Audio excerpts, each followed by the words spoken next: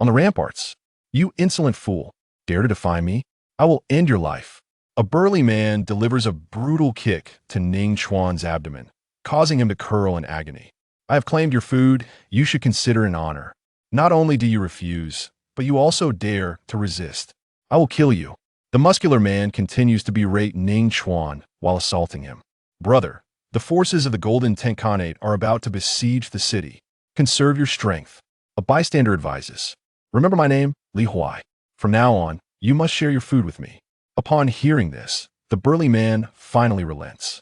The conflict began over a meager bun. Both Ning Chuan and Li Huai are criminals exiled to the borderlands.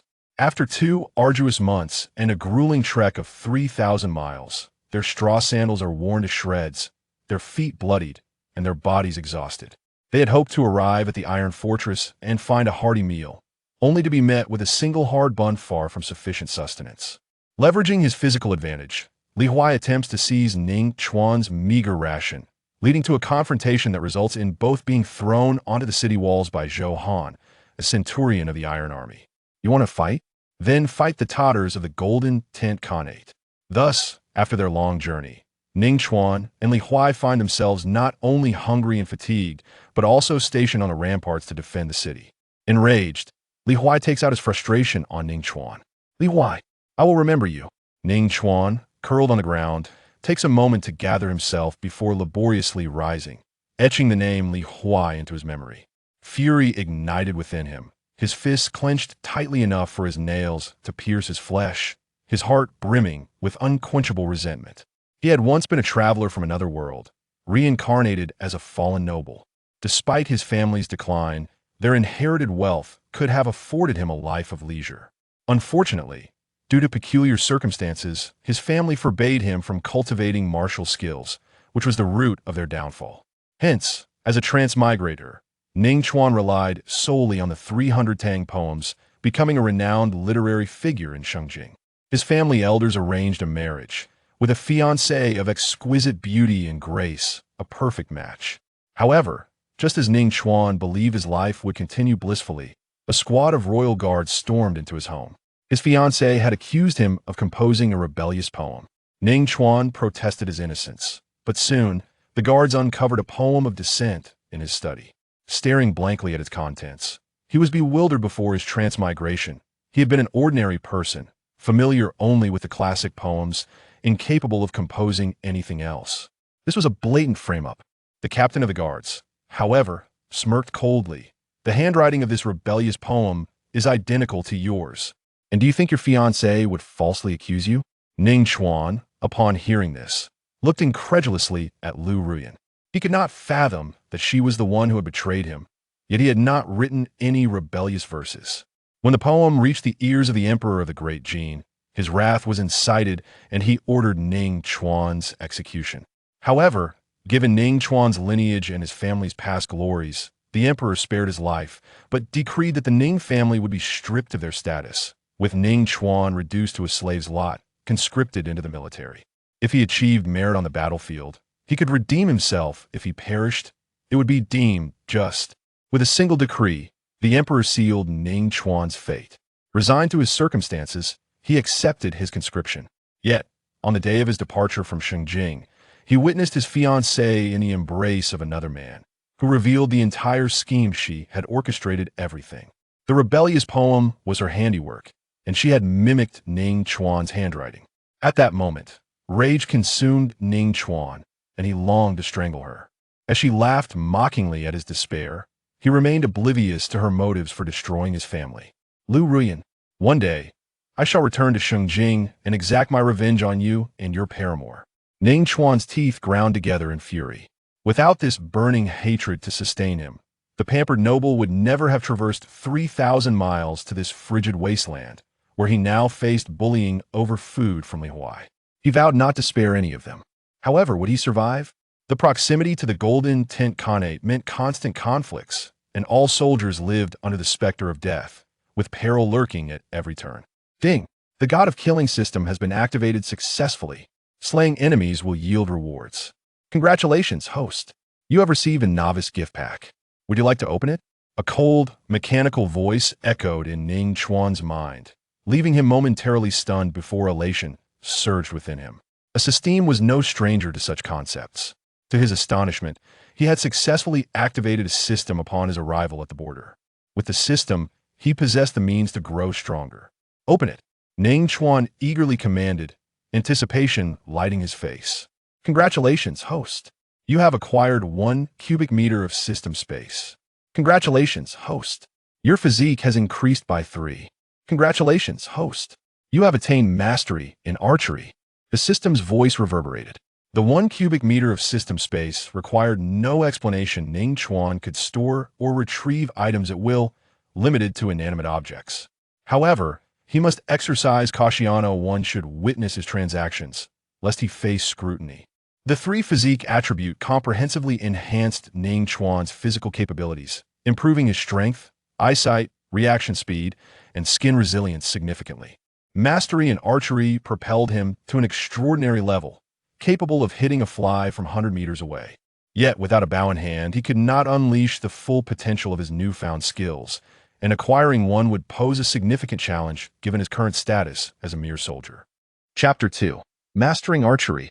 An army would never entrust a bow and arrow to a mere foot soldier devoid of combat experience. For even if such a soldier possessed a bow, he might lack the strength to draw it. "How can I possibly acquire a bow?" Ning Chuan mused inwardly, his gaze lingering on the archers atop the city wall, their bows and arrows glimmering enticingly, yet regrettably not belonging to him. His attention then shifted to Li Huai, the man who had just mercilessly beaten him. Clenching his fists, Ning Chuan felt a surge of newfound power, agility, and keen perception. A fierce determination flickered in his eyes. He would make his fiancée, Lu Ruyan, pay for her betrayal, but first, Li Huai would suffer for his insolence.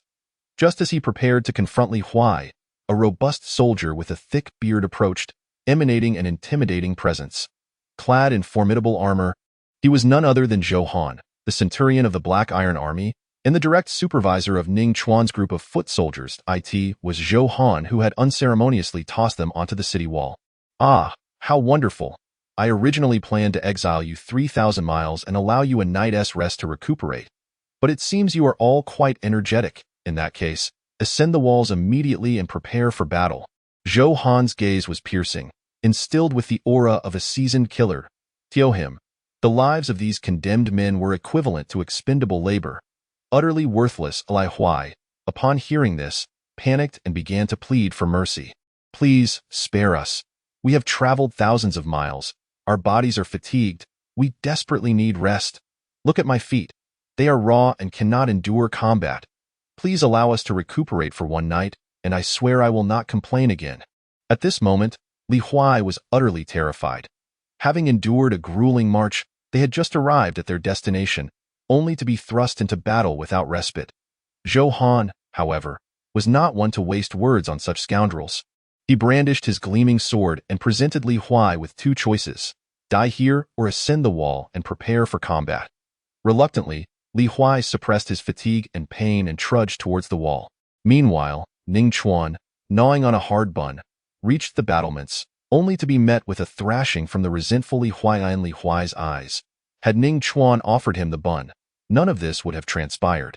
Yet he failed to consider what would happen to Ning Chuan without food. At that moment, Zhou Han patrolled the wall, shouting words of encouragement to the soldiers.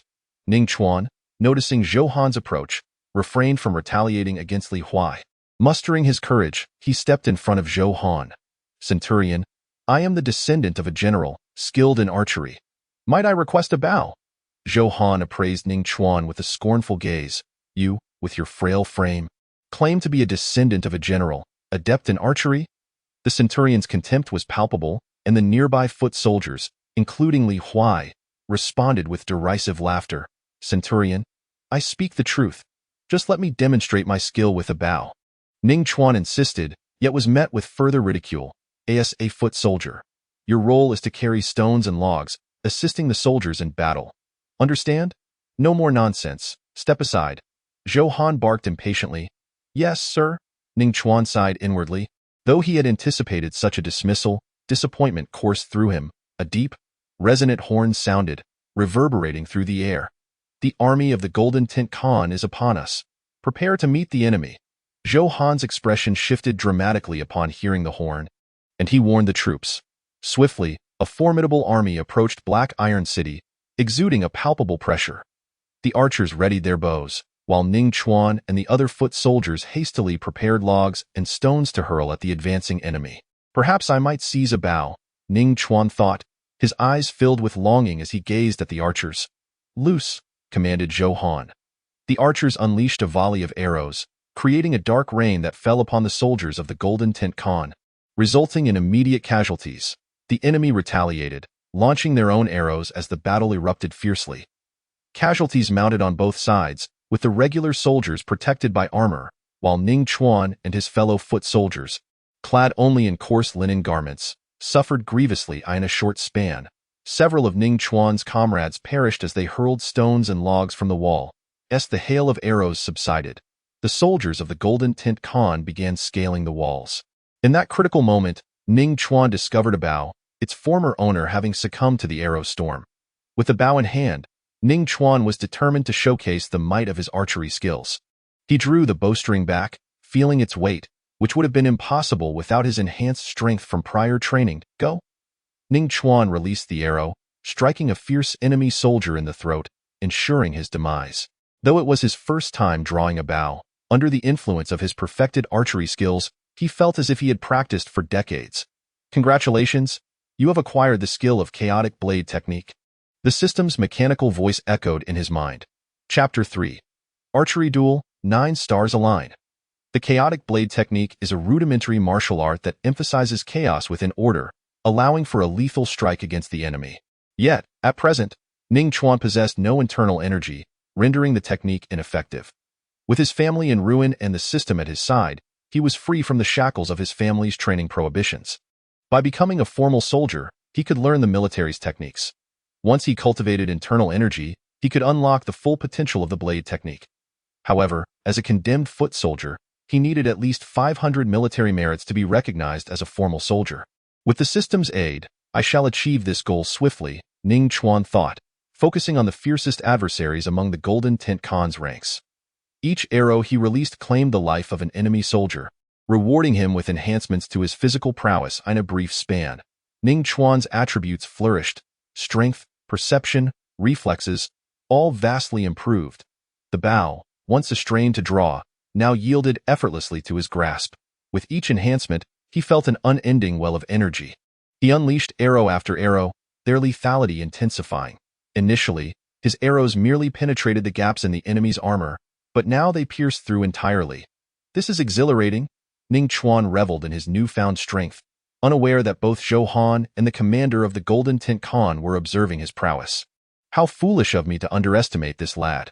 He appears frail, yet he can truly draw a bow. His skill is remarkable, each arrow claiming the life of a soldier, Zhou Han mused, astonished by Ning Chuan's abilities. The commander of the Golden Tent Khan took note of Ning Chuan's feats as well, having witnessed him slay numerous elite soldiers and 3 squad leaders. Elite soldiers were seasoned veterans, and squad leaders had begun to cultivate internal energy, positioning themselves just shy of becoming martial artists. Turul, as a captain skilled in archery, should you eliminate that foot soldier, I shall reward you with 100 silver taels and 50 military merits, the commander ordered. Understood, Turul responded, invigorated by the prospect of such a reward. 100 silver taels represented the expenses of an ordinary family for 3 years, and 50 military merits equated to killing 50 ordinary soldiers. With determination, Turul prepared to confront the foot soldier, confident in his superior bow and arrow, which far surpassed those of the regular troops. Drawing back his bow, he released the arrow with a piercing shriek, aimed directly at Ning Chuan. Had this been the Ning Chuan of old, he would have been pierced through the chest. Yet now, with his enhanced physique and reflexes, he was prepared as the arrow hurtled toward him. He instinctively deflected it with his arm, the arrow narrowly missing his face. Though he had successfully deflected the arrow, his arm bore a wound, a testament to the force of Turul's shot, which was imbued with internal energy. Turul was left astounded. He had expected an easy kill, yet had been thwarted by a mere foot soldier. Curse that foot soldier!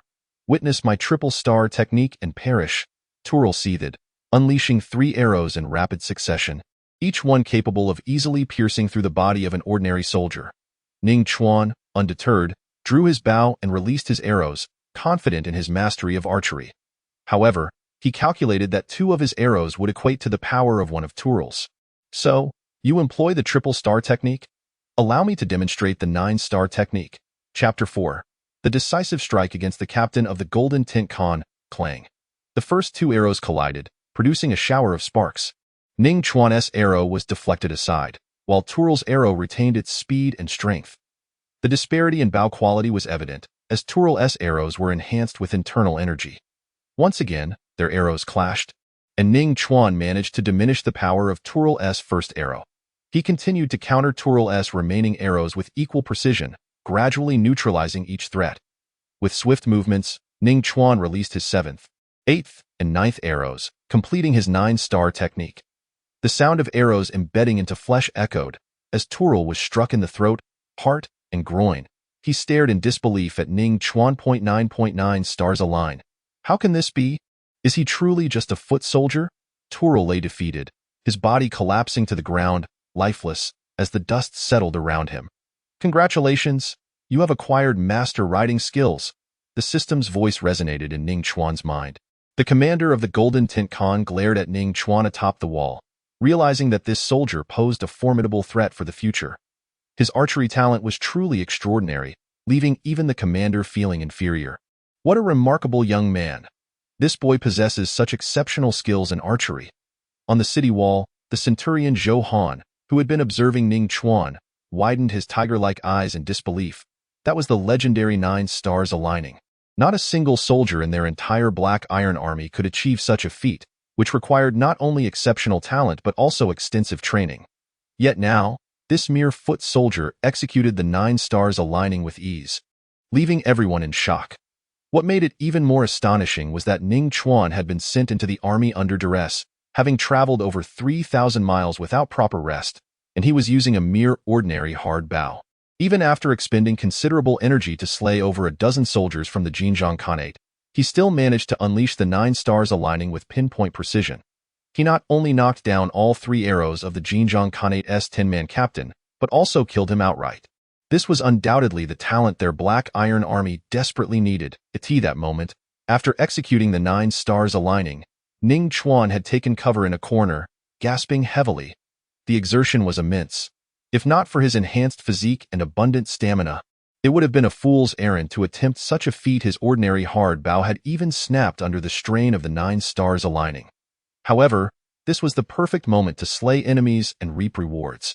After catching his breath for a moment, Ning Chuan picked up another bow and resumed shooting at the enemies below. Soon, soldiers from the Xinjiang Khanate began to scale the city wall, and both sides were engaged in close combat. Thus, Ning Chuan had no choice but to set down his bow and grab a nearby combat knife, entering into hand-to-hand combat with the approaching soldiers. Kill, kill, kill! Ning Chuan felled another soldier from the Xinjiang Khanate, and his physique improved once again, restoring some of his stamina. Shortly after, another soldier from the Khanate charged at him. With his significantly enhanced physique, Ning Chuan was no longer a match for ordinary soldiers. He swung his knife relentlessly amidst the chaotic battlefield, drenched in blood, both his own and that of the enemy. Time seemed to blur as the Xinjiang Khanate finally sounded the retreat. Gazing at the bloody and brutal battlefield before him, Ning Chuan took a deep breath, forcing himself to calm his racing emotions. Having never encountered such carnage before, he realized just how difficult it was for a soldier to survive each battle. A moment's distraction could spell death. Nevertheless, this battle had greatly enhanced his strength. His physical attribute, initially a mere 6 points, considered weak even among ordinary people, had now soared to 38 points, more than 6 times stronger than before. However, utterly exhausted, all he craved was rest. Yet, as laborers and foot soldiers, they had no chance to rest. Once the fighting ceased, regular soldiers would recuperate, while they, the foot soldiers, were tasked with cleaning the battlefield and disposing of the corpses to prevent disease outbreaks. Just as Ning Chuan, dragging his weary body, was helping to handle the bodies alongside other foot soldiers, a burly soldier, blood-stained and clad in armor, approached him. It was none other than their commanding officer, Centurion Zhou Han. "What is your name?" Zhou Han scrutinized Ning Chuan, directly inquiring. "Ning Chuan," he replied, his voice low and weary. You should rest. Leave the rest to the other foot soldiers. Zhou Han waved his hand. Speaking plainly, although the Xinjiang Khanate had retreated, they could return at any moment. Having just arrived at the border battlefield after a long journey and enduring a fierce battle, Ning Chuan was undoubtedly exhausted. If he were to continue working alongside the other foot soldiers, he would have no chance to rest tonight. Thus, to ensure that this talent, Ning Chuan, could be in good condition, Zhou Han allowed him to rest early. Thank you, Centurion, Ning Chuan sighed with relief, finally able to rest. However, this scene stirred discontent among the other foot soldiers. Why should he be allowed to rest? Chapter 5. Kill Li Huai, of course. These foot soldiers dared not question the Centurion Zhou Han's decision. Soon after receiving a simple treatment from a military medic, Ning Chuan returned to the foot soldiers' camp and fell into a deep sleep, recuperating. After being exiled for 3,000 miles and participating in the city defense battle, he was utterly worn out. The next morning, a soldier delivered some food and a set of official soldier's gear. Change into the official soldier's gear and, after eating, go to the Centurion's tent. He has important matters to discuss with you. The soldier turned and left. Understood. Ning Chuan nodded and began to devour the food. After finishing his meal and freshening up, he donned the official soldier's attire. Although he had not yet been freed from his status as a slave, this was the first step towards improvement. A smile crept onto Ning Chuan's lips. Just as he was preparing to meet Centurion Zhou Han, the foot soldiers who had spent the night cleaning the battlefield returned, dragging their exhausted bodies. Previously, over 30 foot soldiers had been dispatched alongside Ning Chuan, but after the battle, only 5 remained, including him. However, when Li Huai and the others saw Ning Chuan in official gear, their expressions changed immediately. How did you get the official soldier's gear? Where did you steal it? Li Huai's eyes widened in disbelief. Stealing military supplies could lead to severe punishments, including receiving 100 lashes. Steal?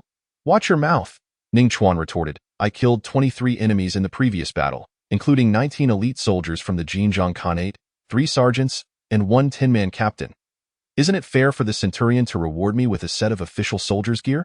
Ning Chuan scoffed. What? Just you? Impossible. Absolutely impossible. Li Huai's first reaction was disbelief. If Ning Chuan possessed such strength, how could he have been easily beaten by Li Huai previously? I see. You delicate little thing. You must have caught the Centurion's eye. After all, there are no women in the army. If someone wants to vent, they can only seek out delicate young men like you. Li Huai leered at Ning Chuan, his expression turning lewd.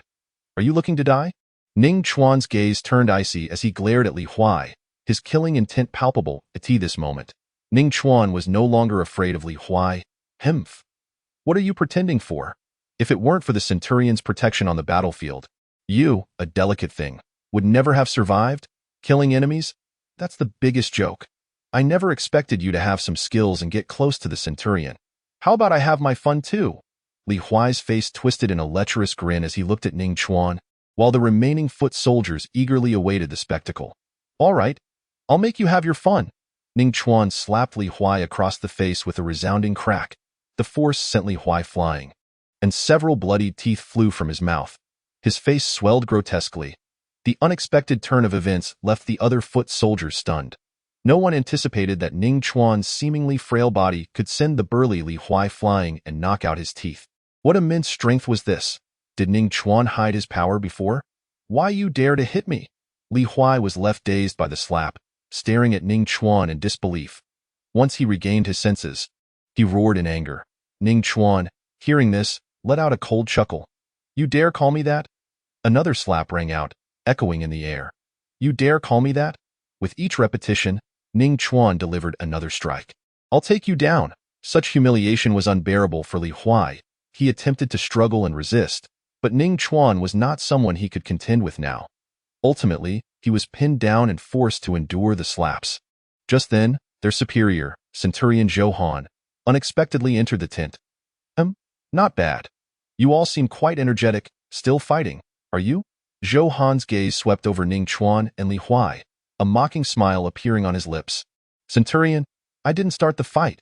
This Ning Chuan just came at me, Li Huai exclaimed, immediately casting himself as the victim. Ning Chuan, is that so? Zhou Han turned his gaze toward Ning Chuan and asked. Of course not. Ning Chuan recounted the events in detailed. Li Huai. Is what Ning Chuan said true? Zhou Han's expression darkened, exuding an intimidating aura. Centurion. Everything is Ning Chuan's fault. You must see through the truth. Even at this moment, Li Huai refused to acknowledge his wrongdoing, still blaming Ning Chuan. I understand. Zhou Han unsheathed his steel blade. Yes, Centurion, Ning Chuan must be punished for stealing the official soldier's gear, Li Huai added. Thinking he would witness Ning Chuan's demise, to his shock, Zhou Han handed the steel blade to Ning Chuan. What does this mean? Doubt stirred within Li Huai as Zhou Han uttered a chilling command. You can deal with Li Huai. Make it quick, I have matters to attend to with that. Zhou Han left the tent. Yes, Centurion. Ning Chuan nodded in agreement, grasping the steel blade and stepping toward Li Huai. No, please don't, Li Huai begged, panic evident in his eyes. We are both exiles from Shangjing City. You can't kill me. How about I give you half of my food from now on? Li Huai's voice trembled with fear. Die. With those words, Ning Chuan raised the steel blade high. No, please, Li Huai cried out in despair. The blade fell, and Li Huai breathed his last .1 to physique. The remaining foot soldiers swallowed hard, relieved they had not provoked Ning Chuan, for the consequences would have been dire. After killing Li Huai, Ning Chuan felt invigorated and soon made his way to Zhou Han's tent to return the steel blade. Centurion, you wish to see me for? Ning Chuan inquired directly, without any unnecessary words. Your archery is impressive. You may use this light bamboo bow, Zhou Han replied, producing a longbow. Thank you, Centurion. Ning Chuan's eyes brightened as he gratefully accepted the bow, finally having his own weapon and no need for thanks. This is what you deserve. The Xinjiang Khanate's army will soon return. I will assign you to a crucial position at the main gate. I hope you can use your archery to take down those Tartars. Zhou Han stated plainly. Yes, Centurion, Ning Chuan affirmed, eager for the challenge. The main gate was indeed the prime location, where even 1,000 soldiers would lead the assault. Chapter 6. The Xinjiang Khanate Army Strikes Again. After leaving Centurion Zhou Han's tent, Ning Chuan arrived at the designated position at the main gate. This entrance would face the main force of the Xinjiang Khanate, so only elite soldiers were stationed here, especially the archers, all of whom were the cream of the crop within the Black Iron Army. As Ning Chuan arrived, the gazes of the elite archers turned toward him, a new recruit. One towering archer, whose arms were thicker than the average person's thighs, scrutinized Ning Chuan.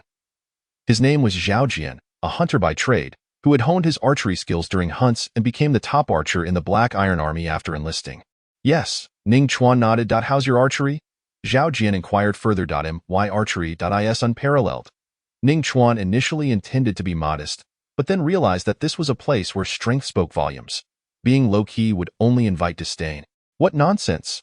Unparalleled archery? You must be joking. Zhao Jian raised an eyebrow, clearly taken aback by Ning Chuan's claim. What a joke! In a military where strength is valued, how can you be so brazen? The surrounding elite archers looked at Ning Chuan with disdain, their expressions filled with scorn.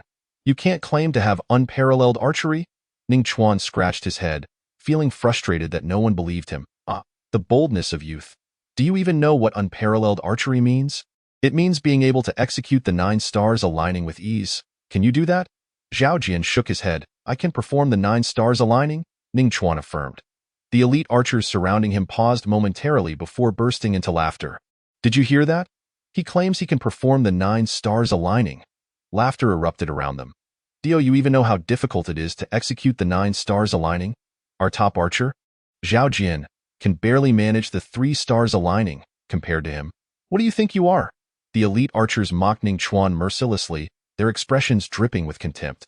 Even Zhao Jian couldn't be bothered to waste more words on Ning Chuan. He was clearly delusional. Ning Chuan, seeing the reaction, shrugged helplessly. He was merely stating facts, yet no one believed him.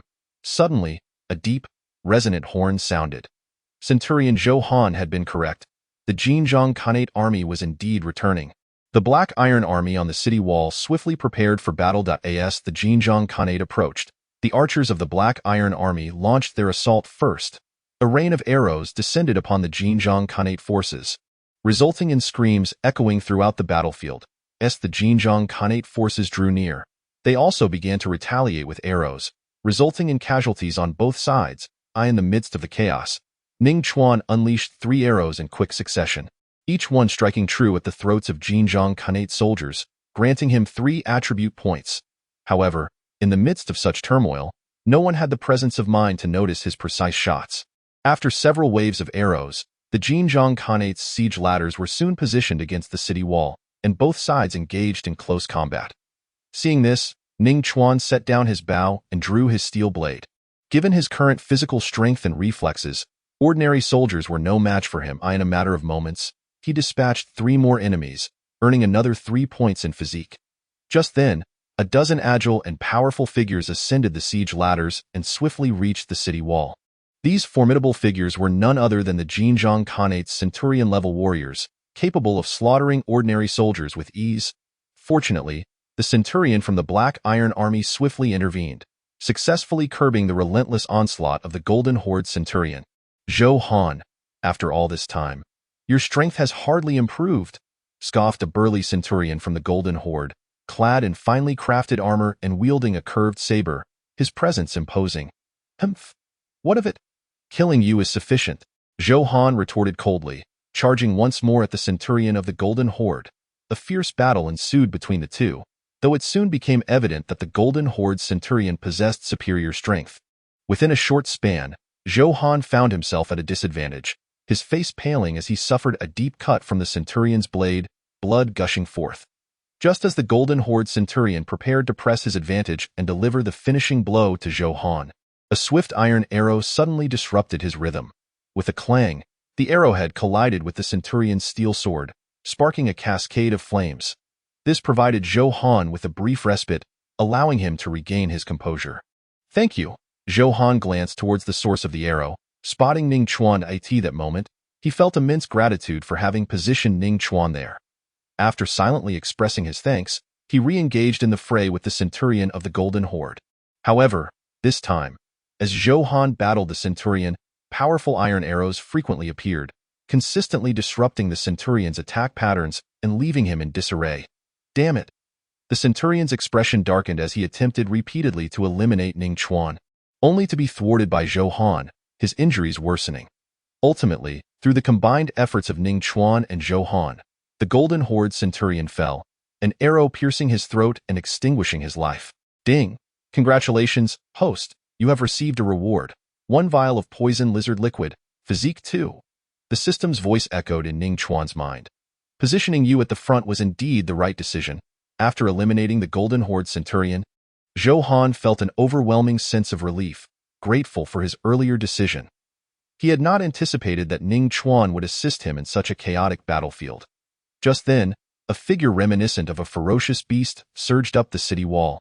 Even the centurions of the Black Iron Army seemed powerless against it. "A 1,000-man commander," Zhou Han exclaimed in astonishment upon recognizing the figure. Chapter 7. The 1,000-man commander. A 1,000-man commander commands 1,000 troops. Not only must their military achievements be illustrious, but they must also possess formidable strength at the late stage of the acquired realm. This level signifies that they have opened at least 37 meridians, with inner strength so profound that even a willow leaf could effortlessly slice through steel. Furthermore, a practitioner at this stage possesses a physique that far surpasses that of ordinary individuals. After dispatching several centurions from the Black Iron Army, the 1,000-man commander advanced towards Zhou Han. Faced with the 1,000-man commander, "What should I do?" Zhou Han's expression twisted in distress, his body frozen in place. Currently, he was merely at the mid-stage of the acquired realm, having opened only 20 meridians. His inner strength and physical prowess were no match for the 1,000-man commander. To put it bluntly, the 1,000-man commander was an existence he could only look up to, capable of effortlessly dominating him, leaving no chance of victory. "Centurion, what are you waiting for? Are you cowering?" In the chaotic battlefield, Ning Chuan, noticing Zhou Han's disquiet, shouted out in urgency. Meanwhile, he was anxious for the Black Iron Army's 1,000-man commander to arrive. Zhou Han. Upon hearing Ning Chuan's admonition, Zhou Han's spirit jolted, finally reacting. When he beheld the 1,000-man commander of the Golden Horde, he had indeed faltered, a wave of pessimism washing over him, almost succumbing to the urge to surrender. This was a grave mistake on the battlefield. Even in death, one must strive to take a piece of the enemy with them. Now that the 1,000-man commander of the Black Iron Army had yet to arrive, Zhou Han, as a centurion, had to hold his ground. With that thought, the 1,000-man commander, "Damn you! I shall fight you!" Zhou Han roared, adjusting his stance, gripping his steel sword tightly and resolutely charging toward the 1,000-man commander. The centurion of the Golden Horde, surprised that Zhou Han had shrugged off his intimidation and charged at him fearlessly, revealed a hint of astonishment. The intimidation was a martial art he had cultivated, significantly enhancing his presence on the battlefield by condensing the malevolent energy and murderous aura he had collected. Applying pressure through his gaze and body language, it could either merely intimidate the target, drastically reducing their combat effectiveness, or, in severe cases, terrify them into a state of shock. He had successfully dispatched several centurions from the Black Iron Army using this technique. Yet Zhou Han's mental fortitude proved formidable. He adjusted his emotions far too quickly for someone under such pressure. What astonished the 1,000-man commander even more was Ning Chuan. This mere soldier had been the first to notice Zhou Han's distress, shouting out just in time to rouse him from his stupor, breaking the centurion's intimidation. It was noteworthy that none of the sergeants or lieutenants in the Black Iron Army had recognized Zhou Han's predicament. Yet this lowly soldier had. But astonishment aside, the 1,000-man commander dismissed the notion that these soldiers from the Jin state could stir any trouble for him. They were destined to die. Especially as he observed Zhou Han charging towards him, a disdainful smile crept across his face as he engaged in battle. Clang! The sound of metal clashing resonated, sparks flying. Zhou Han's expression shifted as he realized the immense strength of the 1,000-man commander. The sheer force of their encounter nearly caused him to bleed from his grip. Not bad. To think you can withstand half of my strength, the 1,000-man commander sneered, unleashing a powerful strike towards Zhou Han, moving at an incredible speed, leaving Zhou Han no opportunity to evade. Humph! Zhou Han responded with a cold snort, his face grave, realizing that the 1,000-man commander had not yet unleashed his full power. With no way to retreat, he braced himself for the impact, adopting a defensive stance with his steel sword. Clang! Indeed, the 1,000-man commander had previously refrained from exerting his full strength. The blow was so powerful that even with both hands gripping his sword, Zhou Han struggled to counter it. Thud! The 1,000-man commander's steel blade embedded itself in Zhou Han's shoulder. Die! The 1,000-man commander grinned wickedly, preparing to deliver a fatal blow. Yet at that moment, an iron arrow, glinting with a cold sheen, hurtled through the air, striking the 1,000-man commander's sword perfectly. Clang! The force of the arrow was considerable, immediately deflecting the 1,000-man commander's blade. Seizing the opportunity, Zhou Han skillfully maneuvered, diverting the Golden Horde's weapon aside and swiftly creating distance to catch his breath. At this moment, Zhou Han felt increasingly that Ning Chuan was his lucky star, immensely grateful for having positioned him there. As for the 1,000-man commander, his gaze turned towards Ning Chuan, filled with astonishment. This soldier, devoid of any cultivation, had accurately struck his sword amidst the chaotic battlefield. Moreover, the power behind his arrows was far beyond that of an ordinary soldier. Even comparable to that of some lieutenants. It was this arrow that had saved Zhou Han, allowing him a much-needed moment of respite. The 1,000-man commander regarded Ning Chuan with newfound respect before once again charging at Zhou Han. Zhou Han, witnessing the 1,000-man commander's renewed assault, did not flinch this time, having experienced the benefits of Ning Chuan's support.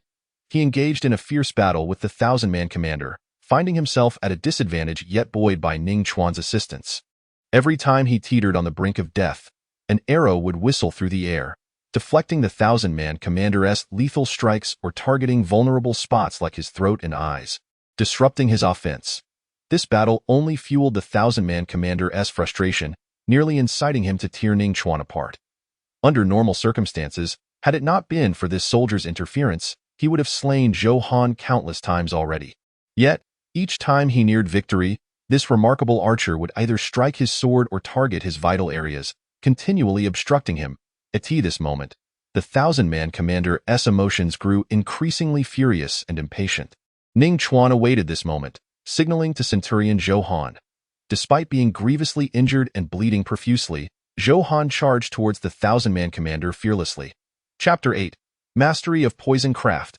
The gesture Ning Chuan signaled to Centurion Zhou Han was for the 9-star constellation technique. As a centurion, Zhou Han fully understood the formidable prowess of the 1,000-man commander of the Golden Horde. Even with Ning Chuan's aid, it was impossible to kill him, for the disparity in their strengths was insurmountable. However, Zhou Han found himself with no other choice but to trust Ning Chuan and take a gamble. He either believed in him or faced death here. Thus, Zhou Han resolved to trust Ning Chuan, charging fearlessly at the 1,000-man commander to provide cover. 9-star constellation.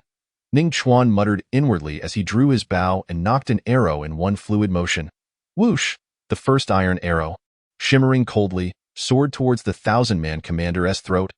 Humph! The 1,000-man commander noticed and coldly snorted, gripping his sword to counter Zhou Han's fearless assault while effortlessly swatting away the first arrow with his left arm. Yet, the second arrow, glinting with cold light, followed closely behind, aimed again at the same target. The 1,000-man commander furrowed his brow, sensing that this soldier's arrows were no ordinary projectiles. However, he dismissed the notion that they could inflict any harm upon him. The second arrow was also deflected by his arm. Yet the third arrow, gleaming with cold light, was soon released. This was the 3-star constellation. The power, speed, and precision were astonishing. To think a mere soldier could exhibit such archery skills. Nevertheless, the 1,000-man commander remained confident that he would not be harmed as the fourth arrow emerged. The 1,000-man commander began to lose his composure. He had not anticipated that this soldier from the Black Iron Army could execute the 4-star constellation. Yet, it still would not injure him. However, when the 5th, 6th, 7th, 8th, and finally the 9th arrows materialized, the 1,000-man commander was truly taken aback. It was indeed the 9-star constellation, but it still could not touch him. Could this be the same ruffian who had previously shot down one of my lieutenants on the city wall? The 1,000-man commander mused. After all, the 9-star constellation was no small feat. Even their commander could not achieve such a technique. He found it hard to believe that another individual within the Black Iron Army could wield the 9-star constellation. With this in mind, a triumphant smile crept across the 1,000-man commander's face. Since the conclusion of the last war, the Golden Horde had begun offering a bounty for the soldier capable of executing the 9-star constellation. Whoever could eliminate this soldier would be rewarded with 1,000 taels of silver and 100 military merits. This was, indeed, a splendid opportunity to earn both wealth and accolades. Although Ning Chuan's archery was impressive, lacking any cultivation, he ultimately underestimated the 1,000-man commander. He was oblivious to the vast chasm between their abilities. Zhou Han, witnessing Ning Chuan's 9-star constellation come to an end yet still unable to affect the 1,000-man commander, could not help but sigh. It seemed they would meet their demise here. Attempting to shake the foundations of a 1,000-man commander without any cultivation was, indeed, futile. He had trusted Ning Chuan once, but it appeared he had misjudged. After using the 9-star constellation, Ning Chuan must have exhausted his strength. Today shall be your end, the 1,000-man commander declared, preparing to deliver a fatal blow to Zhou Han before turning to slay Ning Chuan and claim his reward. Even if I die today, I will take a piece of you with me. Zhou Han, aware of his impending doom, let out one last roar as he charged directly at the 1,000-man commander. The 1,000-man commander, witnessing this, readied himself to strike Zhou Han down. Clang! The clash of their weapons echoed, metal ringing out amidst brilliant sparks. Zhou Han's blade unexpectedly sent the 1,000-man commander's steel sword flying. What is happening? Is my strength truly this formidable? Zhou Han marveled, astonished. After all, the 1,000-man commander was a renowned warrior of the Golden Horde. Under normal circumstances, Zhou Han would have been ruthlessly crushed by him. Yet, with Ning Chuan's assistance, he had managed to hold his own for such an extended period. To his utter disbelief, he had just sent the 1,000-man commander's sword flying poison. The 1,000-man commander glanced at his left wrist, where a wound oozing black blood was clearly visible. In that instant, his expression twisted in horror. Reflecting on the situation, he realized that the soldier's 9-star constellation was not aimed at killing him, but rather at breaking through his defenses at the wrist, inflicting a wound that had become laced with poison. All 9 arrows had struck precisely at his wrist, compromising his defense. The final arrow had dealt a trivial injury, yet it posed a lethal threat due to the poison it carried. How could he have predicted that all 9 arrows would land on my wrist? What kind of archery and predictive skill is this? Though Ning Chuan was merely a soldier without any cultivation, he had stirred a considerable upheaval within the 1,000-man commander. He had never encountered such archery before. It was worth noting that his left arm had been continuously defending against Ning Chuan's arrows, each time in a different location, which required extraordinary predictive skill. The evidence lay in the fact that all 9 of Ning Chuan's arrows had been perfectly predicted. Such archery was almost divine. However, this was not the time for astonishment. He quickly summoned his inner strength to expel the lethal toxin from his body. Centurion, what are you waiting for? Ning Chuan urged as he drew another arrow. Its cold gleam aimed once more at the 1,000-man commander. Good, Zhou Han, seizing the moment, realized that it wasn't his own strength that had increased, but rather that the 1,000-man commander was now poisoned. He had no time to ponder further. He gritted his teeth against the pain and charged towards the 1,000-man commander to prevent him from purging the poison. The 1,000-man commander felt his consciousness fading. Having lost his steel sword and suffering a drastic reduction in combat effectiveness, in a matter of moments, Zhou Han had struck him thrice. Damn it! The 1,000-man commander now comprehended the peril of his situation. He had not anticipated that, after years of commanding the battlefield, he would suffer such a significant loss at the hands of a mere centurion and a soldier devoid of any cultivation. He hastily attempted to retreat, but how could Ning Chuan and Zhou Han let him escape? A cold, gleaming iron arrow pierced the throat of a 1,000-man general from the Golden Tent Khanate. And after a few struggles, he lost all vitality. Ding. Congratulations to the host for receiving rewards. Constitution 3, Mastery of Poison Crafting, Chapter 9, Erasing Slave Status, Becoming a Formal Soldier. The system's voice echoed in Ning Chuan's mind. A 1,000-man general is an impressive figure, even in large-scale battles. Yet today, this general from the Golden Tent Khanate fell to the combined efforts of a mere soldier and a centurion. The soldiers on both sides of this battlefield were visibly shocked. The morale of the Black Iron Army soared.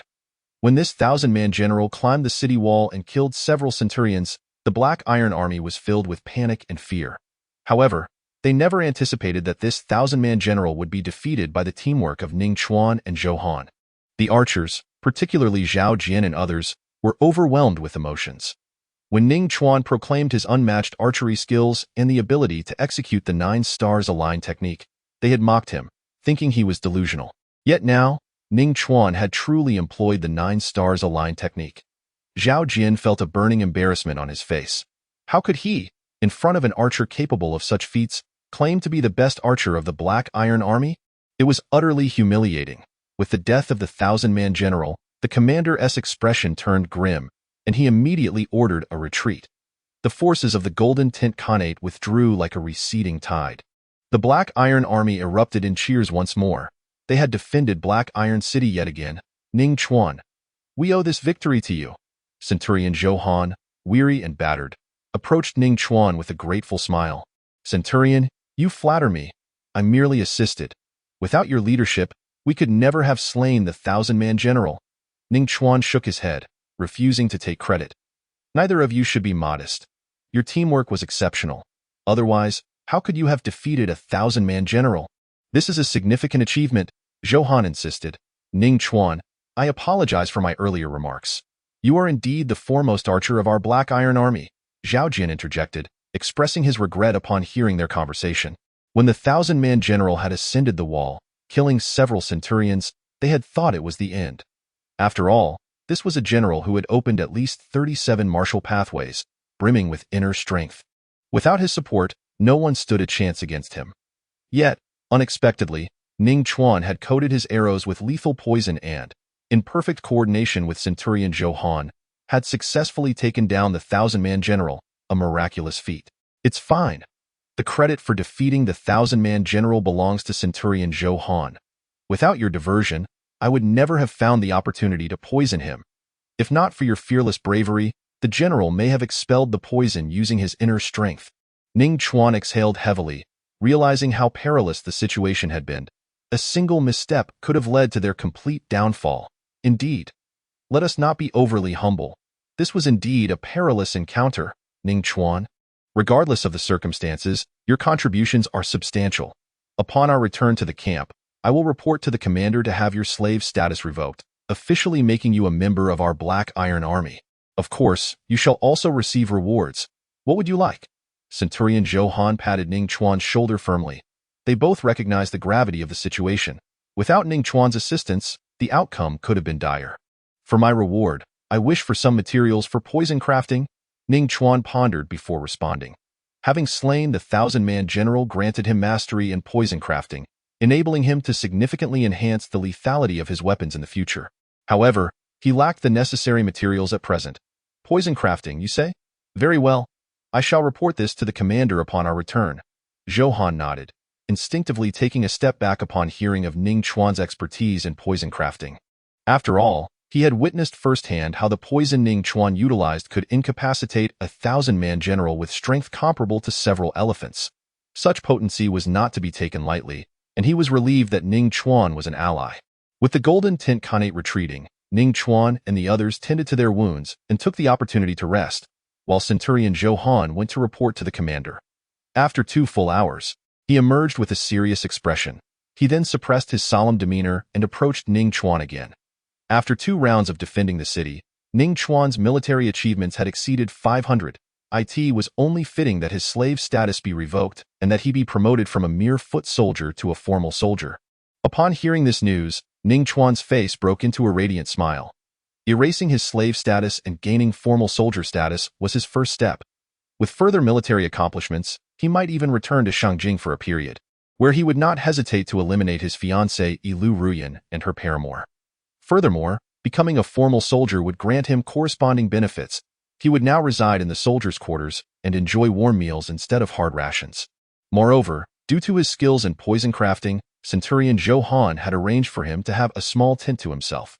Undoubtedly, what Ning Chuan looked forward to the most was the martial arts training method within the army, the mighty bull technique. This foundational cultivation method would cultivate inner strength that was both fierce and robust, enhancing the practitioner's physical power. Among the basic cultivation methods, the mighty bull technique was considered exceptional. Additionally, Ning Chuan's rewards arrived, consisting of various poisonous plants and the fangs and claws of venomous creatures, amounting to over 10 pounds. Just as Centurion Zhou Han prepared to leave, Ning Chuan, one of our spies, has encountered a problem and is suspected of treason. Some crucial military information may have been leaked by the traitorous spy. Therefore, we will increase patrols during this period. I have assigned you to Team 2. You will patrol nightly starting at midnight, with a rotation every 10 days. Do you understand? Centurion Zhou Han spoke with a grave demeanor. Understood, Ning Chuan nodded, surprised to learn that there was a traitorous spy, which explained Zhou Han's serious expression. Soon after, Zhou Han departed the tent, and Ning Chuan finally had the chance to cultivate. Once he could cultivate inner strength, his power would see a significant enhancement. Ding.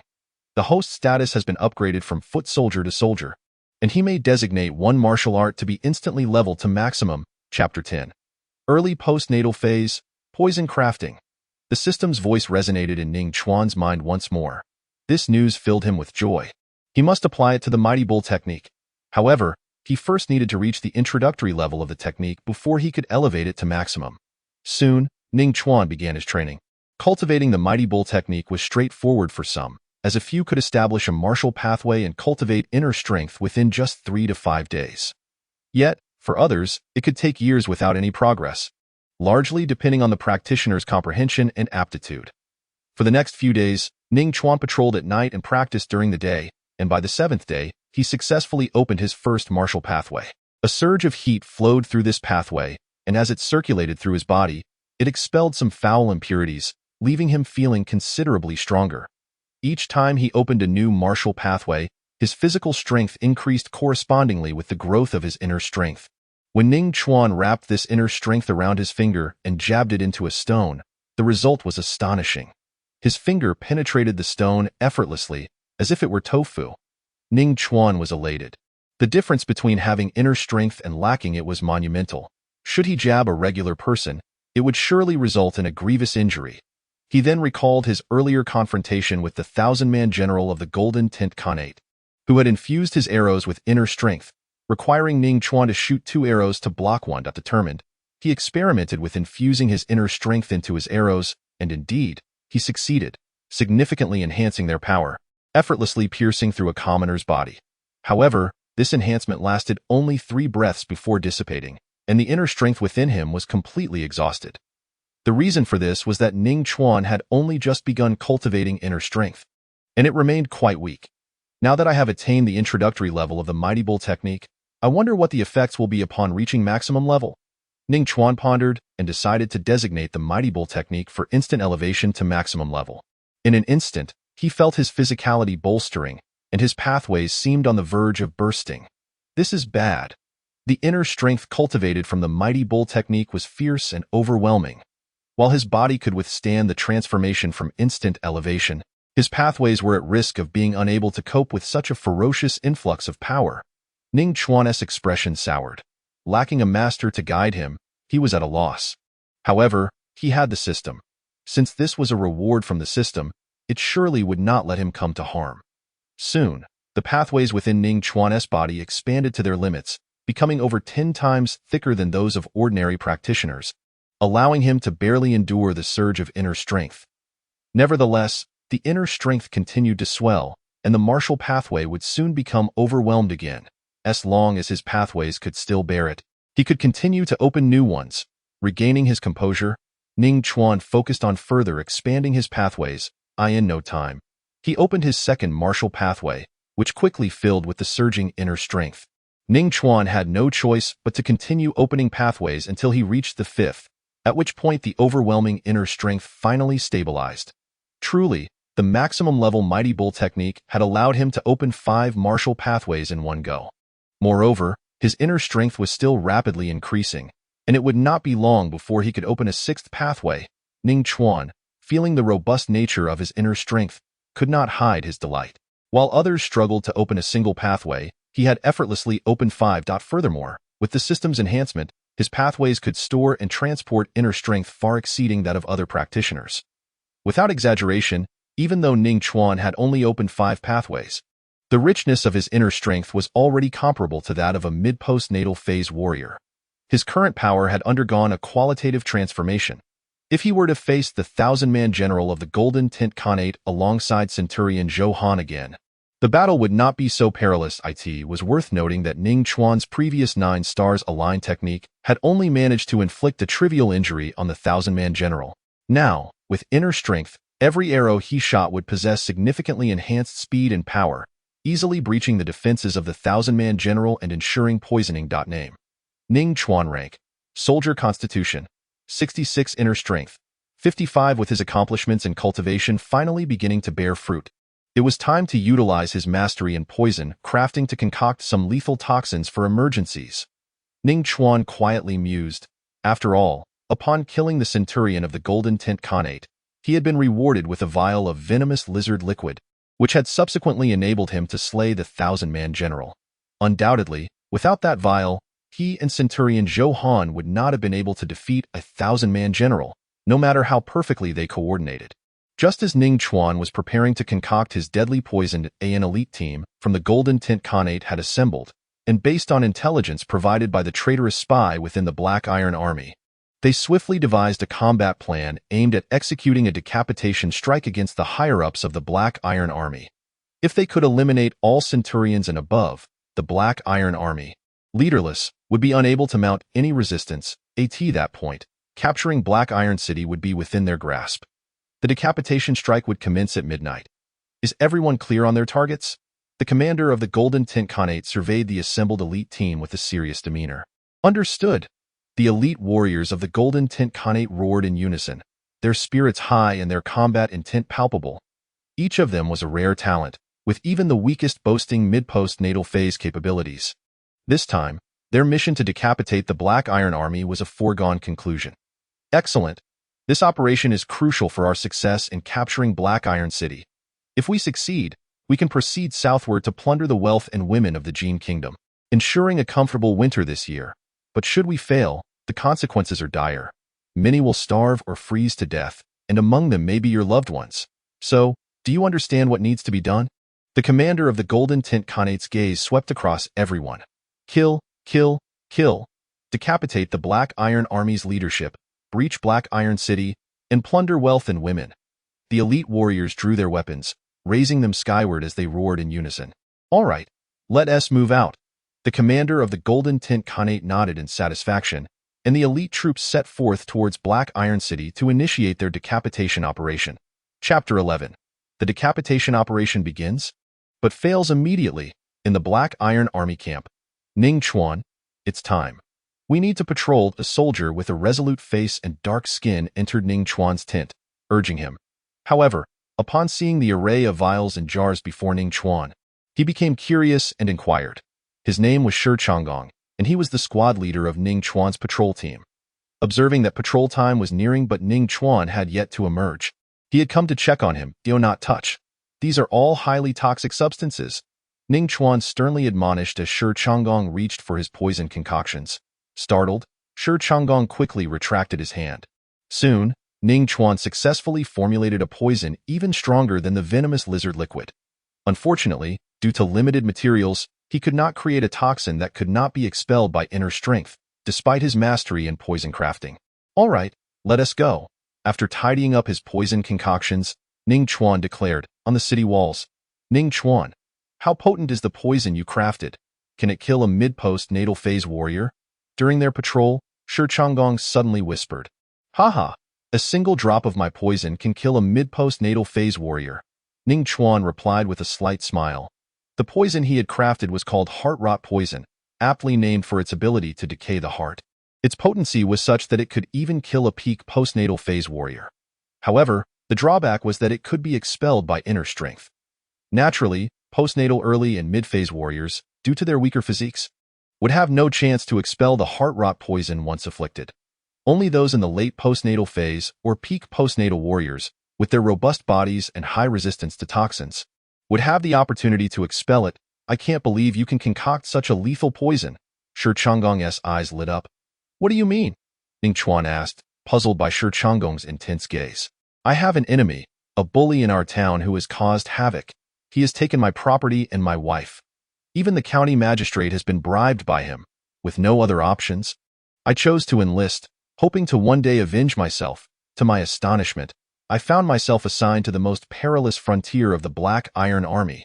My martial arts aptitude is woefully inadequate. Despite diligently practicing the great strength bull technique for an extended period, I have yet to truly grasp its essence. Thus, I wondered if you could provide me with some potent poison. Shi Changgong gazed at Ning Chuan with eager anticipation. No, Ning Chuan replied without hesitation, firmly rejecting the request. The poison he concocted was highly lethal and required reporting to the military camp. Should it fall into the hands of those with malicious intent, it could lead to catastrophic consequences, and Ning Chuan would bear the primary responsibility. Moreover, he had only known Shi Changgong for a few days. He could not possibly take such a significant risk by entrusting this poison to him. Ning Chuan, what if I offer to buy some? Shi Changgong assumed Ning Chuan was concerned about the cost, urging him repeatedly. This isn't a matter of money. Ning Chuan swiftly articulated the repercussions of handing over the heart-rotting poison to Shi Changgong. Even if Shi Changgong harbored no ill intentions, should he accidentally misplace the poison, it would ultimately reflect poorly on Ning Chuan. See now. Shi Changgong sighed after hearing Ning Chuan's words. Ning Chuan, however, remained unperturbed, continuing his patrol. To him, Shi Changgong's request was merely a fleeting distraction.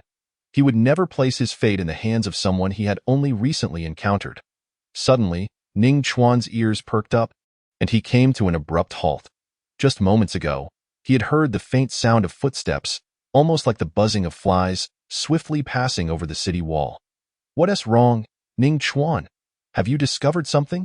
The others inquired, noticing his sudden stop. Yes, I believe I heard some light footsteps passing over the wall. Ning Chuan nodded and moved forward briskly. Light footsteps? How come we didn't hear anything? Could it be a mistake? The wind is quite strong on the wall. Before the others could finish their thoughts, they saw Ning Chuan hastily advance, torch in hand, examining the traces left on several bricks of the wall. Did you find anything? The others asked, their expressions grave. There are traces of grappling hooks and some footprints.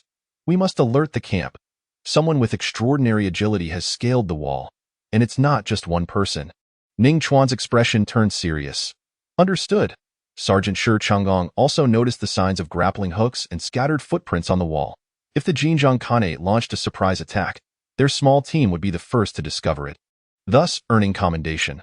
Quickly, Sergeant Shi Changgong retrieved a small bamboo tube from his waist. As he pulled the fuse, a brilliant firework exploded in the dark night sky. The moment the Black Iron Army camp spotted the firework, alarms rang out. Enemy attack! We are under siege.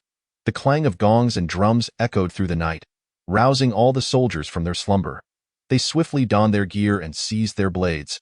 Rushing out of their tents, it's the Jinjiang Khanate. Some of our centurions and thousand-man commanders have been ambushed. The night was soon filled with the sounds of horrifying screams and fierce fighting. Meanwhile, in a corner of the Black Iron City, the decapitation operation had just commenced when it was unexpectedly discovered. The commander of the Xinjiang Khanate wore a grim expression, his fierce eyes burning with anger. Armed with intelligence provided by a traitorous spy within the Black Iron Army, he had anticipated a successful decapitation of all centurions and above, expecting to leave the Black Iron Army leaderless and poised for destruction. However, the operation was compromised from the outset, akin to a duck that had flown away just as it was within reach, infuriating him to no end. "Commander, what shall we do next?" A 1,000-man commander inquired gravely, awaiting orders. The Black Iron Army had already reacted. This decapitation attempt had utterly failed. "Order a swift retreat." Despite his deep reluctance, the commander issued the withdrawal command. The individuals sent to execute the mission were the elite of the elite. They could not afford to lose them all here. "Yes, Commander." "Also, send someone to the wall and eliminate all patrolling Black Iron soldiers." The commander, incensed by the failure of the decapitation operation, pointed toward the location of the signal flare, ready to unleash his fury upon Ning Chuan and the other patrolling soldiers. Chapter 12. Welcome to my moment of slaughter. We achieved success. We made a significant contribution. Indeed, it is an enemy attack. Sergeant Shi Changgong exclaimed, his expression alight with excitement. The other members of the patrol team also displayed expressions of exhilaration. They had been the first to detect the Xinjiang Khanate's assault on the camp, which would surely earn them generous rewards. At that moment, a flash of cold steel glinted behind Sergeant Shi Changgong. The blade was icy and razor-sharp. "Be careful," Ning Chuan shouted, swiftly drawing his iron blade and clashing against the swift strike, blocking the lethal blow aimed at Shi Changgong. "What? A mere patrolman was able to withstand my strike?" The Xinjiang Khanate centurion was taken aback, realizing how close he had come to losing his life. "However, can you withstand my next strike?" The figure clad in dark clothing was astonished by Ning Chuan's quick reflexes and apparent skill, yet he still underestimated the patrolman, for he was a centurion of the Xinjiang Khanate. A formidable opponent in the mid-stage of his cultivation. In the next moment, the centurion's arm muscles bulged as he channeled his inner strength into his blade, aiming to deliver a fatal blow to Ning Chuan. But once again, he was astonished. This patrolman managed to block his lethal strike once more. "What is going on? How is it that I cannot slay you with a single blow? It seems you possess some skill." The Xinjiang Khanate centurion finally began to regard Ning Chuan with a modicum of respect. He unleashed a flurry of strikes, his blade glinting coldly in the darkness. Ning Chuan countered with the chaotic blade technique, skillfully responding to the centurion's ferocious onslaught. The air filled with the sounds of clashing metal, sparks flying as blades met. This scene left Sergeant Shi Changgong and the others utterly stunned. None of them had anticipated that Ning Chuan possessed such formidable strength, able to hold his own against a mid-stage opponent. A proud centurion of the Xinjiang Khanate, cannot possibly be bested by a mere patrolman." The centurion scoffed, quickening his attacks. Yet, Ning Chuan's chaotic blade technique, now augmented with inner strength, was no mere display. After exchanging dozens of blows, Ning Chuan seized an opportunity, scoring a cut on the centurion's arm. This ignited the centurion's fury. He was humiliated to be wounded by a patrolman. Just as he prepared to retaliate, he suddenly coughed up a mouthful of black blood, collapsing weakly to the ground. "You dishonorable scoundrel! You used poison!" The centurion's eyes widened in rage, fixating on Ning Chuan before he fell lifelessly to the ground. A mid-stage opponent, vanquished just like that. Shi Changgong and the others stared in disbelief as Ning Chuan swiftly dispatched a mid-stage opponent. "Ding! Congratulations, host! You have received the reward, Eye of the Dark Eagle." As the system's voice echoed, Ning Chuan felt a burning sensation in his eyes, fleeting yet intense. Soon, he discovered that by channeling his inner strength into his eyes, he could see clearly in the dark, perceiving microscopic details, even the limbs of tiny insects. This revelation filled Ning Chuan with exhilaration. However, he noted that this ability drained his inner strength significantly. At his current level, he could maintain it for only the duration of an incense stick, and if he engaged in battle simultaneously, that time would be halved. Half an incense stick's worth of time would be sufficient for me to reap the lives of some approaching foes. "Welcome to my moment of slaughter." Ning Chuan beamed with a cruel smile as he set his sights on the retreating elites of the Xinjiang Khanate. Drawing his bow and knocking toxic iron arrows, he unleashed a barrage upon them. The elite of the Xinjiang Khanate, clad in dark attire and blending seamlessly into the shadows, never anticipated that someone could shoot arrows capable of ending their lives in the darkness. Caught off guard, many of them fell victim to his arrows. Initially, they dismissed the threat, believing a single arrow could not claim their lives. However, they soon realized their grave error, for each arrow was laced with potent poison. Physical strength 3, inner strength 2, physical strength 4. The system continuously chimed in Ning Chuan's mind, rapidly enhancing his physique and inner strength in no time. He opened the 6th and 7th martial arts meridians. Yet, Ning Chuan pressed on, relentlessly searching for more prey. On this moonless, windy night, the time for slaughter was ripe. Now armed with the eye of the dark eagle, Ning Chuan transformed into a fearsome predator under the cover of darkness. Regardless of the opponent's superior cultivation levels, they would perish upon contact with his heart-rotting poison. Look, the battle there is intense. It seems to involve a powerful late-stage opponent.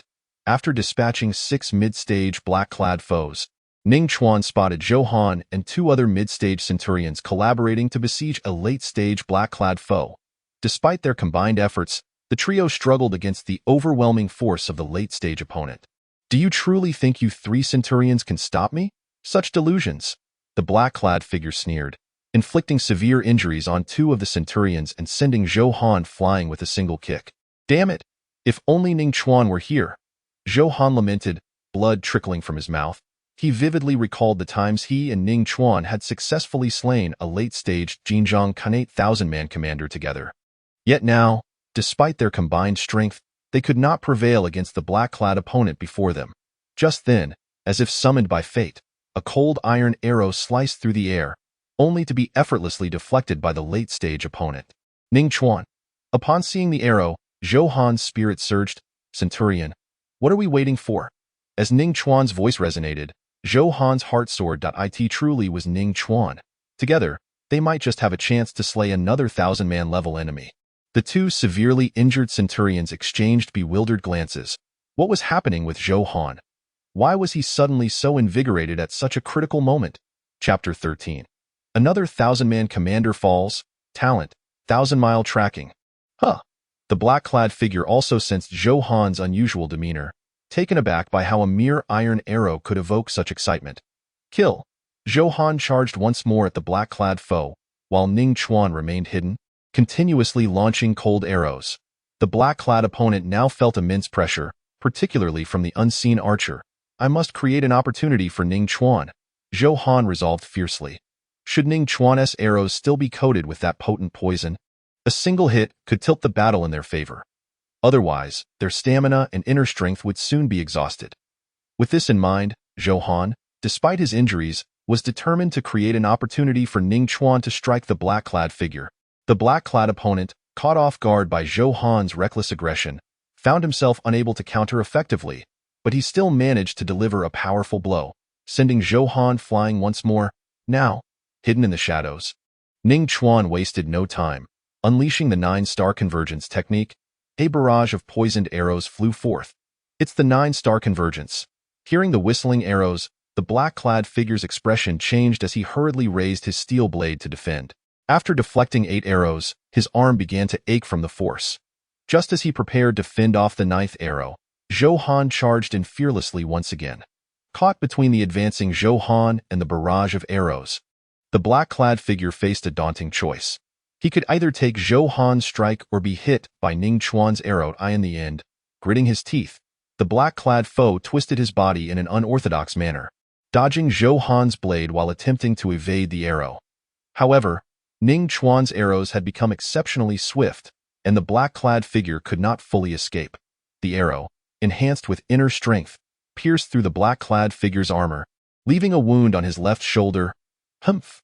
The black-clad figure scoffed, realizing that numerous black iron soldiers were closing in. Reluctantly, he abandoned his pursuit of the 3 centurions and retreated hastily. Yet, after running a short distance, he felt his legs weaken, and he coughed up a mouthful of black blood. The arrow was poisoned. His face contorted in despair as he hastily channeled inner strength to protect his vital points. Fleeing for his life, he knew he could not afford to stop. Stopping would mean death. Damn it. How could that guy escape? Johann gritted his teeth in frustration, watching the black-clad figure vanish into the distance. This opponent's strength exceeded that of the 1,000-man commander they had previously slain together, and Johann estimated he had opened at least 50 martial arts meridians. He won't escape, Ning Chuan remarked, a cold smile gracing his lips as he observed the fleeing figure. Won't escape. Will he die from the poison? Johann looked to Ning Chuan, hopeful. Indeed. If he attempts to detoxify within half an incense stick's time, he might be able to expel the poison with his inner strength. However, being within Black Iron City, he cannot afford to stop. Even if he manages to reach the outskirts, the poison will have already corroded his vital points. He is doomed. Ning Chuan's eyes glimmered with cold determination. "Ha! Well done," Johann exclaimed, clapping Ning Chuan on the shoulder, laughter escaping his lips. However, Johann's hearty clap caused Ning Chuan to slump to the ground. His inner strength had been entirely depleted from activating the Eye of the Dark Eagle and engaging in such fierce combat. Otherwise, he would have shot the black-clad figure with a few more arrows for good measure. Outside Black Iron City, in concealed location chosen by the Xinjiang Khanate commander, only about 50 of the 100 elite soldiers sent to execute the decapitation operation remained, all nursing injuries. The commander surveyed the wounded elite, his expression a mask of anguish, his heart bleeding internally. What had initially seemed like a foolproof decapitation operation had unraveled into a significant setback. It is important to note that everyone present possesses strength above the mid-stage of the acquired realm. They are all elites among elites. It is truly lamentable to have suffered significant losses, nearly half of the elite forces, a loss that cannot be dismissed lightly. This will undoubtedly provoke the ire and punishment of the higher echelons of the Golden Tint Khanate. While he may endure the repercussions, the fallen soldiers were personally trained by him, with some being his closest kin. How is he to face the families and children of those beloved brothers? The warning signal from the Black Iron Army was fired from the southwestern city wall. Who among us has carelessly exposed our position? The leader of the Golden Tint Khanate cast a somber gaze over everyone present, demanding an answer, yet none dared to respond. Is there truly no one bold enough to speak? His anger only intensified at the silence. Commander, it seems that none who entered or withdrew from the southwestern wall have returned, a cautious captain reported. What? None have returned?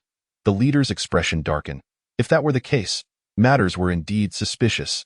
Just then, see Commander, a figure in black, blood oozing from his mouth and nose, staggered and collapsed before the leader. That Huji. What happened to those who entered and exited the southwestern wall?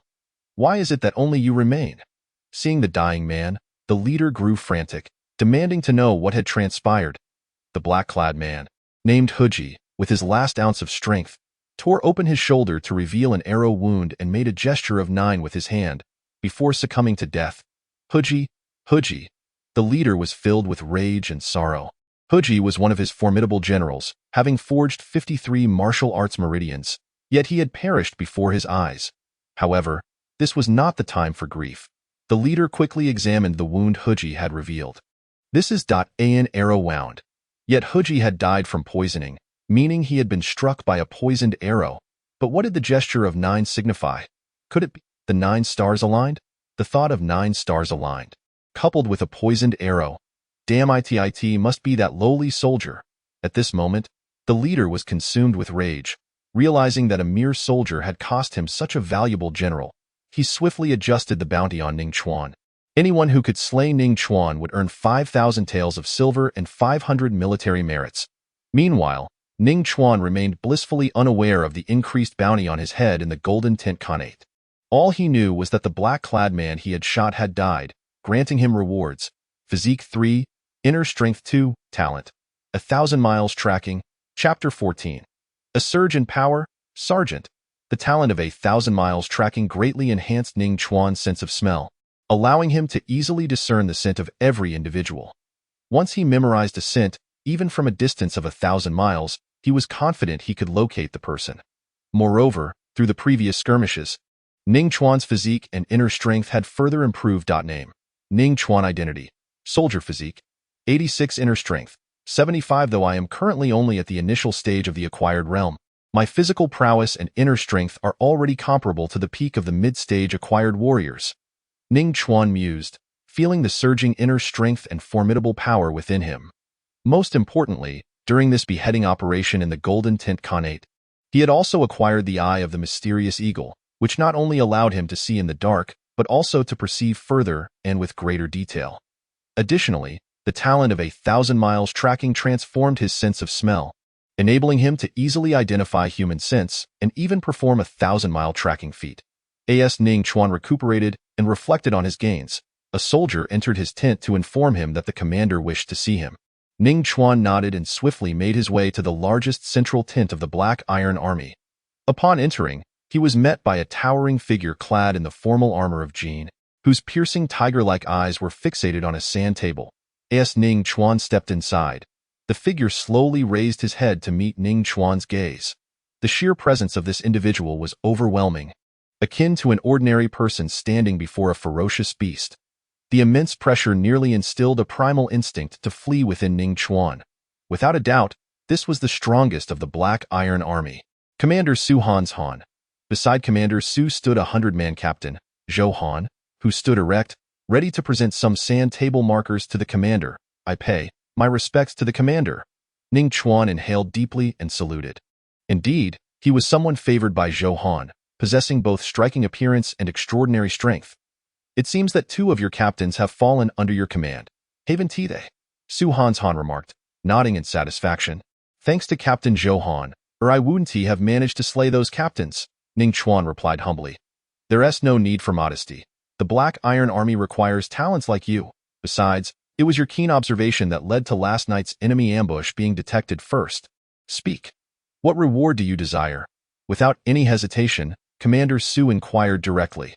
The poisonous herbs and fangs you previously bestowed upon me have been exhausted, so I seek more poisonous substances, Ning Chuan stated after a moment of contemplation. Very well. Starting today, I hereby appoint you as a sergeant. When the new recruits arrive in 3 days, you may select a few from their ranks. Commander Su Han's Han assented readily. Thank you, Commander. Ning Chuan's face lit up with joy upon hearing the news. Ding! Congratulations to the host for being promoted to sergeant.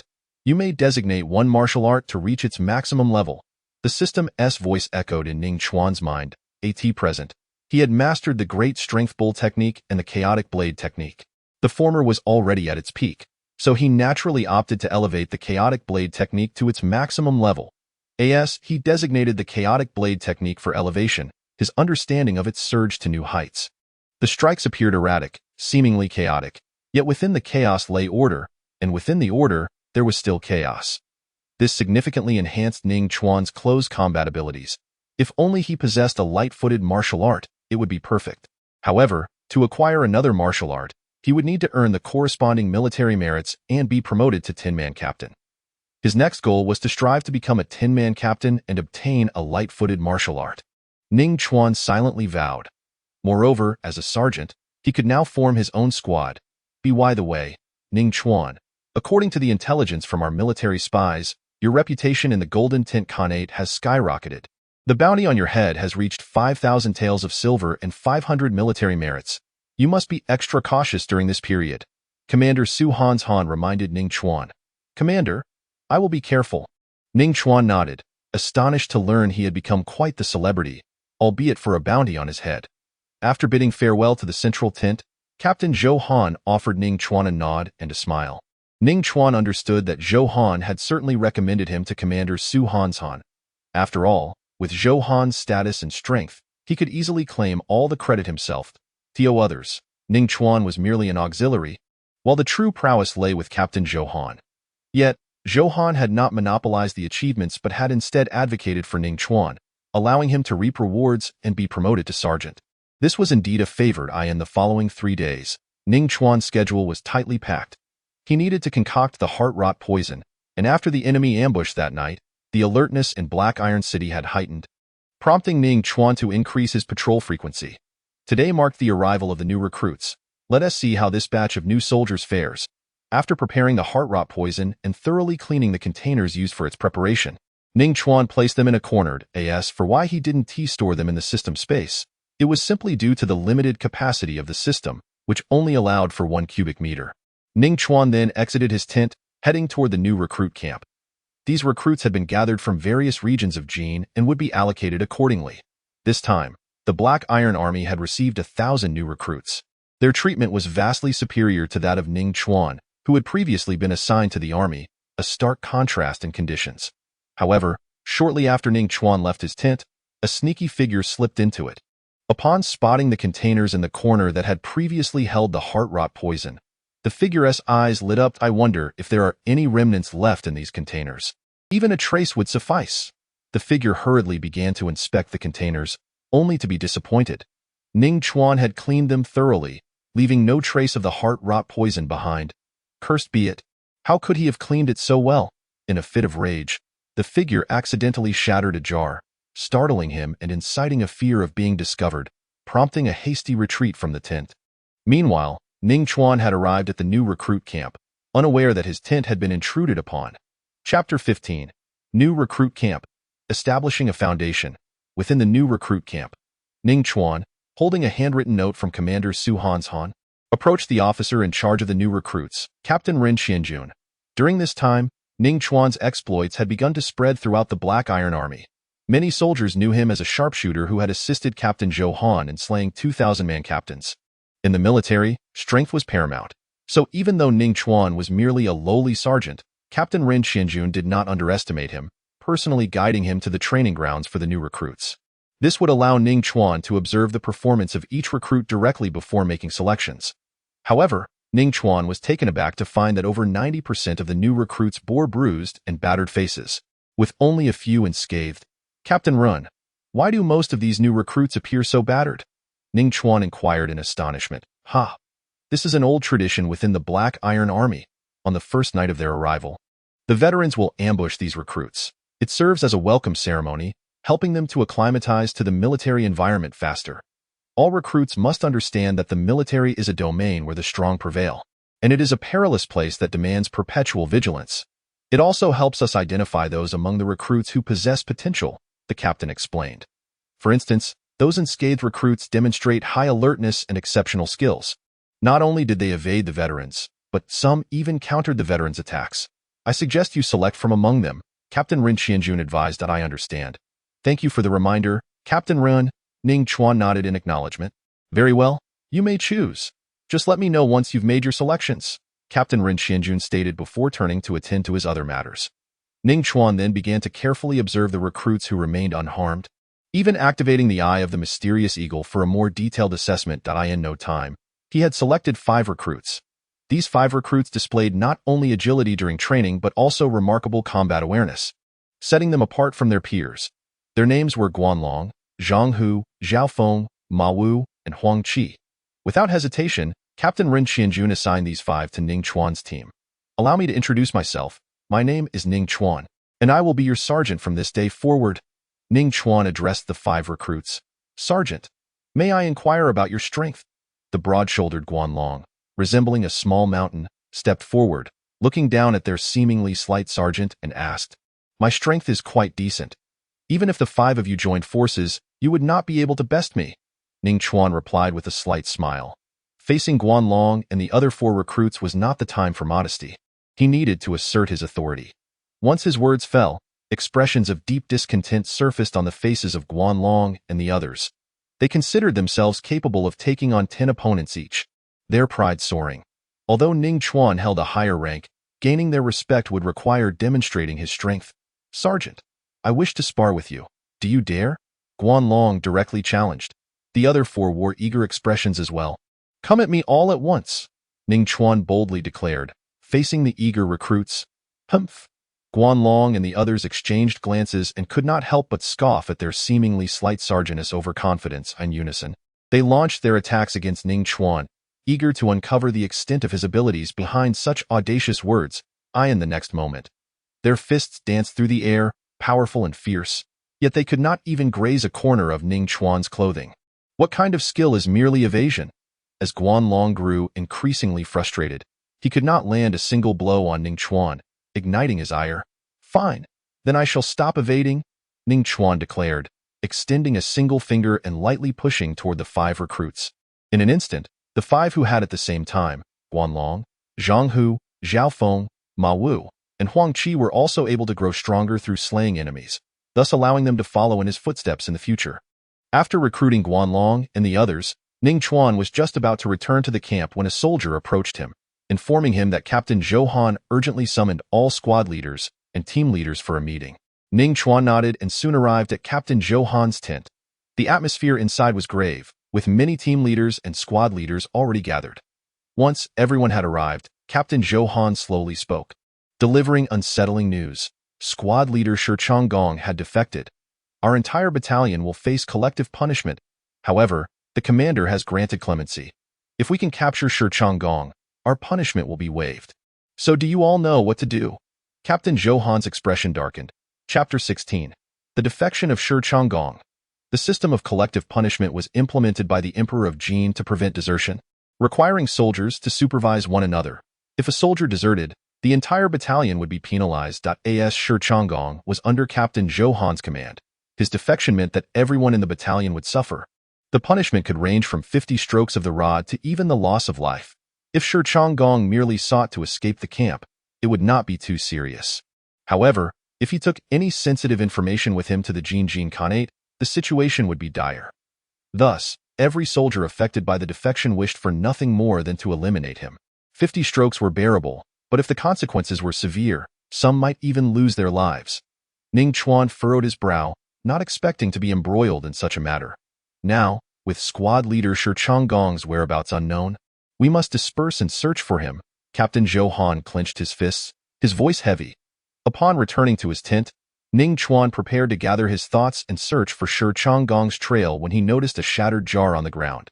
Shi Changgong had previously requested some poisonous substance from him during patrols, but Ning Chuan had refused.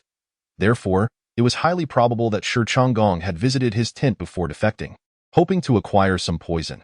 Fortunately, Ning Chuan had cleaned up the containers used to concoct the poison thoroughly. Otherwise, he would have been in a precarious situation. With a determined heart, Ning Chuan activated his tracking ability, enhancing his senses significantly, and immediately detected an unfamiliar scent in his tent. Was this scent related to Shi Changgong?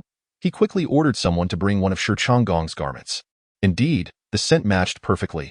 Let me ascertain your position. Ning Chuan closed his eyes, expending his inner strength rapidly. After 5 breaths, he finally pinpointed Shi Changgong's approximate location, 200 miles to the southeast. The southeast that seemed to be the direction of Shi Changgong's hometown. Ning Chuan whispered to himself, then sought out Captain Zhou Han to share the lead he had gained on Shi Changgong. What clue did you uncover? Captain Zhou Han inquired urgently. There was no room for his impatience. If Shi Changgong truly carried sensitive information to the Jin Khanate, his position as captain would be in jeopardy. Shi Changgong had previously approached me for poison due to his family and wife being usurped by someone else, but I refused him. Upon returning to my tent, I discovered that one of my jars used for concocting the poison had been broken. Thus, I suspect that Shi Changgong, driven by vengeance, fled the camp. Ning Chuan spoke with gravity, withholding any mention of his tracking ability. Very well. You must make a trip to Shi Changgong's hometown. You must capture him. Captain Zhou Han's anxious heart settled somewhat upon hearing this news. At least it was a good sign that Shi Changgong had not defected to the Jin Khanate. The situation was not as severe. Ning Chuan nodded in agreement, promptly gathering Guanlong and the others to set off for Shi Changgong's hometown, Shijia Town. On their journey, Ning Chuan confirmed Shi Changgong's location every instance interval.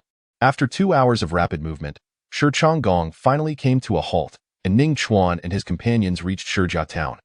However, upon arriving, they noticed that a large crowd was converging in one direction. As if a significant event had unfolded in the town in front of a large estate, Shi Changgong, clad in white mourning attire, wielded a blood-stained iron blade, his eyes bloodshot and tears of blood streaming down his face.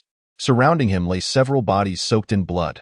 The onlookers in Shijia Town gathered around, captivated by the scene. Shi Sanba, come out here.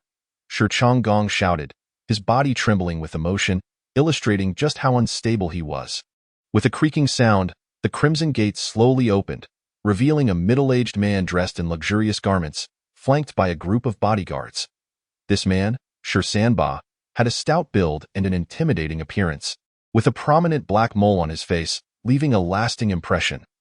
I wondered who it was. Turns out it's you, coward. Didn't you flee before? What brings you back now? Shi Sanba sneered at Shi Changgong, displaying contempt and disdain.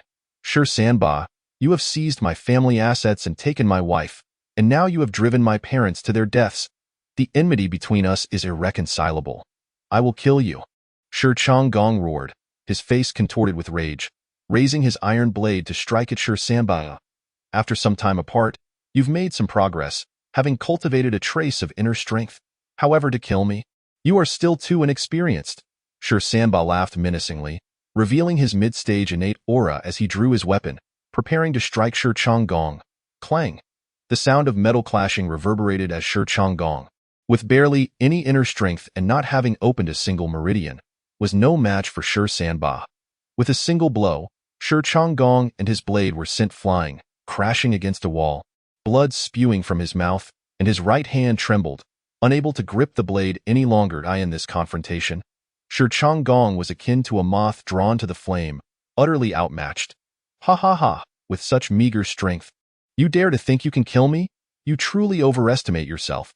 Shi Sanba laughed heartily at the sight of the bloodied Shi Changgong. Shi Sanba. Shi Changgong's eyes widened with fury, yet he felt powerless. Why was he so weak? Why had he been unable to become a warrior all this time? Why was that? Here I am. Now that you have returned, you will join your deceased parents. I will ensure you have a good resting place in the mass grave. By the way, would you like to see your wife? I must say, she is quite delightful. I have taken quite a liking to her.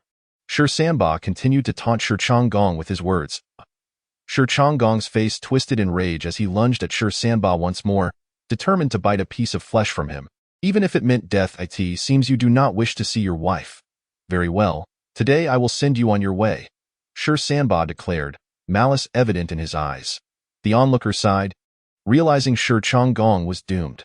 Just then, an iron arrow whizzed through the air, striking Shi Sanba's blade and deflecting his attack.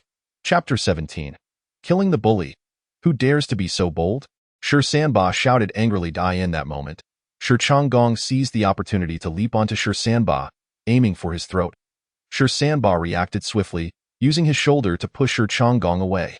With a fierce bite, Shi Changgong expended the last of his inner strength, sinking his teeth into Shi Sanba's shoulder, tearing away a chunk of flesh. Shi Sanba howled in pain, kicking Shi Changgong away. The sudden turn of events shocked the onlookers. They knew that Shi Sanba was the most notorious bully in Shijiao town, a mid-stage innate warrior with connections to the county magistrate. With both power and influence, no one dared to confront him. The townspeople were aware of Shi Changgong's tragic plight, yet none dared to intervene.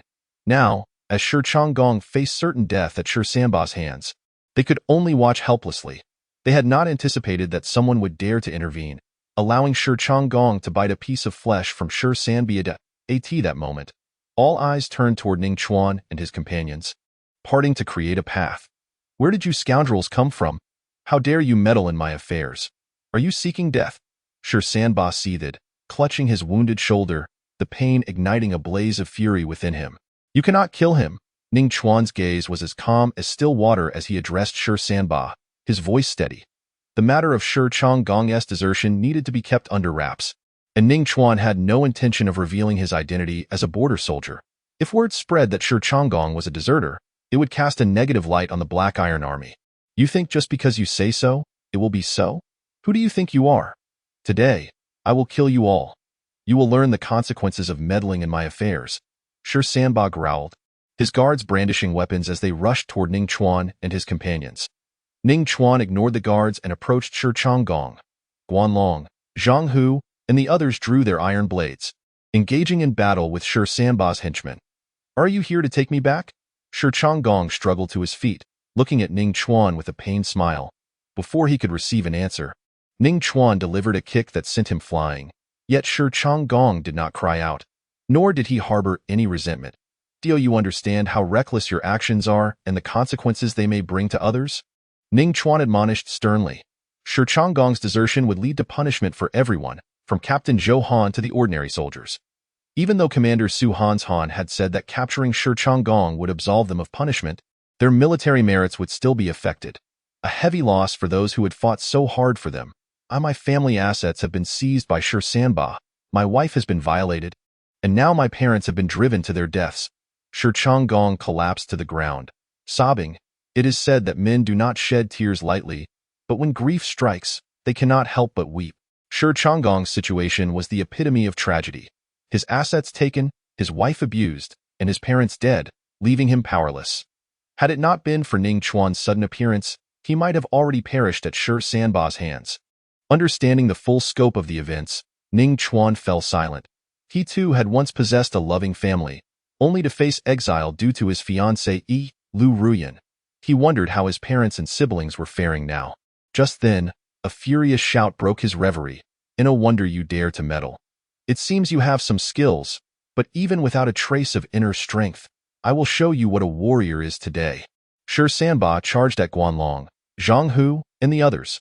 Shi Sanba had opened 10 martial arts meridians, boasting formidable strength at the mid-stage innate level. In contrast, Guanlong and Zhang Hu were mere ordinary men. Even though they had strengthened their physiques by dispatching some guards, they were no match for Shi Sanba, who overwhelmed them with his blade. "Die, die, die!" Shi Sanba bellowed, knocking each of Guanlong's group away. Seeing this, Ning Chuan drew his iron blade and charged at Shi Sanba, revealing his initial innate aura. "Humph! A bunch of worthless scum dares to meddle in my affairs. You will all die today." Shi Sanba sneered, underestimating Ning Chuan, thinking him just another early innate warrior seeking death. Without uttering a word, Ning Chuan's expression remained cold as he swung his blade down, clashing with Shi Sanba's weapon. The sound of metal striking metal echoed, and Shi Sanba's expression changed drastically. He felt an immense force emanating from Ning Chuan's blade, causing his grip to bleed and his arm to tingle. Almost dropping his weapon. How is this possible? He is only at the early innate level. Shi Sanba stumbled back, disbelief filling his eyes. Normally, with 10 martial arts meridians opened, he should have vastly superior strength and inner strength compared to an early innate warrior. Yet, that was not the case. He was being suppressed by Ning Chuan. "Humph!" Ning Chuan snorted coldly, disregarding Shi Sanba's shock, and charged again. For Ning Chuan, suppressing Shi Sanba was a matter of course. Shi Sanba had merely scraped by with his 10th martial arts meridian, placing him at the lower end of the mid-stage innate level. In contrast, Ning Chuan's meridians were tenfold wider than those of ordinary warriors, making his physique and inner strength incomparable. Even if Shi Sanba was slightly higher in rank, it did not change the fact that he was bound to be beaten. And indeed, Shi Sanba could not withstand Ning Chuan's assault. Every aspect of his strength was thoroughly crushed. With a swift stroke, Ning Chuan's blade sliced through Shi Sanba's neck, blood gushing forth. You! Shi Sanba's eyes widened as he desperately tried to stanch the flow of blood from his neck. But it was futile. With a thud, Shi Sanba's body collapsed, lifeless. Ding! Congratulations, host. Perception enhanced threefold. Chapter 18. Slaying the bandit and training the troops. As the cold, mechanical system voice faded, Ning Chuan felt an acute sensitivity to the changes in his surroundings. His hearing sharpened, allowing him to eavesdrop on conversations from 100 meters away. Such heightened perception would enable him to respond calmly to danger. He is dead. Shi Sanba is dead. This is wonderful. Shi Sanba has finally met his end. Ha ha ha, that vile creature is gone. Today will be the happiest day of my life. With Shi Sanba's demise, the townspeople erupted in jubilant cheers. Some even danced as if celebrating a grand festival. Others rushed into Shi Sanba's mansion, eager to reclaim what had been taken from them. "We should return now." Ning Chuan glanced at the jubilant crowd before turning to Shi Changgong. Thank you for killing Shi Sanba, however. Could you grant me a little more time? I long to see my wife." With that, Shi Changgong fell to his knees before Ning Chuan. His eyes filled with profound gratitude. He had never anticipated Ning Chuan's formidable strength. Then, with a glimmer of hope, he gazed at Ning Chuan, pleading earnestly. Ning Chuan remained silent, merely stepping aside to await the outcome. "Thank you." After expressing his gratitude once more, Shi Changgong staggered into the grand estate. But soon, the heart-wrenching cries of despair echoed from within. It turned out that Shi Changgong's wife, overwhelmed by shame, had left behind a farewell letter before departing from this world. When Shi Changgong emerged, cradling her lifeless body, he appeared dazed, his eyes vacant as if his very soul had been stripped away. Witnessing this, Ning Chuan could only sigh in sympathy. After Shi Changgong laid his wife to rest, he departed from Shijia town alongside him. Throughout the journey, Shi Changgong remained silent, lost in his own thoughts. Suddenly, Ning Chuan's ears perked up as he detected the chaotic sound of hooves ahead, accompanied by the clamor of battle and anguished cries. Yet, they did not halt, continuing to guide their horses forward. Soon, Ning Chuan beheld a merchant convoy besieged by bandits. That moment, the convoy's guards had dwindled to a mere handful, and the scene was undeniably grim. Heroes, we are from the Chuyun Merchant Association, and we pay our dues punctually each month. Surely there must be some misunderstanding. A bloodied and severely injured middle-aged man stood defiantly before a luxurious carriage, addressing the encircling bandits. Misunderstanding? Ha! This is no misunderstanding. We have come to eliminate you. A bandit, bearing a prominent scar across his face, sneered. Oh, and your association's young mistress, rumored to be as beautiful as a moonlit night, will make a fine prize for our chief. You fiends! The injured man gritted his teeth, glaring fiercely at the bandits, while a stunning young woman inside the lavish carriage was already pale with terror. Kill! The scarred bandit's words barely left his lips when an iron arrow pierced through his skull, causing him to tumble from his horse. The middle-aged man's expression brightened at the sight. Someone was coming to their aid. However, the over 20 bandits, witnessing the demise of their third-in-command, did not flee but charged towards Ning Chuan and his companions, vowing vengeance for their fallen leader. Leave these bandits to you, commanded Ning Chuan. Yes, replied Guanlong and the other four, their faces alight with excitement. As Ning Chuan's subordinates, they possessed unwavering loyalty and drew strength from taking lives. Previously, in the recruit camp, they had been capable of defeating 10 foes alone, and after dispatching Shursamba's guards, their physical prowess had reached levels comparable to those who had opened their meridians. Now, upon encountering the bandits, Ning Chuan intended to utilize this opportunity to hone their skills. Thus, upon his command, Guanlong and the others charged at the 20-plus bandits.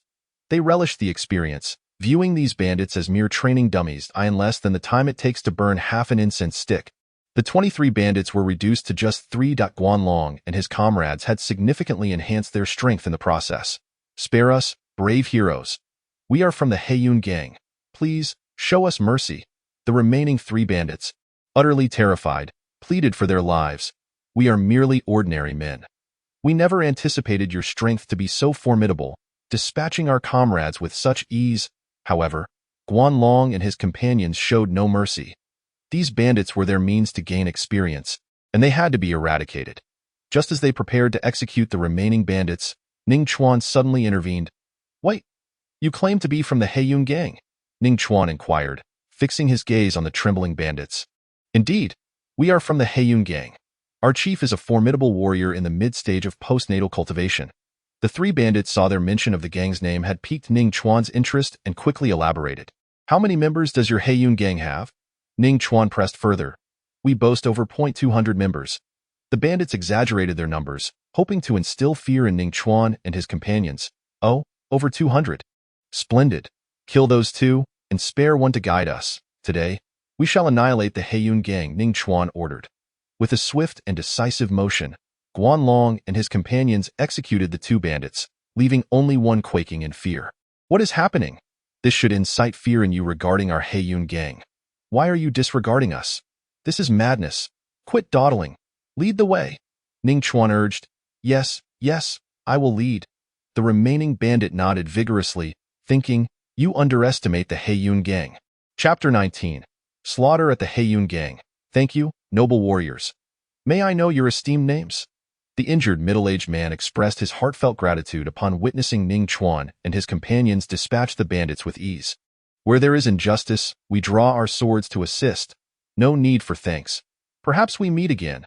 Ning Chuan waved dismissively, his figure gradually receding into the distance. Uncle, that man appears incredibly handsome. A beautiful young woman peered from the luxurious carriage, gazing at Ning Chuan's departing silhouette, her voice filled with awe. Indeed, Ning Chuan possessed striking looks. Otherwise, how could he be renowned as the charming talent of Xingjing City? To be a charming talent, particularly in Shangjing, one must be both talented and handsome. Both attributes are indispensable. Moreover, having been rescued by Ning Chuan, the young woman's admiration for him only intensified.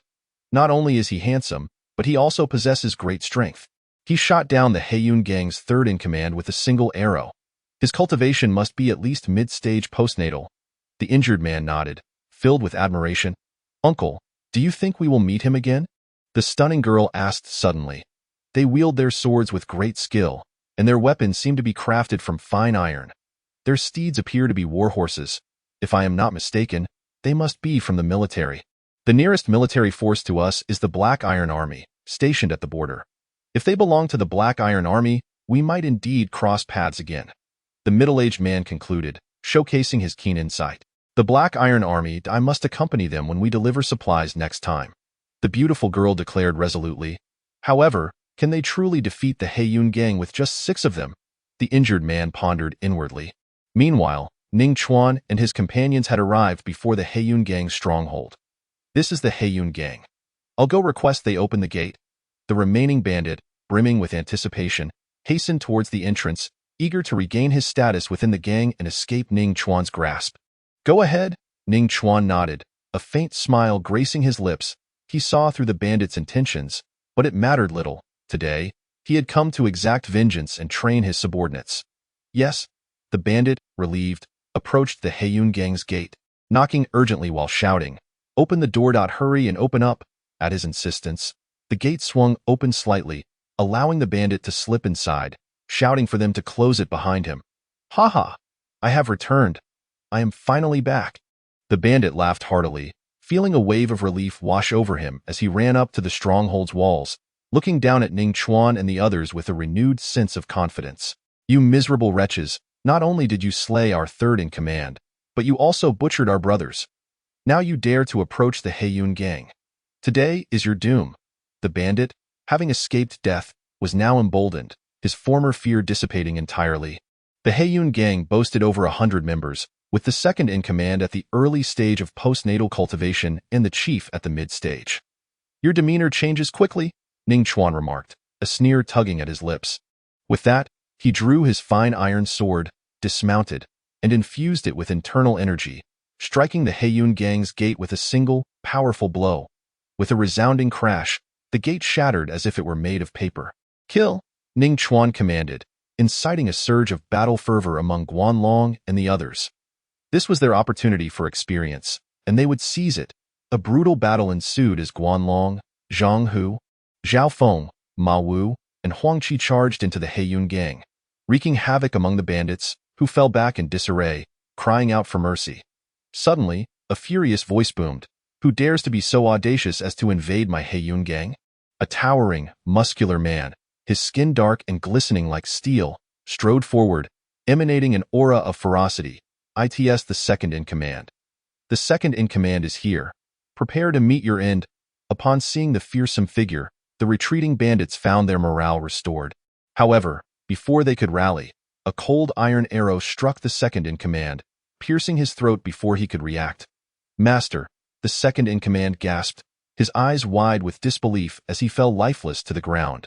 The remaining bandits erupted in chaos, particularly the one who had led Ning Chuan's group. "We must summon the chief," he shrieked, terror overwhelming him. Finally, a commanding voice resonated. "Everyone, cease." This thunderous command halted all in their tracks. A burly middle-aged man, towering at 8 feet, advanced with a presence that shook the ground. He was the chief of the Heiyun gang, a warrior of mid-stage postnatal cultivation. "Friend, what grievance have we caused?" The chief's voice, though restrained, brimmed with suppressed fury, his piercing gaze locking onto Ning Chuan. "For my own amusement and to grant my subordinates some practice, I've come to engage with your Heiyun gang," Ning Chuan stated, undeterred by the chief's imposing presence. The intensity of their gaze ignited a spark, as if the air crackled with tension. "What audacity! You dare to treat us as a training exercise. In that case, do not expect mercy," the chief bellowed, drawing a massive sword from his back, charging at Ning Chuan. Chapter 20. Annihilation of the Heiyun gang. A sudden ambush. With every step the Heiyun gang's chief took, the ground trembled beneath him. Sweeping his sword with fierce intent, he resembled an ancient beast on the prowl. Those of weak resolve would surely quail before such an imposing figure. Yet Ning Chuan was no ordinary man. He raised his sword, engaging without hesitation. Upon impact, the clash of their blades sent sparks flying, the force of their duel stirring a tempest of dust. However, as their weapons collided, the chief's expression shifted abruptly. He felt an overwhelming force emanating from Ning Chuan's blade. Unprepared, he found himself half kneeling on the ground. This humiliation ignited a blaze of fury within him. "I will slay you." Though enraged, the chief acknowledged the extraordinary power of the youth before him. He roared, muscles bulging, veins protruding as he forcefully pushed back against the blade pressing down upon him, charging anew at Ning Chuan. Despite wielding a sword of considerable weight, he maneuvered it with remarkable agility, making it appear weightless. The clashing of steel resonated like a symphony of war, sparks erupting with each strike. Yet, the more they battled, the more the chief's unease grew. The youth, though at the initial stage of postnatal cultivation, possessed an internal energy far beyond his own. Moreover, his physical strength rivaled that of a practitioner of specialized martial arts, perhaps even surpassing it. "Who are you?" the chief demanded, frustration boiling within him. "Your executioner," Ning Chuan retorted, without a trace of hesitation.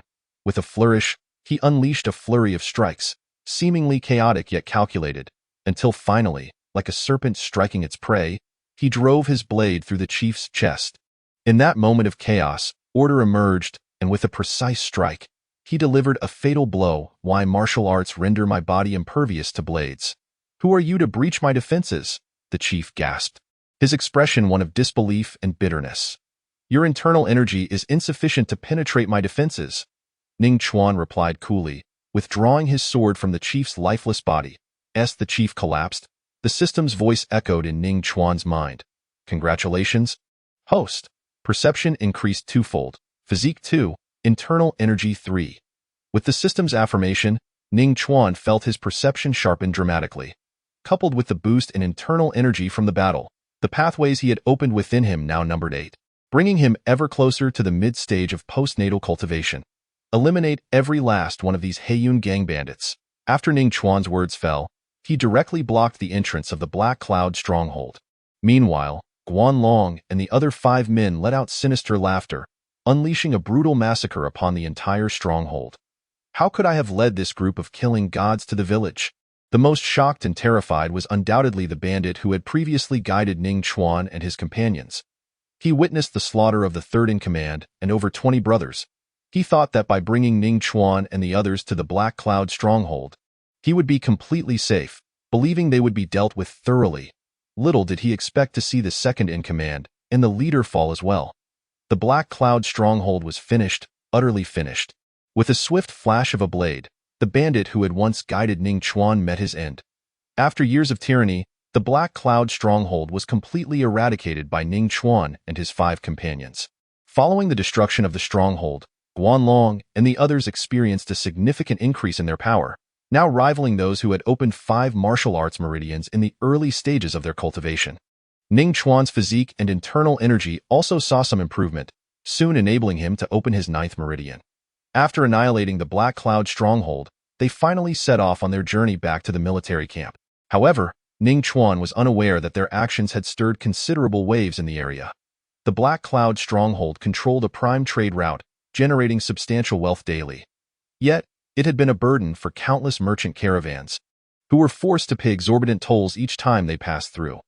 Now that the stronghold was destroyed, numerous merchant associations began to celebrate, expressing gratitude to the heroes who vanquished the Black Cloud stronghold, especially the severely injured middle-aged man and the stunning young woman whom Ning Chuan had saved.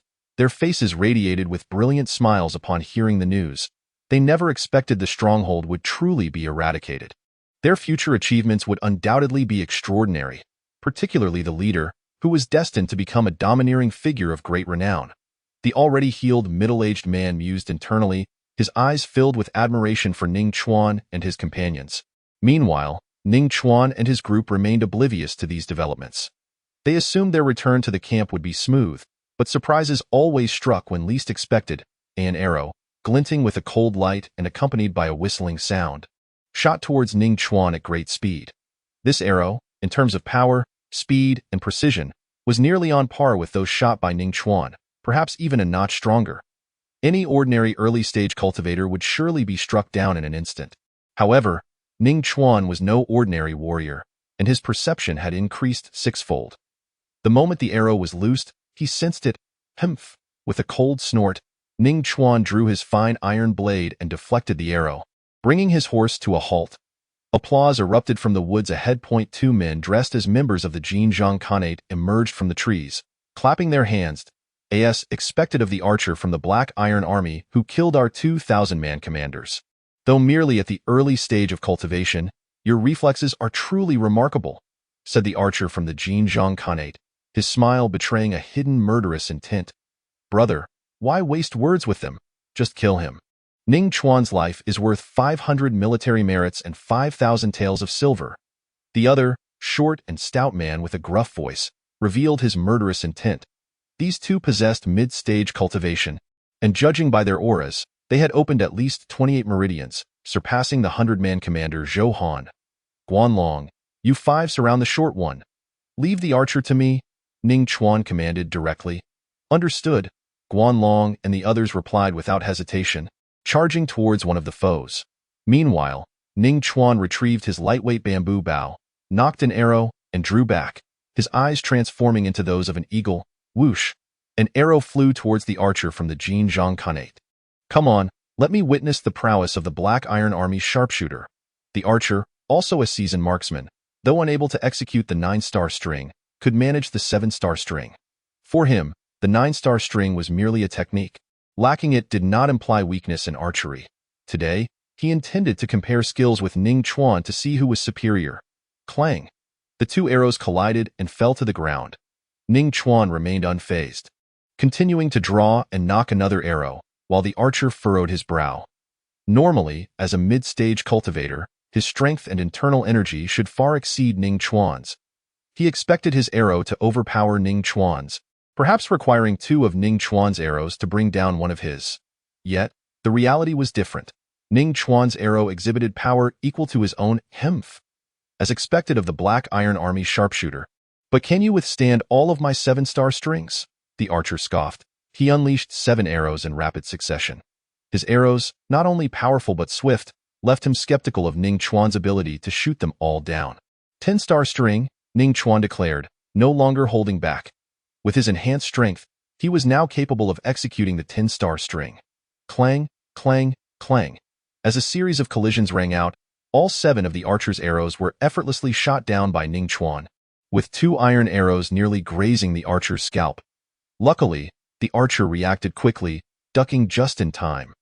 Otherwise, those arrows would have surely taken his life. That was close. The archer felt a chill on his scalp, his heart racing with unwillingness. The 7-star string was nearly his limit. No matter how much he trained, he couldn't improve further.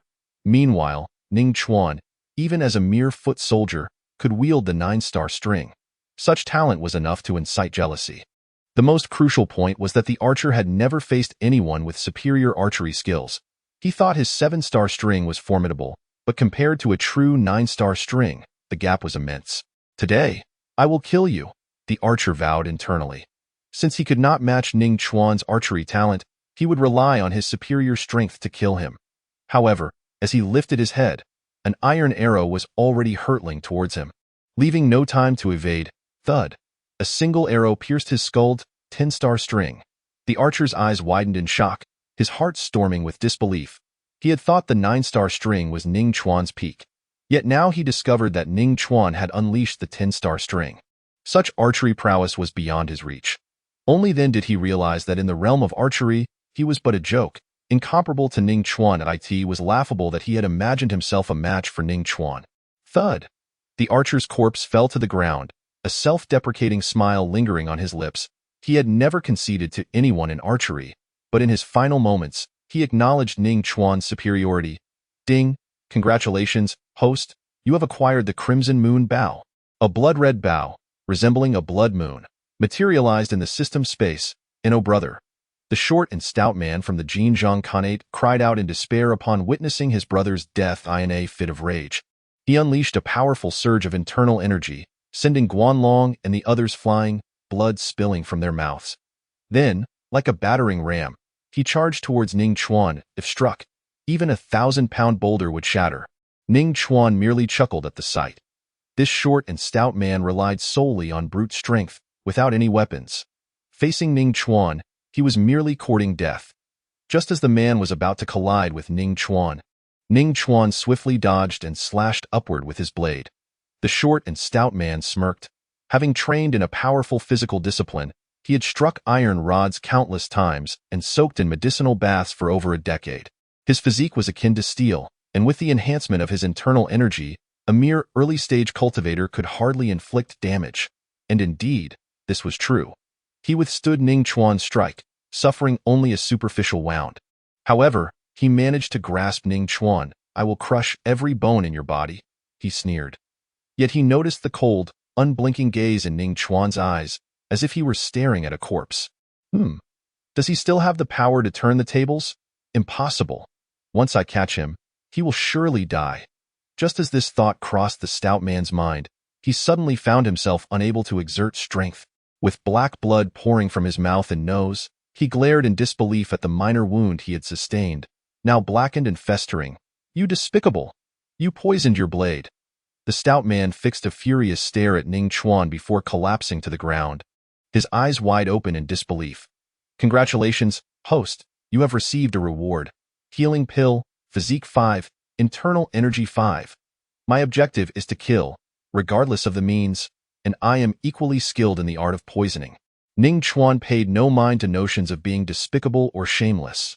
As long as he could kill, he would grow stronger. As for the method, if he had an easy means to eliminate his enemies, who would bother to engage in prolonged combat? Let us go back to the military camp. After slaying the 2 mid-stage Jinjiang Khanate warriors, Ning Chuan and his companions resumed their journey. Along the way, they encountered no further surprises and finally returned to the military camp. Upon Ning Chuan's return with Shi Changgong, the soldiers were left wide-eyed in astonishment. "He is back." Ning Chuan brought back the deserter Shi Changgong. "Is this real?" He really brought back the deserter Shi Changgong? Indeed. He should be in our 100-man commander's tent now. Quick, we must go see. I've been on edge these past few days. As Ning Chuan returned with the deserter Shi Changgong, the soldiers of his unit erupted in excitement as the soldiers rushed to Commander Zhou Han's tent. They surrounded it in layers. Their eyes burned with anger as they glared at Shi Changgong. This man had almost implicated them under the collective punishment system. Had Shi Changgong simply fled, it would have been one matter. But if he had escaped with sensitive military information and defected to the Jinjiang Khanate, they would have faced dire consequences, possibly even death. Now that Ning Chuan had returned him, the soldiers could finally breathe a sigh of relief. Some were even tempted to storm the tent and beat Shi Changgong to vent their frustration.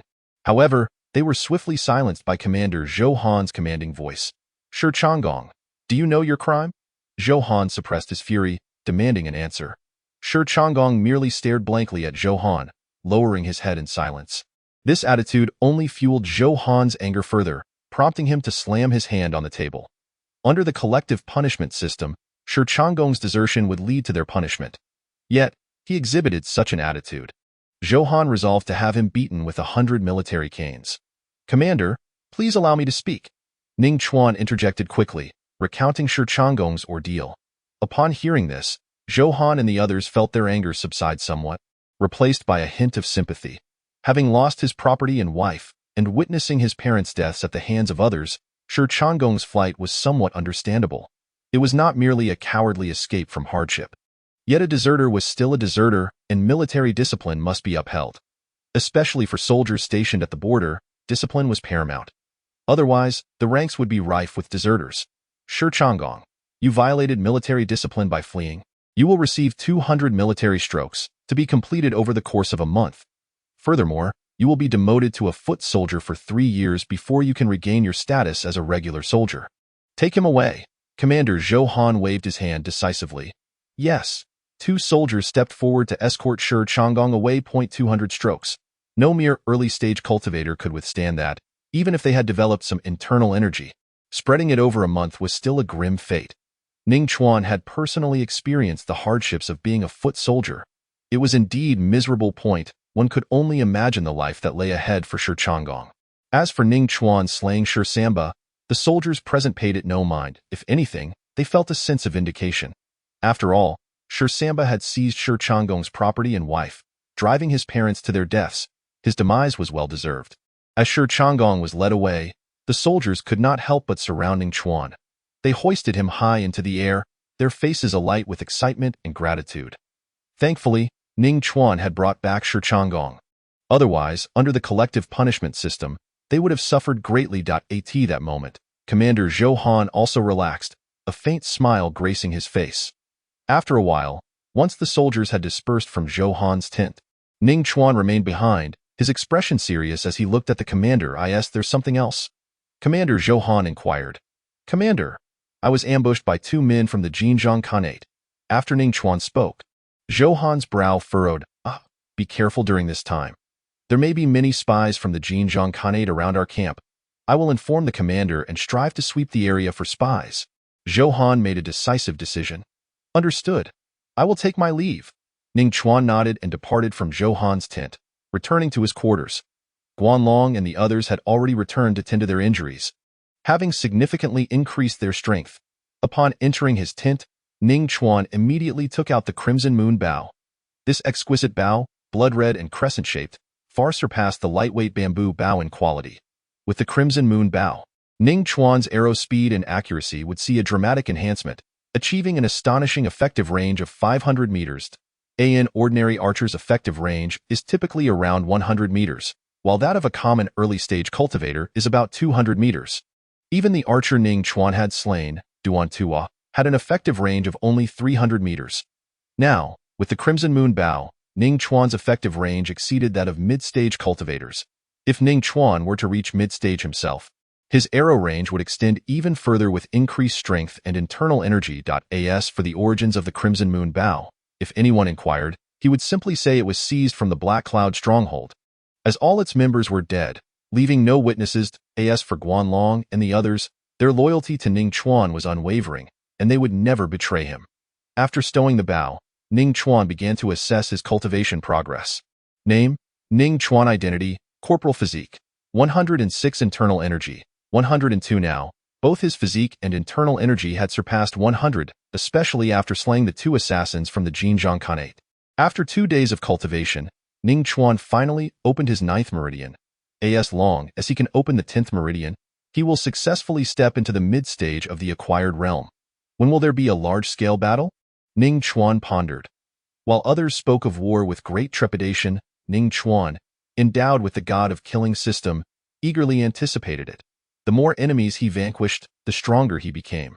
Following that, Ning Chuan's life grew monotonous, crafting poison, training, patrolling, and resting in a repetitive cycle. It was not until 3 days later that Captain Zhou Han urgently summoned Ning Chuan and the other squad leaders, along with the 10-man leaders, due to crucial intelligence obtained by a Black Iron Army spy from the Golden Tent Khanate.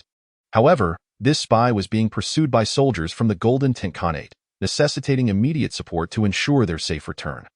Given the urgency of the situation, Captain Zhou Han decided against deploying ordinary soldiers, which would only hinder their speed. All 10-man leaders and squad leaders mounted their horses and swiftly rode out to provide assistance. After briefing Ning Chuan and the others on the mission, Captain Zhou Han led the group on their rapid departure. This mission was perilous, as they would encounter a substantial number of troops from the Golden Tent Khanate. However, he reassured them that they were not to confront the enemy directly, but simply to rescue their Black Iron Army spy.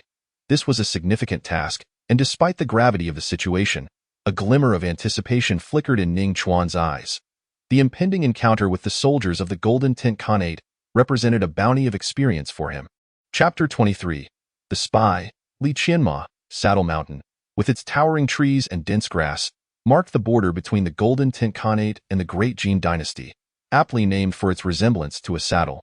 At this moment, Saddle Mountain was completely surrounded by the forces of the Golden Tent Khanate, intent on capturing the Black Iron Army spy bearing vital information. Search the mountain. We must locate the Black Iron Army spy at all costs. That damned spy will not escape with such important information.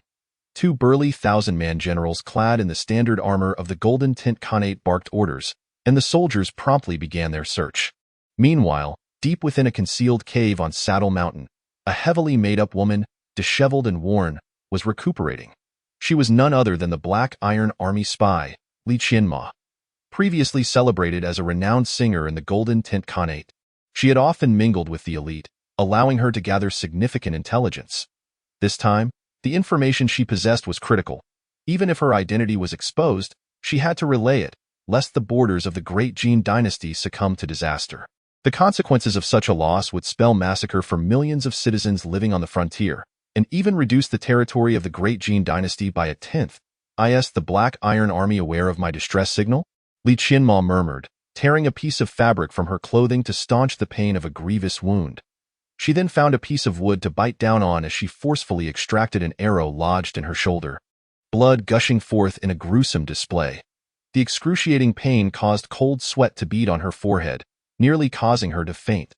Though she managed to tend to her external injuries, the venom coursing through her veins posed a greater threat.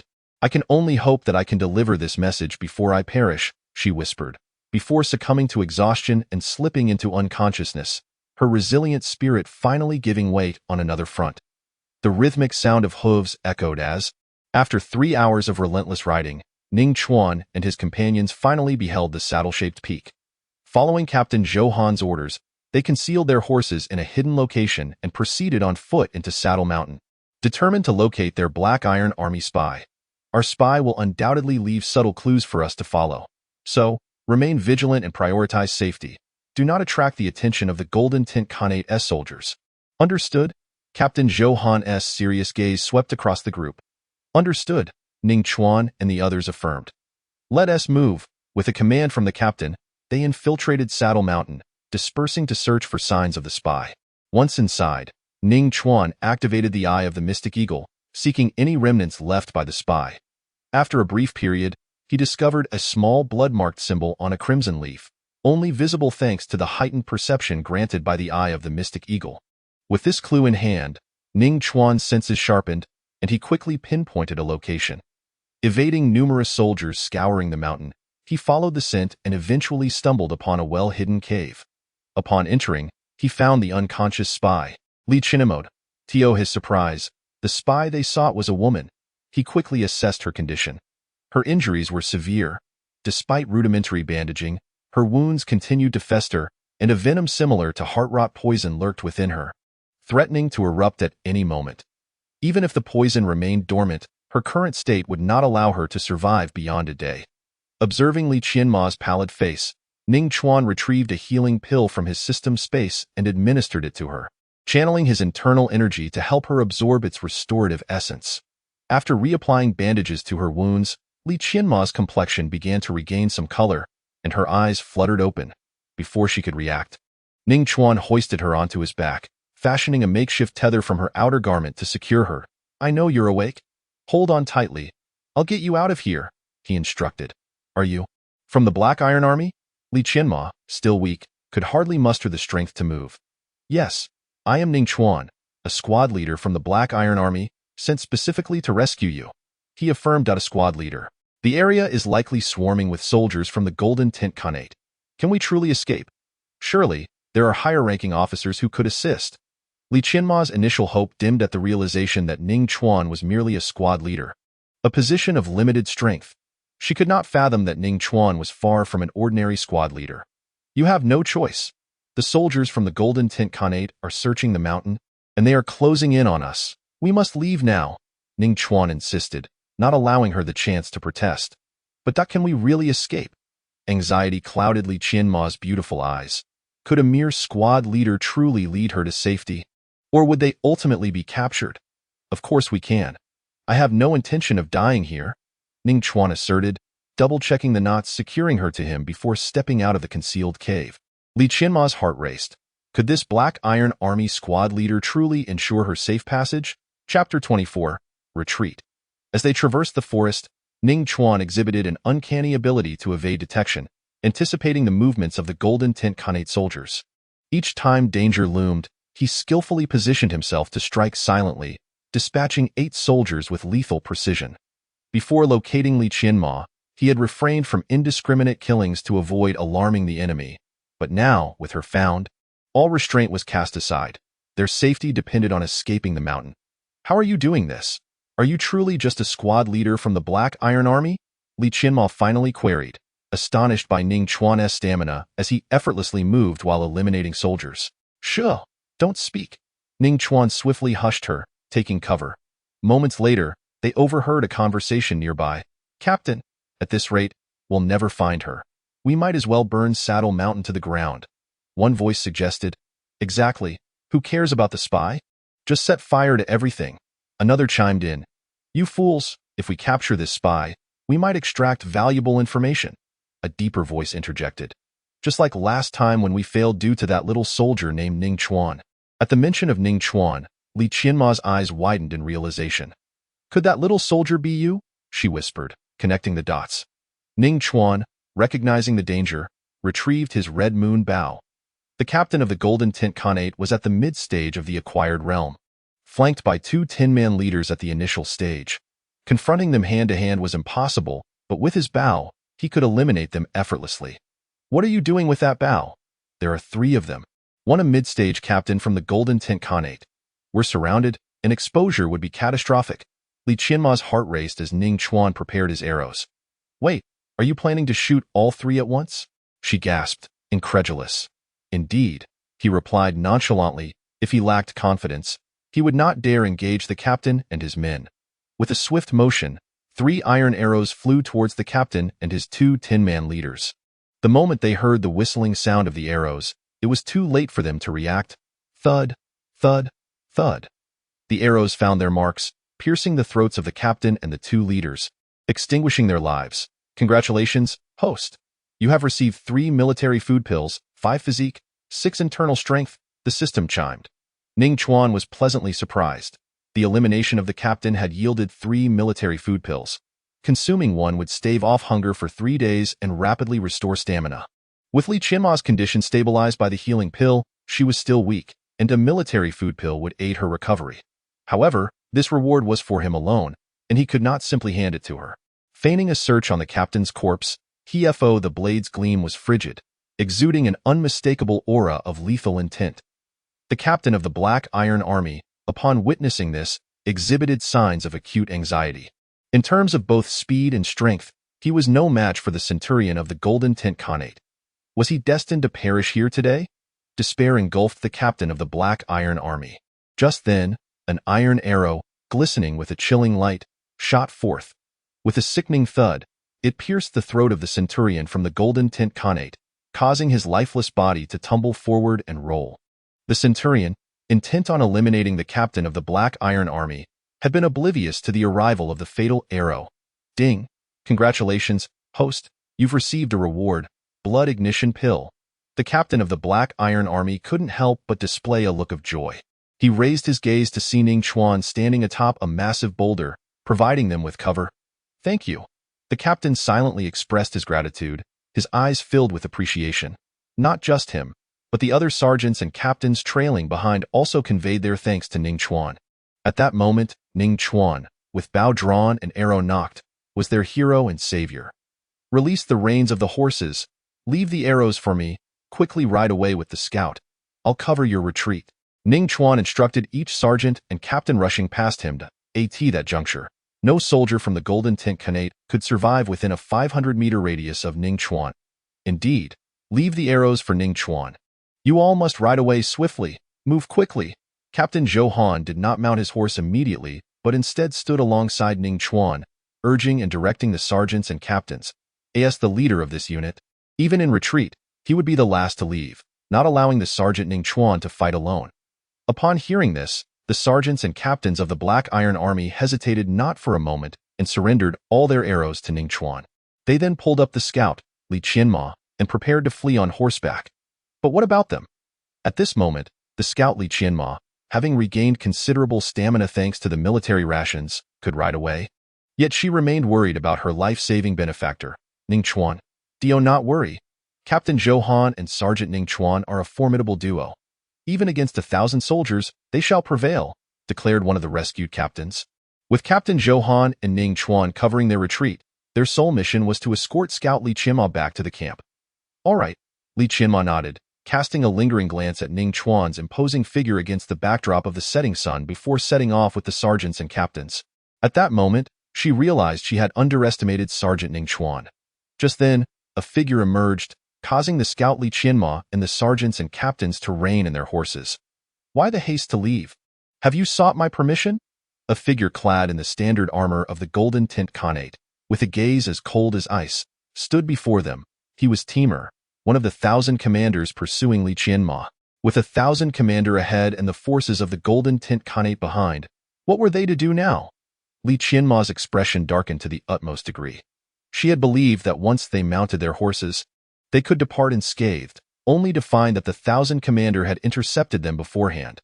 Kill. Protect the scout and ensure her escape. The sergeants and captains of the Black Iron Army, upon seeing the 1,000 commander block their path, did not retreat. Instead, they charged forward. Li Qianma gritted her teeth and followed suit. She understood that these sergeants and captains were prepared to sacrifice themselves to ensure her escape. Although she felt guilty about the many lives that would be lost for her sake, she had crucial information that needed to be conveyed. Otherwise, it would not just be their lives at stake, but millions of innocent civilians. However, these remaining sergeants and captains were no longer at their peak. They were fatigued and injured, while the 1,000 commander of the Golden Tint Khanate was in his prime. As soon as the clash began, 2 sergeants and 1 captain fell beneath the blade of Timur. Without hesitation, Timur lunged towards Scout Li Qianma, his intent not to engage the Black Iron Army but to capture her alive. The other sergeants and captains could do nothing but charge at Timur once more, determined not to let Li Qianma fall into his hands. Yet, Timur was simply too powerful. Under normal circumstances, the combined efforts of these 10 or so sergeants and captains should have been able to stall 1,000 commander for quite some time. However, Timur had no intention of engaging them in direct combat. His focus was singular, capturing Scout Li Qianma. What to do? Seeing that the Black Iron Army sergeants and captains could not hold back Timur, Li Qianma swiftly turned her horse around, attempting to circumvent him. Yet Timur followed closely, like a relentless shadow, making it impossible to escape. Li Qianma could sense his grasp closing in on her. Just when she thought she could finally flee, the imposing figure of Timur loomed before her, thwarting her escape. Go ahead. I will deal with this 1,000 commander. Captain Zhou Han, who had previously stood by Ning Chuan's side, had swiftly reached Timur. A mere captain thinks he can block me? How foolish, Timur scoffed, swinging his steel blade towards Zhou Han. The 1,000 commander of the Golden Tint Khanate? I have slain worse, Zhou Han roared. Ning Chuan, today, let us vanquish this 1,000 commander of the Golden Tint Khanate. With unwavering determination, Zhou Han called out, bolstered by the presence of Ning Chuan at his side. Very well, Ning Chuan nodded, ready to engage without hesitation. Chapter 26. Astonishing. Slaying 1,000 commander. I've heard of you too.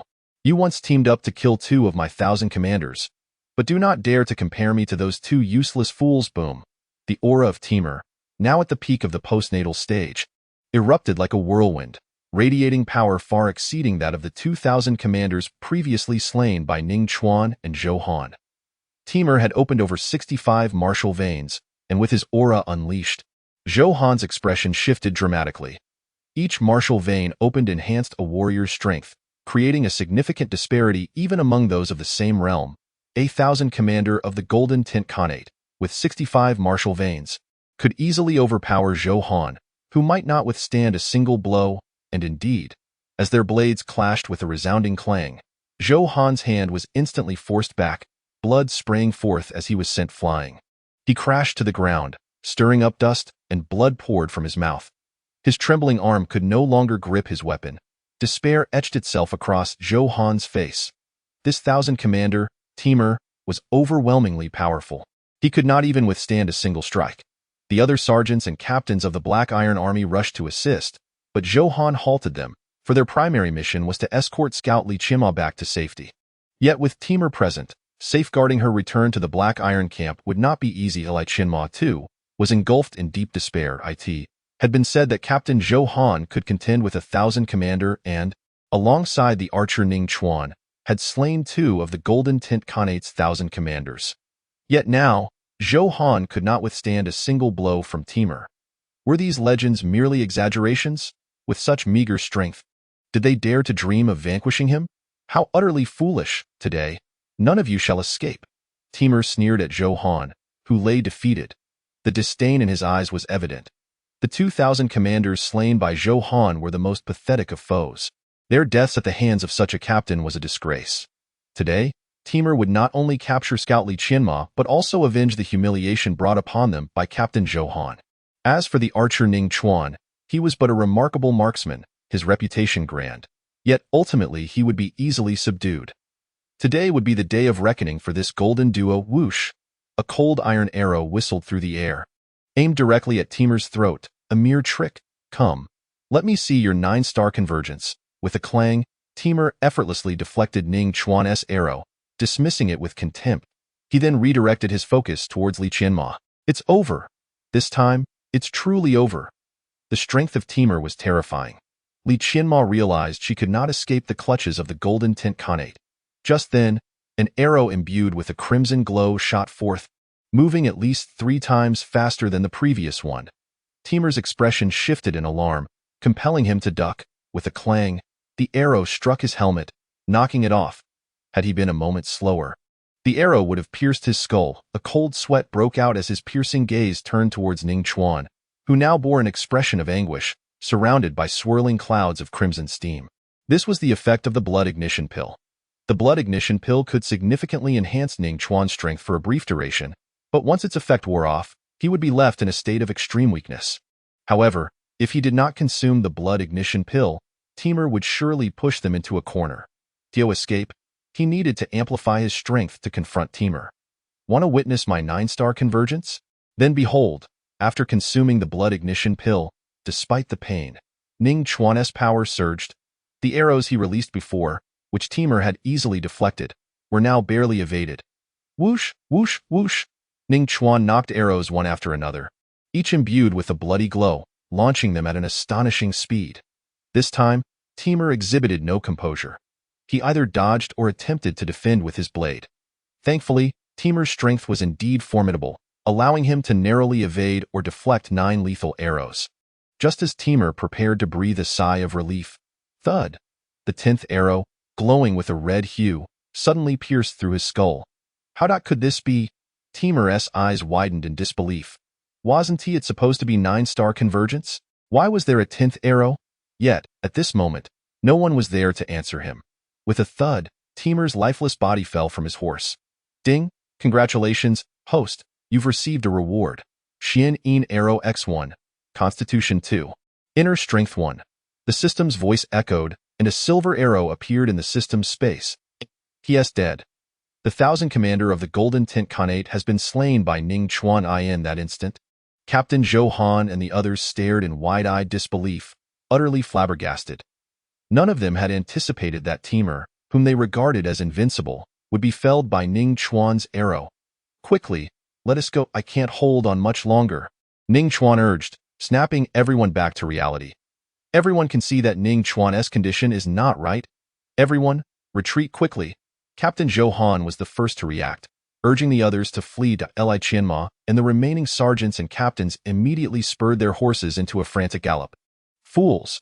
You think you can escape. Just then, another 1000 commander of the Golden Tint Khanate made his appearance.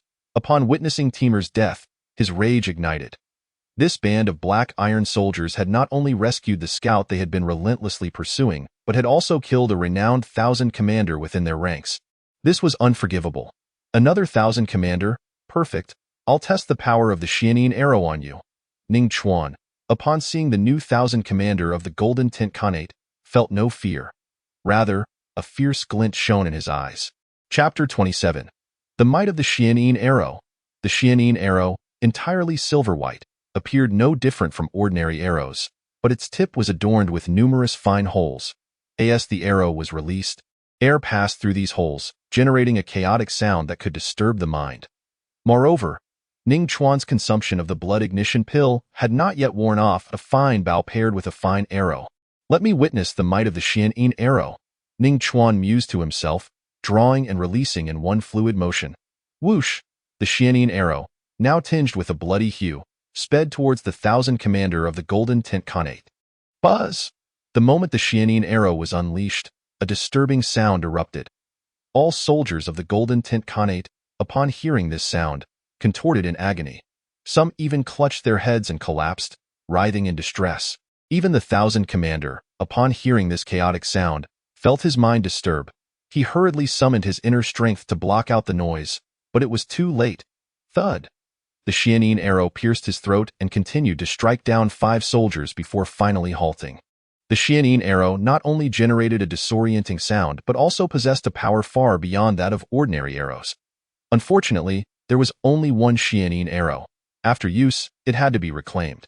Ding! Congratulations, host. You've received a reward. Martial arts, Qi uniting mountains and rivers.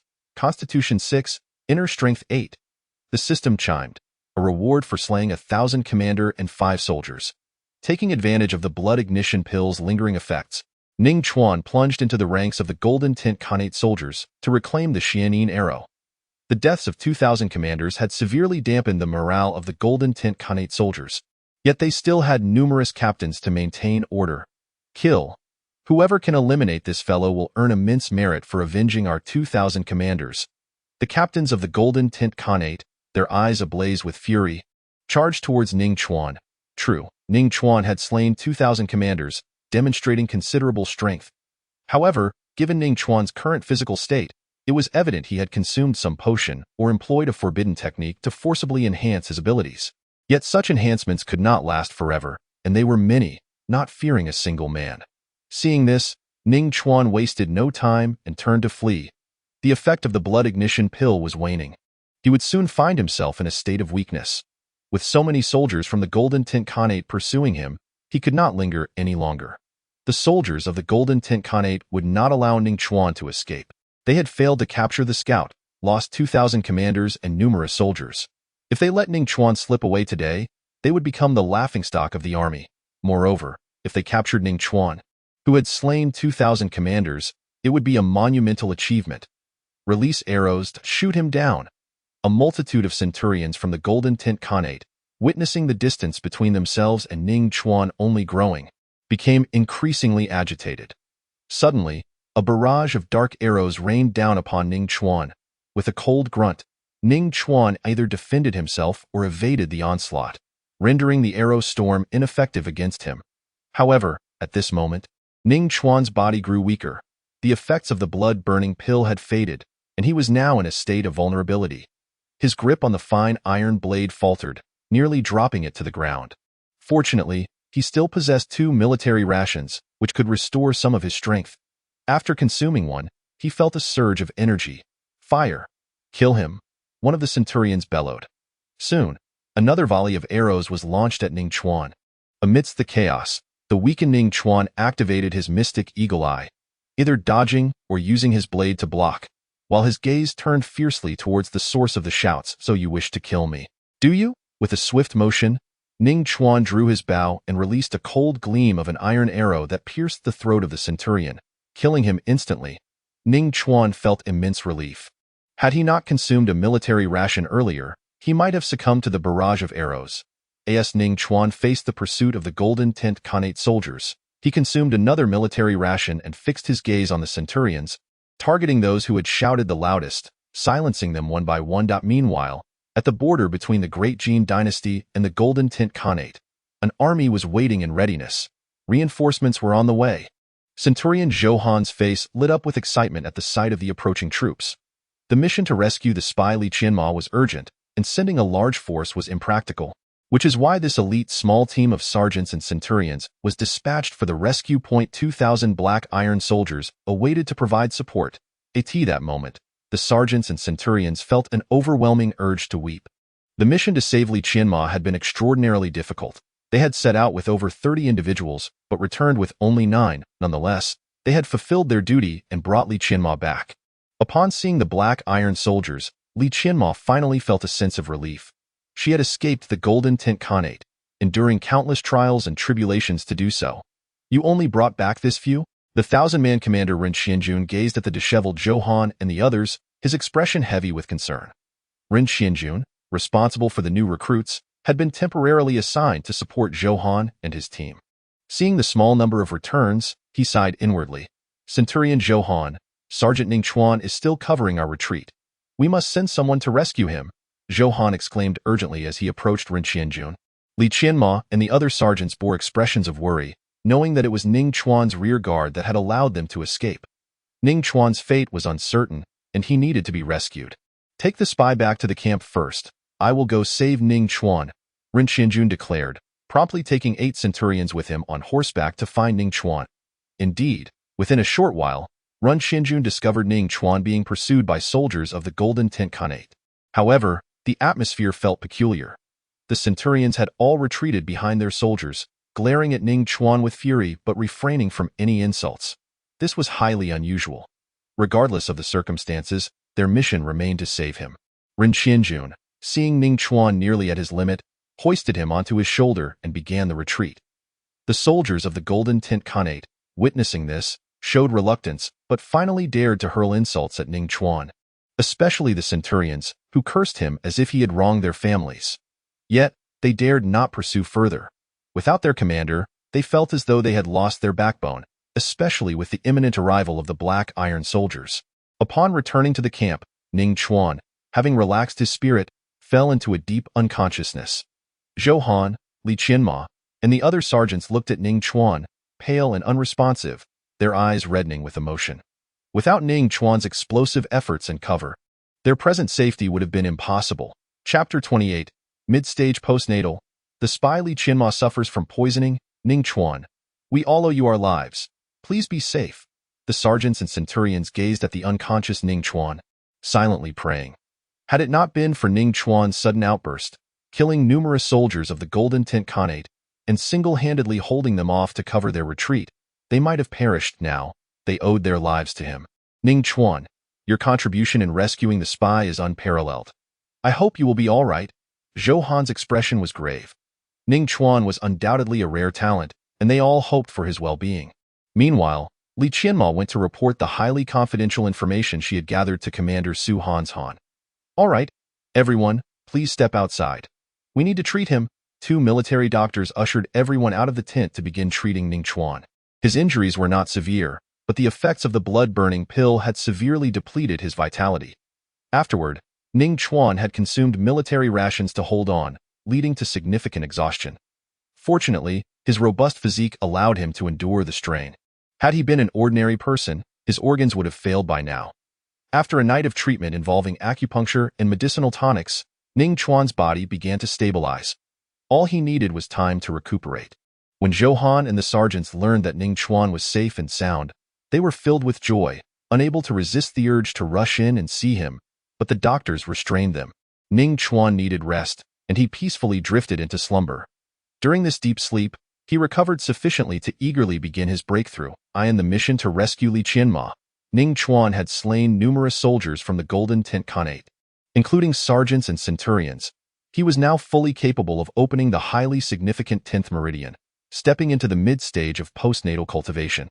After an hour, Ning Chuan's aura surged as he successfully opened the 10th martial arts meridian, advancing to the mid-stage of postnatal cultivation. At that moment, his injuries and vitality were restored significantly, coupled with his formidable physique. Not only did his strength and speed increase, but his recovery rate far surpassed that of ordinary practitioners.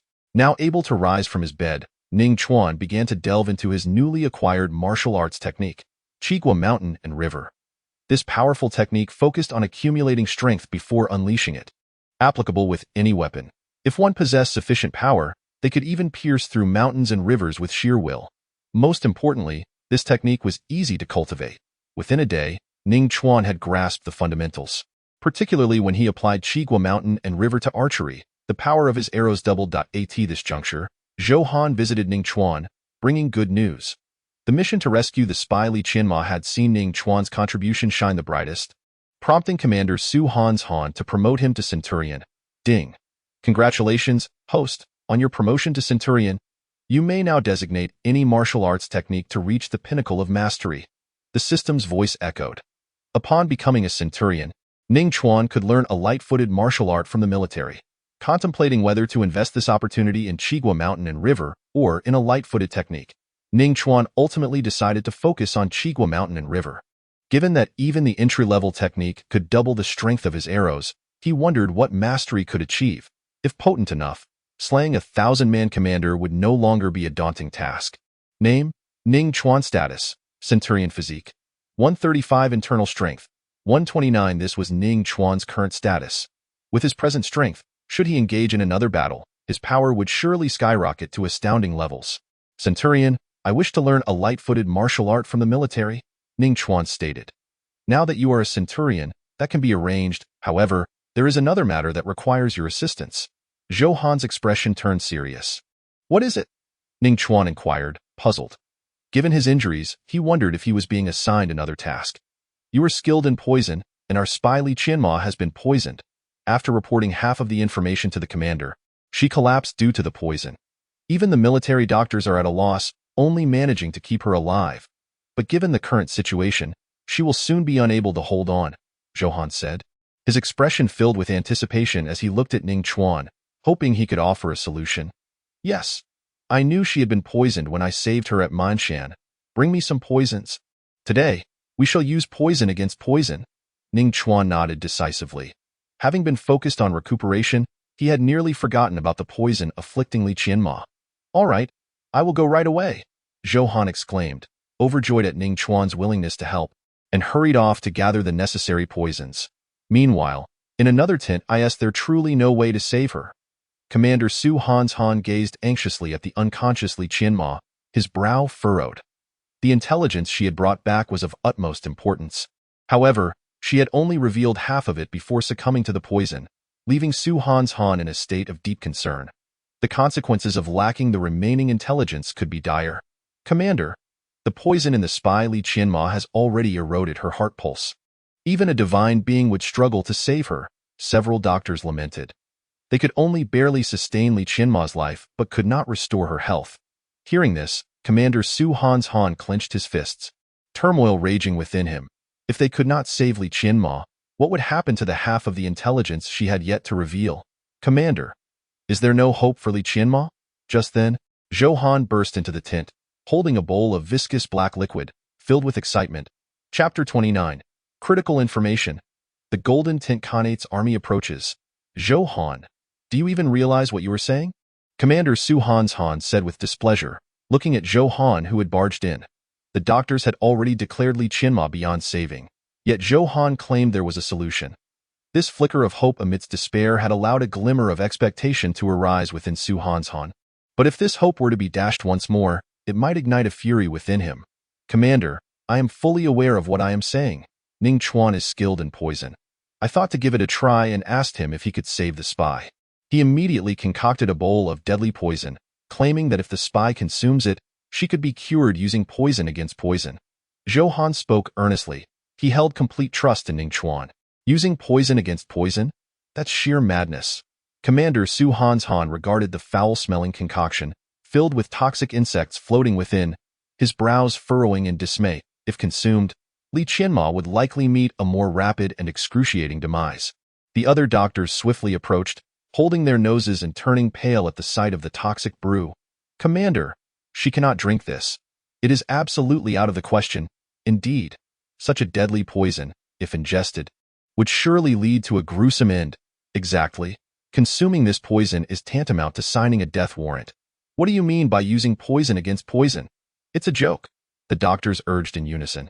Zhou Han, leave, Commander Su Han's Han commanded, suppressing his anger. This is the only hope we have to save the spy. Zhou Han insisted. I said leave. Did you not hear me? Su Han Shan's fierce gaze unleashed a powerful pressure. Yes, Commander. Zhou Han sighed inwardly, retreating but leaving the bowl of toxic concoction in his hand. Time passed slowly. Commander Su Han's Han wished for the doctors to awaken Li Qianma, even if only for a moment, to extract vital intelligence. However, after several failed attempts, Li Qianma coughed up blood once more, and the doctors were left hopeless, unable to suppress the poison ravaging her body. As the commander looked upon the fading life of Li Qianma, then at the defeated doctors, his gaze fell upon the bowl of poison Zhou Han had left behind. If she was destined to die regardless, then perhaps this risky gamble was worth taking. At that moment, Commander Su Han's Han resolved to administer the toxic brew to Li Qianma. Commander, are you truly going to do this? The doctors questioned, their brows knitted with concern. They had never encountered a toxin as potent as this in their years of practice.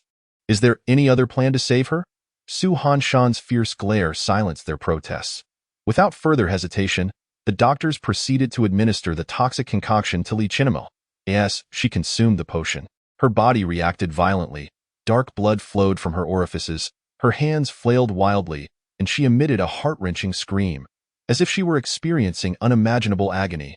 Witnessing this, The doctors rushed to restrain her. See? Had we not used the poison, she could have departed peacefully. Now, with this concoction, she endures such torment even in her final moments. Commander Su Han sighed, shaking his head in resignation. How could he have been so gullible as to General Su Han also discerned this, and a flicker of hope ignited within him. Could it be that this lethal concoction truly held efficacy? After expelling the first mouthful of black blood, the spy Li Qianma began to incessantly vomit blood. Within the regurgitated blood, grotesque maggots writhed. After a duration equivalent to half a stick of incense, the blood that flowed from Li Qianma's mouth had transformed from black to a vivid red. This spectacle left the assembled army physicians in stunned silence, prompting them to pulse check her. It was normal. Her pulse was astonishingly normal. The physicians stood frozen, as if struck by a thunderbolt. They were acutely aware of the deadly nature of that noxious brew, which could obliterate a person's insides in an instant. Yet, how could it be that it restored Li Qianma? It defied comprehension. It seemed it truly worked. Hearing the physician's remarks, General Su Han could not suppress a smile.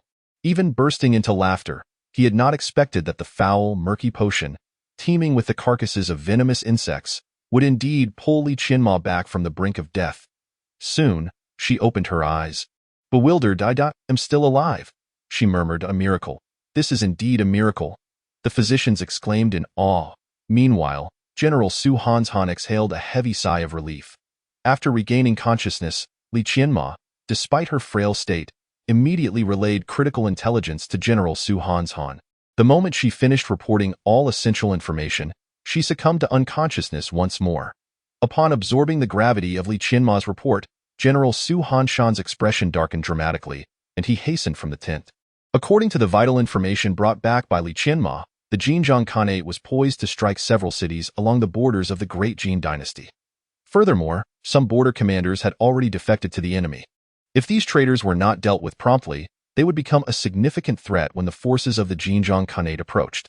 Fortuitously, Li Qianma had also provided a list of these defectors, and it was imperative that General Su Han relay this information to other cities along the border and urgently prepare various supplies, for the Xinjiang Khanate's army would soon be at their doorstep.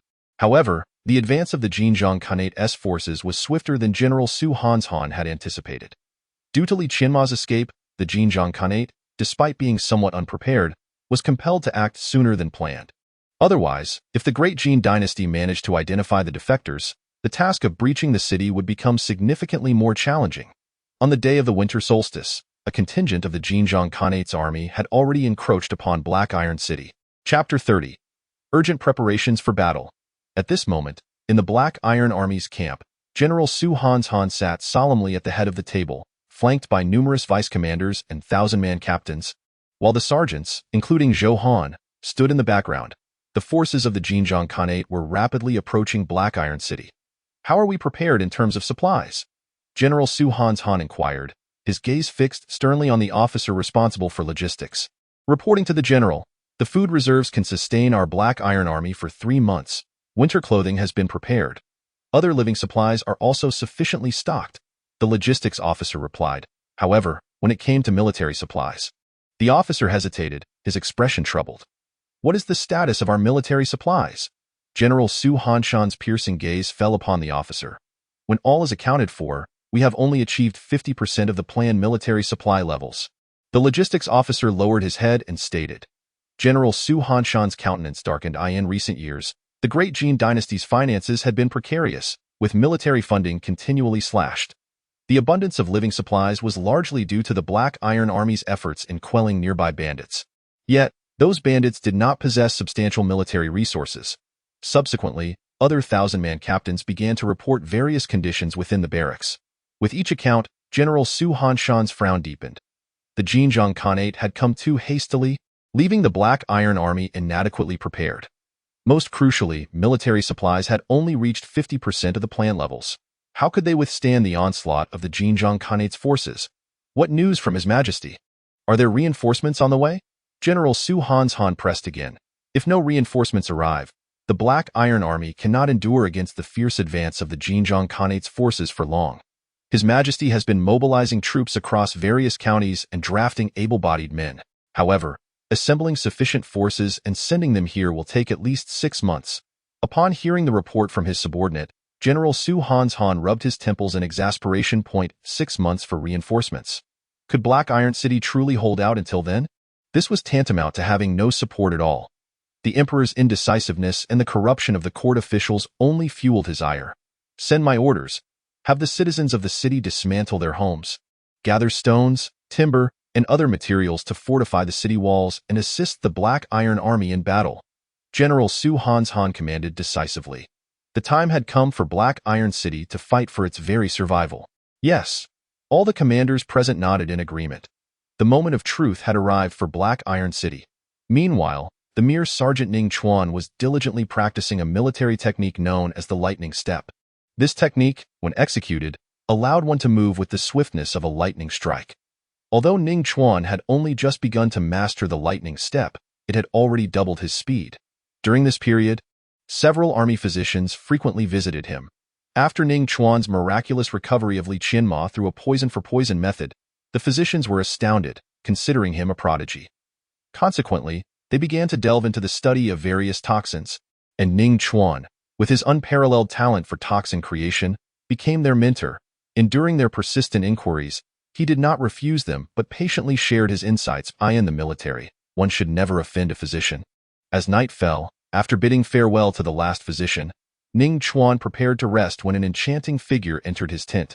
Initially thinking it was another physician seeking counsel, he turned to find it was none other than the spy Li Qianma, whom he had saved twice.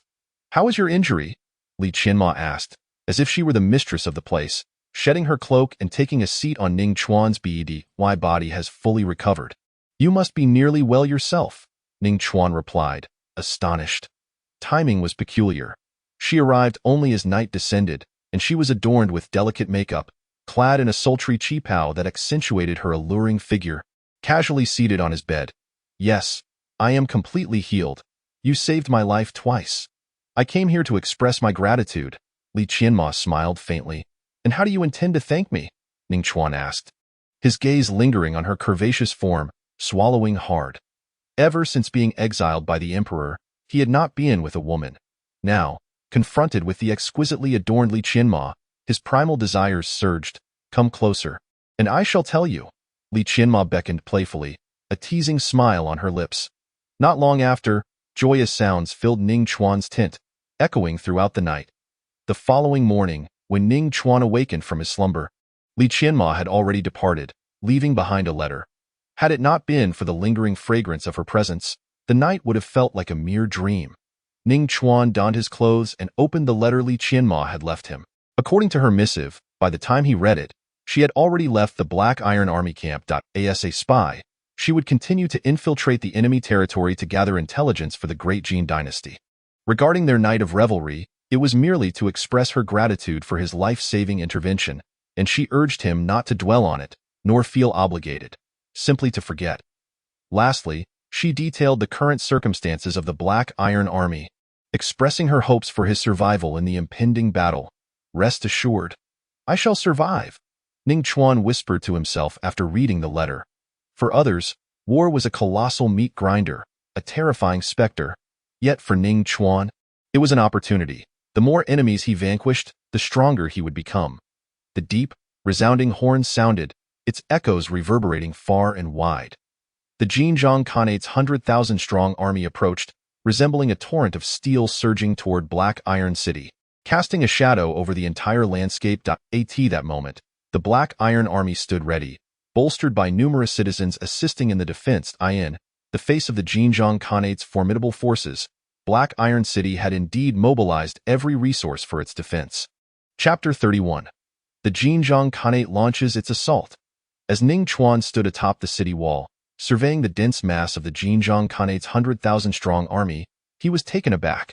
The sheer number of soldiers was staggering, a dark tide stretching as far as the eye could see. The overwhelming aura of battle and bloodlust radiating from the Xinjiang soldiers could easily unsettle the bravest hearts. Some timid souls were so terrified they nearly lost control of their bladders. Particularly those citizens assisting in the defense, their faces were etched with despair. Given the current circumstances, could Black Iron City truly withstand this onslaught? The citizens lacked confidence, and most of the Black Iron soldiers shared the same sentiment.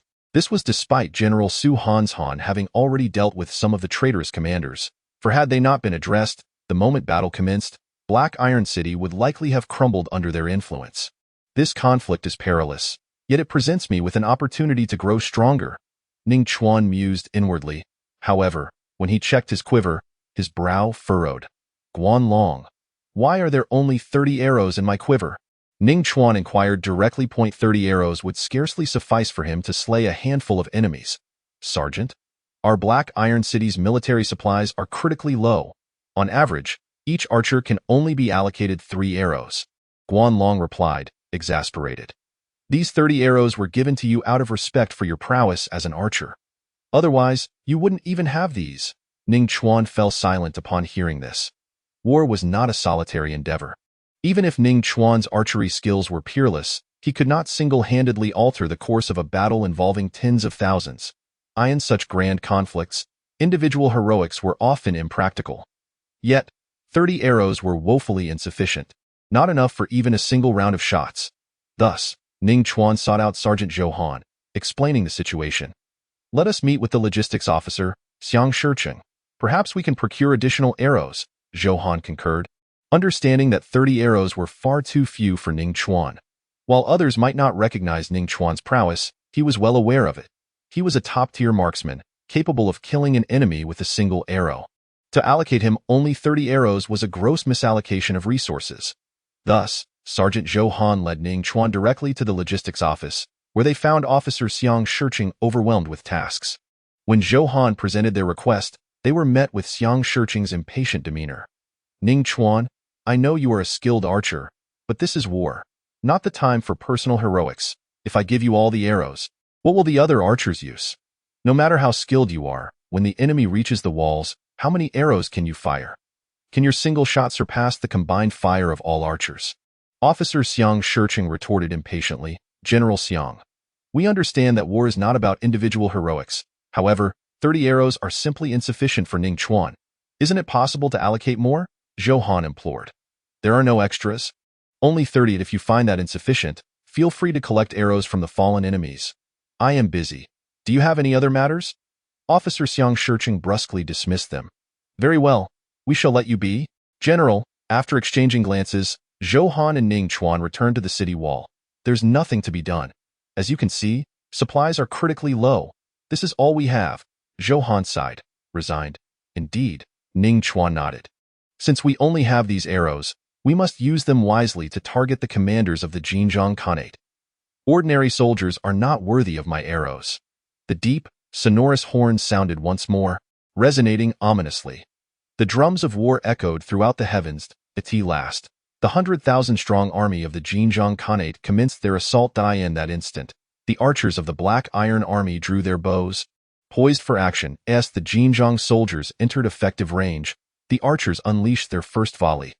Arrows rained down like a tempest, inflicting heavy casualties on the Xinjiang soldiers. Yet, as the enemy drew closer to Black Iron City, they retaliated with a barrage of their own. The two sides exchanged fire, suffering losses on both ends.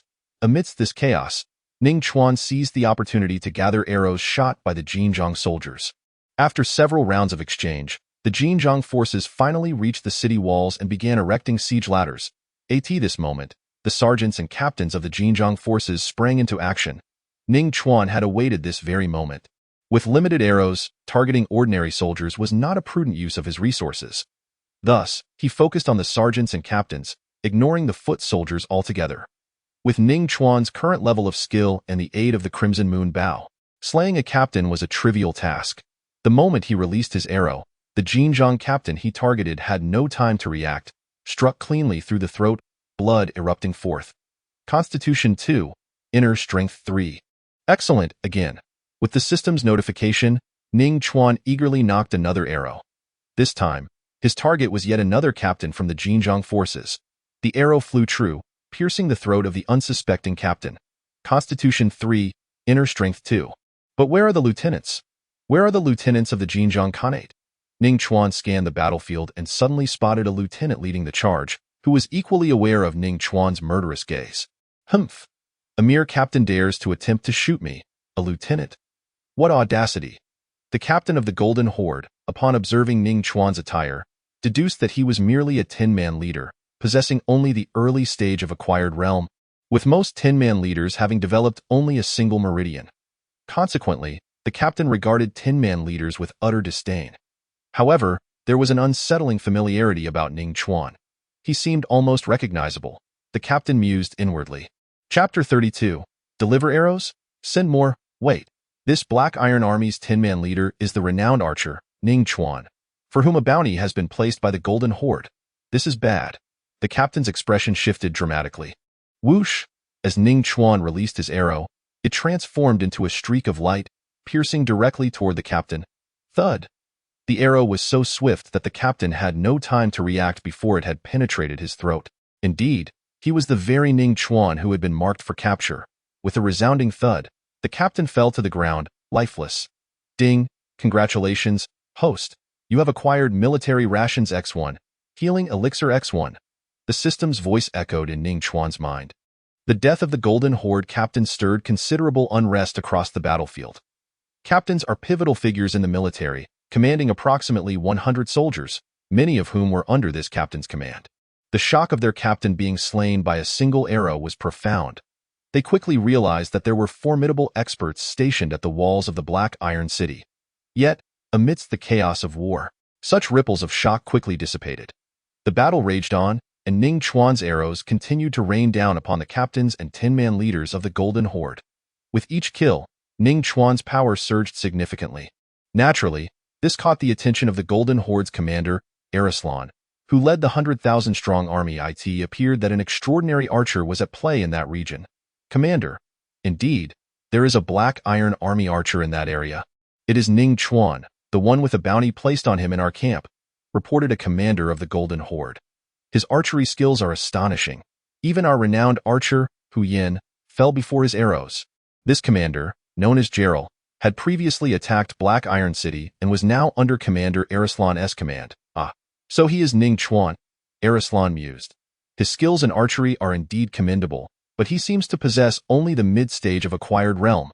Gigrin, this Black Iron Army archer is Ning Chuan. Go and test your skills against him, commanded Commander Arislan to a nearby 1,000-man leader. Understood, Commander. I shall demonstrate my prowess and hope not to be disappointed, boasted Gigrin, a towering man with a full beard, confident in his abilities, believing it would be a mere formality to defeat this mid-stage archer. Gigrin, Ning Chuan is no ordinary foe. He has previously teamed up with a 100-man leader to slay 2 of our 1,000-man leaders. Furthermore, just recently, he either consumed a powerful medicinal pill or employed some forbidden technique to eliminate 2 more of our 1,000-man leaders. Gerald warned earnestly, in a worries. Such a character does not concern me, Gigrin declared, rising with an air of arrogance as he approached the battlefield, stopping 500 meters from Black Iron City. The effective range of an ordinary mid-stage archer is only 300 meters. Even if Ning Chuan is a master archer, 400 meters would be commendable. With Gigrin positioned at 500 meters, he believed it impossible for this so-called master archer to hit him. All he needed was 1 arrow to dispatch Ning Chuan. His confidence in his archery was absolute. Today, let this so-called master archer learn what true long-range shooting is. Gigrin drew his bow, crafting the iron bow into a crescent moon shape. Whoosh!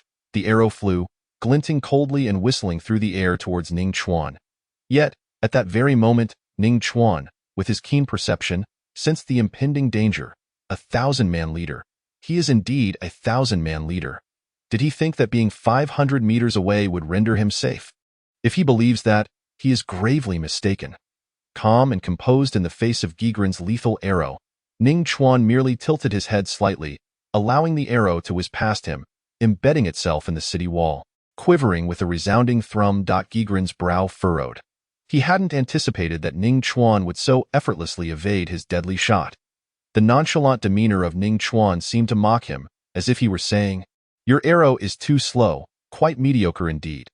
Especially with Commander Arislan and the other commanders watching from behind, Gigrin felt a surge of anger. The Black Iron Army's master archer, Ning Chuan's signature technique was the 9 stars in a row.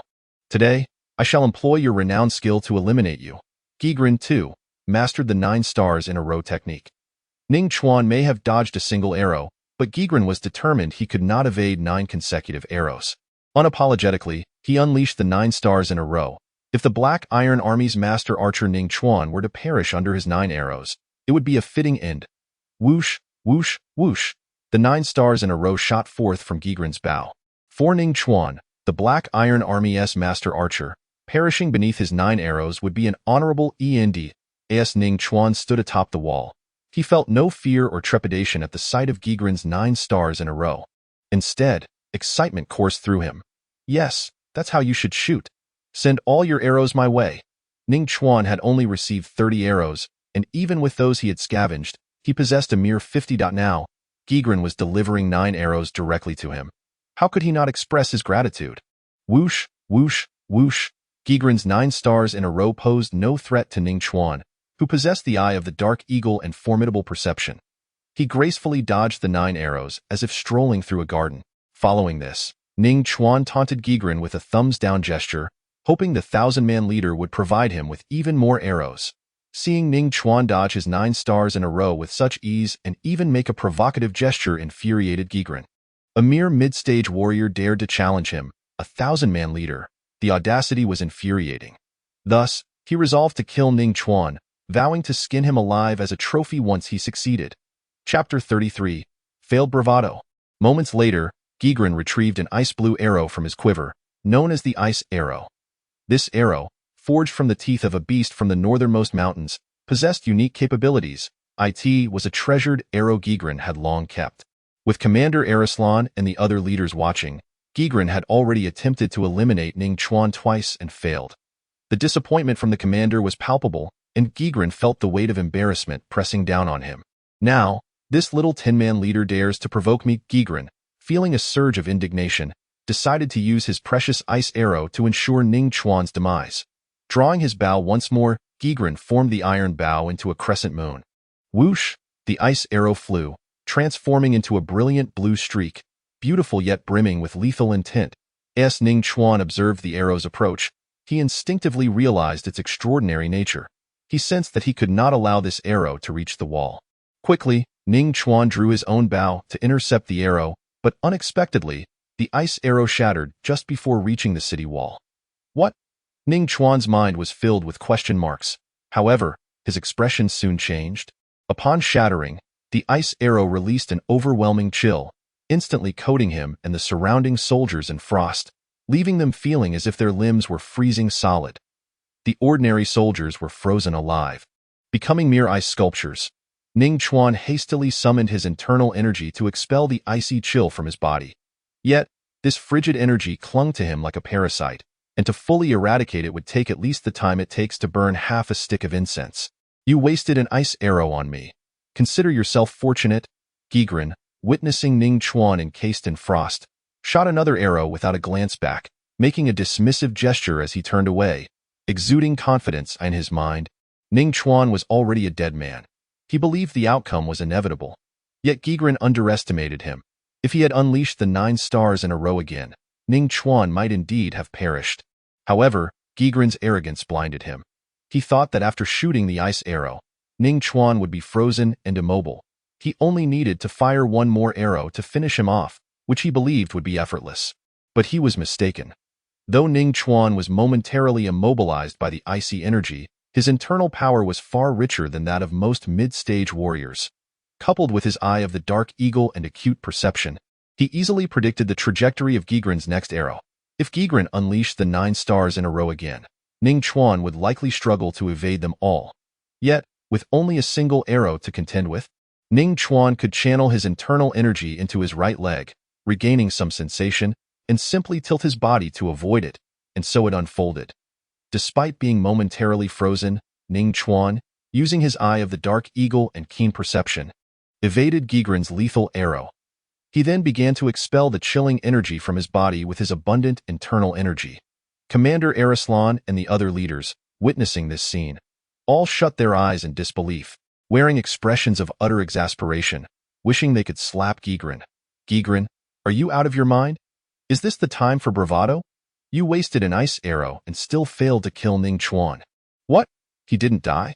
How is that possible? Gigrin exclaimed, turning back toward the city wall. only to find that Ning Chuan had indeed survived and had taken cover. This revelation turned Gigrin's face a deep shade of red. His attempt at bravado had backfired spectacularly, and he had lost face in front of Commander Arislan. Now was not the time for showing off.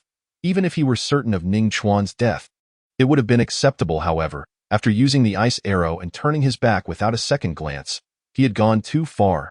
Commander Gigrin's head hung low, shame washing over him. He had truly embarrassed himself.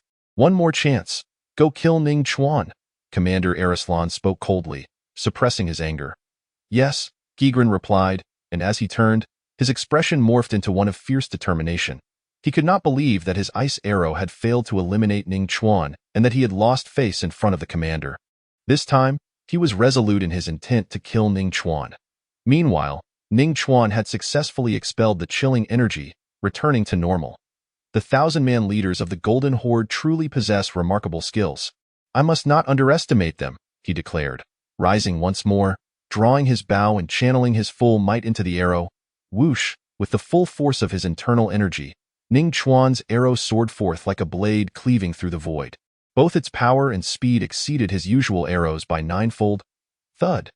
Gigrin barely had time to react before a streak of light flashed past, blood erupting from his throat, leaving him gasping for breath.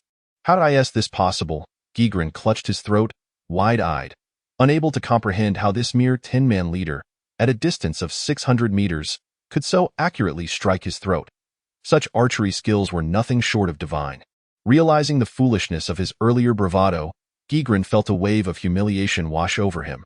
Commander, he began, but as life slipped away, he turned to Commander Arislan, collapsing to the ground, utterly lifeless. Chapter 34. Where are the arrows? Why are there no arrows left? Ding! Congratulations, host. You have received the reward, powerful diamond palm. The system's voice resonated in Ning Chuan's mind. With Gigrin's fall, Commander Arislan and the other leaders were left aghast, their expressions darkening. Gigrin had served under Arislan for a considerable time, and his archery skills were truly exceptional, making him the commander's top archer. However, Arislan could scarcely believe that his finest archer had perished at the hands of a mere 10-man leader. At this moment, Ning Chuan, who had seemed like an ordinary 10-man leader, had captured the full attention of Commander Arislan. Gerald, standing nearby, wore a regretful expression. He had warned Gigrin not to underestimate Ning Chuan, yet his words had fallen on deaf ears, resulting in Gigrin's untimely death. Nonetheless, one could not deny Ning Chuan's terrifying archery prowess. Striking a 1,000-man leader from 600 meters with such precision was astonishing. It was a sight Gerald had never witnessed before. Moreover, Ning Chuan's rapid ascent in strength was alarming. Initially, he had been an unremarkable foot soldier, yet now he had reached the mid-stage of acquired realm and had single-handedly slain a 1,000-man leader. This young man had become a significant threat to the Golden Horde. Meanwhile, Su Hanshan, the commander of the Black Iron Army, who was overseeing the battlefield, had also taken note of Ning Chuan. This time, Ning Chuan had achieved a remarkable feat without relying on any temporary boost from medicinal pills, eliminating a 1,000-man leader, which was indeed remarkable. Su Hanshan continued to observe Ning Chuan. The reason for the Golden Horde's decision to send a 1,000-man leader after him became evident. Ning Chuan's archery skills were truly extraordinary. The walls of other regions in the Black Iron City were already manned by the 10 and 100 commanders of the Golden Horde, who had engaged in close combat. However, at the section of the wall defended by Ning Chuan, there was not a single 10 or 100 commander from the Golden Horde attempting to scale it. The moment these commanders approached Ning Chuan's section, they were swiftly shot down. Such exceptional archery skills were no wonder catching the attention of the Golden Horde. Yet, the leader of the Black Iron Army, Su Hanshan, soon realized that Ning Chuan had forsaken his bow and arrow, opting instead for a fine iron saber. What was he thinking? With such remarkable archery, why resort to melee combat? It was utterly nonsensical. Su Hanshan frowned, hoping Ning Chuan would eliminate more of the Golden Horde's 10 and 100 commanders. These were the elite forces of the enemy. Even when the Golden Horde's 1,000 commanders joined the battle, Ning Chuan could potentially take down a few of them. Why abandon the bow and prepare for close quarters? Commander, there are no arrows left in Ning Chuan's quiver, reported Ren Qianjun, the 1,000 commander in charge of the new recruits. No arrows? How could such a master archer be out of ammunition? What is going on, Shi Cheng? Su Hanshan inquired, as he too noticed the empty quiver. How few arrows had Ning Chuan shot? Such archery, how could it be squandered? Commander, you know our Black Iron army is short on supplies. Other archers have only 3 arrows each, but I had given Ning Chuan 30. Shi Cheng replied, a cold sweat trickling down his forehead. He had heard of Ning Chuan's prowess, but he never imagined it to be so extraordinary. Yet, what could he do? No matter how skilled an archer, how much could one individual influence the battlefield? Little did he realize he had underestimated Ning Chuan. While Ning Chuan might not influence the entire battlefield, he could certainly affect specific sections. By eliminating a single 1,000 commander and holding the wall, he prevented the Golden Horde's formidable 10 and 100 commanders from breaching the fortifications. These were tangible achievements. Now, due to a lack of arrows, Ning Chuan was forced to abandon his exceptional archery skills in favor of close combat. A tremendous waste of his talent. Humph. Only 30 arrows. Send 300 arrows to Ning Chuan at once. Inform him to patrol the wall and exclusively target the 10 commanders and above of the Golden Horde. Su Han's Han ordered, glaring at Shi Cheng. Yes, I will attend to it immediately. Shi Cheng nodded vigorously, having witnessed Ning Chuan's terrifying archery. If each of the 300 arrows could take down a 10 or 100 commander of the Golden Horde, the enemy would suffer tremendous losses. Before long, Shi Cheng returned with 3 quivers, each containing 100 arrows. General Xiang, what is this? Ning Chuan was astonished at Shi Cheng's arrival. Earlier, when he and 100 commander Zhou Han sought more arrows, they had been brusquely sent away. Now, Shi Cheng stood before him with 300 arrows. Ning Chuan, do not dwell on what happened before. I know your archery is astounding, but I never expected it to be this astounding. These 300 arrows are sent by the commander. He hopes you will patrol the wall and exclusively target the 10 and 100 commanders of the Golden Horde. Shi Cheng said, his tone laced with a hint of deference. In battle, strength speaks volumes. Had Shi Cheng known the full extent of Ning Chuan's prowess, he would never have limited him to 30 arrows. Moreover, when Ning Chuan and Zhou Han had sought arrows, he had turned them away in impatience, which now filled him with shame. Ning Chuan's archery had thoroughly impressed Shi Cheng, I understand. Ning Chuan nodded. In the military, power grants authority. When he and Zhou Han sought arrows, they had been dismissed by Shi Cheng, yet now he was receiving 300 arrows. With this, Ning Chuan could truly unleash his skills. After the previous battles, and with the continuous increase of his inner strength, he had opened up 26 meridians in his martial arts. With these 300 arrows, who knows how many more he could unlock. Chapter 35. The Golden Horde's deputy commander takes action. In the ensuing time, Ning Chuan began to move along the walls. With the keen insight of his mystic eagle eye, he could spot any 10 or 100 commanders of the Golden Horde from a distance. One by one, he unleashed lethal arrows, piercing the throats of these commanders. Physical strength 3, inner strength 2, physical strength 1, inner strength 2. A continuous stream of system notifications echoed in Ning Chuan's mind. Su Han's Han, the leader of the Black Iron Army, couldn't help but applaud Ning Chuan's astonishing performance. He soon had Shi Cheng deliver another 300 arrows, allowing Ning Chuan to shoot at will. That moment, Shi Cheng, responsible for supplies, was utterly in awe of Ning Chuan's archery. Brutal, simply brutal. As each arrow flew, it claimed the life of a 10 or 100 commander from the Golden Horde. Every shot found its mark. Not a single arrow missed. Such skill was nothing short of divine. What was more astonishing was that Ning Chuan had fought from morning until afternoon without showing signs of fatigue. Did he not tire?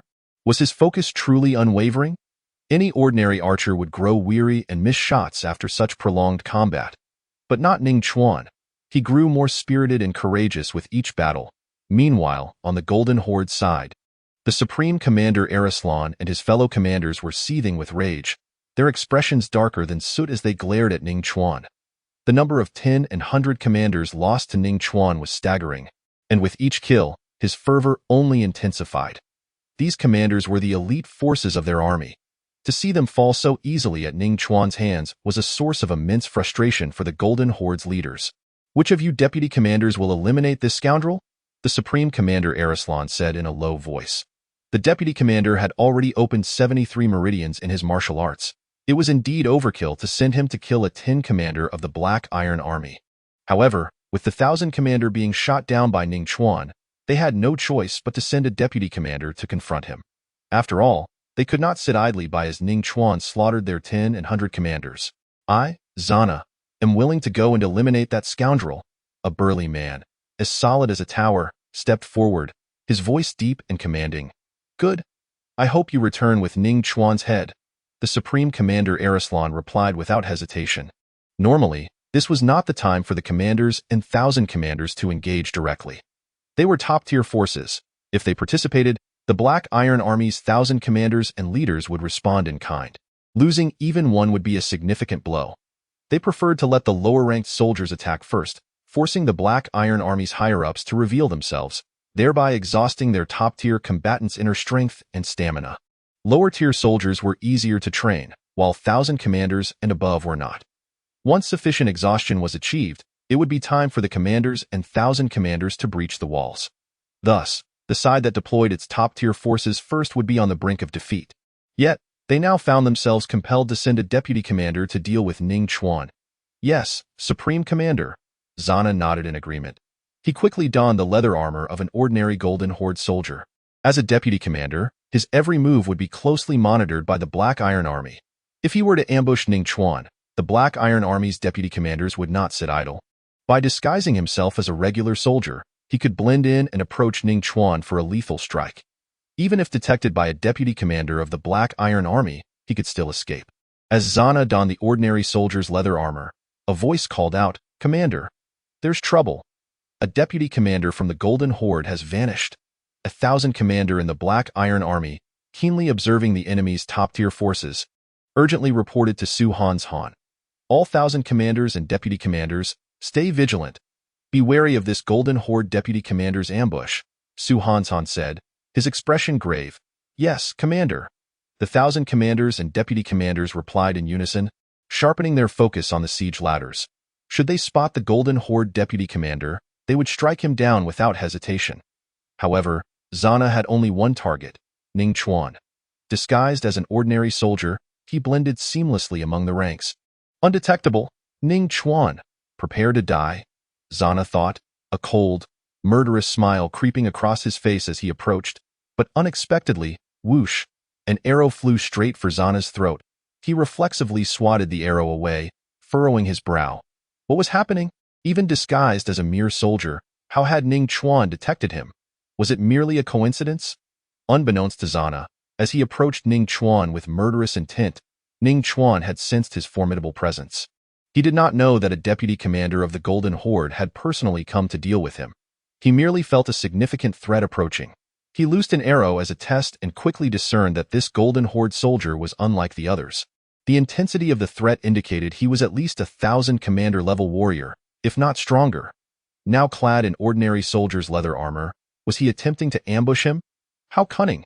If not for Ning Chuan's heightened perception, he might have fallen victim to this ambush. He quickly poisoned an arrow, knocking it with the full might of his enhanced strength. In an instant, he unleashed a powerful shot that exceeded 9 times the usual force. Zana's brow furrowed. He had not anticipated Ning Chuan's awareness. The force of this arrow was indeed remarkable. Even he could only catch a glimpse of its afterimage. Puff!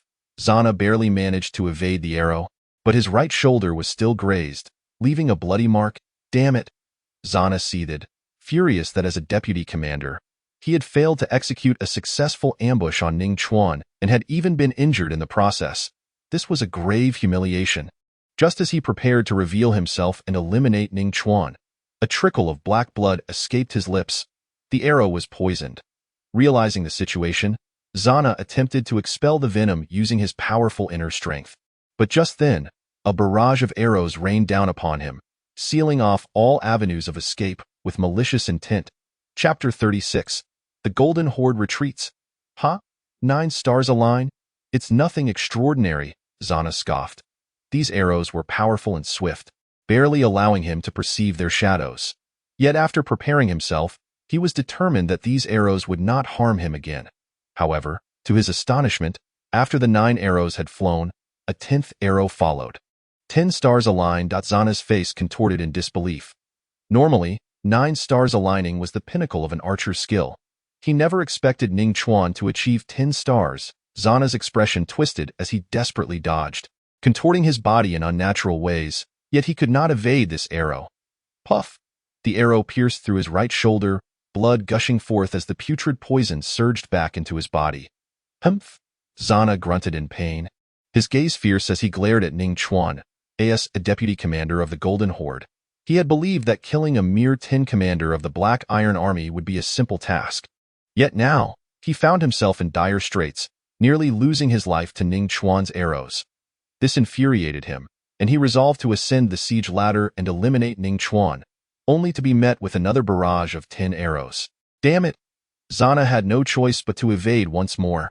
However, the poison within him was still causing havoc. Puff! He managed to evade 9 arrows, but during his dodging, one arrow struck his thigh. Ah! Zana roared in rage, astonished that he had been hit yet again. The most distressing aspect was that if he did not expel the poison soon, he would perish. Damn you, Ning Chuan! Just wait. One day, I will flay your skin. Zana ground his teeth in frustration, compelled to retreat, his hatred for Ning Chuan boiling over. Meanwhile, the Supreme Commander Arislan and the other commanders of the Golden Horde were enraged, slapping their thighs in frustration. They had expected that with a deputy commander deployed, eliminating Ning Chuan would be a mere formality, only to find the reality far removed from their expectations. Zana, the deputy commander, not only failed to kill Ning Chuan but was now retreating in disgrace after sustaining 2 injuries. On the side of the Black Iron Army, Su Hanshan and the other deputy commanders and 1,000 commanders gazed in awe at the retreating figure of the Golden Horde's deputy commander. Their admiration for Ning Chuan reached new heights. When Zana had vanished, they had grown tense, yet it turned out that the missing deputy commander had quickly been discovered by Ning Chuan. As the deputy commanders of the Black Iron Army prepared to engage, they were astonished to witness the Golden Horde's deputy commander Zana being repelled. It was utterly unbelievable. Every gaze turned to Ning Chuan, no longer underestimating him because of his rank as a 10 commander. In the military, only strength earns respect, and Ning Chuan had achieved that fully.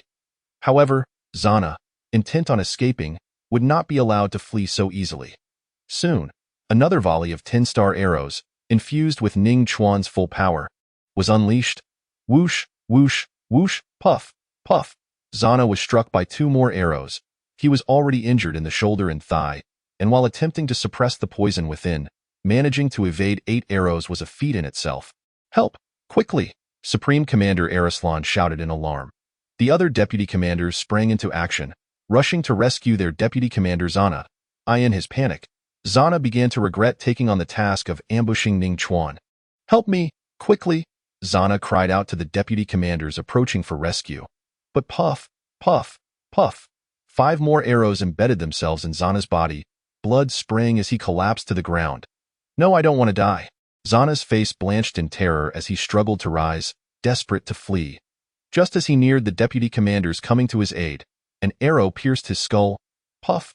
Blood erupted forth. A deputy commander of the Golden Horde had fallen to Ning Chuan's archery. Excellent! Truly worthy of the title of our Black Iron Army's divine archer. Incredible! Absolutely incredible! The cheers erupted around Ning Chuan, echoing the awe and admiration of his comrades. Ning Chuan's achievement of single-handedly slaying a 1,000-man general from the Golden Tent Khanate is already remarkable. Yet now he has gone even further, taking down a vice-commander. His prowess is truly formidable. This spectacle prompted the Black Iron Army's commander Su Hanshan and numerous vice-commanders and 1,000-man generals to erupt in applause. The loss of a vice-commander, a top-tier combatant in both armies, is a tremendous blow. Moreover, many 10-man and 100-man leaders have also fallen at Ning Chuan's hands. To speak candidly, Ning Chuan alone has inflicted severe losses upon the Golden Tent Khanate, reducing their combat strength by at least 5%, a staggering feat. In contrast, the mood among the Golden Tent Khanate's leaders, including Commander Arislan and Gerald, was grim. Send the order. Sound the retreat. Commander Arislan commanded coldly, his gaze fixed on Ning Chuan atop the city wall, almost overwhelmed by a desire to annihilate him. The losses sustained during this siege have been too great, largely attributed to Ning Chuan's actions. Understood. The other leaders of the Golden Tent Khanate responded in unison. With the deep, resonant sound of horns echoing, the Golden Tent Khanate began its withdrawal, soldiers retreating like a receding tide. Meanwhile, the entire Black Iron City erupted with cheers. celebrating their successful defense against the 100,000-strong army of the Golden Tint Khanate. Even the 1,000-man generals and vice commanders wore radiant smiles. Hold your joy, everyone. We have only repelled one assault from the Golden Tint Khanate, and we have suffered grievously ourselves. Now is the time to rest, for the Golden Tint Khanate may return at any moment. Commander Su Hans Han cautioned. Yes, Commander. The vice commanders and 1,000-man generals nodded, setting about to manage the aftermath of the battle. At that moment, Ning Chuan began to assess his gains from this round of warfare. He first retrieved the reward for slaying the Golden Tint Khanate's vice commander, Zhana, his finest reward, the blood of 10,000 beasts. This precious blood, distilled from the essence of myriad creatures through special means, promises to induce astonishing transformations in the body of its user. Let me see what changes the consumption of this blood of 10,000 beasts will bring.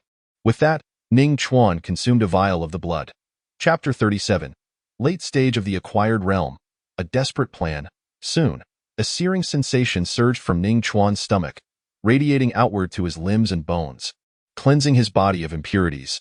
After an hour, as the effects of the blood of 10,000 beasts faded, Ning Chuan slowly opened his eyes, only to discover that his skin had turned a dark brown. The pungent odor overwhelming his senses, he recognized that these were the impurities expelled from his body, now clinging to his skin as dead skin. With a surge of internal energy, he shed the blackened dead skin, revealing a smooth surface reminiscent of a freshly shelled egg. My physique has strengthened. The resilience of my skin is far superior to what it was before consuming the blood of 10,000 beasts. Ning Chuan mused inwardly. In the next moment, he drew an iron blade across his arm, as if he were dragging a dull knife across leather, sustaining no injury whatsoever. Even with his internal energy enhancing the blade, he only left a shallow cut, which healed almost instantly before his eyes. This revelation astonished Ning Chuan. With the robustness of his current internal energy, comparable to that of peak-acquired martial artists, he found it incredible that even such force could barely mar his skin. Did this mean that those below the peak of the acquired realm would find it nearly impossible to inflict harm upon him? Unbelievably, the blood of 10,000 beasts had granted him this remarkable effect. I sense my body is capable of further metamorphosis, but it requires more of the blood of 10,000 beasts, he thought. The potency of the blood was extraordinary, enabling Ning Chuan's skin to undergo such a transformation. Yet this was not its limit. With ample quantities, he felt he could achieve an all-encompassing metamorphosis. Regrettably, having slain a vice commander of the Golden Tint Khanate, he had only acquired a single vial.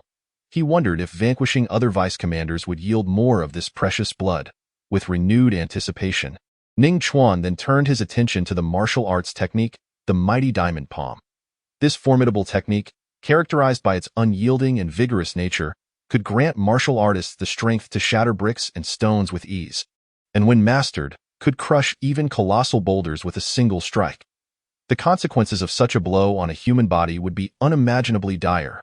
As Ning Chuan delved into the nuances of the mighty diamond palm, he was soon joined by Guanlong, Zhang Hu, Zhao Feng, Ma Wu, and Huang Qi, who entered his tent with broad smiles, carrying a set of armor and a steel warblade. "What brings you here?" Ning Chuan inquired, puzzled. "From this moment forth, you shall be a 100-man commander," Guanlong declared. "Indeed, your valor on the battlefield has been commendable. Commander Su Hans Han has officially appointed you as a 100-man commander. This armor and steel blade are reserved for your rank." The five beamed with excitement, sharing in Ning Chuan's elevation. "Ah, I see." Ning Chuan nodded. "Ding. Congratulations, host, on your promotion to 100-man commander. You may designate any martial art to reach its maximum level."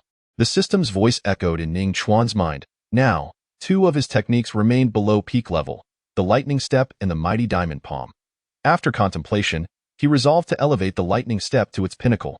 During the siege by the Golden Tint Khanate, Ning Chuan had maneuvered atop the walls, expertly eliminating the 10-man and 100-man leaders. However, his speed had been limited, preventing him from traversing the walls effectively. With the lightning step maximized, his speed would surge, allowing him to thwart any attempts by the enemy to scale the walls. Moreover, with sufficient speed, he could both pursue foes and ensure his own escape when necessary.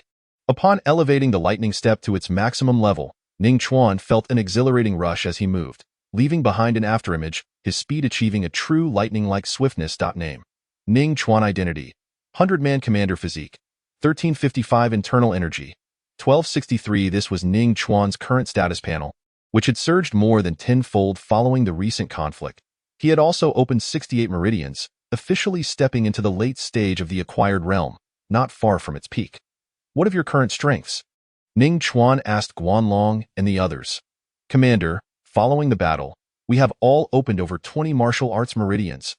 We have also become 5-man leaders, Guanlong and his companions exclaimed, enthusiasm lighting their faces. Well done, Ning Chuan nodded, pleased, knowing that these 5 would form the backbone of his forces moving forward. Time flew by, and 2 months passed swiftly. The Golden Tint Khanate launched multiple assaults, yet the Black Iron Army held firm each time. Infuriating Commander Arislan, who could scarcely fathom how their grand army of 100,000 had failed to conquer a mere Black Iron city for over a month. The Golden Tint Khanate, a nation formed from countless tribes, had Arislan leading the Ha-Chi tribe's forces. As winter approached, their supplies dwindled, making their raids southward essential for survival.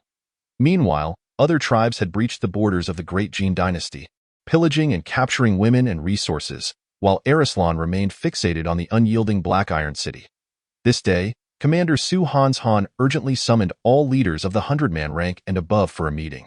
Upon receiving the notice, Ning Chuan quickly arrived at the Central Command tent, only to find the atmosphere heavy with despair. Every leader bore the marks of exhaustion. If this continued, the Black Iron City would soon succumb to resource depletion. Everyone here is well aware of the dire circumstances the Black Iron City faces. We cannot hold out much longer, Su Han declared, his bloodshot eyes scanning the room.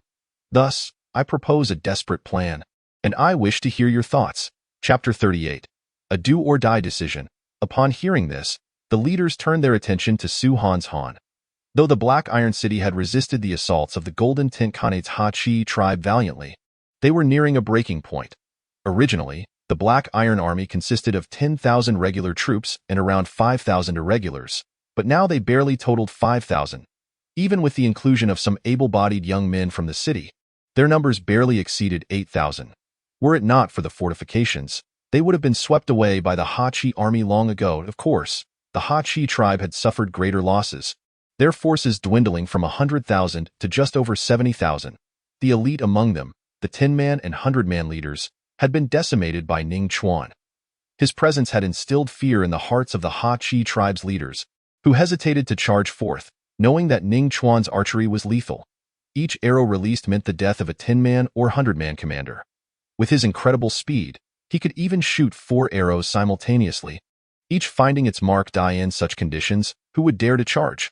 Ning Chuan alone had inflicted grievous wounds upon the elite of the Ha-Chi tribe, yet their overwhelming numbers meant that the fall of Black Iron City was merely a matter of time if they continued to sustain losses. Thus, to avert this fate, Commander Su Han devised a bold plan: to assemble a lightning-fast unit to penetrate deep into the heart of the Golden Tint Khanate and capture their king. With the Ha-Chi tribe deploying their full force of 100,000, their royal court would undoubtedly lack adequate defenses. If a lightning unit could seize the Ha-Chi king, the Black Iron City would be assured safety.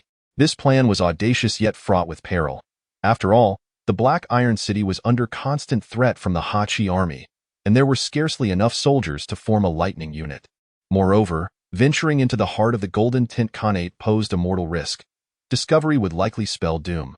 Yet, should they succeed, not only would the Black Iron City be safeguarded, but the members of the lightning unit would gain immense fame, potentially earning rewards from the old emperor of the Great Jin dynasty himself. When Commander Su Han revealed this desperate plan, everyone present was taken aback. It was indeed a last-ditch effort. The 1,000-man General Ren Kun had already resolved to take part, declaring himself the leader of this lightning unit. Who else is willing to join? Su Han inquired, looking toward Ning Chuan and the other 100-man commanders. The 1,000-man generals represented the pinnacle of the Black Iron Army's strength, and deploying even one of them would be a significant risk. Commander, I am willing to go. Commander, count me in. Commander, I will also join. The 100-man commanders, faced with the imminent peril of Black Iron City, did not hesitate, all expressing their eagerness to join the lightning unit and venture into the depths of the Golden Tint Khanate to capture the king. Excellent. In that case, Ning Chuan, Zhou Han. Commander Su Han's Han named 1,000-man commanders, all among the finest warriors of the Black Iron Army. Ning Chuan's accomplishments were well known. He had slain a vice-commander of the Ha-Chi tribe. Zhou Han was also a formidable 100-man commander. The other 8 were equally renowned. Thus, the elite of the Lightning Unit was assembled. Next, Commander Su Han's Han summoned 110-man leaders to join the Lightning Unit. The composition of the Lightning Unit would consist of 1,000-man general, 1,000-man commanders, and 110-man leaders. Subsequently, a meticulously crafted plan was laid out. With Run Kun as the captain and Ning Chuan's expertise in poison, he became a crucial part of the strategy. This mission will be fraught with danger. I hope you all return safely after capturing the king, Su Han's Han said solemnly, gazing at Run Kun and the others. We will capture the king and return. The members of the Lightning Unit declared resolutely, Good. I await your safe return. Commander Su Han's Han memorized the faces of each member of the Lightning Unit. This mission was perilous, a do-or-die endeavor, and it remained uncertain how many would return. As night fell, to avoid detection by the Ha-Chi army, the Lightning Unit dispersed under the cover of darkness, using ropes to descend from the walls, stealthily bypassing the enemy forces before regrouping at the foot of a mountain. Is everyone accounted for? Run Kun asked with a serious expression. Reporting, General. All present and ready to depart. 100-man Commander Zhou Han confirmed the numbers. Good. Our immediate task is to secure sufficient horses, then make a swift march of 800 miles to the Ha-Chi royal court to capture the king. Run Kun stated gravely. Without steeds, it would be ludicrous to attempt such a distance on foot. However, acquiring over 100 warhorses would not be an easy task. Fortunately, they had made thorough preparations prior to departure. To the northwest, there was a small tribe of the Golden Tent Khanate. Should they vanquish it, gathering sufficient horses would pose no problem. Thus, the Lightning Unit set forth toward the small tribe. Isn't this a bit cruel? A faint voice piped up from the crowd. Cruel? What are you talking about? Another voice retorted coldly. Reports indicate that several cities on our borders have already fallen, and countless soldiers of the Golden Tent Khanate are rampaging across our great Jin dynasty's territory. Do they not consider that cruel?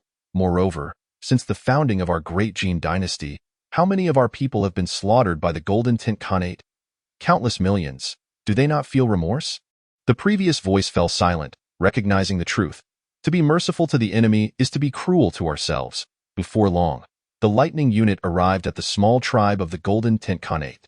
The scene was bustling, with a crowd gathered around a large bonfire, singing and dancing, filled with joy and laughter. Ha ha! Father! In this present era, our Golden Horde has successfully breached several fortresses along the borders of the Great Jin dynasty, and our tribe has seized a bountiful 50 carts of grain. We need not worry about sustenance for the winter. Alas, the women of the Great Jin dynasty have been taken by those mighty tribesmen. Otherwise, I would indeed relish the opportunity to experience the charms of the women from the Great Jin dynasty. A robust young man, clad in a sheepskin coat, expressed his yearning. Humph! Look at your aspirations. When dawn breaks, I, your father, shall lead a company of men to follow the army of our Golden Horde southward to claim a few wives for us. A middle-aged man, also dressed in a sheepskin coat, stated bluntly. Chapter 39. Arrival at the Kachin tribe's royal court. Whoosh, thud. Just a moment ago, the middle-aged man in the sheepskin coat had been laughing heartily, fantasizing about how to acquire the women of the Great Jin dynasty. And in the next instant, an arrow pierced his skull, causing him to succumb to death. Father! The young man in the sheepskin coat cried out in despair upon witnessing this. Thud. Another arrow struck, penetrating the young man's head. This father and son had originally planned to follow the Golden Horde's army into the territory of the Great Jin dynasty to pillage and plunder, yet in an instant, they fell victim to Ning Chuan's arrows. The other members of the Lightning Troop had already begun their ruthless assault on this small tribe. It is no wonder these minor tribes migrated here. They sought to follow the Golden Horde's army to reap the spoils of war. In a flash, the small tribe was engulfed in cries of terror. As for resistance? What a joke! Ning Chuan's Lightning Troop is composed of the elite among elites, with even the weakest possessing early-stage acquired realm strength. A mere small tribe, with its strongest member being that middle-aged man in the sheepskin coat, who possessed only early-stage acquired strength, was swiftly eliminated by Ning Chuan's arrow. The other inhabitants of the small tribe were utterly inconsequential. Before long, the small tribe fell silent, the ground stained with blood. After resupplying from this small tribe, the lightning troop mounted their steeds and set off on their rapid advance. Due to the stark differences in appearance between the people of the Great Jin Dynasty and the Golden Horde, Ning Chuan and his comrades traveled by day to rest and journeyed by night to avoid detection. After 3 days, they finally arrived at their destination, the royal court of the Kharchen tribe. The most challenging phase was yet to come. A direct assault was out of the question. Even if the Kharchen tribe's soldiers had vacated their stronghold, the royal court was not something they could seize with their small numbers. Thus, all eyes turned to Ning Chuan, for it was his turn to act. Let us first find a place to conceal ourselves. While it is still dark, I shall scout the royal court of the Kharchen tribe, Ning Chuan declared. This was a plan they had long devised. Relying solely on their numbers would lead to their annihilation. Thus, they needed to employ cunning strategy. The members of the lightning troop nodded in agreement and began to recuperate. After all, after 3 days of covering 800 li, claiming they were not weary would be a lie, and they needed to rest well before the night, for they had a fierce battle ahead. Soon, as dawn approached, Ning Chuan set off alone, stealthily infiltrating the royal court of the Kharchen tribe. It must be noted that the royal court was constructed like a miniature palace, opulent in every aspect, filled with servants and heavily guarded, with some areas harboring hidden masters. Ning Chuan, cautious and observant, scrutinized the layout of the royal court and the locations where the guards dined and drank. Most importantly, he needed to ascertain the sleeping quarters of King Kharchen. Employing his formidable perceptive abilities and night vision, Ning Chuan evaded numerous guards and arrived before the most lavish palace. Just as he was about to enter and investigate, he suddenly halted. His keen senses indicated that the palace was likely protected by a formidable presence. Stepping inside would plunge him into grave peril. Subsequently, Ning Chuan activated his tracking ability and detected 5 individuals within the palace. Among them, 2 exuded an aura that instilled a sense of urgency within him. 1 bore a subtle fragrance, likely one of King Kharchen's concubines, while the other had a mysterious scent. The final individual was undoubtedly King Kharchen himself. Having gathered substantial information about the royal court of the Kharchen tribe, Ning Chuan departed before dawn, returning to the hiding place of the lightning troop. Ning Chuan, how did it go? Did you gather any intelligence regarding the royal court? The commander, Ren Xianjun, inquired eagerly upon Ning Chuan's return, with all eyes fixed upon him. Yes, after my reconnaissance, I have acquired a considerable amount of information regarding the royal court, Ning Chuan replied as he sketched a rough map of the royal court's layout on the ground. This area is where the guards dine and drink. Tonight, I shall poison their water supply and food. The guards below the late-stage acquired realm will undoubtedly perish, and those at the late-stage acquired realm will have their combat effectiveness severely diminished. That will be our moment to strike. However, based on my observations, while King Kharchen himself may not be particularly strong, he is protected by 2 late-stage peak warriors. Everyone must exercise caution, Ning Chuan stated solemnly. Hesitating slightly, Ning Chuan, do you have something else to convey? Ren Xianjun asked. Indeed. Although this news may be disheartening, I must share it. In addition to the 2 late-stage peak guards, it seems there is an even more powerful presence lurking in the shadows. Thus, our attempt to abduct King Kharchen will be exceedingly challenging. Ning Chuan took a deep breath, speaking in a grave tone. What? Besides the 2 peak guards, there is an even stronger individual protecting King Kharchen? Ren Xianjun and the others were taken aback, realizing they had underestimated the royal court's defensive strength. Ning Chuan, will your poison affect this more powerful entity beside King Kharchen? Lieutenant Zhou Han asked with a serious expression. As this determination was crucial to their plan to abduct the king, as long as their realm is within the acquired stage, my poison will be effective, Ning Chuan affirmed. That is reassuring. If the poison works, we stand a significant chance of successfully abducting King Kharchen, Lieutenant Zhou Han declared. Indeed.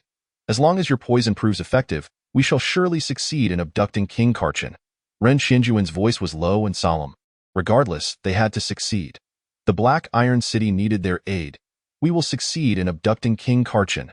The others echoed, though doubt lingered in their hearts. Very well. After 3 days of travel, everyone must be weary. Let us rest and regain our strength. Once I successfully poison the guards' food and water tonight, it will be our time to act, Ning Chuan declared with a serious countenance. The day passed swiftly, and as night fell, Ning Chuan stealthily infiltrated the royal court of the Kachin tribe once more. Chapter 40. Poisoning the entire court. The two elite guards of King Kachin. After the reconnaissance conducted the previous night, Ning Chuan was now well acquainted with the royal court of the Kachin tribe. The heartbreak powder was a potent toxin he had concocted upon arriving at the royal court. This poison is colorless and odorless, with an onset time of 2 hours. Once it takes effect, it will cause one's insides to rot, rendering even divine intervention futile. Utilizing his formidable perceptive abilities and night vision, Ning Chuan successfully introduced the lethal heartbreak powder into the guards' food and water supply. Now, as the guards succumb to the poison, it will be their moment to strike. Unbeknownst to King Kachin, he remained oblivious to the impending crisis. Within a luxurious palace, bright lights illuminated the space as nearly naked courtesans danced gracefully. King Kachin and his ministers reveled in drink and merriment, thoroughly engrossed in the enchanting performances. However, upon receiving a confidential report, King Kachin's mood soured, and he shattered his wine cup upon the floor. Crash!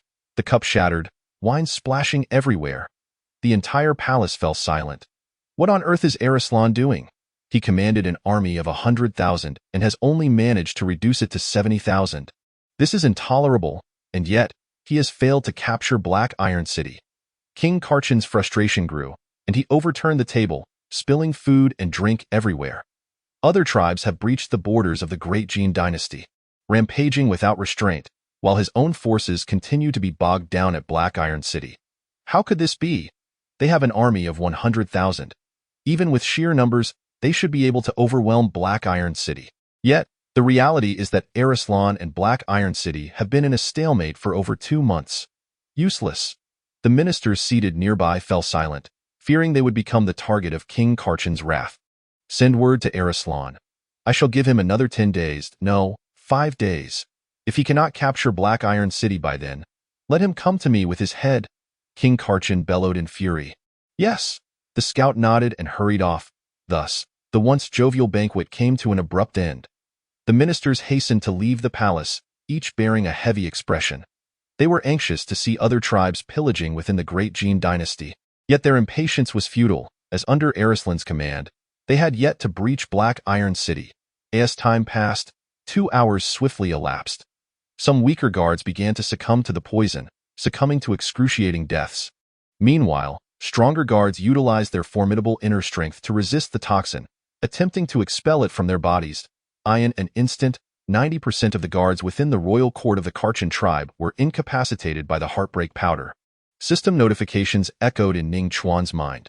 Body 1, inner strength 2, body 2. Meanwhile, Ning Chuan remained busy, employing his maximum level lightning step, moving with the swiftness of lightning, like a grim reaper, ruthlessly claiming the lives of those guards who had evaded the poison. The royal court of the Kachin tribe descended into chaos, as Ren Qianjun led the lightning troop in their assault, slaying any remaining guards. In a cacophony of screams and bloodshed, the royal court became a scene of carnage. However, as Ren Qianjun and the lightning troop drew nearer to the palace where King Kachin resided, they encountered increasingly formidable guards. Though these guards had also fallen victim to the heartbreak powder, their robust physiques and deep reservoirs of inner strength allowed them to withstand the effects of the poison.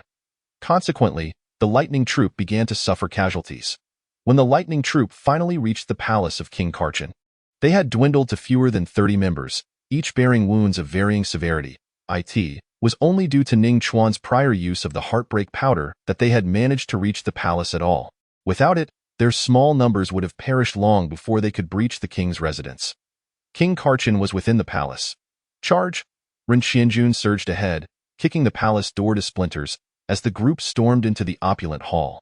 The commotion had already alerted King Kachin, who sat regally upon a grand chair shaped like a soaring eagle, his expression stern and his fierce eyes locking onto Ren Qianjun and his comrades. Flanking King Kachin were 2 burly men in crimson feathered armor, wielding golden feathered blades, their expressions cold and indifferent as they regarded Ren Qianjun and his men as though they were mere corpses. Ah, you must be from the Black Iron Army, quite audacious indeed. Who granted you the courage to invade my royal court and meet your demise? King Kachin's gaze was chilling, his inner fury palpable. His top general, Arslan, commanding an army of 100,000, had failed to capture Black Iron City. In the process, They had already suffered over 30,000 casualties. To add insult to injury, the Black Iron Army had managed to divert extra manpower to storm his royal court, creating chaos and resulting in countless guard casualties. King Karchin could not fathom how Arislan had allowed such a situation to unfold. If only he had eliminated Black Iron City sooner, they would not find themselves in such a predicament. Useless, today. We are not here to die. Attack, Ren Qianjun declared, sparing no further words. As his command echoed, he charged towards one of King Karchin's elite guards. To abduct the king, they must first eliminate his 2 personal guards. The other members of the lightning troop followed closely behind. Eliminate them all, King Karchin's expression darkened. Even faced with Ren Qianjun and his 30-odd men, he displayed no signs of panic or fear, remaining composed. Thus, a fierce battle erupted. King Karchin's 2 personal guards, both peak-acquired realm warriors with over 100 martial veins opened, were far superior in physique and inner strength to Ren Qianjun and his men. However, the lightning troop held a significant numerical advantage, 30 against 2. With each moment, members of the lightning troop fell, yet King Karchin's 2 guards also sustained numerous new injuries. Overall, the lightning troop maintained an upper hand. Fodder. If you do not intervene now, then when? King Karchin's brows furrowed as he cast a discontented glance towards a corner of the palace. Understood, Your Majesty. A low voice resonated. Chapter 41. Half-step innate warrior. At the moment that voice sounded, the temperature within the palace plummeted. A bone-chilling aura surged from the depths of the hearts of Ren Qianjun and his men, as though they were being hunted by a primordial beast, causing their faces to pale. Half-step. Innate. Ren Qianjun's pupils constricted, his expression turning ashen. Although he had been forewarned by Ning Chuan about the presence of a stronger entity guarding King Karchin, now facing this formidable opponent, he truly understood what it meant to be gripped by fear and despair. Warriors are classified into acquired and innate realms. Acquired warriors possess 108 martial veins, and each opened vein enhances their physique and inner strength. Once all 108 veins are opened, and the Ren and Du meridians are connected, transforming their inner strength into innate true energy, they can enter the innate realm. Innate warriors are not to be compared with acquired warriors. With the nourishment of innate true energy, their physiques are akin to bronze and iron, rendering ordinary weapons ineffective against them. Furthermore, innate true energy can be projected. Even a mere trace is beyond the capacity of acquired warriors to withstand. To be blunt, an innate warrior can dominate an entire city. A half-step innate warrior exists between the acquired and innate realms, having opened all 108 martial veins and connected one meridian, converting a small amount of true energy. With sufficient opportunity, they can immediately connect the Du meridian and step into the innate realm, but without such fortune, it may take 3 to 5 years to achieve the same. In simple terms, a half-step innate warrior surpasses those of acquired realm but falls short of true innate warriors. However, even a mere half-step innate warrior is incomparable to those of the acquired realm. Moreover, King Hachi is flanked by 2 formidable guards who have opened over 100 martial pathways. Can this small contingent of their lightning brigade truly abduct King Hachi? At this thought, Commander Ren Qianjun and his comrades felt a wave of despair wash over them. Die, you ants! A half-step innate warrior casually pointed a finger, and a stream of white true energy pierced through the body of a Black Iron Army centurion like a divine weapon. A blood hole the size of a fist appeared, gushing forth crimson fluid, instantly claiming the life of the centurion. This scene sent chills down Ren Qianjun's spine, leaving him frozen in terror. It was utterly horrifying. A centurion, an elite among the military, stood no chance against a mere finger from a half-step innate warrior. Could I withstand such a blow? Commander Ren Qianjun pondered, only to dismiss the thought, realizing that this individual was far beyond their reach. It's over. What should we do next? In this moment, despair settled in the hearts of Commander Ren Qianjun and his men, all of whom were shaken by the presence of the half-step innate warrior. Humph! A bunch of trash. King Hachi observed the despair etched on Ren Qianjun's face, sneering with disdain and contempt. This moment, Hachi's 2 peak-acquired realm guards breathed a sigh of relief. Though they were also at the pinnacle of the acquired realm, facing Commander Ren Qianjun and his 30 men still posed considerable pressure. Now that half-step innate warrior Bartle had finally made his move, these oblivious Black Iron Army members would not be able to stir any further chaos. So you are the leader, half-step innate warrior Bartle remarked.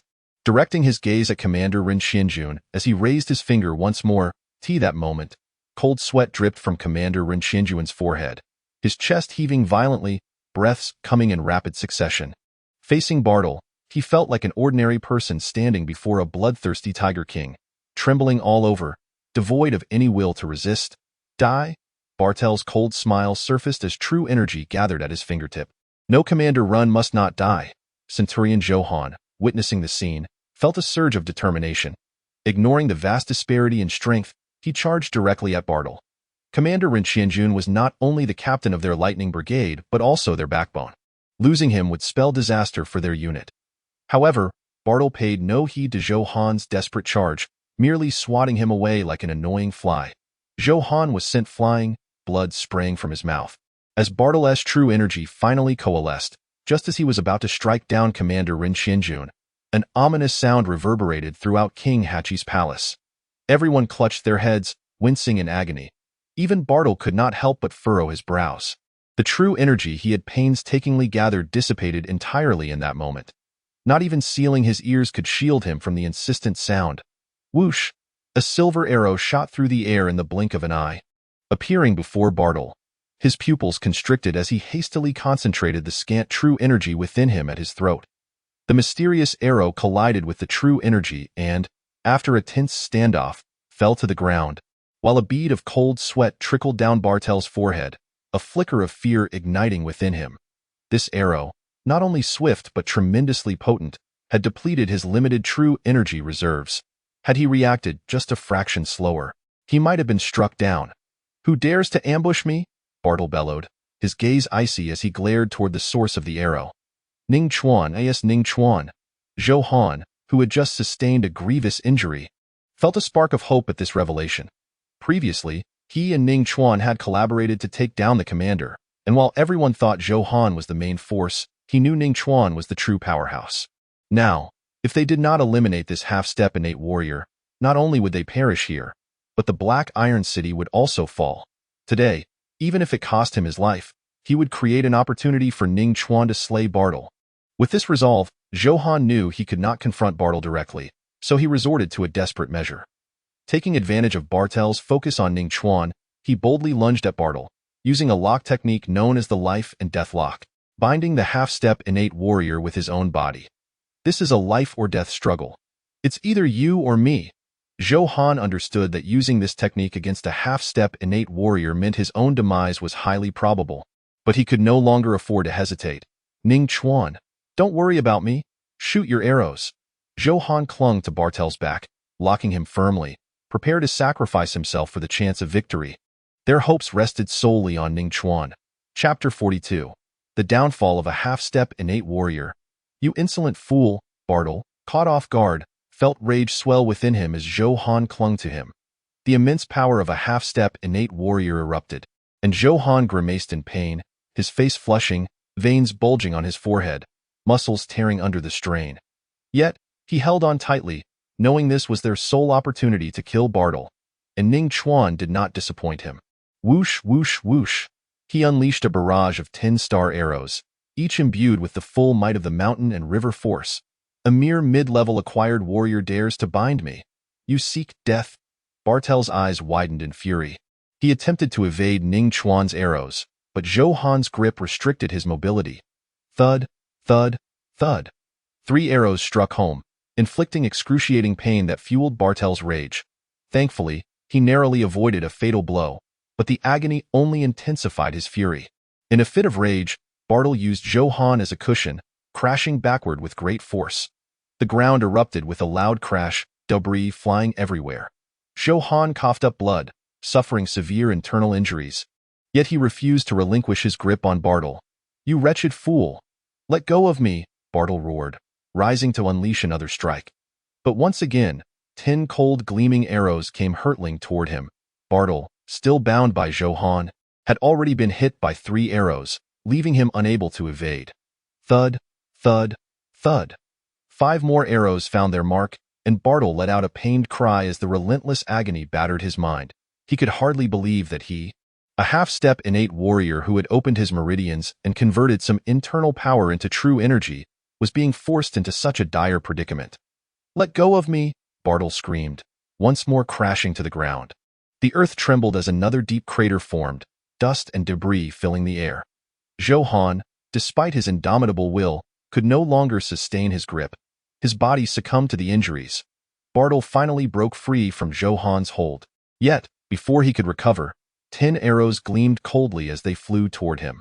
"Annoying flies, I'll deal with you first." In this brief moment, Bartel's true energy began to replenish. He raised his hand and swept it aside.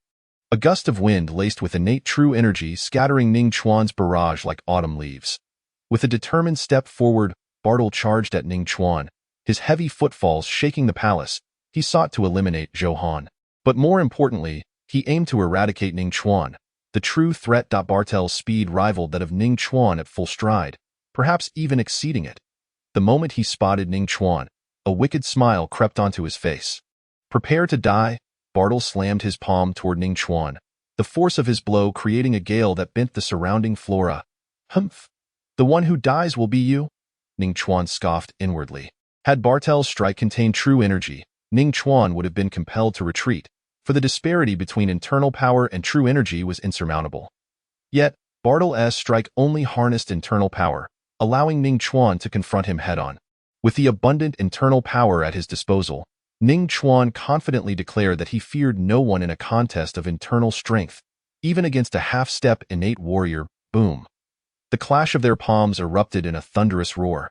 Reverberating like a furious tempest, the overwhelming force swept through the vicinity, shattering trees and stones alike, causing the ground beneath them to crack. In the next moment, Bartle spat blood, his eyes wide in disbelief as he was propelled backward. He could not comprehend how he, a half-step innate warrior with formidable strength, had lost in a contest of internal power against the person before him. Thud, thud, thud. Bartle crashed through several walls before finally coming to a halt. Entombed beneath the rubble, "I will kill you," Bartle bellowed, struggling free from the debris, his face contorted with rage as his voice echoed. Yet, before he could react, Ning Chuan's powerful palm struck him once more. Crack! The sound of breaking bones rang out clearly. Ning Chuan, seizing the moment, unleashed a relentless barrage of palm strikes against Bartle, ensuring he had no chance to retaliate, until all traces of life faded from Bartle. With a thud, Bartel's lifeless body fell to the ground, his eyes wide open, fixated on Ning Chuan as he departed this world. Ning Chuan, seeing this, let out a cold laugh, then crushed Bartel's skull beneath his foot, blood pooling on the ground as he savored the moment. "Ding, congratulations, host. You have received the reward, Beast Blood X2, Perception X2. The system's voice echoed in Ning Chuan's mind. With Bartle's demise, the morale of Commander Rin Qianjun and his men surged. "Ha ha ha! A half-step innate warrior has been slain by Ning Chuan. This is truly magnificent. Indeed, he is dead. The half-step innate warrior has finally perished. With Bartle gone, the advantage is ours. Kill, kill, kill." In this moment, the despair in the eyes of Rin Qianjun and his men dissipated, replaced by soaring spirits. In stark contrast, King Hachi's disdain transformed into shock and fear. Bartle, the last line of defense, had been shattered by Ning Chuan. The two peak-acquired realm guards, witnessing Bartel's death, felt a chill creep down their spines, their hearts plunging into icy terror. They could not fathom that Bartle, a half-step innate warrior, could be defeated by this black iron army. Panic engulfed them, and the instinct to flee took hold. "We must escape. If we remain here, we will surely die." Chapter 43. The Abduction of King Hachi. The fall of Black Iron City, however, with Ning Chuan, the divine archer, present, and the elite forces of Commander Rin Qianjun, escape would not come easily. Ultimately, under the restraint of Rin Qianjun and his elite troops, the two peak-acquired realm warriors fell beneath Ning Chuan's arrows. "Ding, congratulations, host. You have received the reward, Beast Blood X1. Ding, congratulations, host. You have received the reward, Ice Arrows X3. The system's voice resonated in Ning Chuan's mind. After slaying Bartle, he obtained 2 vials of beast blood and enhanced his perception. Killing the 2 peak guards of King Hachi yielded 1 vial of beast blood and 3 ice arrows. Ning Chuan masked his delight, but internally, he brimmed with joy. With these 3 vials of beast blood, he wondered how much his physique could transform. Yet, now was not the time for consuming the beast blood or undergoing transformation. As for the 3 ice arrows, Ning Chuan had previously tasted their power. Regrettably, they were one-time-use arrows, but he was nonetheless satisfied. Meanwhile, Commander Rin Xianjun and his elite forces had completely surrounded King Hachi. You dare to be so bold. I am a king of the Golden Tint Khanate. King Hachi's face was painted with terror and panic. Before he could finish his protest, Commander Rin Xianjun slapped him across the face. Shut up, king. We are taking you away? Rin Xianjun barked, his heart racing with exhilaration. As long as they could capture King Hachi and return him to Black Iron City, they had no fear of the Hachi tribe's forces retreating. His comrades shared in the excitement. They had actually accomplished what seemed an impossible task. Of course, they owed their success primarily to Ning Chuan. Without his poison, they would never have reached King Hachi.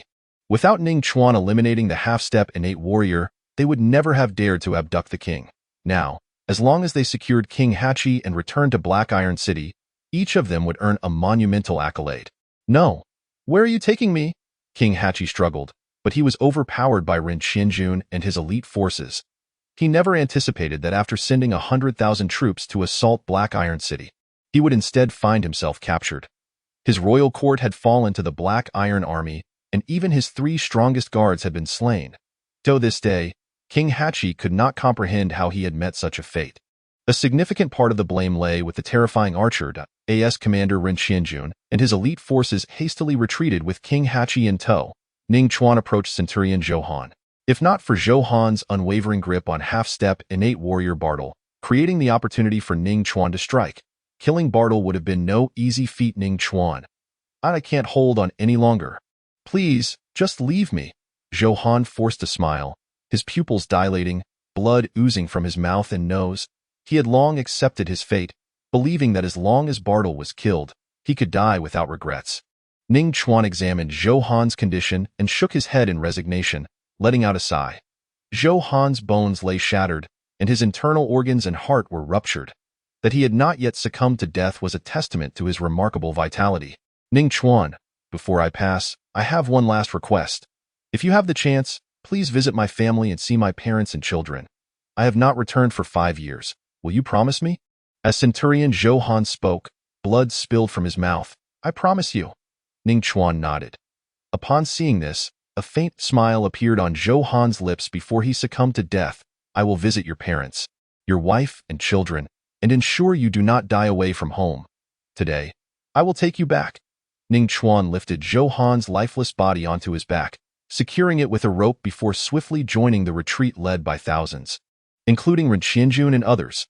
The situation in Black Iron City was dire. Every moment wasted deepened its peril. However, in such critical times, caution was paramount to avoid tragic outcomes. Just as before, Ning Chuan and his companions rested by day and traveled by night, hastening their return to Black Iron City. Meanwhile, Black Iron City found itself at the brink of despair. The forces of the Hachi tribe launched another relentless assault. Despair etched the faces of every soldier and citizen, particularly Commander Su Han's Han, whose expression was one of utter hopelessness. Black Iron City had truly reached its limits. The stones and wood from demolished houses had been exhausted, arrows were depleted, and the soldiers' armor and weapons were worn down. If the fighting continued, they would soon be forced to confront the Hachi tribe barehanded. Commander, it's bad. The western wall is being rapidly seized by the Hachi tribe. Commander, it's worse. The southern wall has fallen and is now occupied by the Hachi tribe.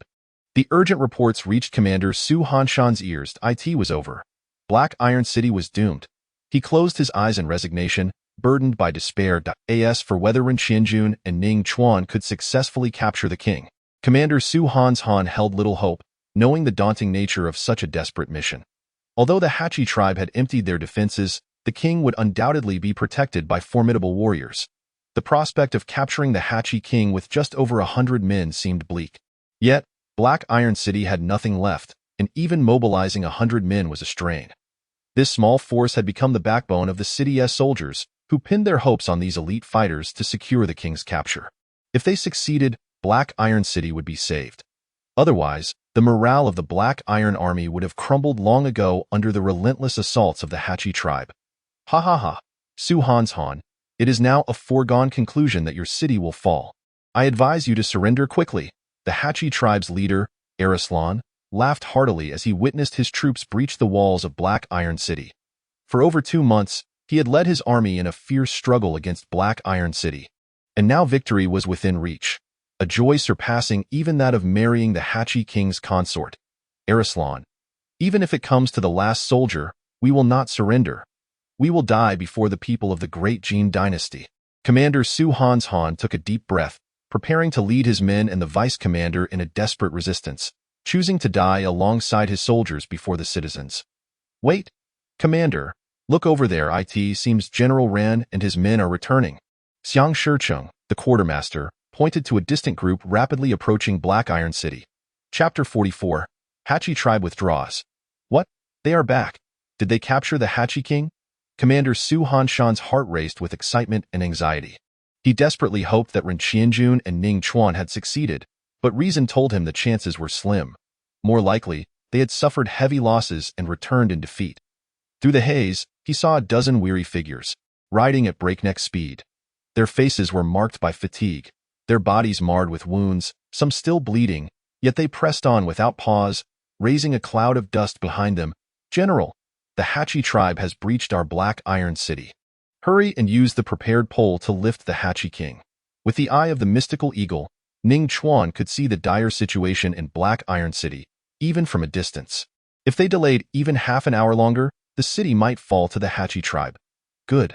Without hesitation, Ren Qianjun retrieved a 5-meter pole, using it to hoist the bound Hachi king. The Hachi king is here. Everyone halt. Otherwise, we will take his life. Ren Qianjun channeled his inner power and shouted with all his might, his voice booming across the battlefield, commanding the attention of both the Hachi tribe and the defenders of Black Iron City. Upon hearing the name of the Hachi king, all actions ceased. Within Black Iron City, Commander Su Hanshan and the soldiers, along with the citizens, erupted into a roar of excitement and anger, having witnessed the Hachi king raised high on the pole. They did it. They truly captured the Hachi king. Ha ha ha. I knew they could succeed. They are the heroes of Black Iron City. Hachi tribe scoundrels, your king is now in our hands. Get out of our Black Iron City. Leave, or we shall kill your king. Countless soldiers and citizens shouted in exhilaration. Their endurance had been sustained by the belief in General Ren Qianjun and Ning Chuan, who had become their symbols of hope. Just as despair threatened to overwhelm them with the fall of the west and south walls, they were astonished to see their faith restored as Ren Qianjun and Ning Chuan returned with the Hachi king. Completing an impossible task, emotions long suppressed erupted, with some moved to tears. Capturing the Hachi king meant the survival of Black Iron City and their safety. They had succeeded. Even Commander Su Hanshan felt tears of joy welling in his eyes. It had seemed certain that Black Iron City would fall, yet a twist of fate had brought Ren Qianjun and Ning Chuan back, having accomplished the seemingly impossible. Jubilation filled Black Iron City. The morale of the Hachi tribe plummeted. Leader Arislan froze in shock upon seeing the Hachi king's face.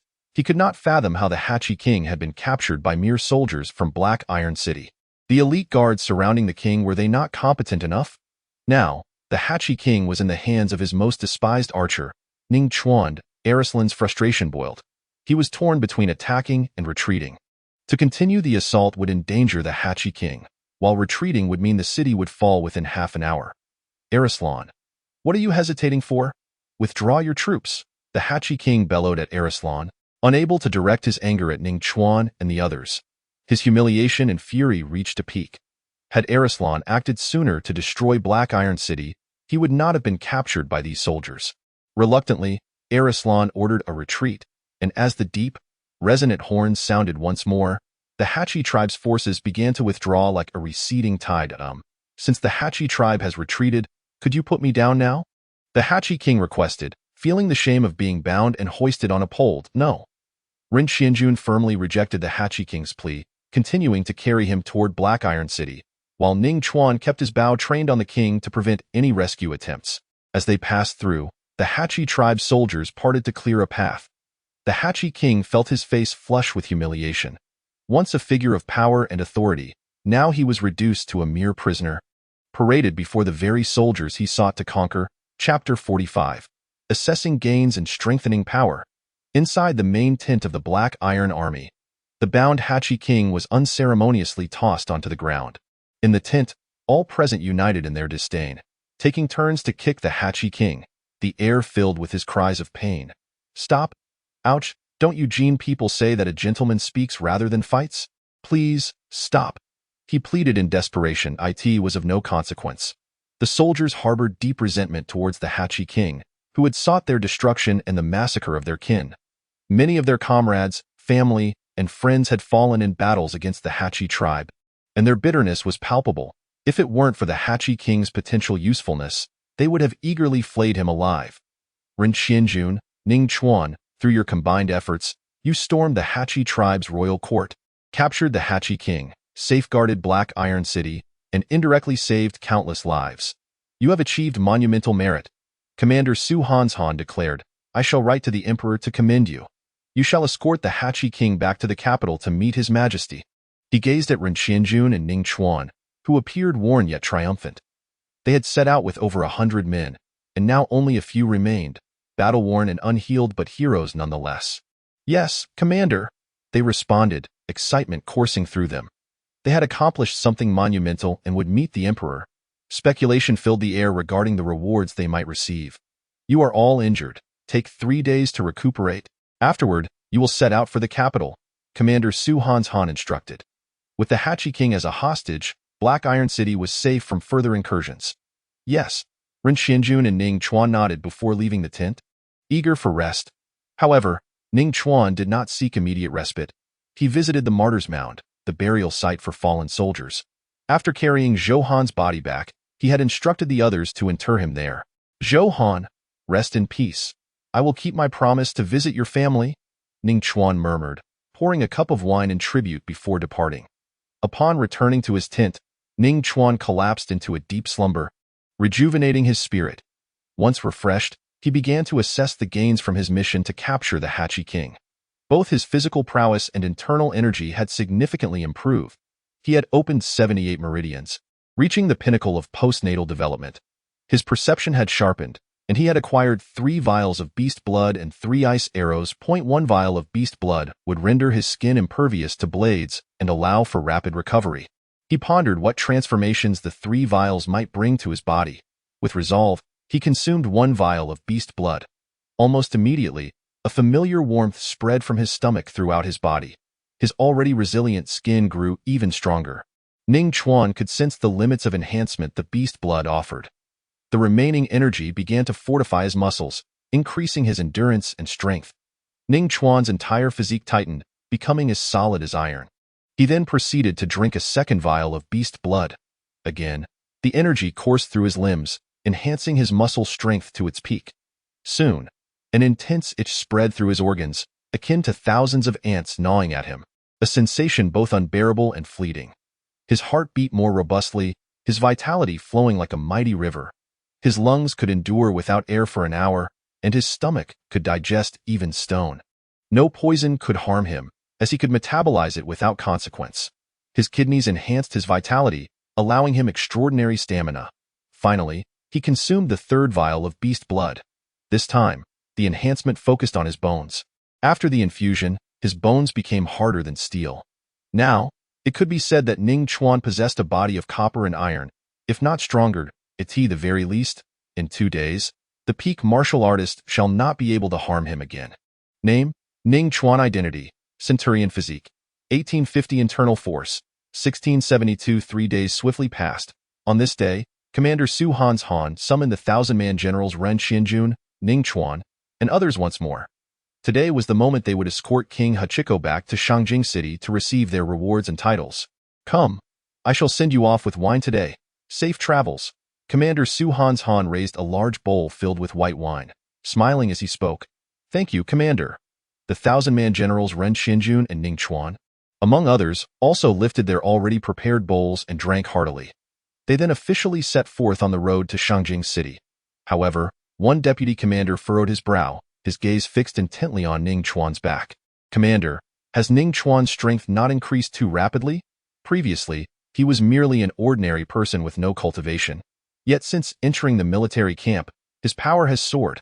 At this point, even I cannot see through him. The deputy commander remarked, Indeed. I have observed Ning Chuan's progress. He has merely found his own path, our new scholar of the great Jin dynasty, through his studies, attained enlightenment and reached the innate realm in a single moment. Who would have thought that studying could lead to such heights? Furthermore, our Grand Marshal of the great Jin, who once was a mere woodcutter, comprehended his own path while chopping wood, mastering the blade to an unfathomable degree. Ning Chuan is commendable, a talent indeed, but compared to true geniuses, he still has a way to go. Commander Su Han spoke with profound meaning. Chapter 46, Returning to Shangjing City, the Emperor's Reward. The sound of hooves echoed steadily. The 1,000-man generals Ren Xianjun and Ning Chuan escorted King Hachiko towards Shangjing City. Along the way, they were all quite lively. Meeting the Emperor of the great Jin dynasty was an immense honor. Additionally, having ventured deep into the heart of the Golden Tent Khanate and captured King Hachiko, they were sure to be personally rewarded by the Emperor. This would undoubtedly be the pinnacle of their lives. Yet Ning Chuan felt a lingering anxiety within himself. He wondered how his parents, uncles, aunts, and younger sister fared after the family was raided. Surely, they must be enduring great hardships due to his actions. Luoxian, I, Ning Chuan, have returned. You have brought such calamity upon my family, and I shall ensure the entire Lu family pays for it. A fierce light flashed in Ning Chuan's eyes. They say grievances eventually find resolution, yet he would directly eradicate the Lu family. 10 days swiftly passed. Look, there is Shangjing City. A sergeant pointed excitedly at the majestic city that loomed ahead. Hearing this, Ning Chuan raised his head to gaze forward. Indeed, Shangjing City had arrived.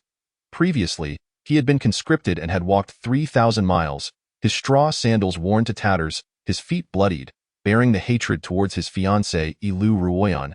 He had finally reached Haiti City. Now, clad in the standard armor of a centurion and riding a warhorse, he returned to Shangjing City. How high are those city walls? And the bricks are extraordinary. The walls of Shangjing City were constructed from black steel stone, harder than iron. This stone was terrifyingly tough.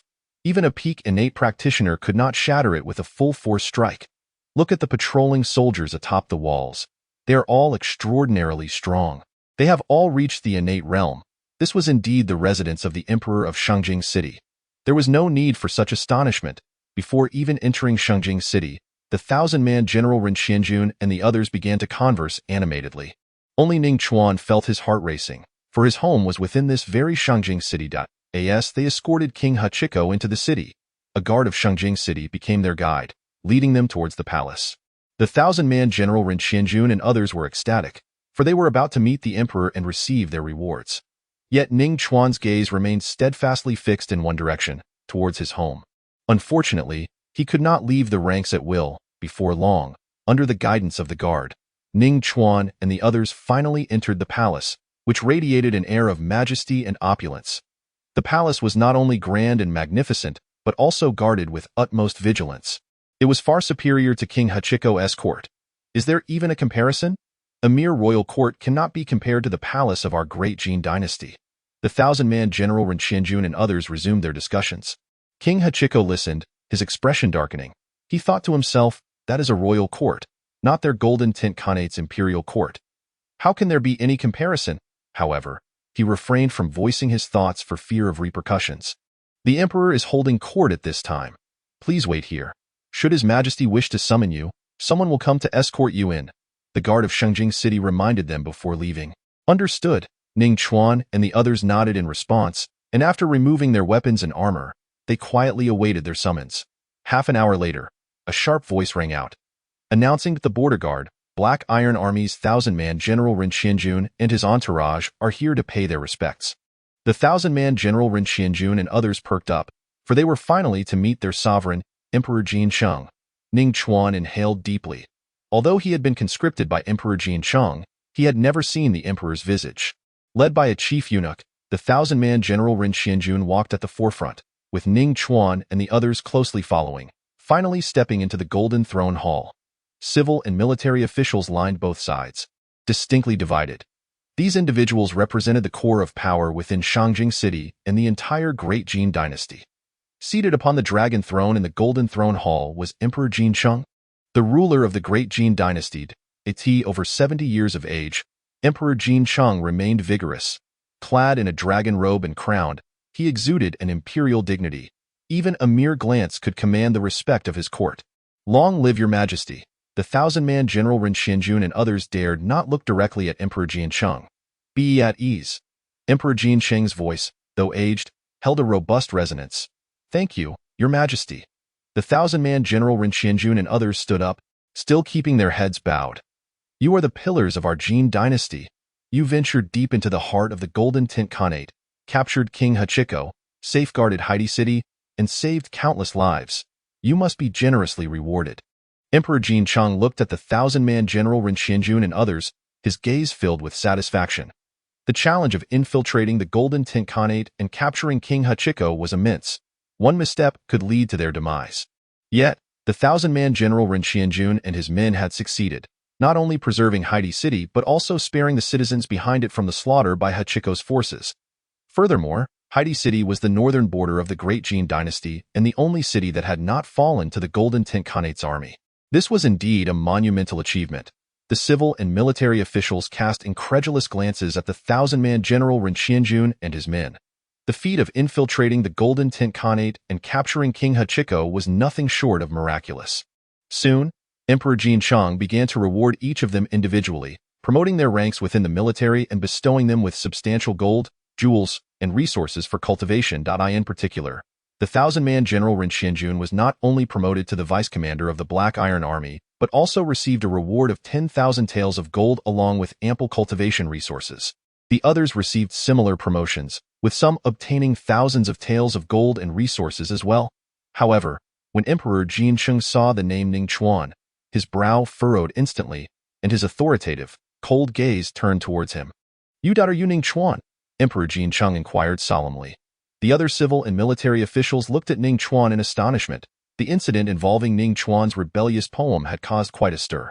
In his fury, Emperor Jiancheng had not only confiscated the Ning family's assets, but also conscripted Ning Chuan into the military. Who could have imagined that Ning Chuan, once conscripted, would now stand as a centurion and a member of the heroic team that captured King Hachiko? Your Majesty, I am indeed Ning Chuan, Ning Chuan replied. Chapter 47. Elevated to thousand-man general, targeted by the Emperor. Indeed, today, I shall confer upon you the title of thousand-man general, a reward of 500 taels of gold. Emperor Jiancheng gazed deeply at Ning Chuan. Though he spoke approvingly, a hint of displeasure lingered in his eyes. He had never expected that the conscripted Ning Chuan would not only survive, but also achieve such remarkable merit. Thank you for your graciousness, Your Majesty, Ning Chuan responded, his expression neutral. Ding. Congratulations to the host for becoming a thousand-man general. You may elevate any martial art to its maximum level. The system's voice resonated within Ning Chuan's mind. At present, the martial art remaining for him to elevate was the Great Strength Diamond Palm. Therefore, he opted to apply the opportunity to elevate this skill to its maximum level.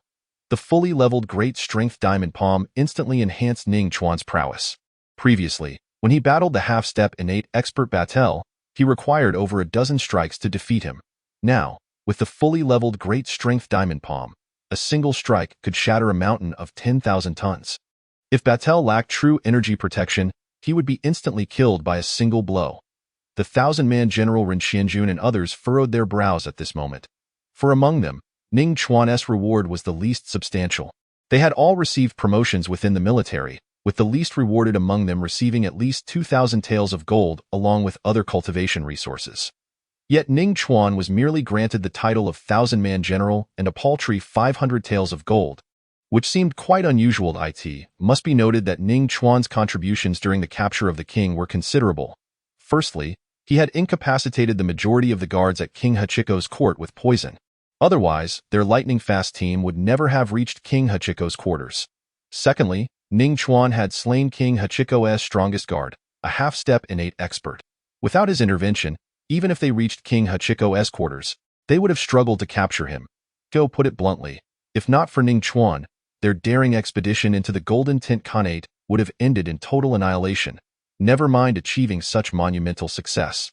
Yet now, the most meritorious Ning Chuan was given the least reward, which felt quite unjust. After their return from capturing the king, they had already conveyed the details of their mission to Commander Su Hanshan, who had placed Ning Chuan's contributions at the forefront and submitted a report to the emperor. So what was happening now? It seemed as if Emperor Jincheng and Ning Chuan had some unresolved grievance, intentionally targeting him. The thousand-man general Ren Xianjun and others were unaware of the circumstances surrounding Ning Chuan's conscription due to his fiancée's betrayal. However, the civil and military officials within the hall were well aware of the emperor's disdain for Ning Chuan.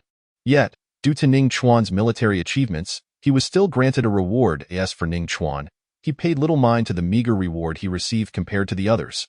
He understood that Emperor Jincheng did not favor him, and merely being conferred the title of thousand-man general was already quite commendable. Naturally, if Emperor Jincheng harbored ill feelings towards Ning Chuan reciprocated those sentiments.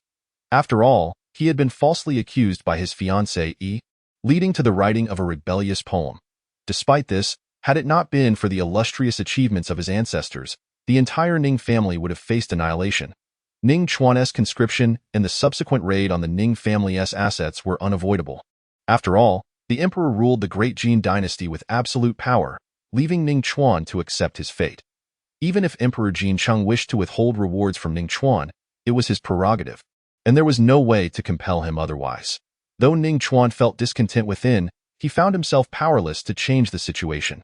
Subsequently, Emperor Jincheng offered some encouraging words about loyalty to the state before dismissing them from the Golden Throne Hall. He then ordered for King Hachiko to be brought into the hall. It seemed the Golden Tent Khanate would soon suffer greatly. Ning Chuan, you contributed the most to the king's capture. Why did His Majesty only reward you this meager amount?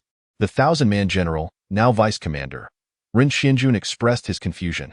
The others looked on, equally perplexed. They held deep admiration for Ning Chuan, yet his scant reward left them feeling indignant. Their contributions had been made at the cost of their lives, and for Ning Chuan to receive so little was utterly unjustifiable. Ning Chuan did not conceal the truth and recounted how he had been schemed against by his fiancée, Lu Ruoyan. This revelation enlightened Ren Xianjun and the others. They realized the gravity of the situation and felt that Lu Ruoyan was utterly reprehensible. Moreover, Emperor Jincheng had already punished Ning Chuan by confiscating the Ning family's assets and conscripting him into the military, and it was time to move past this matter. After all, a line must be drawn between past grievances. Ning Chuan had endured immense hardship during his conscription, nearly losing his life.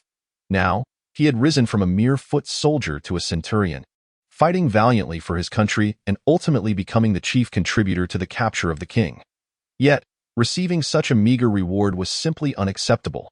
The temperament of Emperor Jincheng was evidently lacking, a far cry from the grand image they had envisioned of an emperor. Ren Xianjun and the others felt an overwhelming sense of sympathy for Ning Chuan, deeply moved by his plight. However, Ning Chuan took it all in stride. He understood well that in this world, only the powerful held sway, while the weak should not harbor fanciful thoughts. Commander Ren, do you know when we will return to the military camp? Ning Chuan inquired. We shall rest today and return to the military camp tomorrow morning, Ren Xianjun replied. Do you wish to visit your family? Ning Chuan nodded. Yes, I wish to see my parents. Very well. Go ahead. Ren Xianjun nodded in agreement. Wait, if you wish to confront Lu Ruoyan, do not hesitate to call for my assistance, Ren Xianjun added. None had anticipated the extent of Ning Chuan's misfortunes, betrayed by his fiancée, resulting in his family's downfall and his own conscription. Even now, Emperor Jincheng bore ill will towards him despite his remarkable achievements, granting him only a paltry reward. They felt a strong sense of injustice on Ning Chuan's behalf. Thank you, Vice Commander. Ning Chuan nodded appreciatively. As they prepared to leave the palace, an extravagant procession entered through the palace gates. This entourage boasted over 100 elite guards, accompanied by more than 30 palace maids and eunuchs. The luxurious palanquin at the center, crafted from golden silk nanmu and adorned with a phoenix design in gold, embellished with pearls and agates, was unmistakably extraordinary. This is the palanquin of Princess Yaoyue. Make way! Exclaimed the chief eunuch leading Ning Chuan and the others, urgently bowing. Greetings, Princess Yaoyue. Ren Xianjun and the others promptly stepped aside and bowed as well. Inside the palanquin, a figure with a cold demeanor, akin to a celestial being, cast a lofty glance at Ren Xianjun and the others before ignoring them. However, upon spotting Ning Chuan, Princess Yaoyue's cold gaze paused momentarily. Chapter 48. Men as slaves, women as courtesans. Ning Chuan, once a renowned talent in Shengjing City, had made a name for himself. Yet, after composing a rebellious poem and being reported by his fiancée, Princess Yaoyuan naturally remembered him well. Yet, hadn't his father already conscripted him? How then could he have ended up in the palace? Huanqi, are these individual soldiers guarding the border? Princess Yaoyue inquired within the moving palanquin. Princess, I shall inquire immediately, replied Huanqi, one of the palace maids. After a brief investigation, her eyes widened in astonishment. She had never anticipated that the frontier soldiers of Ning Chuan were so formidable, capable of capturing even the king of the Golden Horde, Hachi. When the maid Huanqi relayed the news to Princess Yaoyue, astonishment flickered in her lofty, beautiful eyes. The transformation of Ning Chuan astounded her, for he had once been a renowned dandy in Shangjing, seemingly incapable of harming a fly. Yet, after being dispatched by the emperor to serve in the military, not only had he survived, but he also achieved remarkable military feats, even capturing a king from the Golden Horde and ultimately being granted the rank of a general commanding 1,000 men. A testament to his extraordinary valor. Such a transformation was truly monumental. Princess Yaoyue cast a glance toward the palace gates, now devoid of any trace of Ning Chuan or the frontier soldiers. After leaving the palace, Deputy Commander Ren Qianjun and his companions sought a place to rest and unwind. After all, opportunities to leave the barracks were rare, and they intended to savor this moment. Meanwhile, Ning Chuan returned to the family residence he had longed for. However, the gates of the Ning family estate stood tightly shut, sealed with white and black strips of paper.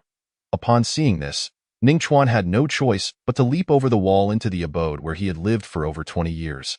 The estate, now overrun with weeds, bore the marks of desolation and decay, with spider webs festooning the corners of the eaves. Ning Chuan sighed deeply, lamenting the stark contrast of past to present. He did not linger long in the family residence, but instead ventured to a tofu shop. Eager to inquire about the whereabouts of his parents and relatives, during his time in Shangjing, he would often visit this shop for its delectable tofu, and he had developed a familiarity with the beautiful proprietress. Boss lady, a pound of tofu, please. Ning Chuan settled into a seat and called out. Coming right up, soon, a graceful chef, with a delicate countenance and a charming figure, brought over a bowl of tofu. Miss Li, do you still remember me? Ning Chuan smiled as he addressed her. You are, Ning Chuan? You are alive. Miss Li's eyes widened in astonishment as she looked at him, fully aware of the grim fate that befell those dispatched to the military. I assure you, I am very much alive. I have come to inquire about my parents and relatives, Ning Chuan replied with a smile. Your family, alas. Miss Li sighed deeply, her expression turning somber. What has happened to my family? Ning Chuan's heart sank, a chill coursing through him. After your conscription, the Ning family was raided. The men were cast into the western mountain mines as slave laborers, and the women were all reduced to courtesans in the Yihong courtyard. Your mother, with her fiery temperament, took her own life, while your father perished from overwork in the mines. As Miss Li spoke, Ning Chuan felt as if he had been struck by lightning, stunned into silence. His family had been turned into slaves and prostitutes. His parents were both gone. At that moment, his mind was a blank slate. He could scarcely fathom the emperor's ruthlessness. Not only had he been conscripted, but his family had also been ravaged. He had never imagined that the emperor would allow the women of the Ning family to suffer such degradation, while the men were enslaved. His mother had taken her own life, and his father had succumbed to exhaustion, an inferno of rage ignited within Ning Chuan. He yearned to storm the palace and take vengeance on the emperor. Yet reason prevailed, reminding him that with his current strength, such an act was impossible. He could not even breach the palace gates. How ironic! Just the other day in the Golden Hall, they preached loyalty to the emperor and love for the country. Loyalty to my foot. Ning Chuan suppressed his fury, leaving a couple of coins on the table before heading to the Yihong courtyard. In this life, his family had treated him with kindness, and he cherished the familial bonds. But now, everything was shattered. I can accept the raiding of the Ning family and my conscription, but why must the men be enslaved and the women become courtesans? Loyalty to the emperor? Ning Chuan loved his country, for without a nation, there could be no home. However, loyalty to the emperor was a farce. The throne could be occupied by anyone, as he had fought valiantly on the battlefield to protect his homeland, only to be met with such a fate. Even after achieving great military success, he was merely granted the title of general and awarded a mere 500 taels of gold, insignificant compared to what others received. Most egregiously, the emperor had not even mentioned the plight of his family. Calm down, I must remain composed. With my current strength, I cannot confront the emperor. Ning Chuan trembled, the fire of rage burning within him. Yet his mind remained clear, understanding that he could not challenge the emperor at this time. Before long, he arrived at the Yihong courtyard and was met by his second aunt, who was attempting to attract customers with a forced smile. Her makeup artfully applied, betraying none of her over 30 years. The sight struck Ning Chuan like a thunderbolt, and his fury nearly overwhelmed his reason. Chuaner, is it really you? His second aunt, Qin Shulan, gazed at him, her eyes glistening with tears. Aunt, Ning Chuan clenched his fists, struggling to speak as his voice broke. Then, Qin Shulan pulled him into a room, where they both wept openly. She had thought Ning Chuan would perish during his conscription or in the brutal war. Yet here he stood, alive in Shangjing. Chapter 49. Redeeming the Women of the Ning Family. After a heartfelt cry, Qin Shulan inquired about Ning Chuan's recent experiences. When she learned that he had become a general commanding 1,000 men, she stood up in disbelief, covering her mouth in shock. Time truly changes people. I never imagined that the boy I watched grow up, so delicate and weak, would rise to such heights after being conscripted. How much suffering and hardship must he have endured? Aunt, the Ning family's downfall is entirely my fault. If it weren't for the machinations of my fiancée, Lu Ruyan, our family would not be in such dire straits. Chuaner, do not blame yourself.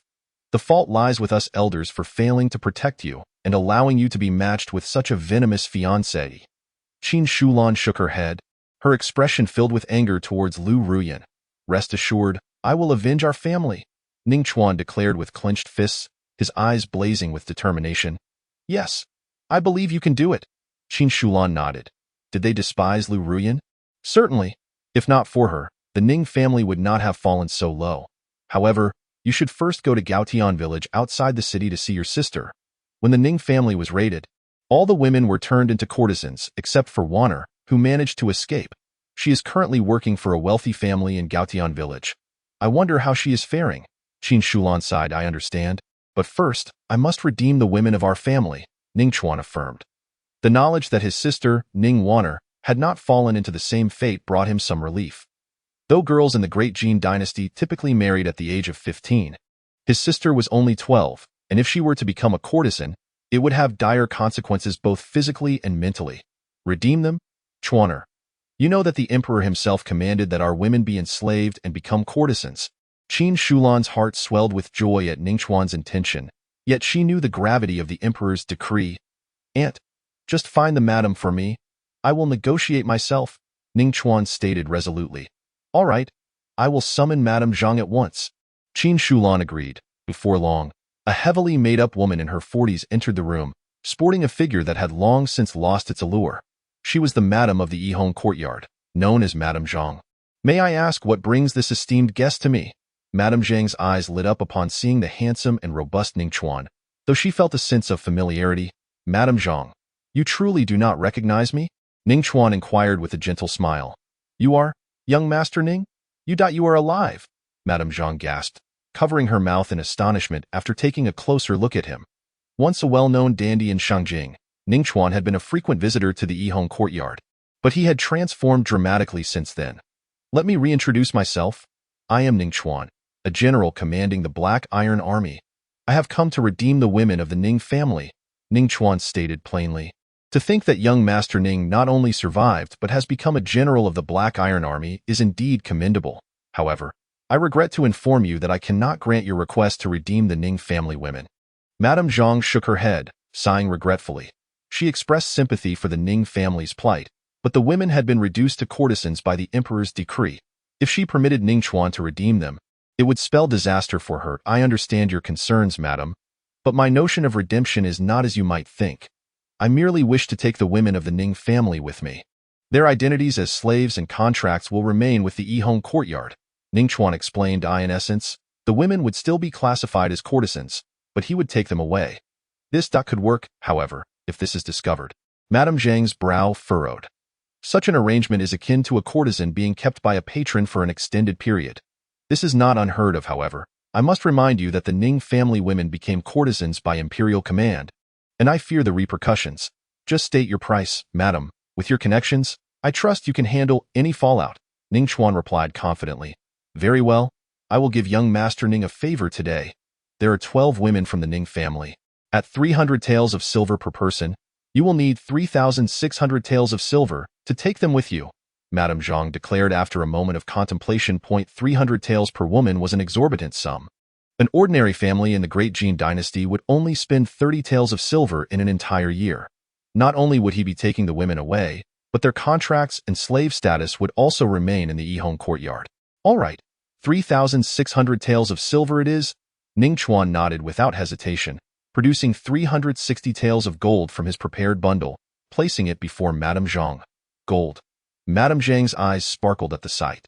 Although 10 taels of silver equated to 1 tael of gold, the market rate was typically 11 or 12 taels of silver for 1 tael of gold. As the Ning family women learned of their redemption, tears of joy streamed down their faces.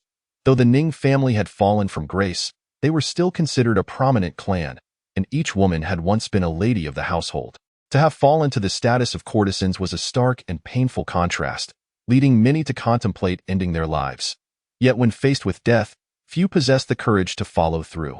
They could only silently endure, hoping for freedom, never expecting it to arrive so swiftly. Ultimately, Ning Chuan purchased a property in Gaotian village to provide a new home for the Ning family women.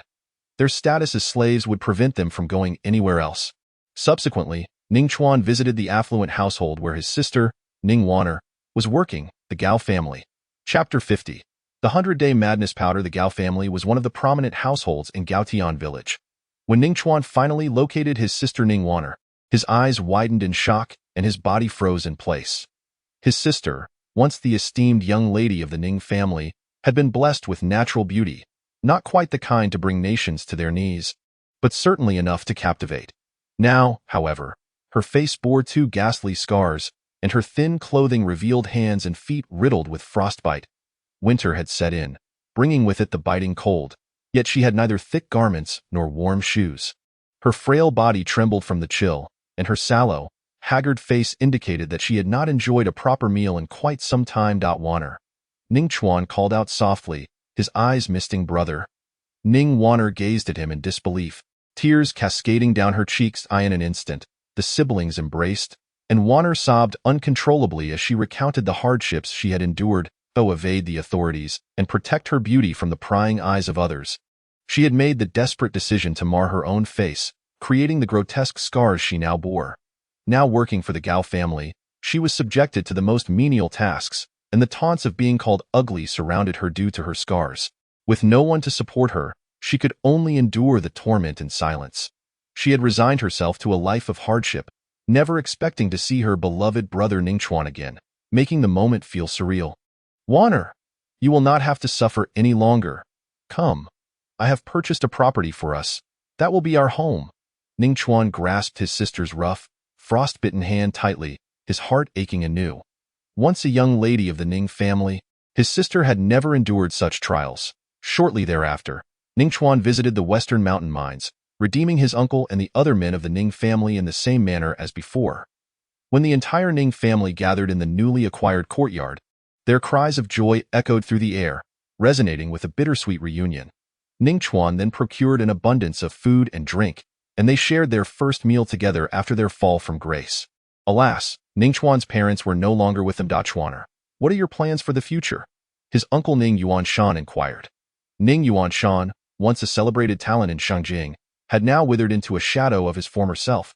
Having lost weight and vitality during his time as a slave, I will continue to grow stronger and accumulate my own power, Ning Chuan replied earnestly. Yet he harbored a thought unvoiced. One day, perhaps he too could occupy the dragon throne within the Golden Hall. Who would have thought that after your conscription, your strength would grow so rapidly? If you ever reach the innate stage, you should visit the ancestral grounds of the Ning family. Our ancestors left behind some treasures that will surely be of use to you. Uncle Ning Yuanshan spoke with a knowing look. The ancestral grounds of the Ning family held their greatest secrets. Uncle, what is it? Ning Chuan inquired with curiosity upon hearing the words. When you step into the innate realm, you will naturally understand. Even if you know now, it is of no use. Without the strength of the innate realm, you cannot obtain those things, Uncle Ning Yuanshan replied. I understand, Ning Chuan nodded. That night, after all the Ning family members had retired, Ning Chuan began to concoct a type of slow-acting poison known as the 100-day madness powder. This poison was, of course, intended for his fiancée Lu Ruyan's family. The plight of the Ning family was entirely due to Lu Ruyan's schemes. Now that Ning Chuan had returned, the Ning family was saved, while the Lu family had been annihilated, which would easily arouse suspicion and could not withstand the scrutiny of the authorities. Even Emperor Jin Sheng, the ruler of the Great Jin dynasty, might have long known that it was Lu Ruyan who plotted against Ning Chuan. After all, Shangjing City was under the emperor's rule, rife with spies. And no matter what occurred, Emperor Jin Sheng would surely learn of it first.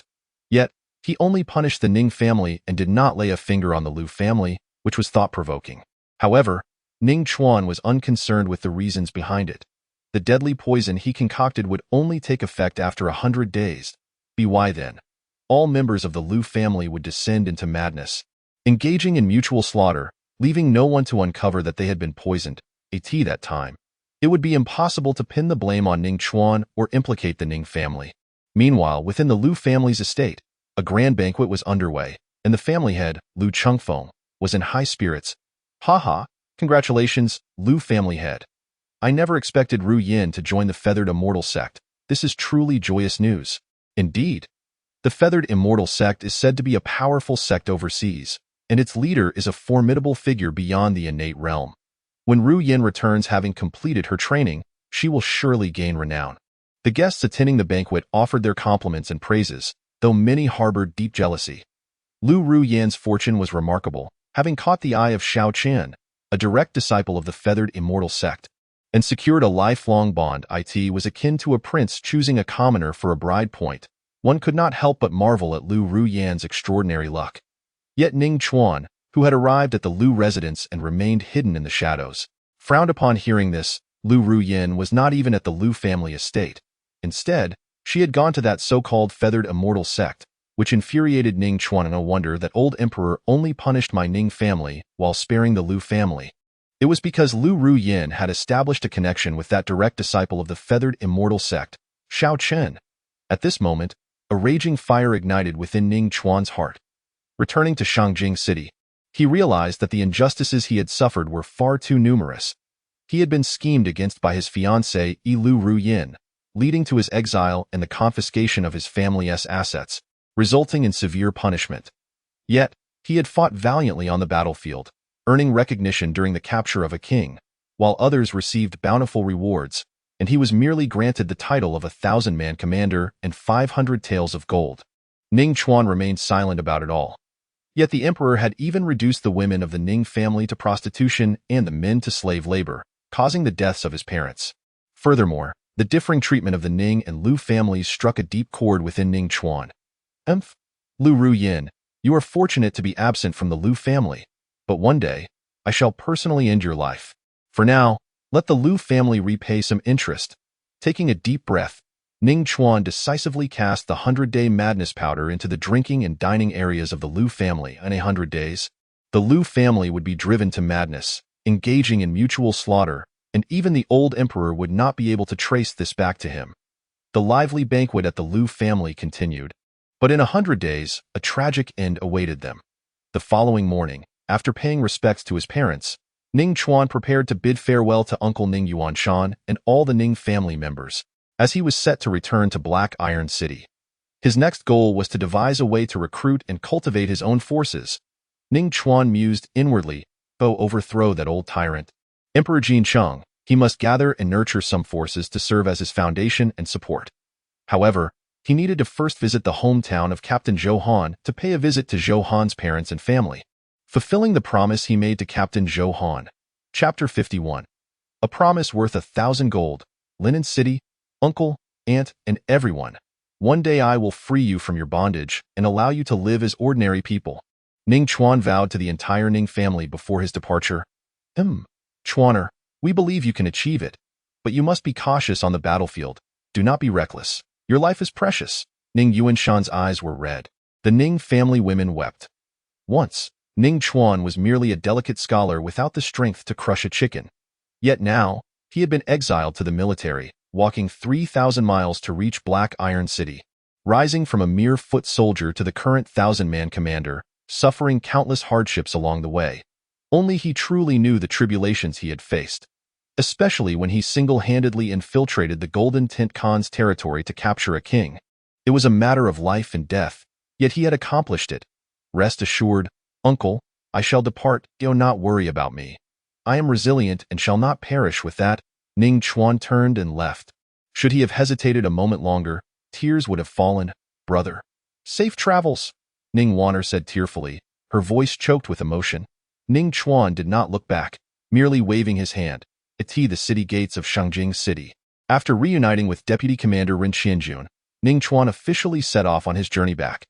Deputy Commander, I promised Captain Zhou Han I would visit his parents and family, so I wish to leave the squad for a trip to Linen City. Ning Chuan stated. Linen City? That's quite a detour.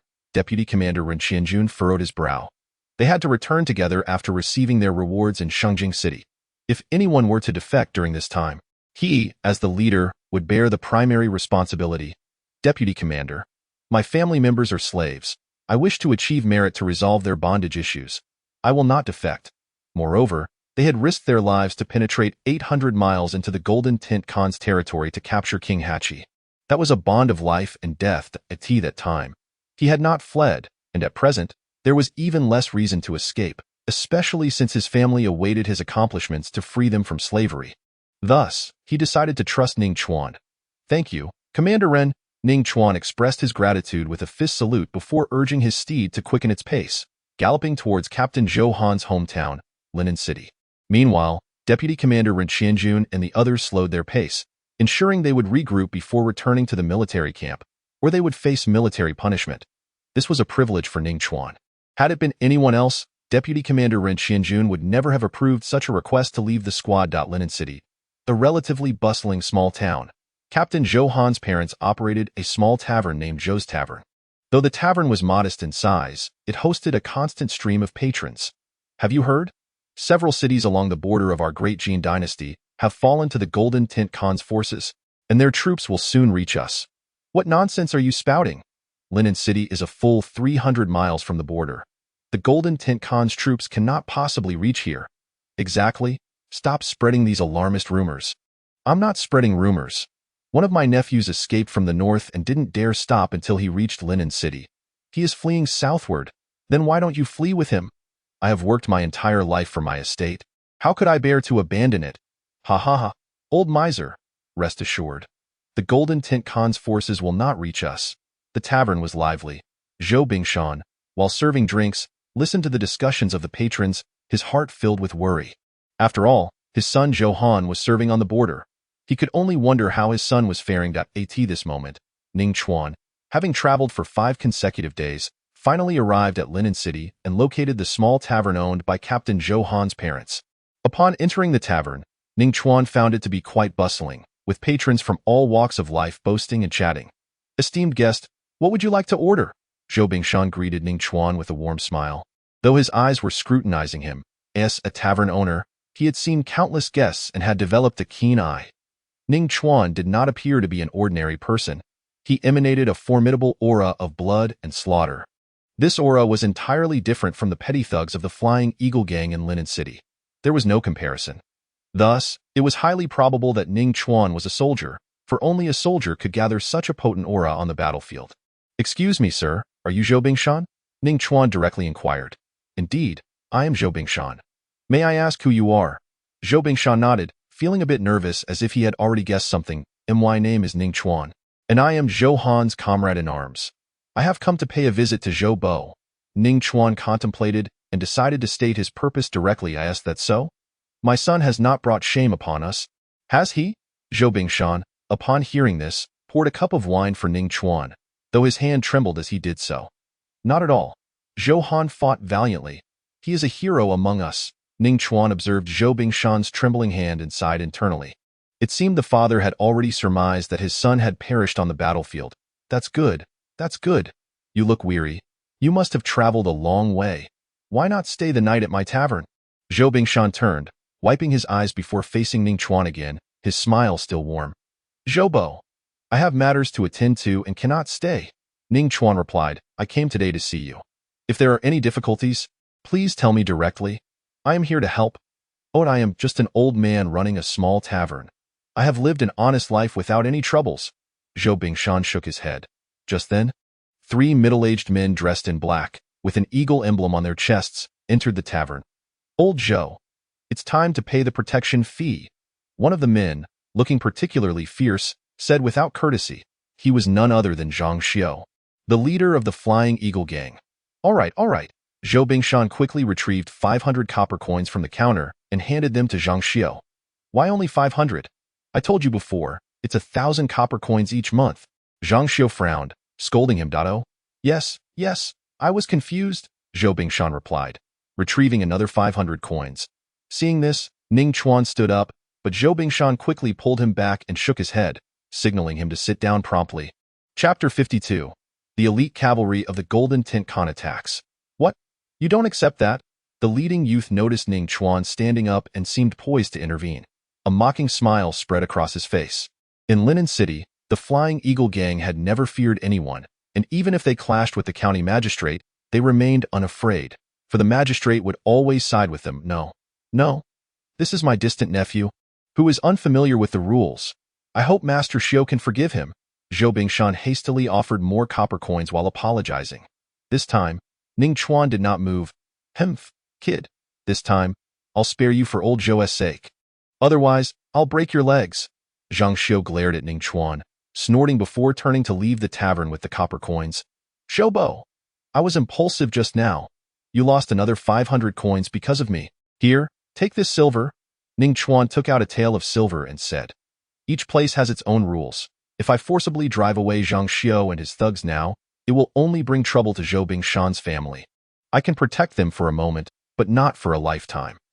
Even if I wipe out the Flying Eagle gang, other gangs will inevitable. A centurion of the Golden Horde, marked by a horizontal scar across his face, surveyed the scene with a sardonic glint in his eyes, a chilling smile curling at the corners of his lips, dismissing the group of ruffians before him. What of ruffians? Though the Flying Eagle gang has committed countless misdeeds, it is not your place to slaughter the citizens of our great Jin dynasty. Zhang Xiu rebuked, fully aware that their ragtag assembly could easily prey upon the defenseless populace but stood no chance against the elite cavalry of the Golden Horde. Nevertheless, having collected protection fees from the citizens of Linen City each month, they could not flee at such a crucial moment. Even if they could not withstand the onslaught of the Golden Horde's elite riders, they could at least buy the townsfolk some time to escape. Despite being mere ruffians, they were fueled by passionate resolve. The citizens of Linen City could be bullied by the Flying Eagle gang, but they would not allow others, especially the Golden Horde's Mongols, to do the same. Anyone who dared to threaten the people of Linen would face the full fury of the Flying Eagle gang. At this moment, no one anticipated that the county magistrate of Linen had fled, while the despised Flying Eagle gang stood ready to confront the elite cavalry of the Golden Horde and protect the townsfolk. Kill them, the centurion of the Golden Horde commanded coldly. Yes. The cavalrymen grinned with malevolent glee as they charged at the ruffians of the Flying Eagle gang. Kill! Zhang Xiu roared, leading the charge against the elite riders of the Golden Horde. Kill! Inspired by their leader, the rest of the Flying Eagle gang followed suit, charging into battle without a single retreat. With the sounds of metal slicing flesh and the echoes of anguished cries, the fervent ruffians were ill-equipped to contend with the seasoned warriors of the Golden Horde. The moment they clashed, over 50 members of the Flying Eagle gang fell, while only a few of the elite cavalry sustained minor injuries. The disparity between armored knights and common thugs was stark. Yet, even with the loss of over 50 men, these so-called ruffians did not waver. Kill! Zhang Xiu bellowed, leading his gang to fight fiercely against the elite cavalry, knowing full well their odds but refusing to retreat, for behind them were the fleeing citizens of Linen City. Let these mere thugs die. The centurion of the Golden Horde personally engaged, striking Zhang Xiu with a single blow that left him gravely wounded, the gap in their strengths too vast to bridge. Just as the centurion raised his weapon again, Zhang Xiu sighed in resignation, fully aware that his fate was sealed. Though a ruffian, he harbored a heart loyal to his homeland. Yet his strength fell woefully short. In that critical moment, a cold, gleaming iron arrow hurtled through the air. Chapter 53. 1 against 300. The elite cavalry of the Golden Horde. Thud. The iron arrow pierced the neck of the centurion, blood gushing forth. "It's a master among us." The centurion's eyes widened in disbelief as he clutched his neck, futilely attempting to stem the flow of blood. With a thud, he fell from his steed, utterly lifeless. Congratulations to the host for receiving the reward. 3 treatises of Han military strategy. The system's voice echoed in Ning Chuan's mind. I am saved. Zhang Xiu gazed at the fallen centurion before him, feeling a profound relief. However, when he turned to look in the direction from which the arrow had come, he froze momentarily, recognizing the figure. Was it not the very person he had once intimidated at the tavern of Zhou Bingshan? Could he truly be the one to have slain the centurion with a single arrow? A cold sweat broke out on Zhang Xiu's forehead, and a look of trepidation filled his eyes. The death of the centurion instantly drew the attention of the elite cavalry of the Golden Horde, and soon 10 of them charged directly towards Ning Chuan. Humph! Ning Chuan let out a cold snort. 10 arrows flew from his hand, each one a harbinger of death for a member of the Golden Horde. In the blink of an eye, all 10 elite riders fell to Ning Chuan's skill, unable to mount any form of resistance. Ning Chuan's physical prowess and inner strength surged as he dispatched the 10 elite riders. The gazes of the remaining riders shifted, filled with newfound apprehension. Soon after, another centurion from the Golden Horde emerged, bow in hand. Your archery is impressive. Today, I shall bring you down with my arrows. This centurion, confident in his own skills, sought to challenge Ning Chuan. Amused, Ning Chuan thought to himself that he had mastered archery, having dispatched countless experts from the Golden Horde before. Did this mere centurion truly believe he could compete? 6-star constellation. The centurion sneered inwardly, believing that anyone who fell to his technique would have ample reason to boast. In a flash, 6 cold, gleaming arrows shot forth toward Ning Chuan. This centurion, a renowned marksman, thought he had met his match, unaware of the true depth of Ning Chuan's skill. Ning Chuan made no attempt to evade or defend himself. Instead, he produced his quiver. Swish, swish, swish. All 6 arrows launched by the centurion found their way into Ning Chuan's quiver. Thank you for the arrows, Ning Chuan mused internally. Arrows were vital supplies, and with the 6 newly acquired ones, he could eliminate 6 more foes. What? How is this possible? The centurion was engulfed by a profound sense of humiliation as he watched Ning Chuan effortlessly collect his arrows. Before he could react further, a cold iron arrow shot forth, piercing straight through his throat with blinding speed. The skilled archer's eyes widened in realization of the chasm that lay between him and Ning Chuan. The sheer velocity of the arrows rendered them incomparable. With a thud, the centurion's lifeless body fell, stirring up a cloud of dust. Physique 3, inner strength 2. With the death of yet another centurion, Ning Chuan had caught the undivided attention of the elite riders of the Golden Horde. Kill!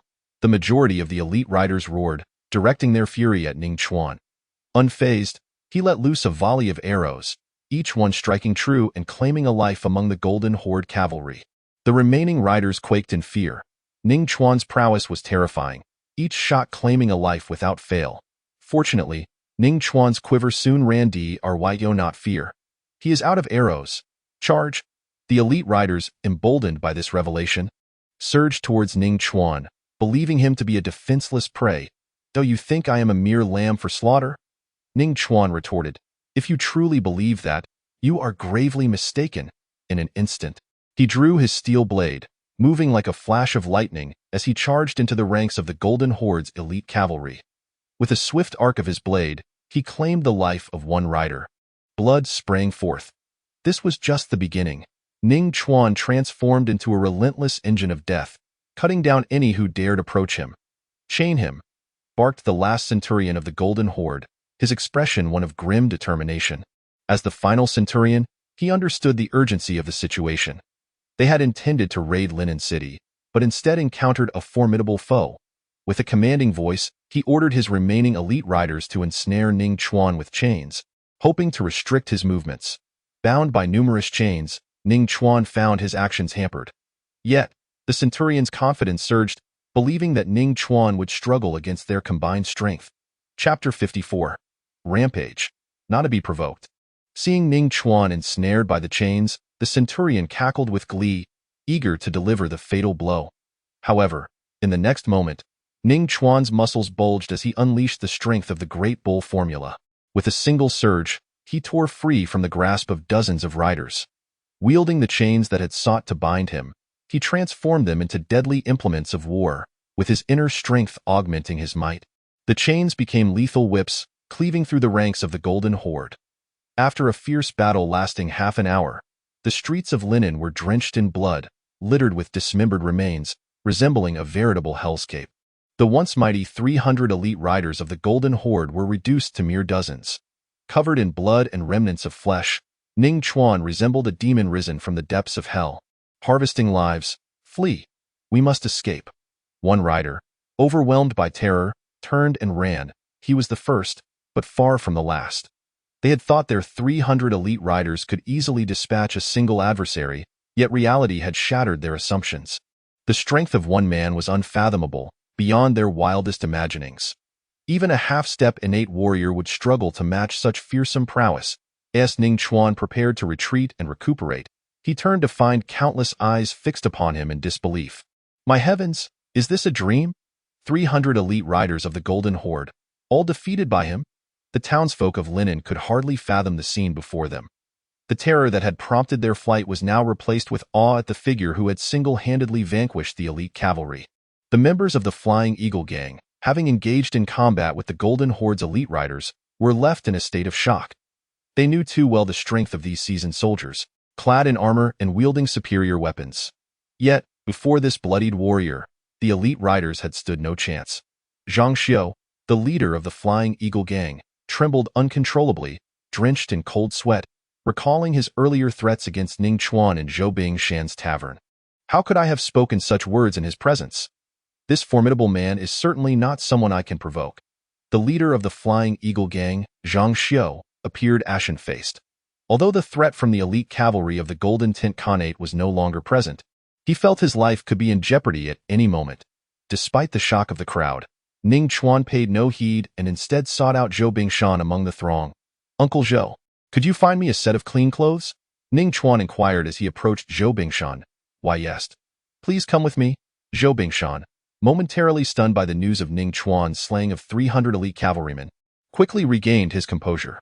The gazes of others towards Zhou Bingshan had drastically changed. This fierce individual even referred to Zhou Bingshan as Uncle Zhou. Could it be that he was Zhou Bingshan's nephew? From that point on, one must tread carefully around the Zhou family, for they were not to be trifled with. Chapter 55. The Crowded Tavern. Upon returning to the tavern, Ning Chuan took a bath and donned a fresh set of clothes before beginning to recuperate. His body, fortified by the blood of countless beasts, was as resilient as bronze and iron. The elite cavalry of the Golden Tint Khanate could no longer harm him. However, he had expended a significant amount of internal energy and stamina. Ning Chuan retrieved a military ration pill and a chi recovery pill, swallowing them both. After defeating 300 elite cavalrymen of the Golden Tint Khanate, he not only enhanced his physical and internal energy attributes, but also acquired various medicinal items. The military ration pill restored his stamina, while the chi recovery pill replenished his internal energy. Thanks to these potions, Ning Chuan swiftly returned to peak condition. Most importantly, after annihilating the 300 elite cavalrymen, he had opened 92 meridians in his martial arts pathway. The further one progressed, the more challenging it became to open new meridians. Ning Chuan couldn't help but exclaim in wonder. As Ning Chuan rested, Zhou Bingshan's tavern became a bustling hive of activity, aptly described as a sea of humanity. Old Zhou, I never imagined you had such a nephew who could single-handedly slay 300 elite cavalrymen of the Golden Tint Khanate. This is the debt of wine I owe you, which I have neglected for years. Please do not hold it against me, and I owe you wine as well. I must say, your nephew is extraordinarily fierce. Simply terrifying. Old Zhou, I have wronged you in the past. I apologize. A chorus of voices surrounded Zhou Bingshan, expressing their apologies and admiration. Zhou Bingshan, who had struggled for years to collect debts, stood straighter than ever, buoyed by the accolades. Today marked the pinnacle of his life, all thanks to Ning Chuan. Initially, when he heard of the Golden Tint Khanate's cavalry approaching, he hurriedly prepared to flee with his family. To his astonishment, he learned that an unparalleled warrior had not only held off the elite cavalry but had also decimated them. Many fleeing citizens had turned back to witness the spectacle. Zhou Bingshan's family was swept along with the crowd to observe the battle, and upon seeing Ning Chuan's prowess, he was left in utter shock. This young warrior, indeed formidable, had annihilated the 300 elite cavalrymen, leaving Zhou Bingshan profoundly awed. Just then, clear the way, everyone step aside. A furious shout rang from outside the tavern. Zhang Xiu, the leader of the Flying Eagle gang, was brought in, his body wrapped in white bandages, supported by several gang members. At this moment, the public's perception of the Flying Eagle gang had shifted slightly. While they had committed numerous misdeeds in Linen, they had also shown bravery in critical times. When the elite cavalry of the Golden Tint Khanate first invaded Linen, the Flying Eagle gang had managed to hold them off for a while, saving countless lives. Master Xiu, why are you out here instead of recuperating at home? Zhou Bingshan exclaimed upon recognizing Zhang Xiu. Ha ha ha, Uncle Zhou, you flatter me from now on. Just call me Xiao Xiu. Zhang Xiu laughed heartily, feeling a chill at being referred to as Master Xiu. That won't do. I shall continue to address you as the leader. Zhou Bingshan understood Zhang Xiu's sudden change in demeanor was undoubtedly due to Ning Chuan. All right. Zhang Xiu quickly nodded and took a wooden box from one of his subordinates. Uncle Zhou, please accept this token of my appreciation. He pushed the box into Zhou Bingshan's hands. Upon opening it, Zhou Bingshan was taken aback to find it filled with silver notes, each worth 100 taels. There were at least 100 notes, amounting to a staggering 10,000 taels of silver. Zhou Bingshan had never seen such a fortune in his life and quickly closed the box. Zhang Xiu, what is the meaning of this? He asked, eyes wide with astonishment. He, Uncle Zhou, I must apologize for the past grievances of the Flying Eagle gang. I hope you can forgive me. Also, I hope you might speak well of me in front of your nephew. Zhang Xiu finally revealed his intentions. This money was nearly all the liquid assets of the Flying Eagle gang, a desperate attempt to secure his life. Fearing retribution from Ning Chuan, I can't accept this. I will not take it. Zhou Bingshan shook his head vigorously. No. You must accept it. Otherwise, I will be unsettled. Zhang Xiu insisted. As Zhou Bingshan attempted to refuse, the tension in the air was palpable. Uncle Zhou, please accept it. Ning Chuan's voice rang out, silencing the tavern filled with chatter. All eyes turned towards the formidable warrior. Very well, I shall accept it. Zhou Bingshan finally relented, nodding as he took the silver notes. So, you are the leader of the Flying Eagle gang, Zhang Xiu? Ning Chuan approached Zhang Xiu, his gaze steady, instilling a sense of immense pressure in the gang leader. Yes, indeed. I am Zhang Xiu. Upon realizing that Ning Chuan had no intention of harming him, Zhang Xiu felt a fleeting sense of relief. However, as Ning Chuan's eyes bore into him, an overwhelming dread welled up within. You and your gang performed admirably during the Golden Tint Khanate's invasion of Linen. Though you may be rascals, you possess a valiant spirit. Are you interested in enlisting? Ning Chuan asked directly. If I refuse, will you kill me? Zhang Xiu asked cautiously. I am Ning Chuan, a 1,000-man commander of the Black Iron Army. Do I seem like someone who indiscriminately slaughters innocents? Ning Chuan responded. While he did not engage in wanton slaughter, he was indeed fearsome when it came to eliminating the marauding soldiers of the Golden Tint Khanate. Zhang Xiu felt a wave of relief. The man before him was a commander of the Black Iron Army, which explained his ferocity. General, may I have some time to consider? He asked hesitantly. After his encounter with the Golden Tint Khanate's cavalry, he found himself fearful. The carefree life of a gang leader was no longer appealing. However, without a nation, how could one have a home? If Linen were to fall to the cavalry, what would become of his position? If you wish to enlist, simply report my name, Ning Chuan declared, then walked over to Zhou Bingshan's grandson, the son of Captain Zhou Han, who had been gazing at him with admiration and longing. Ning Chuan wished to empower the boy to support his family, as Zhou Bingshan was aging and could not hold up for long. Chapter 56. Teaching Martial Arts. The initial cloud chamber of commerce delivers supplies to the Black Iron Army.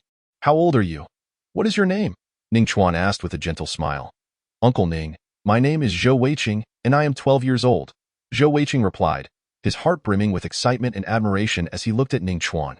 Previously, Ning Chuan had single-handedly battled 300 elite cavalrymen of the Golden Tint Khanate. Though the scene was bloody and terrifying, Zhou Weiqing felt no fear. Instead, it left a profound impact on his young heart, igniting a desire to grow strong and protect his homeland. Do you wish to become stronger? Ning Chuan asked. Yes. Zhou Weiqing responded eagerly, without hesitation. Come, let us head to the backyard. Ning Chuan took Zhou Weiqing's hand and led him to the tavern's rear. Zhou Bingshan and his family exchanged glances, initially contemplating whether to intervene. They had already lost Zhou Han, their mainstay, and only wished for Zhou Weiqing to grow up healthy and happy. However, without a nation, how could there be a home? If Linen fell to the Golden Tint Khanate, what future would they have? Moreover, They could sense Zhou Weiqing's fervent desire to grow stronger.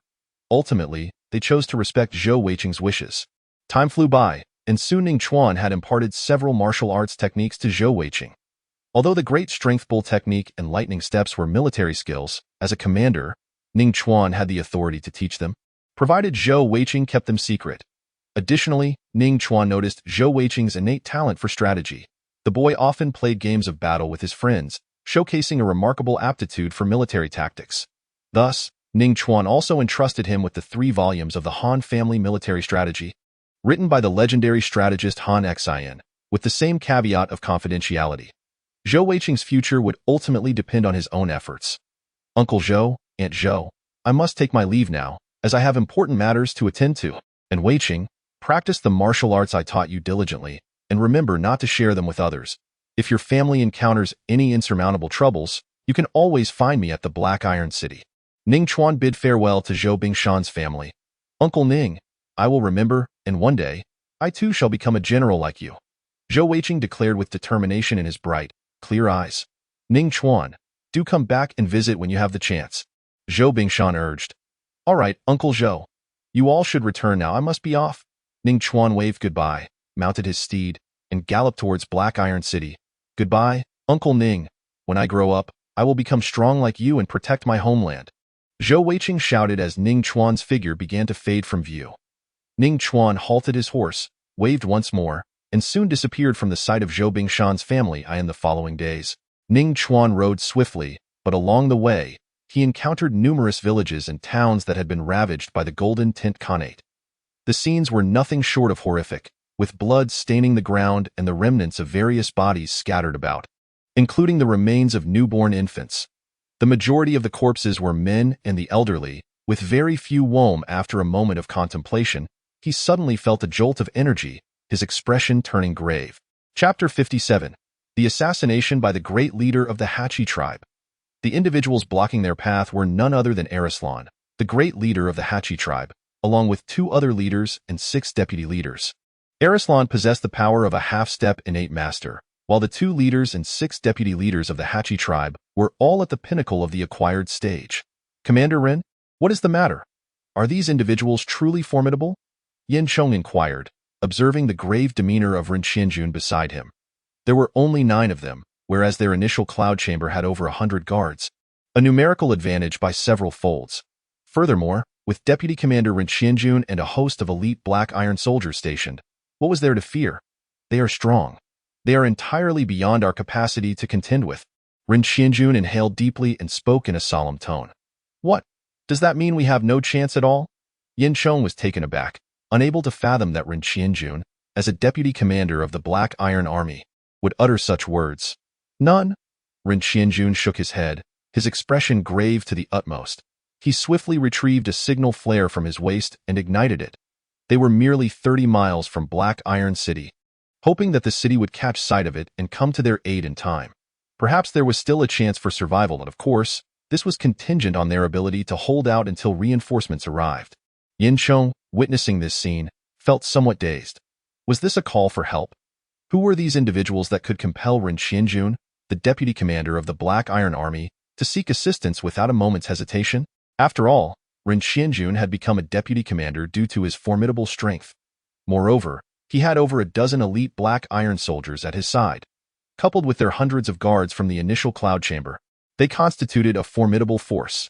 Yet in Ren Qianjun's eyes, they still had no chance of victory. It seemed that these 9 individuals were terrifyingly powerful, instilling such fear in Deputy Commander Ren Qianjun. Call for help? Very well, someone will come to collect your corpses soon. Exterminate them all. Arislan, the great leader of the Hachi tribe, sneered and issued his command. Previously, the Black Iron Army held the Hachi king hostage, and Arislan did not dare to act recklessly. However, after the Hachi tribe signed an unequal treaty and paid a substantial sum along with abundant resources, the Hachi king had been released by the emperor of the Great Jin dynasty. This humiliation could not be swallowed. Their army of 100,000 had laid siege to Black Iron City for over 2 months, which was already disgraceful.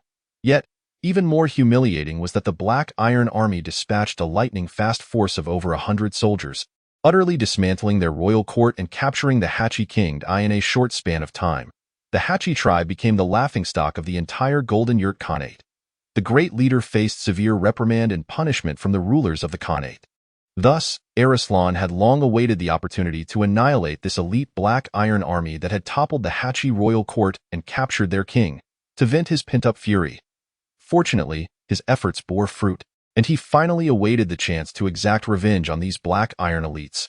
Consequently, Arslan did not hesitate and eagerly commanded the slaughter of Ren Qianjun and his troops.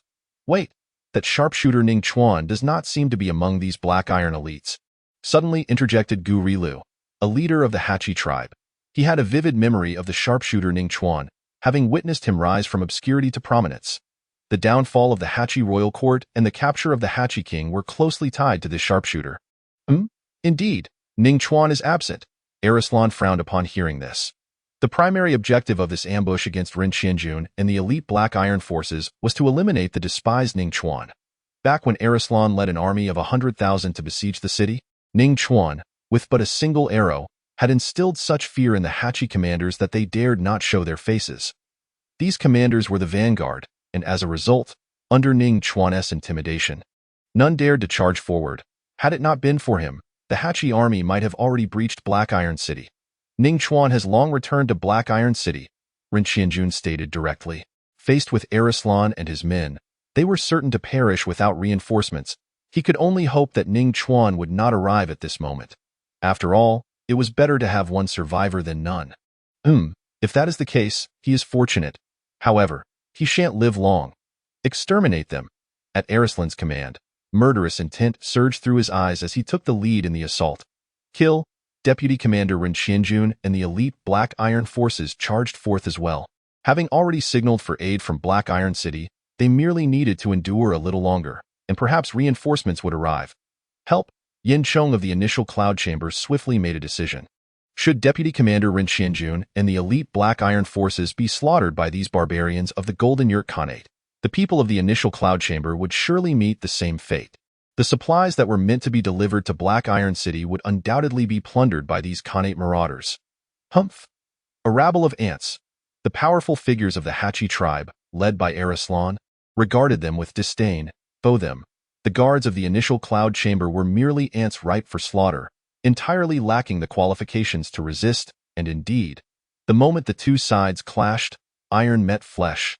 Blood splattered, and cries of agony erupted in a mere exchange. Several guards from the initial cloud chamber suffered casualties. Even Deputy Commander Ren Qianjun and the elite Black Iron forces found themselves in dire straits. Casualties were mounting swiftly. It was not long before Deputy Commander Ren Qianjun was knocked off his horse by a strike from Arslan. Had it not been for his timely evasion, that strike could have claimed his life. Nevertheless, he sustained a deep, gaping wound that exposed bone, a gruesome injury. Even through this gash, one could glimpse Ren Qianjun's pale bones and the throbbing of his organs, illustrating the severity of his condition. Others fared no better, with some dead and others grievously injured. That moment, Ren Qianjun realized he had grossly overestimated their side. They were utterly no match for Arslan and his cohorts. The hope of enduring until reinforcements arrived was but a futile dream. The situation had turned overwhelmingly one-sided, and they possessed no means to defend themselves.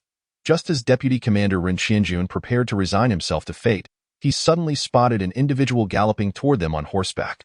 His fears materialized, for Ning Chuan was arriving. Flee. Do not come to your doom. Ren Qianjun gestured frantically for Ning Chuan to escape. However, Ning Chuan, galloping at an even greater speed, drew his red moon bow, knocking arrow after arrow, each glistening with a chilling sheen. Alas, you are courting death. Deputy Commander Ren Qianjun felt a mix of gratitude and despair as he watched Ning Chuan, instead of fleeing, accelerate toward the fray. Yet now was not the time for reckless valor. They were up against a half-step innate master and 8 pinnacle-acquired masters, an insurmountable challenge. Chapter 58. The fierce battle against Arslan, the great leader of the Hachi tribe. With a splatter of blood, one of the deputy leaders of the Hachi tribe was instantly pierced through the neck by an arrow, dying with eyes wide open. Even in death, he remained oblivious to his killer. Physical strength 8, inner strength 6. Then, another iron arrow was loosed by Ning Chuan. This arrow, too, found its mark, slaying another deputy leader of the Hachi tribe without a hitch. Physical strength 7, Inner strength 9. The sight of 2 arrows taking down 2 pinnacle-acquired deputy leaders stunned everyone present.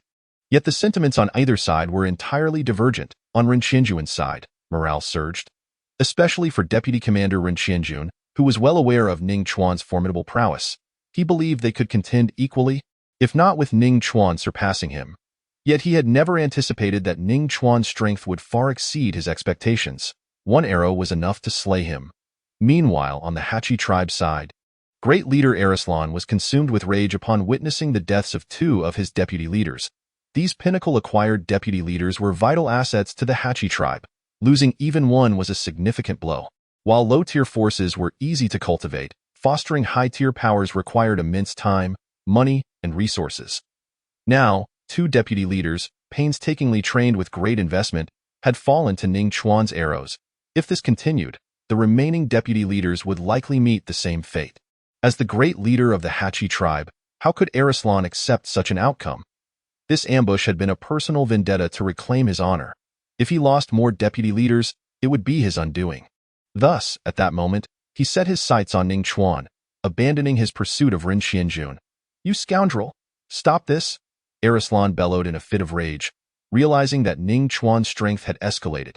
He had once nearly fallen victim to one of the Hachi tribe's archers, yet now Ning Chuan could kill his deputy leaders with ease. "You think you can command me?" Ning Chuan's expression remained cold, a fierce glint in his eyes as he released another arrow. Blood sprayed forth, yet another deputy leader of the Hachi tribe fell. "You wretch! I will slay you!" Arislan roared, channeling true energy into his battle blade, cleaving down toward Ning Chuan. A crescent-shaped wave of terrifying blade energy surged toward Ning Chuan, cleaving the earth and reducing surrounding flora to mere powder. Ning Chuan's pupils constricted as he leapt from his steed, narrowly avoiding the strike. The horse he rode was instantly severed in 2. Blood spraying everywhere. A gruesome sight. A bead of cold sweat trickled down Ning Chuan's forehead.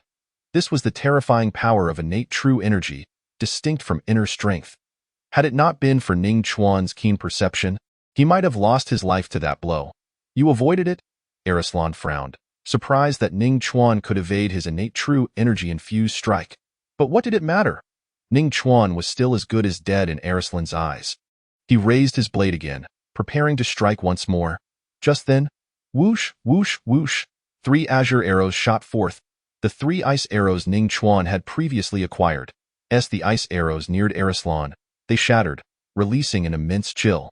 To put it bluntly, the icy aura emanating from these arrows could freeze even a pinnacle-acquired master solid. Yet Arislan was not a pinnacle-acquired master but a half-step innate master who had opened his meridians and cultivated a trace of innate true energy. The coldness, unable to be dispelled quickly, was like snow before the sun, rapidly dissipating under the influence of his true energy. However, to dispel the chill from the 3 ice arrows, Arislan's already limited innate true energy was completely drained. "I didn't expect you to have such a trump card." Arislan's expression darkened, astonished that Ning Chuan could unleash 3 ice arrows, depleting his innate true energy. But so what?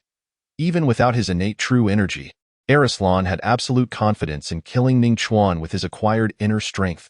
Just then, whoosh, an arrow imbued with overwhelming might pierced Arislan's left shoulder. Had he not dodged in time, it would have struck his throat directly. "What is happening? How could this arrow be so powerful? The speed is terrifying." Arislan's pupils constricted. The force behind Ning Chuan's arrow far exceeded Arislan's expectations. It was faster and stronger than the arrows that had felled his deputy leaders. If he had his innate true energy, this arrow would not have been a threat. But now that his innate true energy had been depleted, it posed a serious danger. Whoosh, whoosh, whoosh, thud, thud, thud. A series of 10 consecutive shots nearly cost Arislan his life as he endured 3 more arrows. Fortunately, they all missed critical areas, or his life would have been in jeopardy. "I must close the distance." For the first time, Arislan felt the terror of Ning Chuan's archery skills. He needed to limit Ning Chuan's advantage. Otherwise, he would become an easy target. In the next moment, Arislan's foot slammed into the ground. With a thunderous sound, a pit formed where he landed, and he shot toward Ning Chuan like a cannonball. This was a unique footwork technique of the Hachi tribe, akin to the Black Iron Army's lightning steps, reaching incredible speeds. Once he closed the distance, Ning Chuan would have no chance to stir up trouble. Do you truly believe that closing the distance leaves you with the upper hand? Ning Chuan observed as Arislan approached him in the blink of an eye, his expression as calm as a still lake. Has the commander lost his reflexes in the face of such speed? Humph. It seems that once you are close, even a sharpshooter like you is nothing remarkable. Arislan scoffed at Ning Chuan's seemingly dazed look, swinging his blade down at Ning Chuan, intent on taking his life. Chapter 59. The Might of the Great Strength Diamond Palm. Conceal Breath Technique. Great Strength Diamond Palm. As the deadly blade neared him, Ning Chuan inwardly shouted a command, unleashing a palm that gleamed with a metallic sheen.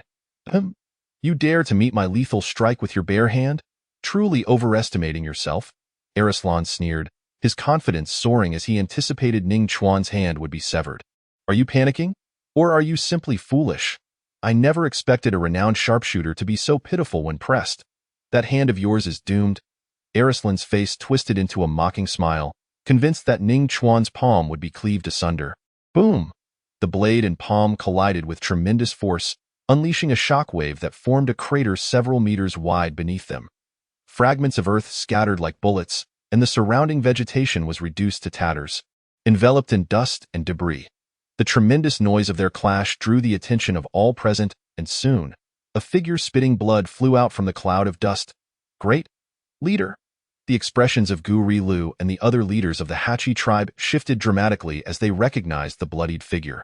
At that moment, Arislan, the great leader of the Hachi tribe, appeared utterly wretched, his battle blade sent flying, embedding itself into the trunk of a nearby tree.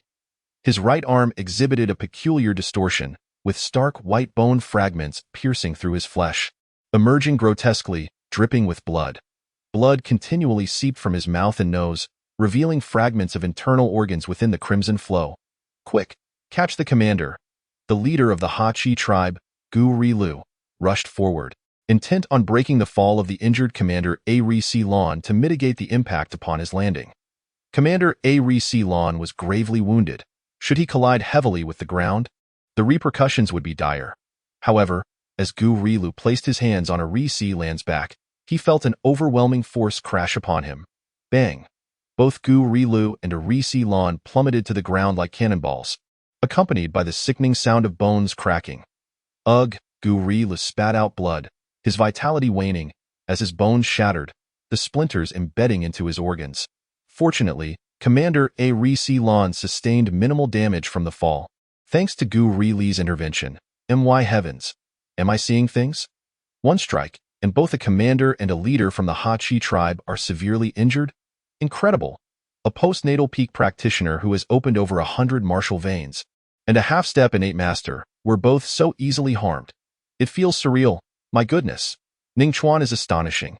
The elite of the Black Iron Army, including Ren Qianjun, were left in shock as they witnessed Ning Chuan's overwhelming strike against Ari Lan and Gu Rilu.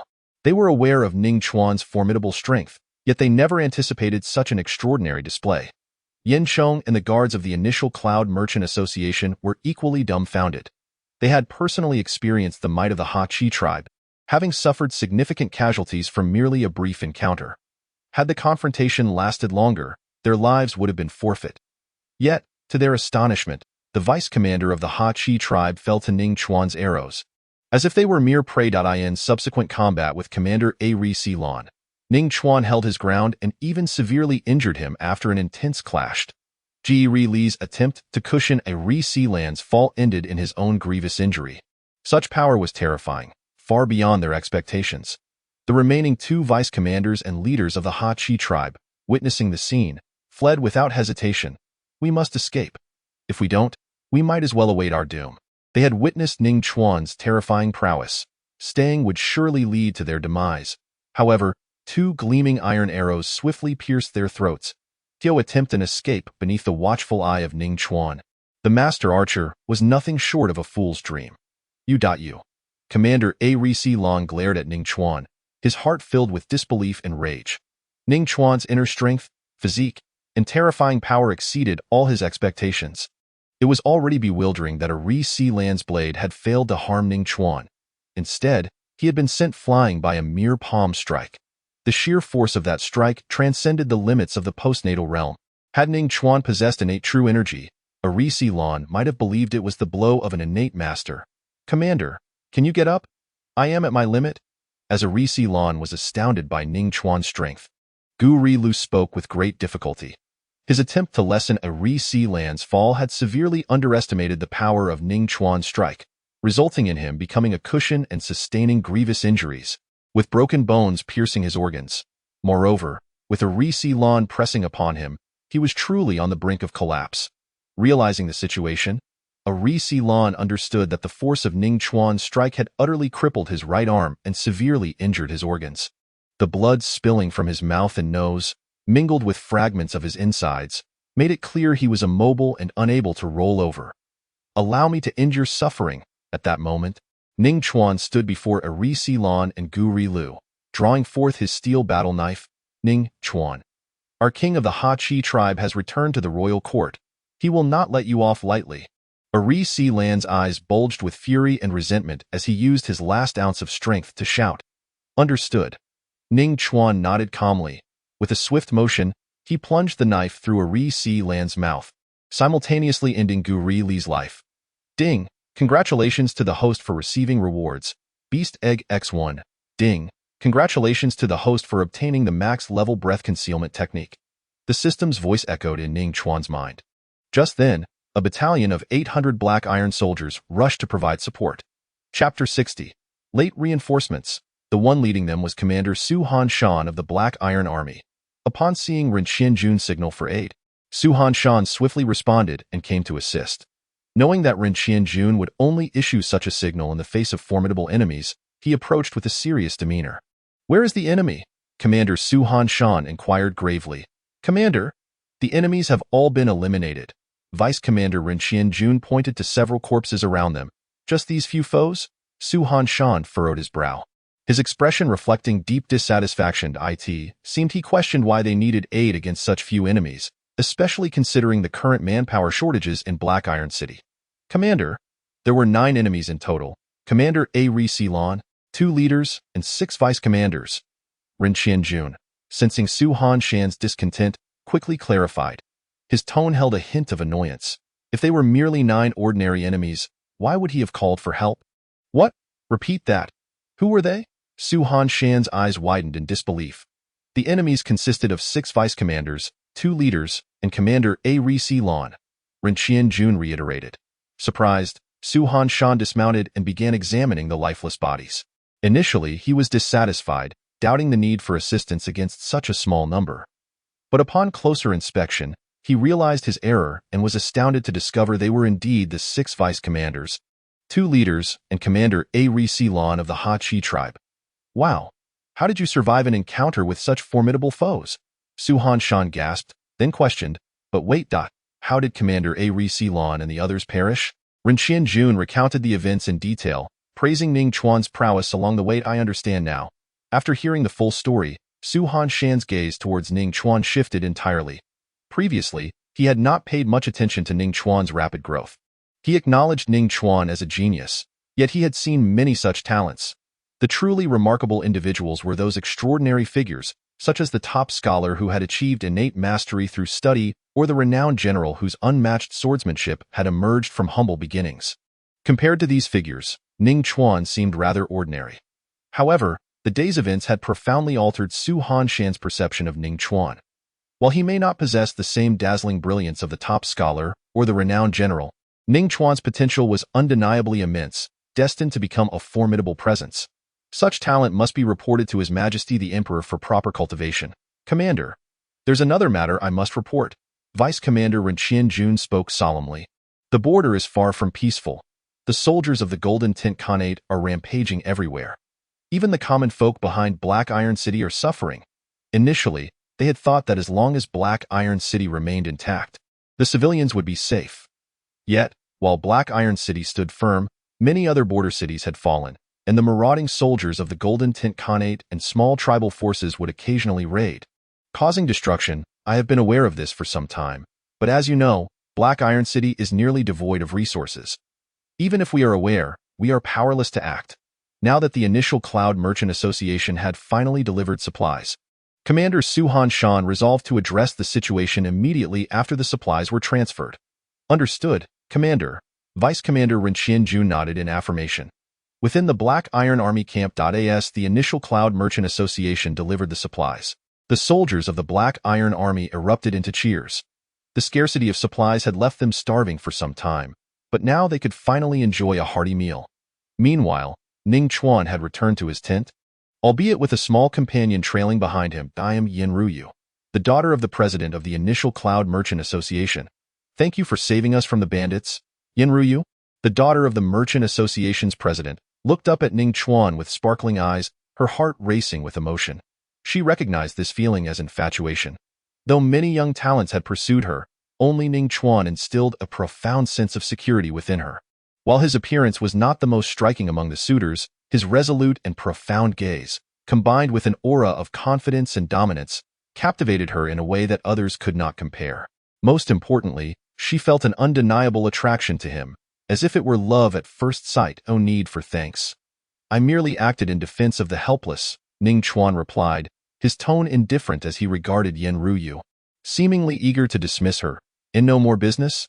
Yenruyu was taken aback, unable to comprehend why Ning Chuan would be so dismissive towards such a beautiful woman, even attempting to usher her away. If there's nothing else, please leave. It's inappropriate for a man and a woman to be alone together, Ning Chuan insisted, eager to be rid of her presence. He was eager to test the effects of the max-level breath concealment technique and investigate the beast egg he had received for defeating Commander Ari Ceylon. Why you? Humph. Yenruyu's face flushed with indignation, and she stomped her foot before leaving Ning Chuan's tent. At that moment, doubts about her own beauty and charm began to surface. After all, the young men who pursued her would be elated to share a space with her, yet Ning Chuan had chased her away. The more she pondered, the more upset she became, even taking out a small mirror to check for any flaws in her appearance. After scrutinizing herself for a long time, she found nothing amiss. Ning Chuan, you are such a blockhead, a complete fool. Yenruyu bit her lip, glaring at Ning Chuan's tent before leaving, her eyes glistening with unshed tears.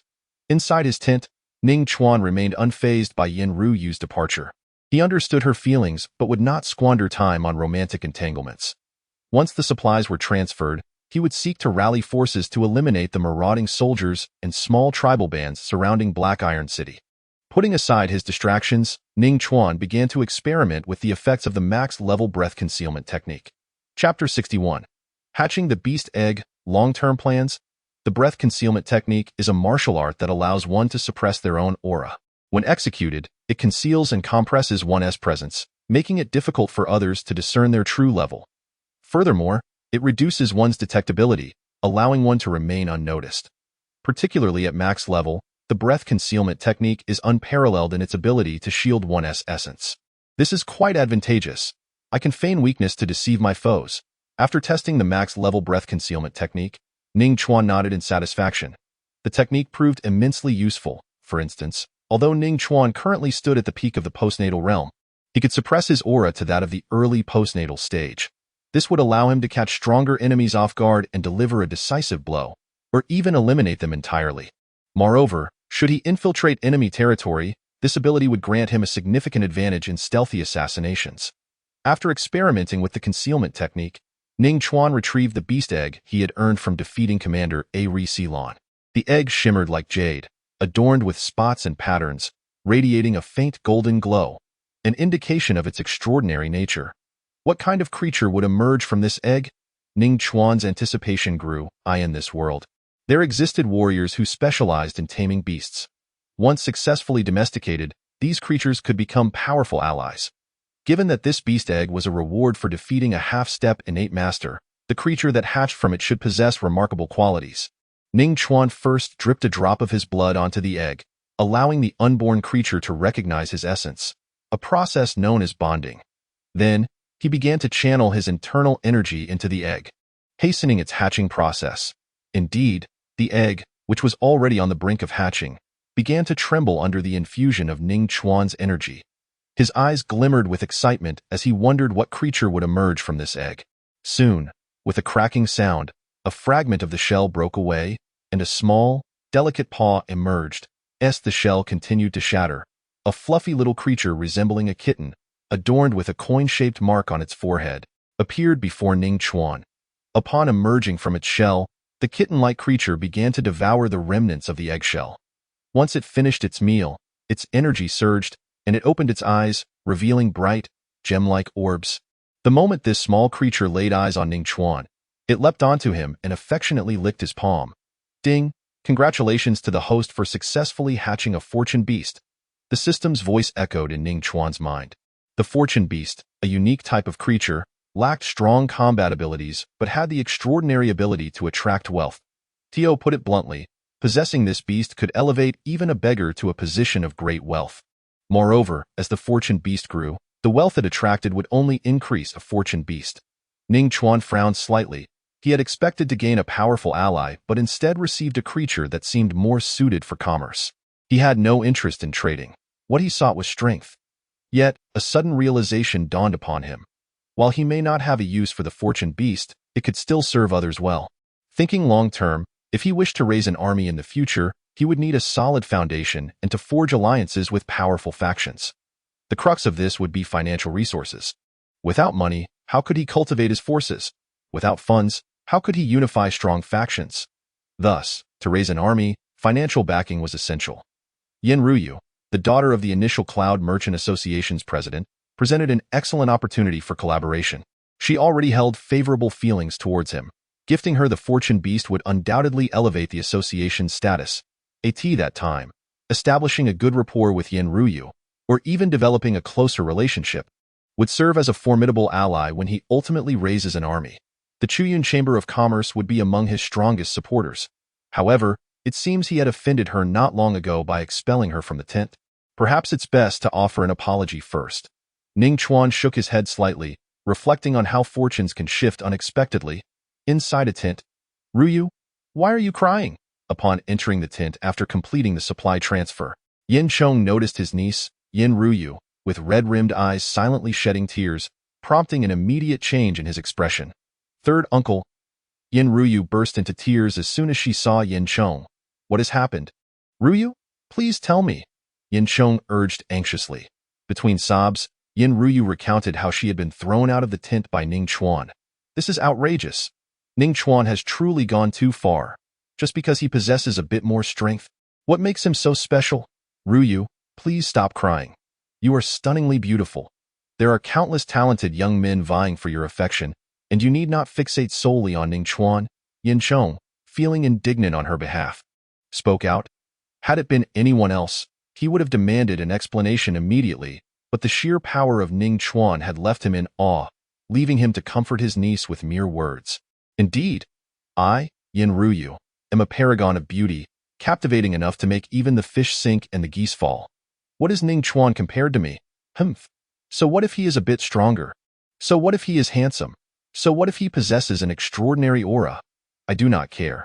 Not at all. Wiping away her tears, Yin Ruyu's originally exquisite makeup now appeared somewhat smudged. Indeed, the world is not solely populated by him. One day, I shall have my third aunt find me an even more suitable young man. Alas, but I have set my sights on Ning Chuan. Yin Ruyu protested, her eyes filled with reluctance as she cried once more. Yin Chong was left speechless, almost rolling his eyes to the heavens. What more could he say? My dear niece, must you not show some resilience? After all, you are a goddess pursued by numerous talented young men. If they knew of your current disheartened state, they would be utterly dismayed. Third uncle, I've decided. Next time I deliver supplies to the Black Iron Army, I shall return, Yin Ruyu declared resolutely. Yin Chong could only shake his head in exasperation, realizing his niece was beyond saving. Is it convenient for me to come in? Ning Chuan's voice suddenly echoed from outside the tent. Both the tearful Yin Ruyu and the bewildered Yin Chong froze in surprise, not expecting his sudden arrival. Wait a moment.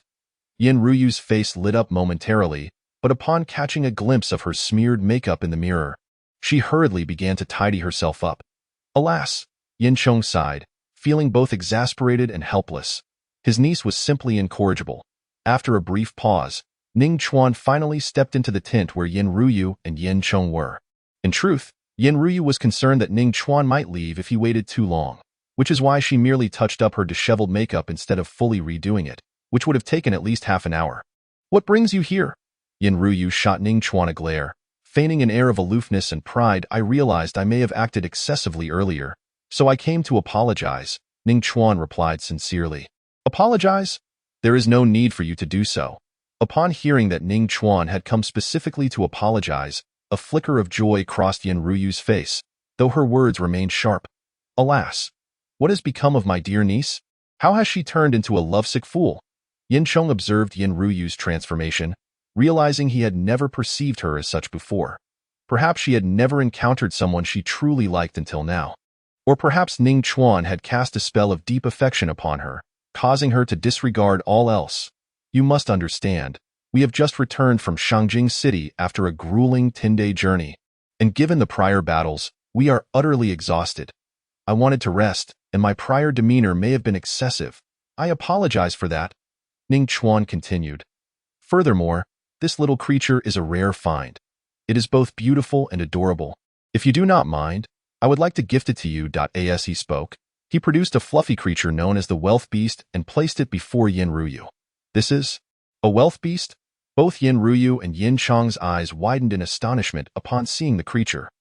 The wealth beast is a coveted mythical being sought after by various chambers of commerce, known for its ability to attract wealth from the heavens. With proper nurturing, the Chuyun Chamber of Commerce could transform from a small enterprise into a medium or even large-scale business. However, such creatures are exceedingly rare. Among numerous chambers of commerce, only a select few possess a wealth beast. Thus, the gift of this creature from Ning Chuan not only held immense value but also significant implications for their chamber. General Ning, are you aware of the value of this wealth beast? Before Yin Ruyu could speak, Yin Chong inhaled deeply and asked with a serious expression. Indeed, the wealth beast can attract wealth from all corners of the earth. Even a beggar can become a wealthy official. For businesses, it holds monumental significance, Ning Chuan nodded. Then why would you still? Yin Chong was taken aback that Ning Chuan would offer such a gift despite knowing its worth. Firstly, I did act somewhat excessively towards Miss Yin, and I wish to make amends.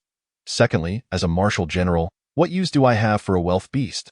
I do not engage in commerce. Therefore, I would rather bestow it upon Miss Yin. Ning Chuan explained. At this, Yin Chong grew anxious, signaling his niece Yin Ruyu to accept the offer. You should accept it quickly, he urged. This. Yin Ruyu was astonished that Ning Chuan's apology came with such a precious gift. Even if he were a mere martial general, just the rumor of possessing a wealth beast would attract countless chambers of commerce, willing to pay a fortune for it. Yet here was Ning Chuan, willing to give it to her as an apology. Reflecting on her previous behavior, she realized she had indeed been too harsh. Ning Chuan had just returned from Shangjing City after an exhausting journey and had engaged in battles against the leaders of the Hatchet tribe. He must have been utterly fatigued. Yet she had persisted in her grievances, preventing him from resting. If she were in his position, she too would have been irked. Oh, Ruyu, since General Ning has so sincerely apologized, you should accept it. Would you truly turn down such goodwill? Yin Chong urged, seeing that Yin Ruyu had yet to respond while he picked up the wealth beast for her. General Ning, is this a betrothal gift? One cannot take back what has been given. Yin Chong winked at Ning Chuan. Third uncle, what are you saying? Yin Ruyu's face flushed crimson, even reaching her neck as she lowered her head, unable to bear looking into Ning Chuan's eyes. If this wealth beast were indeed a betrothal gift, it would be more than adequate. However, I am merely a captain of 1,000 soldiers. Discussing betrothal gifts is premature. This wealth beast is simply a token of my apology to Miss Yin, Ning Chuan clarified. Indeed, a true man should have lofty ambitions and aspire to achieve greatness, rather than dwell in the comforts of romance. General Ning, should there ever be a need for assistance from our Chuyun Chamber of Commerce, do not hesitate to ask. We will certainly support you wholeheartedly. Yin Chong nodded in agreement. Third uncle, if there is a need, I shall not hold back, Ning Chuan replied with a smile. The familiar address of third uncle further bridged the gap between them. Ha ha ha, well said. Yin Chong laughed heartily, feeling immensely pleased. Ning Chuan, despite his youth, had already attained the rank of captain of 1,000 soldiers, showcasing formidable strength. Now, he had personally gifted a rare wealth beast, marking him as an excellent match for his niece Yin Ruyu. The more he observed Ning Chuan, the more he felt favorably inclined. Third uncle, Miss Yin, I must take my leave now. After a long journey and the previous battles, I am quite fatigued. Moreover, upon completing the supply transfer, I will lead my troops to eliminate the invaders from the Golden Yurt Khan around Black Iron City. I shall rest now, Ning Chuan stated. Very well, go and rest. Yin Chong nodded in agreement. Third uncle, Miss Yin, farewell with that. Ning Chuan turned and exited the tent as Yin Chong rose to see him off. However, as he turned back to the tent, he found his niece Yin Ruyu glaring at him. Third uncle, you sold me out for a wealth beast? She said, her tone less than pleased. You like Ning Chuan, did you not? I was merely giving you a push, Yin Chong replied, lifting the fluffy wealth beast with affection. Oh, this wealth beast is simply the most adorable. Humph. This wealth beast was given to me by Ning Chuan. Yin Ruyu snatched the creature away, cradling it in her arms. Though she feigned anger, her heart was filled with joy. Fine, fine. It is yours. Yin Chong relented, realizing that the trip to Black Iron City had indeed been fortuitous, as they had acquired a wealth beast. With this creature, the Chuyun Chamber of Commerce was bound to soar to new heights. The following day, with the supply transfer complete, the Chuyun Chamber of Commerce departed from Black Iron City. Meanwhile, Ning Chuan and other commanders were summoned to the central military tent, where they were to execute the established plan to eliminate all invaders from the Golden Yurt Khan surrounding Black Iron City. In the southwest direction of Black Iron City, approximately 50 miles away, a jubilant group of Golden Yurt Khan people marched forward, their faces adorned with radiant smiles. Ha ha ha! Our leader's decision to lead the Yuta tribe into the rear of Black Iron City for plunder was truly wise. Indeed, other cities of the Great Jin dynasty have fallen, allowing us Golden Yurt Khan people to surge in and pillage.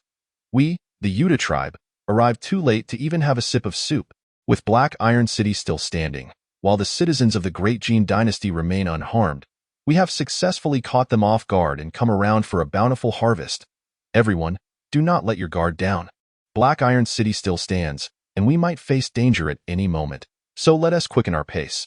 Ha ha ha. Although Black Iron City remains intact, it has withstood the assault of 100,000 troops from the Hatchet tribe for over 2 months. Now, without supplies, they must be exhausted and unable to defend themselves. The Yuta tribe members appeared relaxed, fully aware of their proximity to Black Iron City, yet displaying no fear, dismissing the Black Iron Army as a threat. While it was indeed admirable that the Black Iron Army had withstood the onslaught of the Hatchet tribe for 2 months, once that siege was over, what supplies would remain? How many soldiers would still be standing? They were likely recuperating now, lacking the strength to confront them. Furthermore, the spoils from this raid would sustain the Yuta tribe for several years. Thus, the members of the Yuta tribe celebrated their anticipated bounty through dances and songs. Yet, at the forefront of the group, a middle-aged man furrowed his brow deeply, as if sensing an ominous event on the horizon. Leader, what's troubling you? A bearded man beside him, noticing the leader's furrowed brow, asked in confusion. They had just plundered the Great Jin dynasty territory and were brimming with good fortune. Why did their leader appear so distressed? It's nothing, just a sense of unease, the Yuta tribe leader replied solemnly. Immediately send scouts to check for any potential dangers. Yes, leader. The bearded man nodded and quickly dispatched a team to scout the surroundings. After a short while, leader, there is a squad of Black Iron Army approaching rapidly from the front. A scout from the Yuta tribe reported urgently. What? The Black Iron Army? Just as we feared. The Yuta tribe leader's expression changed drastically as he inquired, how many are in that Black Iron Army? What is the strength of their leader? Reporting to the leader, the Black Iron Army consists of approximately 100 men, and their leader's strength is unclear, but he is wearing the standard armor of a captain of 1,000. The scout replied, only a little over 100 men. Their leader is merely a captain of 1,000. Upon hearing this, the Yuta tribe leader's demeanor relaxed. Although the Yuta tribe was a small tribe, it was among the top tier of small tribes. They had sent their elite fighters, over 300 strong, to raid the Great Jin dynasty territory. With 300 against 100, they held the advantage. Furthermore, the captain of the Black Iron Army was likely at most a late-stage innate warrior, someone he could easily handle. Thus, with such a small number of Black Iron Army soldiers, they could not pose a threat to them. Moreover, should they annihilate this group of Black Iron Army soldiers, they would seize a wealth of military supplies and war horses. As this thought crossed his mind, a fierce glint sparkled in the Yuta tribe leader's eyes, filled with excitement and anticipation. Listen up, a squad of about 100 Black Iron Army soldiers is charging towards us, led by a mere captain of 1,000. What do you suggest we do? The Yuta tribe leader rallied his troops. Kill all the Black Iron Army soldiers. Seize their military supplies and war horses. The elite warriors of the Yuta tribe responded in unison, echoing their leader's thoughts. They were the elite warriors of the Yuta tribe, a top-tier small tribe, numbering over 300. In contrast, the Black Iron Army was merely around 100 strong, and their leader was just a captain of 1,000, someone their leader could easily defeat. Prepare for battle. Let us wipe out this Black Iron Army, the Yuta tribe leader shouted. Kill them all, kill them all, kill them all. The elite warriors of the Yuta tribe roared. Their battleless, however, unexpectedly, he did not even know what the archer looked like before being shot dead by the opponent with a single arrow, as if he were a mere insignificant foot soldier. He was the strongest leader of the Yuta tribe. His physical strength was enhanced by 5, and his internal power by 6. The other elite warriors of the Yuta tribe were all momentarily stunned. What was happening? Their mightiest leader had been killed like a common soldier. Flee, quickly flee. Upon the death of their leader, the morale and cohesion of the Yuta tribe's elite warriors plummeted to the lowest point, scattering like frightened birds in all directions. Whoosh, whoosh, whoosh. 4 arrows were shot simultaneously, and with the addition of the 10 stars' convergence, the crimson moon bow was nearly smoking from Ning Chuan's relentless assault, each arrow precisely eliminating a Yuta warrior. In the span of just 2 breaths, 40 Yuta warriors had perished under Ning Chuan's terrifying archery skills. Fortunately, it was the crimson moon bow. Had it been an ordinary bow, it could never have endured such usage by Ning Chuan. The Black Iron Army, witnessing Ning Chuan's astonishing archery, was left utterly dumbfounded. 4 arrows shot in unison, complemented by the 10 stars' convergence. Such archery was nothing short of divine skill. Chapter 64. The Girl from Ironheart Island, Ironheart Lawn. As Ning Chuan led the elite Black Iron Army to the front lines of the Yuta tribe, he had already exhausted the 20 arrows from his quiver and the 100 arrows in his saddlebag, totaling 120 foes slain, each arrow hitting its mark. His physical prowess had been enhanced, allowing him to open 2 more martial pathways. Not a single one was spared. All were annihilated. Ning Chuan drew the gleaming steel battle knife from his waist, his voice cold and murderous. Yes, the elite of the Black Iron Army, upon hearing this, immediately launched a bloody massacre against the remaining Yuta tribesmen. These Yuta warriors, laden with spoils stained in the blood of the commoners of the Great Jin dynasty, would receive no mercy from the soldiers of the Black Iron Army. Half an hour later, all the Yuta tribesmen had been completely exterminated. Although Ning Chuan had only brought 100 men, these were all elite Black Iron soldiers, each possessing the strength of the acquired realm. Given the current severe shortage of personnel in the Black Iron Army, cleansing the surrounding forces of the Golden Yurt Khan and minor tribes would require a sustained effort. Ordinary soldiers could hardly endure such a long journey. My lord, what shall we do with these supplies? Guanlong approached Ning Chuan, pointing at the vast amount of goods plundered from the Yuta tribe. You will lead 10 men to escort the supplies back to the city. We will rest for a moment 20 miles away at Qingshan town and await your return.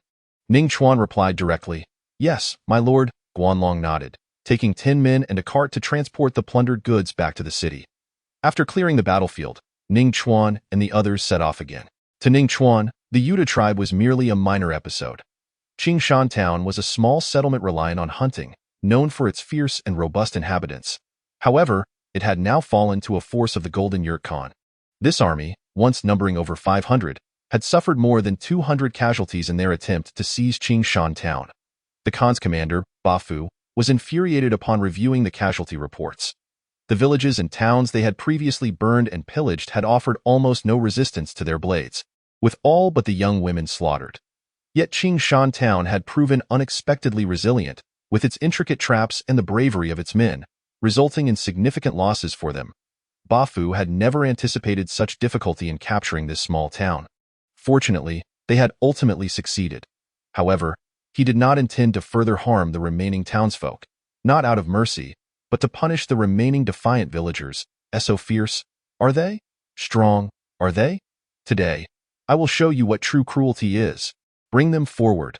As the words of Commander Bafu fell, 2 muscular men, resembling each other, were brought forth, defiance evident in their eyes despite their predicament.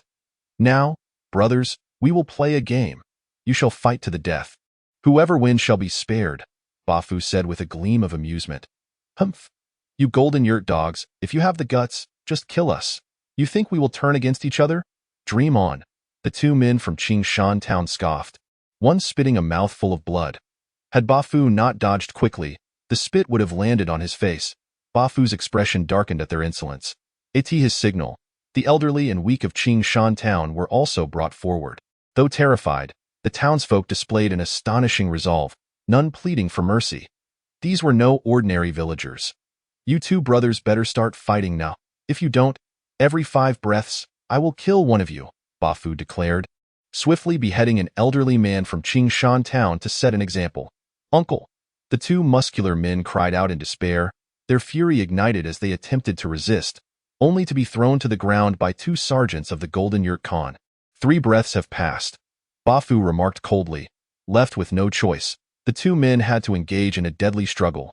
Bafu and the soldiers of the Golden Yurt Khan watched with interest, making taunts and bets on the outcome. Just as the 2 men were on the verge of deciding a victor, a young girl with a ponytail, strikingly beautiful and clad in attire adorned with an iron emblem, suddenly appeared. Recognizable to those familiar with the martial world, this was the symbol of Ironheart Island. Ironheart Island was not only one of the most prestigious sects within the Great Jin dynasty, but was also renowned for its forging prowess, with 4 of the 10 legendary weapons originating from there, underscoring its exceptional craftsmanship. Stop! The girl, her face flushed with anger, shouted, separating the 2 brothers, much to the dismay of Bafu and the Golden Yurt soldiers, who glared at her menacingly. Humph! Are you the commander of this squad? If you have the courage, let us duel. If I win, you leave. If I lose, do as you wish, Ironheart Lawn said defiantly. Huh? You wish to duel with me? What kind of battle do you mean? Should I prepare a bed as well? Bafu leered at the girl, his gaze turning lecherous. The other soldiers erupted in laughter. I ask you this, do you have the guts? Ironheart Lawn retorted with a cold snort. Very well. Let me show you whether I possess courage. I will make you feel ecstasy, Bafu sneered, reaching out for Ironheart Lawn. Chapter 65. My despicable nature. Ironheart order, but his hand reached for her sensitive area. Shameless. Ironheart Land's face flushed with indignation. With a swift motion, she drew an ice-blue longsword, unleashing a chilling glare towards Bafu's hand, her aura exploding with the power of the late-acquired realm. This woman, she is in the late-acquired realm? Bafu's expression shifted. He had assumed that a girl so young would be of the early-acquired realm at best, yet here she was, a formidable opponent. Jealousy ignited within him as he realized she was at the same level he had only recently attained. Bafu hastily withdrew his hands to evade the sword's edge, but Ironheart Land's strike was too swift. Thud! One of his hands was severed, blood gushing forth. Bafu screamed, but Ironheart Lawn pressed her advantage, using an exquisite footwork technique to close the distance again. Wretched girl, I will kill you, Bafu, gripped with pain, forced his internal energy to staunch the bleeding and drew his battle knife to clash with Ironheart Lawn's sword. The sounds of metal clashing echoed as he grew increasingly alarmed. This girl was extraordinary. Her swordplay and movement were exquisite, unlike anything he had encountered. Despite his injury, he found himself completely at her mercy, unable to retaliate. Yet Ironheart Lawn seemed inexperienced in battle. Otherwise, he doubted he could have lasted even 3 exchanges. As the fight progressed, Bafu found himself in a precarious position. Wait! I surrender! He exclaimed, his eyes darting. Ironheart Lawn paused at his admission. If you surrender, you must cease all hostilities against the people of Qingshan Town and leave immediately, Ironheart Lawn stated, her face lighting up with hope. To her surprise, her first act of chivalry had succeeded in making a commander of the Golden Yurt Khan surrender. Very well, we will leave at once, Bafu nodded, but suddenly, a sly grin crept across his face as he swung his knife toward Ironheart Lawn. Caught off guard, Ironheart Lawn was knocked aside. Severely injured, Bafu, seizing his advantage, launched a relentless assault, fully overpowering her. You have surrendered. Ironheart Lawn gasped in pain, a vicious wound bleeding profusely from her abdomen. Surrender? Little girl, do you know the meaning of deceit in battle? I tricked you. Bafu laughed coldly. The surrounding soldiers of the Golden Yurt Khan chuckled heartily. Commander, your methods are rather ruthless. Don't leave her too wounded, or how will you enjoy her later? Fear not. I know my limits. Ba Fu smirked at Iron Heartland's delicate features, a grotesque smile spreading across his face. You despicable. Iron Heartland seethed, clenching her teeth. I am indeed despicable. What will you do about it? Ba Fu's grin grew even more lecherous. You. Iron Heartland's face flushed crimson. As the daughter of the island lord of Iron Heart Island, she had sought freedom to roam the martial world, embarking on a journey of justice. Naively, she had not anticipated the depths of human malice. Ba Fu had delivered a brutal lesson. Now, severely injured and beset by Ba Fu's aggression along with numerous predatory soldiers, she found herself cornered, regretting her decision to flee the island, fearing she might truly die here. Just then, a cacophony of screams erupted from the town's entrance. Commander Ba Fu, a force of around 100 black iron soldiers is attacking. A panicked soldier reported. Humph. Just 100 black iron soldiers. Why panic? You go and hold them off. I will deal with this woman first. Ba Fu scoffed. With nearly 300 men at his disposal, he found it embarrassing that they were stirred by a mere 100. But, Commander, the soldier attempted to protest, only to be interrupted by Ba Fu's harsh tone. Did you not hear me? If you dare disturb my fight, I will kill you myself. Now get out of my sight. Ba Fu roared. Frustrated by the interruption just as he was about to subdue Iron Heart Lawn, he felt his anger boil. The soldier could only leave reluctantly, not daring to utter another word. After 2 incense sticks worth of time spent in fierce combat, Ba Fu finally managed to place his knife against Iron Heartland's throat. What a fiery little girl. I like it. Ba Fu licked his lips, looking at the now defenseless Iron Heartland, a lecherous smile returning. You despicable wretch, kill me if you dare. Iron Heartland shut her eyes, consumed by despair. Heh. Kill you. How could I bear that? You are still young. You have yet to experience the joys of life. Today, I will let you relish in it. But first, I must check on how the battle at the town's entrance is going. You wait here obediently for my return. Ba Fu chuckled, preparing to knock Iron Heartland unconscious before heading to the entrance to see how the black iron soldiers fared. Just as he was about to strike, the sounds of battle at the town's entrance abruptly ceased. The fighting has stopped. Remarkably, my men managed to wipe out 100 black iron soldiers without my intervention. A splendid achievement. Now, I can savor this fiery little girl. Ba Fu, hearing the silence from the entrance, turned his gaze back to Iron Heartland. No, don't come closer. Help me. Iron Heartland cried out, her face pale with fright. Scream all you want. Even if you tear your throat, no one will come to save you. Ba Fu's excitement grew. The more she resisted, the more thrilling it became. Chapter 66. A favor. Iron Heart order. At that moment, the sound of galloping hooves echoed and Ba Fu frowned. His soldiers were utterly lacking in awareness. Earlier, as he was about to capture Iron Heart Lawn, one had come to report a force of around 100 black iron soldiers arriving, causing her to resist fiercely. Now, just as he was about to conclude matters with her, another soldier interrupted. Ba Fu's rage surged, ready to chastise, but upon seeing the rider, he was instantly bewildered, his eyes widening in disbelief. The Black Iron Army? How could it be the Black Iron Army? Where were my troops? At this moment, Ba Fu was engulfed in panic, yet he was fortunate enough to have a hostage in his grasp. Don't come any closer. Otherwise, I will kill her, he threatened, using Tai Xinlan as leverage. Help. Save me. Tai Xinlan, upon realizing she was in the presence of the Black Iron Army, could no longer contain her grievances. She had thought that after being violated, she would meet her demise, but instead, she found herself amidst the Black Iron Army. Your soldiers are fighting to the death, and you are here playing with a woman. Today has truly opened my eyes. Ning Chuan, clad in the armor of a 1,000-man general from the Black Iron Army and riding a chestnut warhorse, looked down with indifference at Ba Fu, the general of the Golden Tent Khanate, and sneered. His gaze then drifted to the character iron emblazoned on Tai Xinlan's attire. Where are my soldiers? Have they all fled? What a disgrace. Nearly 300 men, and you can't handle a mere 100 of your Black Iron Army? Useless, Ba Fu exclaimed, his face flushed with indignation. The most infuriating part was that his soldiers had fled without informing him, leaving him trapped in a siege by the Black Iron Army. Truly a dire predicament. Flee. Your men have been slaughtered. Where could they possibly run to? Ning Chuan retorted mockingly. Slaughtered? Just you 100 or so black iron soldiers. Don't make me laugh, Ba Fu scoffed. With nearly 300 men on his side, it was unbelievable that the Black Iron Army could claim to have killed them all. Believe it or not. Release her, and perhaps I will spare your life. Ning Chuan replied calmly. Release her? Who do you think you are? Do you think you can just demand a release? Ba Fu shot back coldly. Let us make it simple then. Let us play rock, paper, scissors. If I win, you release her. If you win, I will let you go. How about that? Ning Chuan proposed. Ha. Rock, paper, scissors. Do you take me for a child? You think I would trust something so frivolous? Ba Fu sneered. We of the great Jin dynasty are not like you barbaric tribes. A gentleman's word is his bond, and this is your only chance to live. Whether you seize it is up to you, Ning Chuan stated.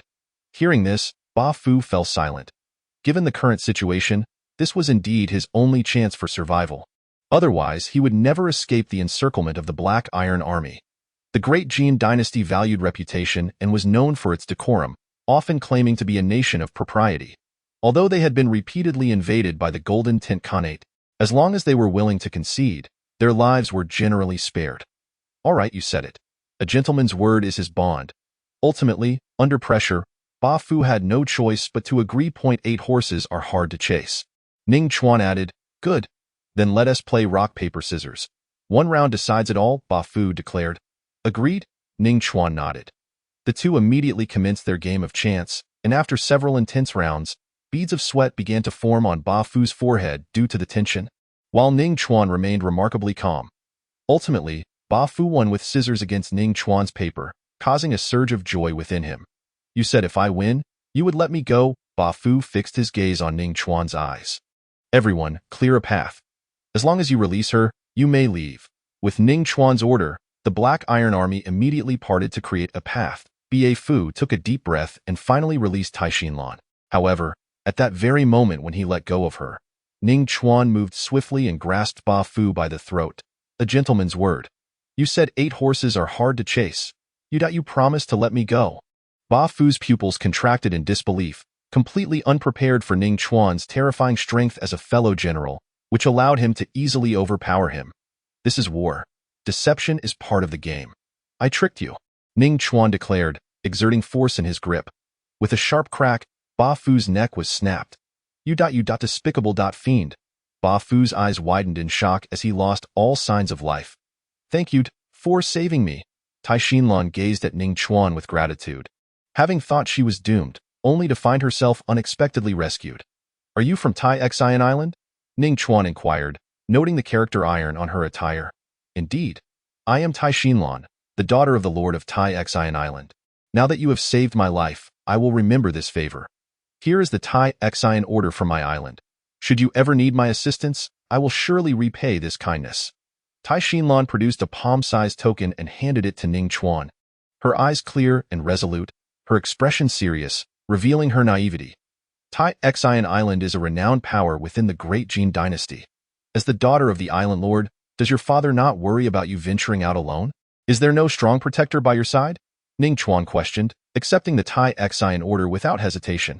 Tai Exile Island is a formidable force skilled in forging various weapons. Such a favor could prove invaluable in the future. Actually, I snuck out, Tai Xinlan admitted, a hint of embarrassment on her face. She had believed the outside world would be splendid, but after sneaking out to seek justice, she received a harsh lesson from Ba Fu, the general of the Golden Tint Khanate that I see. Had you been within our great Jin dynasty, wearing such attire, others would certainly show you respect and refrain from harm. But here, at the frontier, the invaders from the Golden Tint Khanate will show no mercy. Ning Chuan advised. Yes, I will be careful, Tai Xinlan nodded, shaken by her experience of sneaking out. Afterward, Ning Chuan and the Black Iron Army rested for 2 hours before Guanlong and 10 others finally returned. This time, Ning Chuan decided that after clearing the Golden Tint Khanate invaders around Black Iron City, he would retaliate in kind and launch an offensive into the territory of the Golden Tint Khanate, striving to open up 108 martial arts meridians and subsequently connect the Ren and Du meridians to step into the realm of innate power. Chapter 67. The Sudden Moral Coercion. After half a month, the invaders from the Golden Tint Khanate around Black Iron City had been substantially eradicated by Ning Chuan and his men, and Ning Chuan's physique had been enhanced while he had also opened up 102 martial arts meridians. just 6 more to reach 108. Clenching his fists, feeling the immense power within, his gaze grew colder. The emperor, as the ruler of the great Jin dynasty, sat high above, but one day, he would bring that emperor down from his throne. Subsequently, Ning Chuan led the Black Iron Army once more to clear out the small tribes that had migrated to the border. These tribes were mere leeches, following the Golden Tint Khanate's army, and could serve as temporary strongholds for them, posing a significant threat to the borders of the Great Jin Dynasty. It was these migrating tribes that had allowed the Golden Tint Khanate to penetrate 300 miles into the territory of the Great Jin Dynasty. Now, it was time for them to face retribution. Soon, after a thorough search, they discovered a tribe of about 1,000 people, the Mu-Lu tribe. Among these 1,000, most were elderly, women, and children, with only around 200 able-bodied youths. Even more were soldiers and wounded troops retreating from the front lines, now recuperating in this tribe. Kill, Ning Chuan commanded in a low voice. Understood. The Black Iron Army responded, their faces displaying cold smiles. The Golden Tint Khanate often invaded the borders of the Great Jin Dynasty, slaughtering countless innocent civilians. Now, the time for vengeance had arrived. With bloodlust in their eyes, they drew their weapons and charged forward. It's the army of the Great Jin Dynasty. An enemy attacked. Everyone prepare for battle. A young lookout from the Mu-Lu tribe shouted urgently, sounding the alarm. The able-bodied youths of the Mu-Lu tribe sprang into action upon hearing the alarm, mounting their horses to meet the threat. Hey, everyone be aware.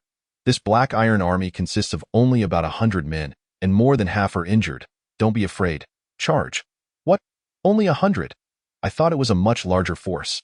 You had me worried for a moment. Kill, kill, kill. Initially, the able-bodied youths of the Mu-Lu tribe felt a bit uneasy facing Ning Chuan and the Black Iron Army, but upon realizing they were merely 100 strong, their morale surged and they charged with battle cries. Especially their leader, Ming Tu, who coveted the armor, weapons, and war horses of Ning Chuan and his men. These supplies were incredibly valuable to their small tribe and could be exchanged for substantial wealth. However, the young warriors of the Mu-Lu tribe soon learned how gravely mistaken they were. 4 arrows flew in unison. Ahead, a disheveled woman was being pursued by the cavalry of the Golden Tint Khanate. Guanlong approached Ning Chuan and pointed in a certain direction. Upon hearing this, Ning Chuan turned to look where Guanlong indicated. Indeed, a woman, in a state of utter disarray, was fleeing in panic, her desperate expression igniting a flicker of hope upon spotting the Black Iron Army. Help! Help me! She cried out with all her might. Behind her, a dozen cavalrymen from the Golden Tint Khanate pursued her, shouting wildly, showing no sign of fear even upon seeing Ning Chuan and his companions. One of them audaciously shot an arrow towards Ning Chuan, demonstrating their contempt. Whoosh! The iron arrow sped towards Ning Chuan but was caught effortlessly in his hand just before impact. You softlings of the Great Jin Dynasty, this is not a place for you. Get out. This land belongs to the Golden Tint Khanate. Howl all you want. You have half a stick of incense to leave, or else our reinforcements will be upon you, and we will destroy you. The brashness of these cavalrymen was palpable. They not only insulted Ning Chuan and the Black Iron Army, but also ordered them to leave. Enraged by their insolence, Guanlong and his comrades drew their weapons, ready to retaliate. However, the speed of the arrows was swifter. In the blink of an eye, the cavalrymen found themselves gasping, clutching their throats, and falling from their horses. What a bunch of trash! How dare you act so arrogantly before me? Ning Chuan's gaze was icy, his demeanor one of utter disdain, as if regarding mere ants that dared to challenge him. General Ning is formidable. The Black Iron Army cheered, having witnessed Ning Chuan's prowess in battle, particularly his exceptional archery skills. Thank you for saving me, thank you. The disheveled woman, now before Ning Chuan, knelt in gratitude. Rise and answer my questions. What is your situation? Ning Chuan inquired directly. General, she sobbed, recounting her tragic tale.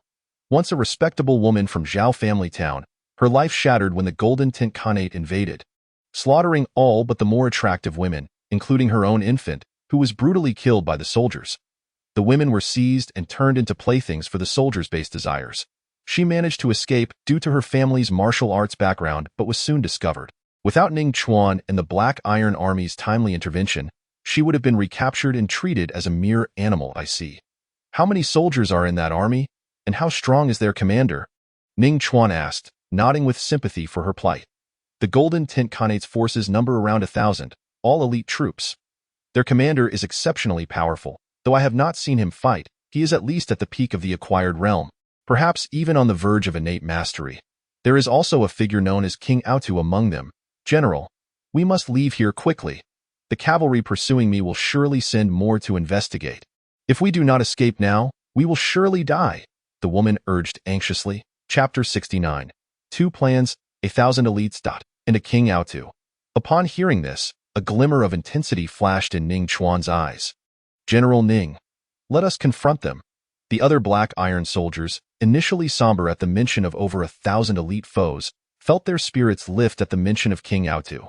They recalled a daring plan previously devised by their commander, Su Hanshan, to infiltrate the heart of the Golden Tint Khanate and capture their king, which had succeeded. They were even awarded ranks and treasures by the emperor for their valor. Now, a king lay within reach, accompanied by only 1,000 elite troops. Capturing him seemed far more feasible than their prior endeavor. The thought of such glory stirred the hearts of the black iron soldiers. Is this what you all desire? Ning Chuan surveyed his comrades. Indeed, General Ning, they affirmed resolutely. The disheveled woman, taken aback, questioned their sanity. What do you intend to do? Do you understand what you are saying? You are up against over 1,000 elite warriors of the Golden Tint Khanate, led by a possible half-step innate master. You number fewer than 100. What gives you the courage to confront them, let alone attempt to capture King Autu? Have you lost your minds? I report this to urge you to flee, not to throw your lives away. But Ning Chuan and his companions disregarded her protests. With unanimous consent for the mission, they set about making preparations. After extensive discussion, they devised 2 strategies. Let us depart. Ning Chuan commanded with a wave of his hand. Guanlong took it upon himself to carry the disheveled woman onto his horse, intending to draw the enemy. No, you will die. You really will, the woman exclaimed in panic. Yet, her frail state rendered her powerless to resist Guanlong as they headed towards the elite troops of the Golden Tint Khanate. As they approached, the first phase of the plan to lure the enemy commenced. Upon seeing the elite soldiers, the woman turned pale with fear, internally exclaiming that the Black Iron Army was insane. How could they hope to capture a king with such a vast disparity in numbers? It was like a daydream. Guanlong, however, paid no heed to her thoughts as they entered the gaze of the Golden Tint soldiers. Look, you scoundrels of the Golden Tint Khanate. This is the woman who escaped from your clutches. She has been rescued by the Black Iron Army, and those who pursued her have been slain. Guanlong's amplified voice resonated through the ranks of the enemy. Instantly, the Golden Tint elite glared at him with murderous intent. Kill him, commanded a stout young man clad in a fur coat, his face flushed with excitement. He was the newly crowned king of the Autu tribe. He had come to the border of the great Jin dynasty, eager to relish the thrill of slaughter and hunting. Little did he expect that a mere soldier of the Black Iron Army would dare to provoke him. Your Majesty, there is only one soldier from the Black Iron Army here. Could it be a trap? Perhaps we should send a small team to scout their true strength, suggested a burly man with calloused hands. A trap? You are correct. This is likely a ploy. If they were strong, they would have charged at us directly, King Autu sneered. Let us surprise these Black Iron softlings. Leave 100 to guard the spoils, and the rest will follow me to slaughter. He dismissed the notion of traps, confident in his elite warrior's ability to discern any hidden dangers across the vast grasslands. Yes, with Autu's command, 900 elite soldiers surged forth towards Guanlong. The first phase of the lure plan had failed. Guanlong frowned. He had anticipated that the enemy would send a small force to pursue him, but they had instead committed the bulk of their troops. Luckily, they had prepared a second delaying plan. Guanlong quickly signaled A2 with his fingers. Observing from afar with his mystical eagle's eye, Ning Chuan swiftly organized his forces. As an archer, he had ensured that every soldier's horse carried a quiver of arrows, each containing 100 arrows, easily summoning over 1,000 arrows for his use. Thus, all the arrows were set aside for Ning Chuan. Guanlong would lead the disheveled woman southward, while Ning Chuan positioned himself to the east, becoming a living arrow tower to rain down upon the Golden Tint elite. This way, even if the Golden Tint soldiers reacted and rushed towards Ning Chuan, they would be delayed by several breaths, allowing him to maximize his impact. After all, with every moment delayed, Ning Chuan could eliminate more foes. Chapter 70. Unblocking the Meridians, Half-step innate realm. Kill. The 900 elite soldiers of the Golden Tint Khanate charged at Guanlong with terrifying force, causing even him to furrow his brow. The woman beside him, terrified by their ferocity, paled further. Guanlong quickly turned his horse towards the south, adhering to their plan. However, as they shared a mount, their speed was somewhat hindered. The Golden Tint elite drew nearer, arrows raining down upon them. Guanlong's expression turned grave as he wielded his iron blade to deflect the incoming projectiles. Though the woman was gripped by fear, she dared not scream, aware that their fates were intertwined. Soon, the other black iron soldiers caught the attention of King Autu, who saw their panic as they fled. Ha! It truly is a ploy to lure us, but this king has seen through it effortlessly. Black iron softlings, are you surprised? King Autu laughed heartily upon spotting the fleeing soldiers, reveling in his own foresight. The half-step innate master beside him shared a cold laugh, eager to annihilate the intruding black iron army. Just then, whoosh, whoosh, whoosh, arrows flew one after another. I in the first breath, 60 Golden Tint cavalrymen fell. I in the second breath, another 60 were struck down. This is bad. There are archers hiding over there. The half-step innate master frowned. Ordering around 500 men to advance, he was astonished at the skill of the black iron archers, who had not missed a single shot, something even their finest archers could not achieve. However, upon realizing that only one archer was present, his confusion deepened. Why was there only one? Where were the others? But soon, that mystery was resolved. Breaths passed. 3, 4, 7, and 8. The cavalrymen charging towards Ning Chuan were nearly obliterated. Only a handful remained, but they were no match for Ning Chuan, who dispatched them with ease. Ning Chuan felt a surge of power within him. With a pop, it was as if some constraint within him had been released, allowing a force far greater than mere inner strength to blossom from within. He sensed the spiritual energy in the world around him, as if he could draw it into himself with one more step, transforming it into personal power. This the sensation of unblocking the meridians, stepping into the half-step innate realm? Ning Chuan mused, excitement coursing through him. He had finally reached that level. Meanwhile, the half-step innate master of the Golden Tint Khanate gaped in shock at Ning Chuan's swift and decisive elimination of 500 cavalrymen. He had initially believed a battalion of black iron archers lay in wait, only to discover it was just one man. Most importantly, this archer's skill was extraordinary. The commanding officer immediately ordered several peak-acquired realm leaders to protect King Autu while he charged towards Ning Chuan. A terrifying aura erupted from the half-step innate master as he closed in on Ning Chuan, drawing his blade and swinging it forward. Whoosh! A crescent-shaped wave of innate energy sliced through the air, cleaving towards Ning Chuan. The ground was torn asunder in its wake. Half-step innate. This strike, I feel I can withstand. Facing the terrifying blade infused with innate energy, Ning Chuan remained calm, slowly raising his palm as if to catch the attack with his bare hand. This scene left the half-step innate master bewildered. To receive such a powerful blow with bare flesh, was this foolhardiness, or was he simply unhinged? He believed that this strike would cleave the archer in two. Just as the half-step innate master anticipated a display of bloodshed, he suddenly widened his eyes in shock.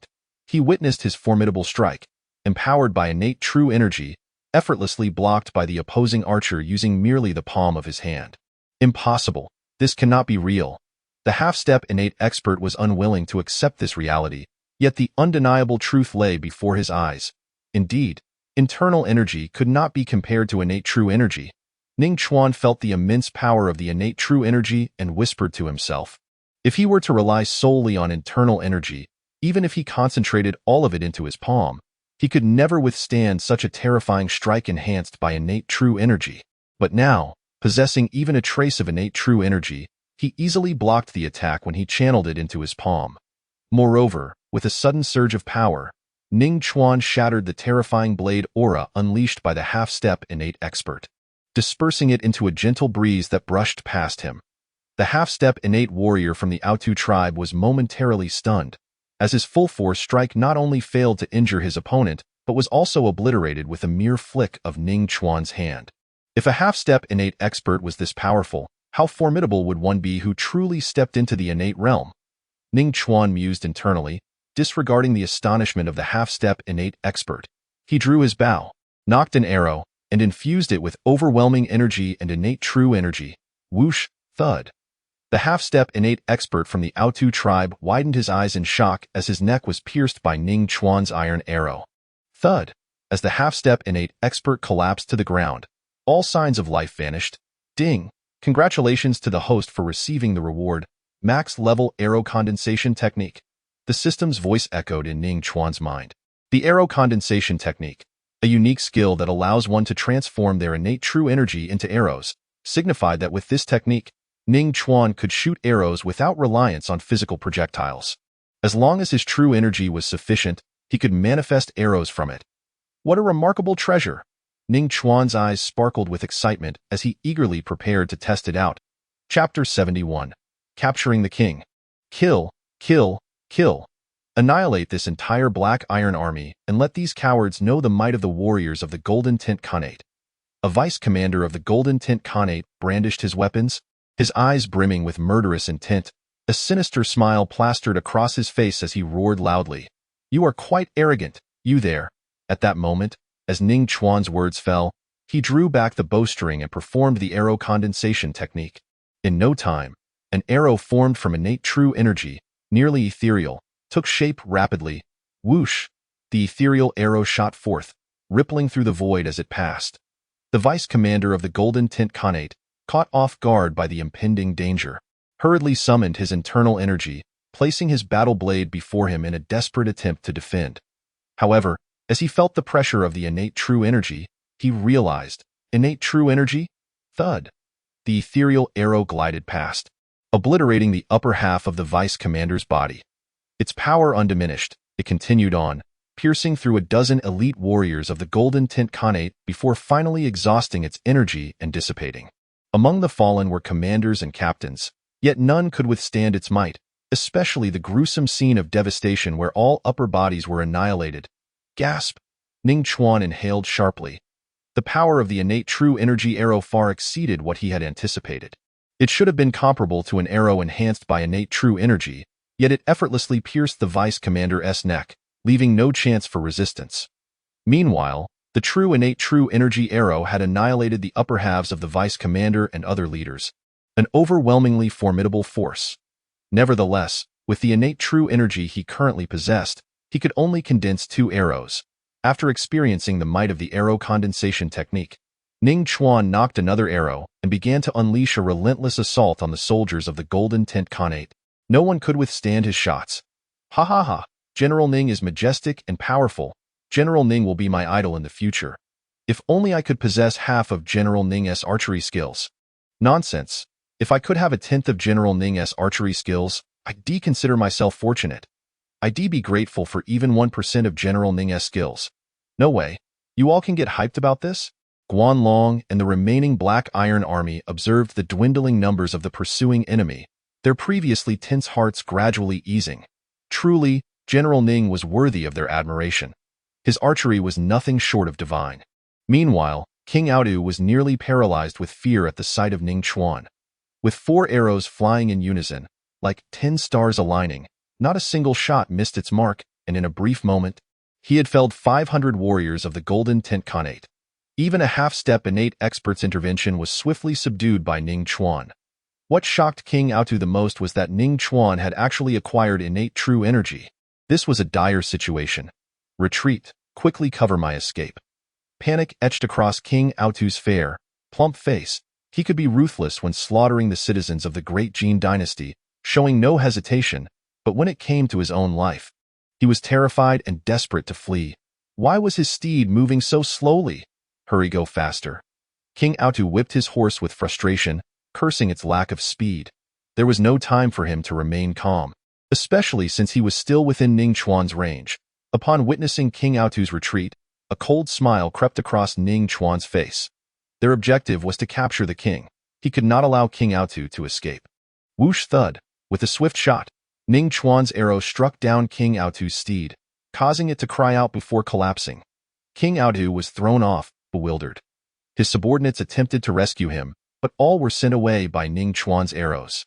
Ultimately, Ning Chuan and dozens of the Black Iron army annihilated King Audu's 900 troops, capturing him alive. Ha ha ha! We succeeded. We have captured a king. Promotions and rewards from His Majesty the Emperor are surely on the horizon. All of this is thanks to General Ning. Without him, our ambition to capture a king would have been nothing but a delusion. At this moment, the elite black iron soldiers held even greater respect for Ning Chuan. The divine archer it would not be an exaggeration to say that Ning Chuan alone was worth an entire battalion of 500 archers.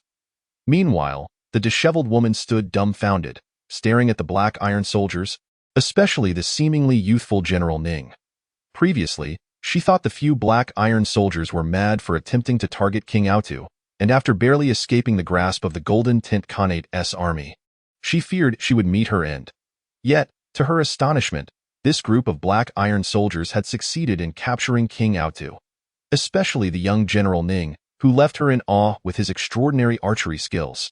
The success in capturing the king was largely due to him. The other elite black iron soldiers were merely supportive.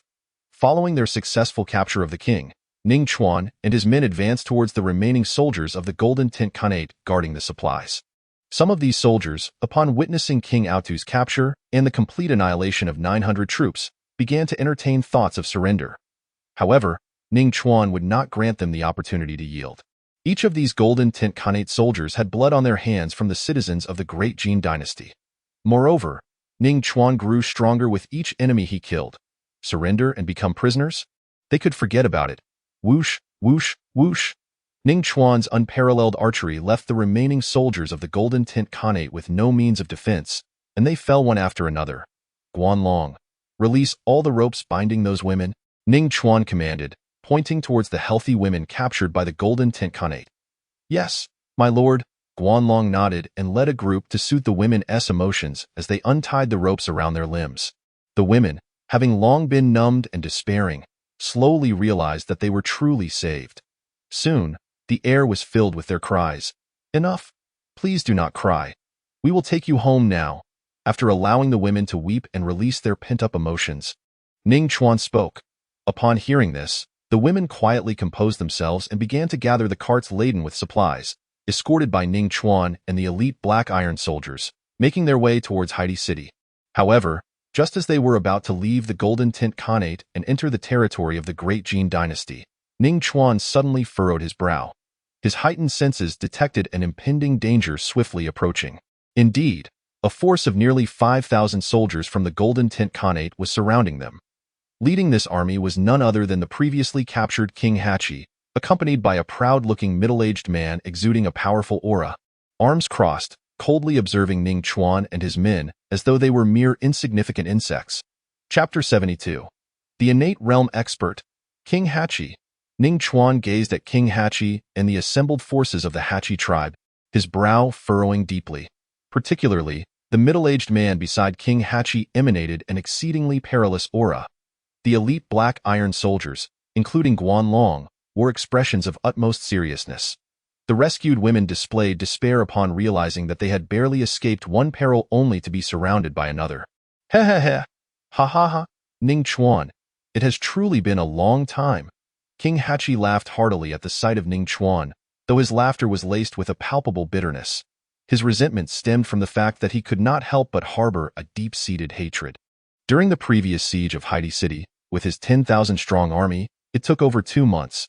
Yet he failed to capture the city and instead lost face when he was taken prisoner. The once proud and formidable King Hachi had become a laughingstock among his soldiers. Furthermore, he was paraded before his own troops, bound like a dumpling, as they witnessed the rescue of Haiti City. At that moment, the self-proclaimed wise and powerful King Hachi wished only for death. Subsequently, Ning Chuan had taken him to the imperial city, compelling him to sign an unequal treaty at great cost. Before the old emperor, Jin Chengdi, finally released him. Consequently, King Hachi became the subject of ridicule among the people of the Golden Tint Khanate. Every humiliation he endured was due to Ning Chuan. Thus, to eliminate Ning Chuan, King Hachi had tirelessly sought information about him, even hiring a true expert at considerable expense, all with the intent to kill Ning Chuan. Indeed, it has been quite a while. You cannot be serious that you have gathered such a large force just for me, Ning Chuan remarked in astonishment, scanning the thousands of soldiers from the Golden Tint Khanate. With only a handful of men on his side, he found it excessive for King Hachi to mobilize such a massive army. Even enlisting the help of a formidable expert, should this truly be aimed at him, It felt as though he were overestimating his importance. Should he feel honored or unfortunate? Certainly, it is for you. So many have come to escort you to your grave. When you die, you may take pride in that. King Hachi sneered, his eyes filled with murderous intent as they rested upon Ning Chuan. Are you not afraid of being captured again? Ning Chuan inquired. Captured again? You must be dreaming. This time, you will undoubtedly die. King Hachi's eyelids twitched at Ning Chuan's words, his anger surging within him. How dare Ning Chuan even mention being captured again? This time, he was determined to kill Ning Chuan. That might disappoint you. Bring forth King Aotu? Ning Chuan waved his hand, and King Aotu, bound and gagged, was brought forward by Guanlong and his men. Wurwo. Upon seeing King Hachi, King Aotu's face lit up with joy, desperately wishing to call for help, but with his mouth stuffed with a filthy sock, he could only emit muffled sounds. Remove the filthy sock from his mouth. Ning Chuan commanded. Yes, my lord. Guanlong nodded in response, promptly removing the foul sock. Cousin, save me. The moment the sock was removed, King Aotu cried out urgently. King Aotu. King Hachi's expression darkened upon seeing King Aotu. Both the Hachi and Aotu tribes belonged to the mid-tier factions within the Golden Tint Khanate, part of the larger barbarian mountain tribe. As kings of their respective tribes, they shared royal blood. And in terms of kinship, King Hachi was indeed King Aotu's cousin. Now that Ning Chuan held King Aotu's fate in his hands, King Hachi found himself in a predicament. With so many eyes upon him, he, having been made a laughingstock after being captured by Ning Chuan, could not afford to ignore his cousin's plight. King Hachi, step aside, Ning Chuan demanded directly. As a border soldier, he was somewhat familiar with the relationships between the tribes of the Golden Tint Khanate. Ning Chuan remained calm, knowing that King Aotu was his leverage, and he surmised that King Hachi would not dare to act rashly. You think I will just step aside? King Hachi took a deep breath, his eyes filled with unwillingness. He had envisioned numerous ways to eliminate Ning Chuan, and just as he was about to implement his plan, Ning Chuan captured King Aotu. If he did not allow Ning Chuan and his men to leave, King Aotu would be in grave danger. Yet if he let them go, he could not bear the thought of it, to kill Ning Chuan. He had mobilized such a vast army and even invited a powerful expert capable of easily dispatching him. But now, he found himself with King Aotu as a hostage. King Aotu, speak up. Ning Chuan drew his steel blade and placed it against King Aotu's throat. This terrified King Aotu to the point of soiling himself. Cousin, you cannot abandon me. My father is your brother. He even saved your life. I beg you, clear the way. Under the threat from Ning Chuan, King Aotu frantically invoked their familial ties, then, feeling insecure, looked desperately at the soldiers of the Hachi tribe surrounding him. I am King Aotu. If any of you act recklessly and lead to my death, your entire clan will be exterminated. He was genuinely terrified of being killed by Ning Chuan. Should Ning Chuan and his men fail to escape, he would undoubtedly perish. If they did manage to leave, he might endure some suffering, but he believed they would not kill him. After all, a living king held far more value than a dead one. King Hachi's chest heaved with rage. He was visibly furious, yet he could not bear to let Ning Chuan go so easily. Ning Chuan, release King Aotu, and I will let you depart. King Hachi forced himself to suppress his fury and declared, If we release King Aotu, you truly will let us go? Ning Chuan scoffed at this proposition. How about this? You can stay and fight my friend here. If you win, I will let you all leave. If you lose, you will release King Aotu. What do you say? Should you refuse, do not blame me for the consequences. King Hachi pointed at the haughty middle-aged man beside him, his voice thick with menace. In essence, he had invested considerable resources and manpower, and he could not allow his hard-won prize to slip away. King Hachi, you despicable fiend. That man is a true expert of the innate realm. How could our General Ning possibly win? Indeed, the disparity between the innate and acquired realms is like a chasm. There is no comparison whatsoever. The Black Iron soldiers were furious, not belittling Ning Chuan but stating a fact. A battle between an acquired realm warrior and an innate realm expert was a foregone conclusion. You have no choice. Either perish here or allow General Ning to fight for a glimmer of hope. The king of Hachi roared, his desire to eliminate Ning Chuan growing ever more intense. Very well. I shall engage him in battle. Ning Chuan replied solemnly, gazing at the arrogant middle-aged man beside the king. Ha ha ha. Your choice is most astute. The king of Hachi laughed heartily, his excitement palpable as he anticipated witnessing Ning Chuan's demise. Chapter 73. A mere fatal wound, the extraordinary vitality of the innate realm. You, Tom. He is entrusted to you, the king of Hachi declared, his face brimming with exhilaration. Rest assured. Do you wish for me to kill him outright, or shall I break all his limbs first and then present him to you? You, Tom, the haughty middle-aged man, had yet to spare a glance at Ning Chuan. The innate realm is exalted, far beyond what the acquired realm can contend with. If I can shatter his limbs before handing him over to the king, that would be the best outcome, the king of Hachi replied, his anticipation intensifying. Very well, I shall fulfill your request. I will first break his limbs, and then leave the rest to you. You, Tom, spoke to the king of Hachi without a hint of respect. For he was a formidable innate realm warrior, someone even the barbarian mountain tribe sought to ally with. In the next moment, you, Tom, moved with the swiftness of a cannonball, charging toward Ning Chuan with a look of disdain, as if capturing Ning Chuan and shattering his limbs were as effortless as eating or drinking. Thud, thud, thud. With each step you, Tom, took, the ground trembled beneath him, his footsteps resonating like thunder, striking fear into the hearts of those nearby. Even the soldiers of the Golden Tent Khanate turned pale at the sound, their eyes filled with terror. This was the innate realm, a terrifying force capable of matching thousands alone, a single individual capable of suppressing an entire city. Just a slight display of power resulted in such an effect. Ning Chuan, at the forefront, also turned pale, his body stiffening in place, paralyzed by Yu Tom's overwhelming presence. In this moment of peril, Ning Chuan bit his tongue, the pain jolting him free from his stupor. He then unleashed a barrage of arrows, the 10 stars converging, aimed directly at Yu Tom. However, to Yu Tom, Ning Chuan's counterattack was utterly mundane. Impressive archery, but that is all it is. Yu Tom's gaze remained haughty. He did not even flinch in the face of Ning Chuan's onslaught. Each arrow that struck him was instantly reduced to dust by his protective true energy. The innate realm can absorb the spiritual essence of the world, transforming it into innate true energy for both offense and defense. Compared to acquired warriors, innate realm practitioners gain physical enhancement while absorbing this spiritual energy. Thus, while their stamina and innate true energy are not infinite, they are indeed extraordinary, allowing them to rival thousands and dominate a city. Though Ning Chuan's arrows did expend some of Yu Tom's true energy, it was merely a trifle. In the next moment, Yu Tom's hand shot toward Ning Chuan's arm. Should he grasp it, Ning Chuan's limb would surely be crushed. Lightning step. Ning Chuan silently urged himself, employing the lightning step to narrowly evade Yu Tom's grip, swiftly distancing himself before launching another series of 10 stars converging. Whoosh, whoosh, whoosh. One after another.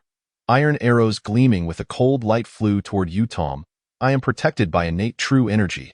These arrows cannot harm me in the slightest. Yu Tom sneered, and indeed, the 10 iron arrows were once again shattered by his protective true energy. This scene left Guan Long and the others anxious. General Ning had clearly stepped into the half-step innate realm. Why did he not utilize his innate true energy? Meanwhile, the king of Hachi wore a smug expression. His hefty investment in the innate warrior Yu Tom had proven its worth. I suggest you surrender and allow me to shatter your limbs. Yu Tom advanced once more. This time, Ning Chuan found his quiver empty. He could only draw his steel blade from his waist and strike at Yu Tom. Yu Tom, however, remained dismissive, as long as he had his innate true energy shielding him. An acquired warrior like Ning Chuan could not inflict even the slightest injury. Thus, he did not evade Ning Chuan's strike. A mere acquired realm fool attempting to breach his protective true energy was nothing short of foolishness. Yet this time, Yu Tom underestimated his opponent. As Ning Chuan's blade drew near, he suddenly sensed a deadly threat. Ning Chuan's blade had been imbued with a layer of innate true energy. What? Innate true energy? Half-step innate? Yu Tom's pupils constricted. According to the information provided by the king of Hachi, Ning Chuan was merely at the pinnacle of the acquired realm. He never anticipated that Ning Chuan had already stepped into the half-step innate realm.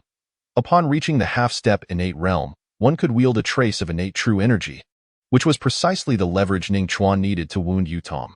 Ning Chuan had utilized the 10 stars converging twice to lower Yu Tom's guard, leading him to underestimate Ning Chuan, ultimately achieving a decisive strike. Thus, Ning Chuan succeeded. His blade struck Yu Tom's neck, splurt.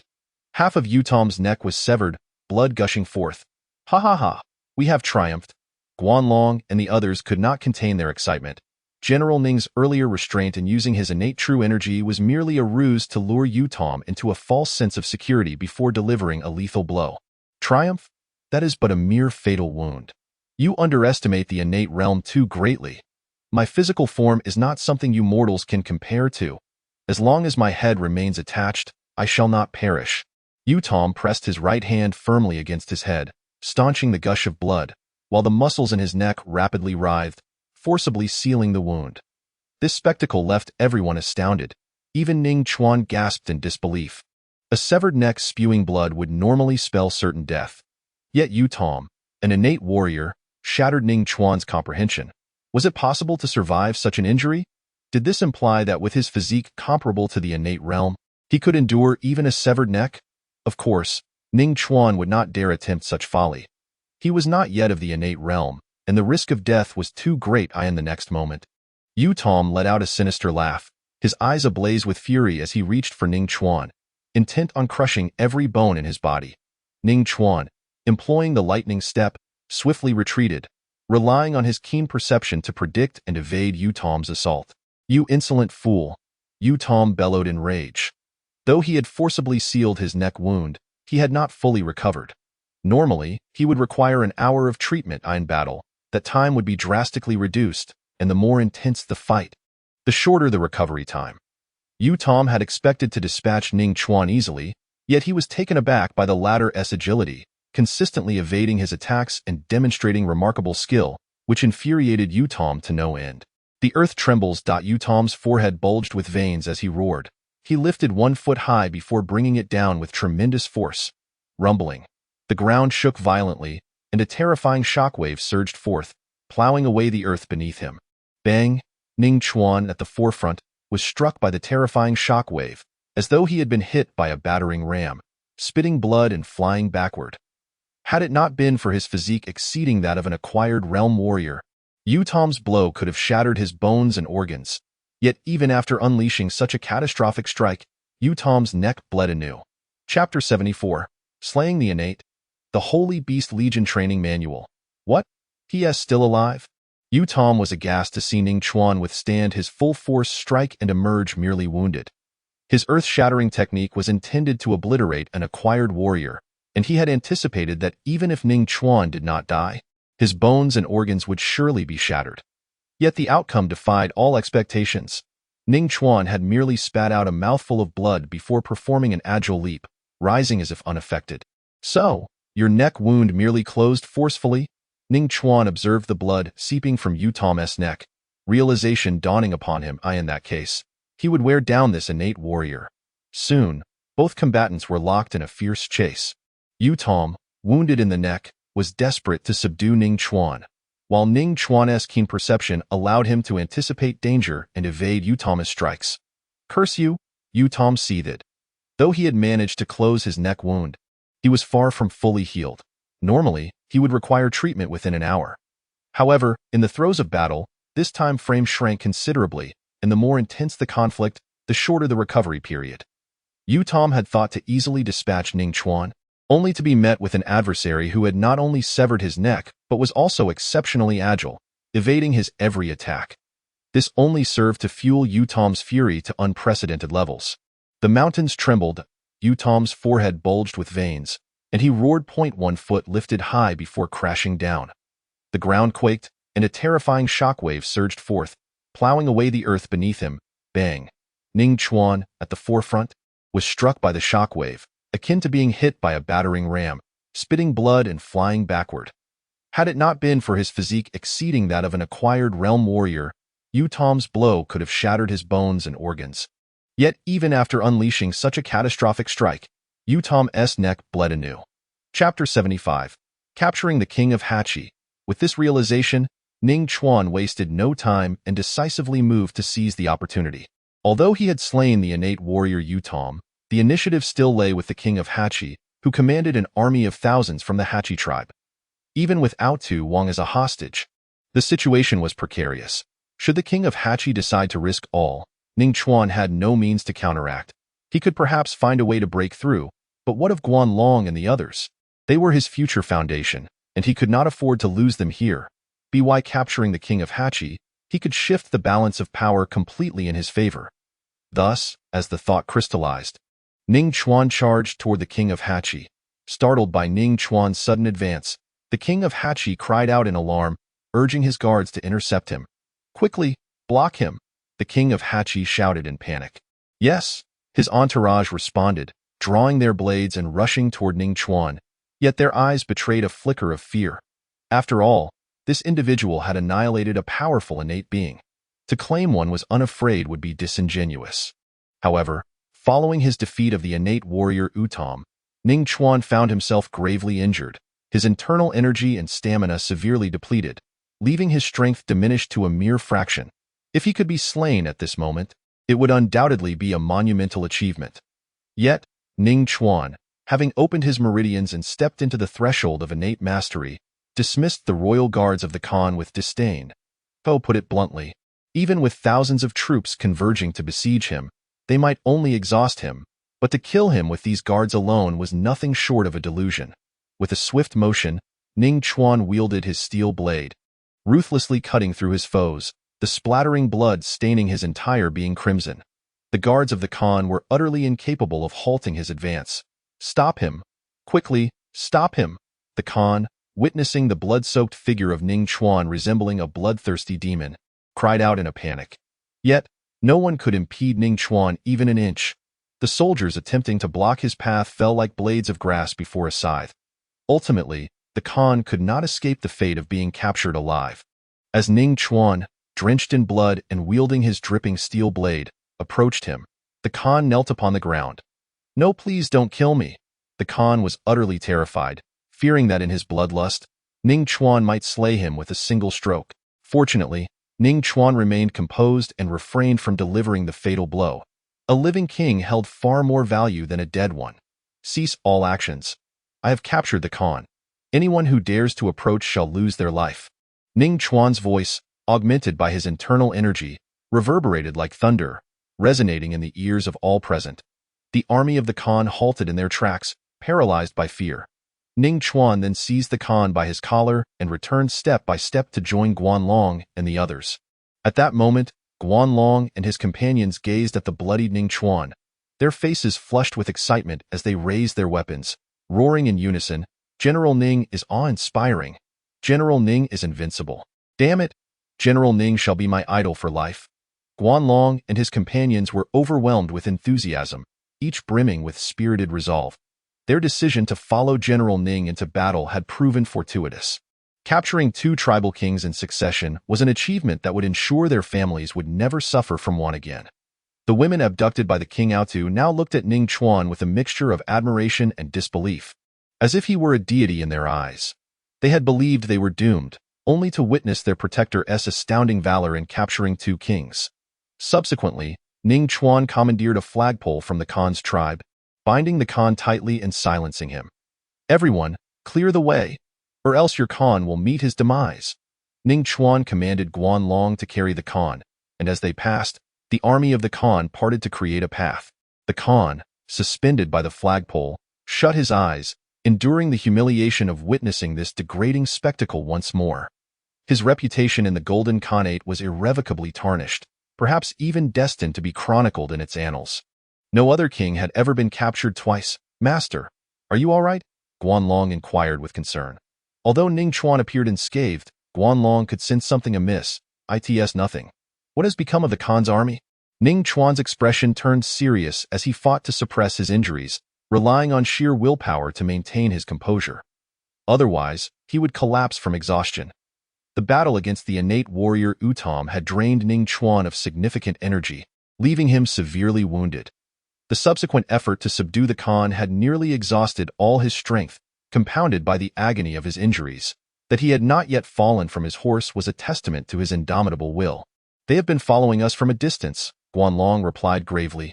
"Yes, do not concern yourselves with them. Continue forward," Ning Chuan commanded. At last, they arrived at Black Iron City.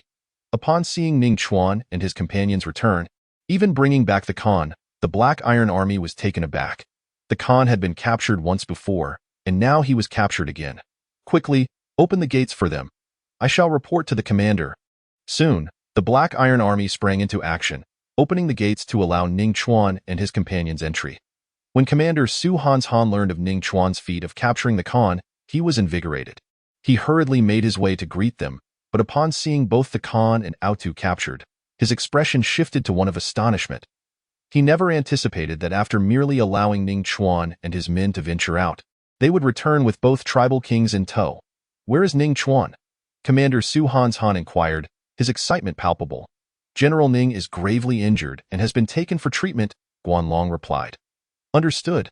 Commander Su Hanshan nodded and returned to his tent, hastily documenting this momentous news to report to the emperor and commend Ning Chuan for his accomplishments.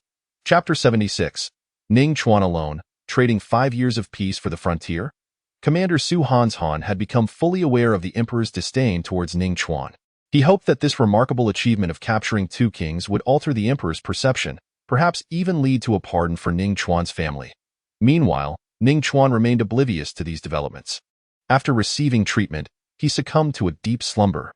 Despite his extraordinary physique, the fatigue from over a month of leading troops, coupled with the battle against the innate warrior Utom and his subsequent injuries, had taken a toll. He had exhausted his internal energy and stamina while capturing the Khan, rendering him utterly depleted.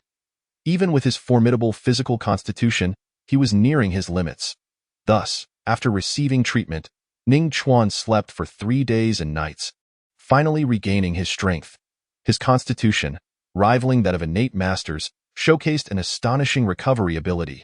Furthermore, he felt a surge of innate energy within him. Once he converted all his internal energy through his meridians into innate energy, he could fully open his governor vessel and truly step into the realm of innate mastery. After 3 days and nights of slumber, Ning Chuan awakened, whispering to himself, "In no more than a month, I shall truly enter the innate realm." He then retrieved the reward he received for defeating the innate warrior Utom from the system space.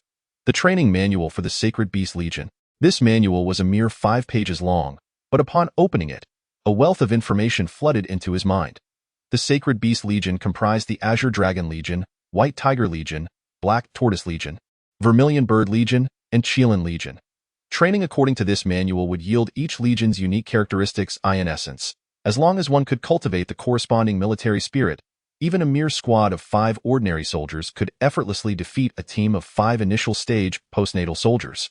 Moreover, the greater the number and strength of soldiers, the more formidable the legion would become. What a treasure! Ning Chuan's eyes sparkled as he read the manual. This Sacred Beast Legion would serve as the foundation for his future endeavors to overthrow the old emperor. At that moment, "General Ning, you have finally awoken. Please hurry to the central military tent to meet the commander.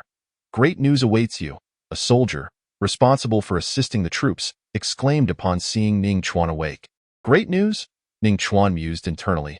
Soon, with the soldier's assistance, he donned his armor and made his way to the central military tent. Upon seeing Ning Chuan, Commander Su Hanshan burst into laughter. "Ha ha, Ning Chuan, today I bring you wonderful news. You led the campaign to clear the invaders from around Black Iron City and captured both the Khan and Autu. The Emperor has decreed your promotion to Grand Commander. Furthermore, your family has been pardoned. Their confiscated estate returned, and they have been rewarded with a bounty of 10,000 taels of gold," Commander Su Hanshan declared joyously. Ning Chuan's remarkable achievements warranted such rewards. Ding. Congratulations to the host for being promoted to Grand Commander. Receiving 3 opportunities to elevate any martial art to its maximum level, the system's voice echoed in his mind. Promoted to Grand Commander? Pardoned my family and returned our estate, along with a reward of 10,000 taels of gold? Ning Chuan's initial joy quickly turned to suspicion. Why was the emperor being so generous today? Previously, when he had captured the Khan, others had been promoted only 1 rank and rewarded with substantial gold and resources. Yet Ning Chuan had only received the title of 1,000-man commander and 500 taels of gold. Now, he was leaping 3 ranks, bypassing the deputy commander and commander, directly ascending to Grand Commander.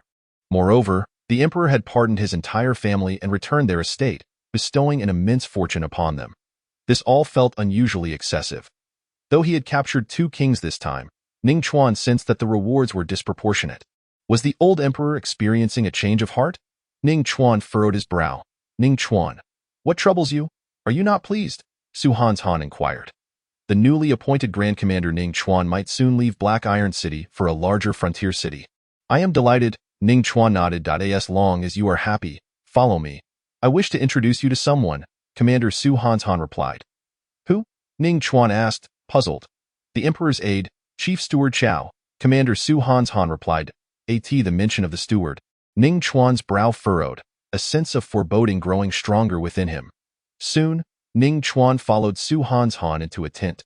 Steward Chow, this is the illustrious Ning Chuan, who has achieved remarkable feats, Su Han announced to a middle-aged man in the tent, dressed in the garb of a palace steward, with a pale face and no beard. You may leave now. I need to speak with Grand Commander Ning Chuan in private. Steward Chow's voice was sharp, his fingers delicately poised, as he scrutinized Ning Chuan with an unsettling intensity. This steward was no ordinary man. Yes, Su Han promptly exited the tent. Grand Commander Ning, allow me to extend my congratulations.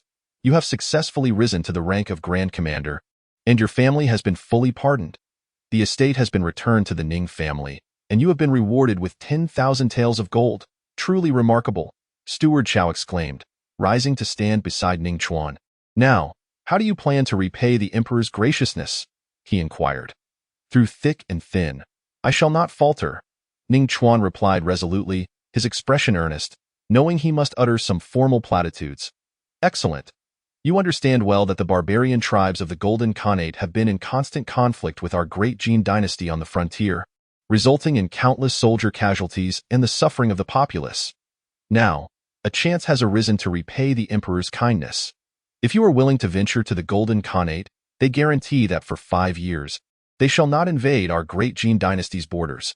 This is an invaluable opportunity for 5 years of peace, Steward Chow stated, patting Ning Chuan's shoulder with an enigmatic expression.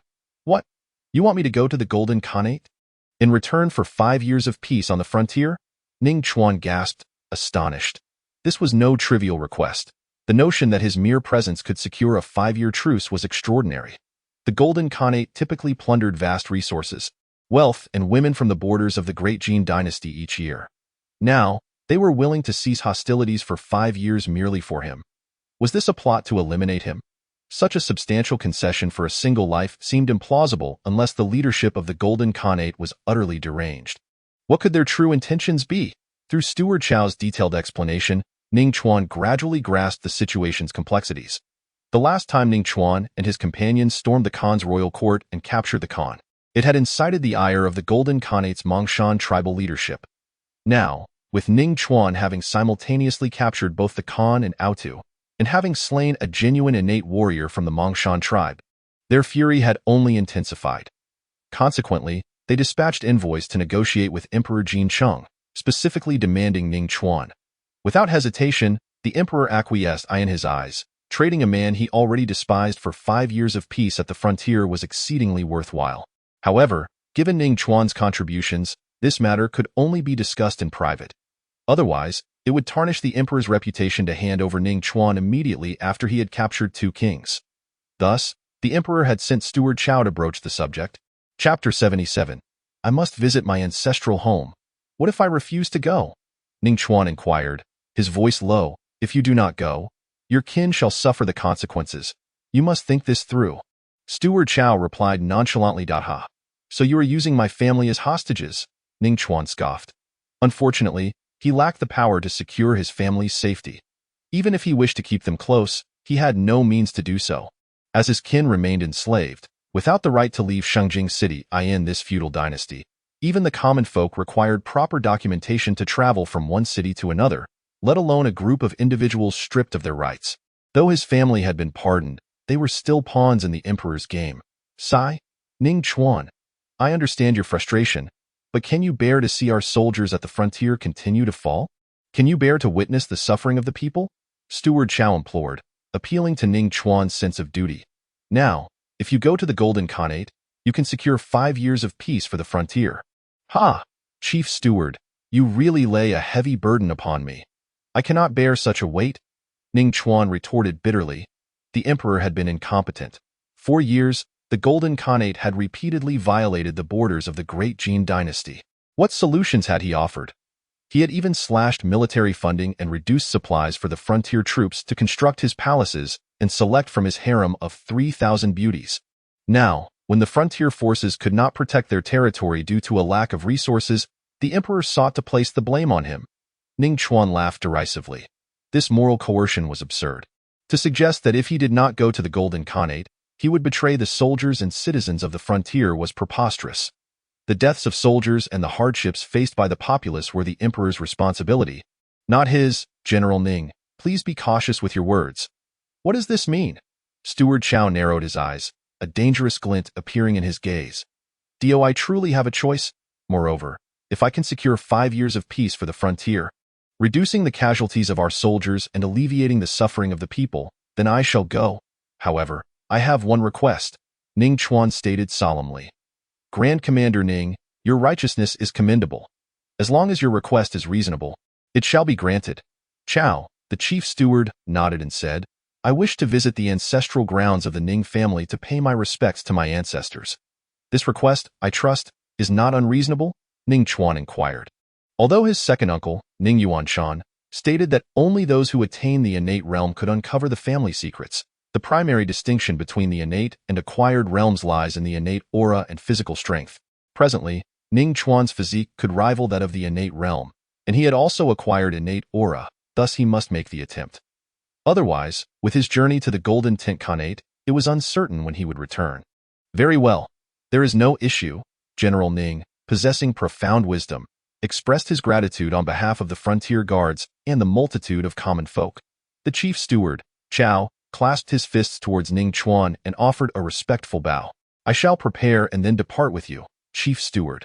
Ning Chuan returned the gesture, saying, Please proceed, General Ning. However, you must not disclose your journey to the Golden Khanate. Do you understand? Chao exuded a formidable aura that transcended even the innate realm, serving as both a reminder and a threat. After all, Ning Chuan had captured 2 kings, and now he was to be handed over to the Man Mountain tribe. If this information were to leak, it would undoubtedly dampen the spirits of many soldiers. Throughout this exchange, Chao maintained a calm demeanor, seemingly unperturbed by the prospect of Ning Chuan fleeing or causing any disturbances. Firstly, Ning Chuan was bound by family ties, and secondly, the emperor had entrusted him with this mission because he was not only a trusted aide but also a formidable expert surpassing the innate realm. For Ning Chuan, who possessed only half a step into the innate realm, to slip away from under his watch would be nothing short of a fool's errand. Ning Chuan nodded and returned to his tent, where he found a gathering of soldiers, each holding a wine bowl. They had all received word of his promotion to Grand Commander due to his remarkable accomplishments and were eager to bid farewell to the esteemed General Ning. Thank you all for coming to see me off. Ning Chuan raised the wine bowl handed to him by Guanlong and downed it in one go. The other soldiers followed suit, raising their bowls in unison. In that moment, neither Ning Chuan nor the soldiers uttered a word. They simply reveled in the shared spirit of camaraderie. After finishing their farewell drinks, the soldiers departed one by one, while Ning Chuan quietly entrusted the training manual of the Sacred Beast Legion to Guanlong and others, urging them to strive for excellence and successfully train the Legion. Understood, my lord. Guanlong and the others nodded. Once everyone had left, Ning Chuan took his leave from Commander Su Han's Han and departed Black Iron City alongside Chief Steward Chao. The journey to the Golden Khanate would undoubtedly be fraught with thorns and trials, yet Ning Chuan vowed he would not perish. On the day of my return, the seeds I have sown shall take root and flourish. It will be the moment for my counterattack. Old Emperor, just you wait. Ning Chuan cast a final glance at the silhouette of Black Iron City and the brothers-in-arms bidding him farewell before embarking on the path to the Ning family's ancestral grounds.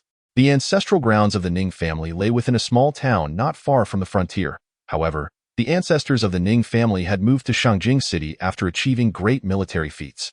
The Ning family members still residing in this town were merely distant branches. Upon revealing his identity, the distant relatives of the Ning family immediately displayed a wary demeanor, fearing any association with Ning Chuan. After all, they were already aware of the confiscation of the main line of the Ning family and were deeply concerned about being implicated. Ning Chuan felt no discontent. It was only natural to avoid misfortune. Furthermore, since the main line of the Ning family had relocated to Shangjing City nearly 3 centuries ago, the distance and time had diminished their familial ties. Nevertheless, out of respect for their shared heritage, They agreed to allow Ning Chuan to pay his respects at the ancestral tomb. Chief Steward Chow, please wait here while I visit the ancestral tomb to pay my respects to the ancestors. Ning Chuan stated. Go ahead, Chow nodded, then began to sip tea and enjoy some snacks as he awaited Ning Chuan's return. Upon reaching the ancestral tomb, Ning Chuan first offered his respects before retrieving a piece of green brick from his system space. This green brick had been entrusted to him by his second uncle, Ning Yuanshan, and was the key to opening the Ning family's ancestral tomb. He inserted the green brick into a slot. The sound of mechanisms echoed, revealing a deep passageway leading underground. Ning Chuan stepped inside, and the passage closed behind him. Soon, he arrived in a burial chamber, where everlasting lanterns flickered at each corner, illuminating the ancient coffin at the center. The individual interred within was none other than Ning Juanxiong, the ancestor of the Ning family, under whose leadership the family had rapidly risen to prominence. Ning Chuan bowed 4 times to his ancestor, Ning Juanxiong, before moving to one of the everlasting lanterns. Taking a deep breath, he drew 4 drops of blood from his fingertips and placed them into the lanterns. Only the blood of the main line of the Ning family could unlock the guidance of the everlasting lanterns and reveal the family's secrets. Indeed, as Ning Chuan's blood dripped into the lanterns, they burst into flames, illuminating a door on the wall. This door could only be opened by someone of innate strength. Chapter 78. The Secret of the Ning Family. Ning Chuan stood before the door, inhaled deeply, and placed his hands upon it, feeling the cold surface.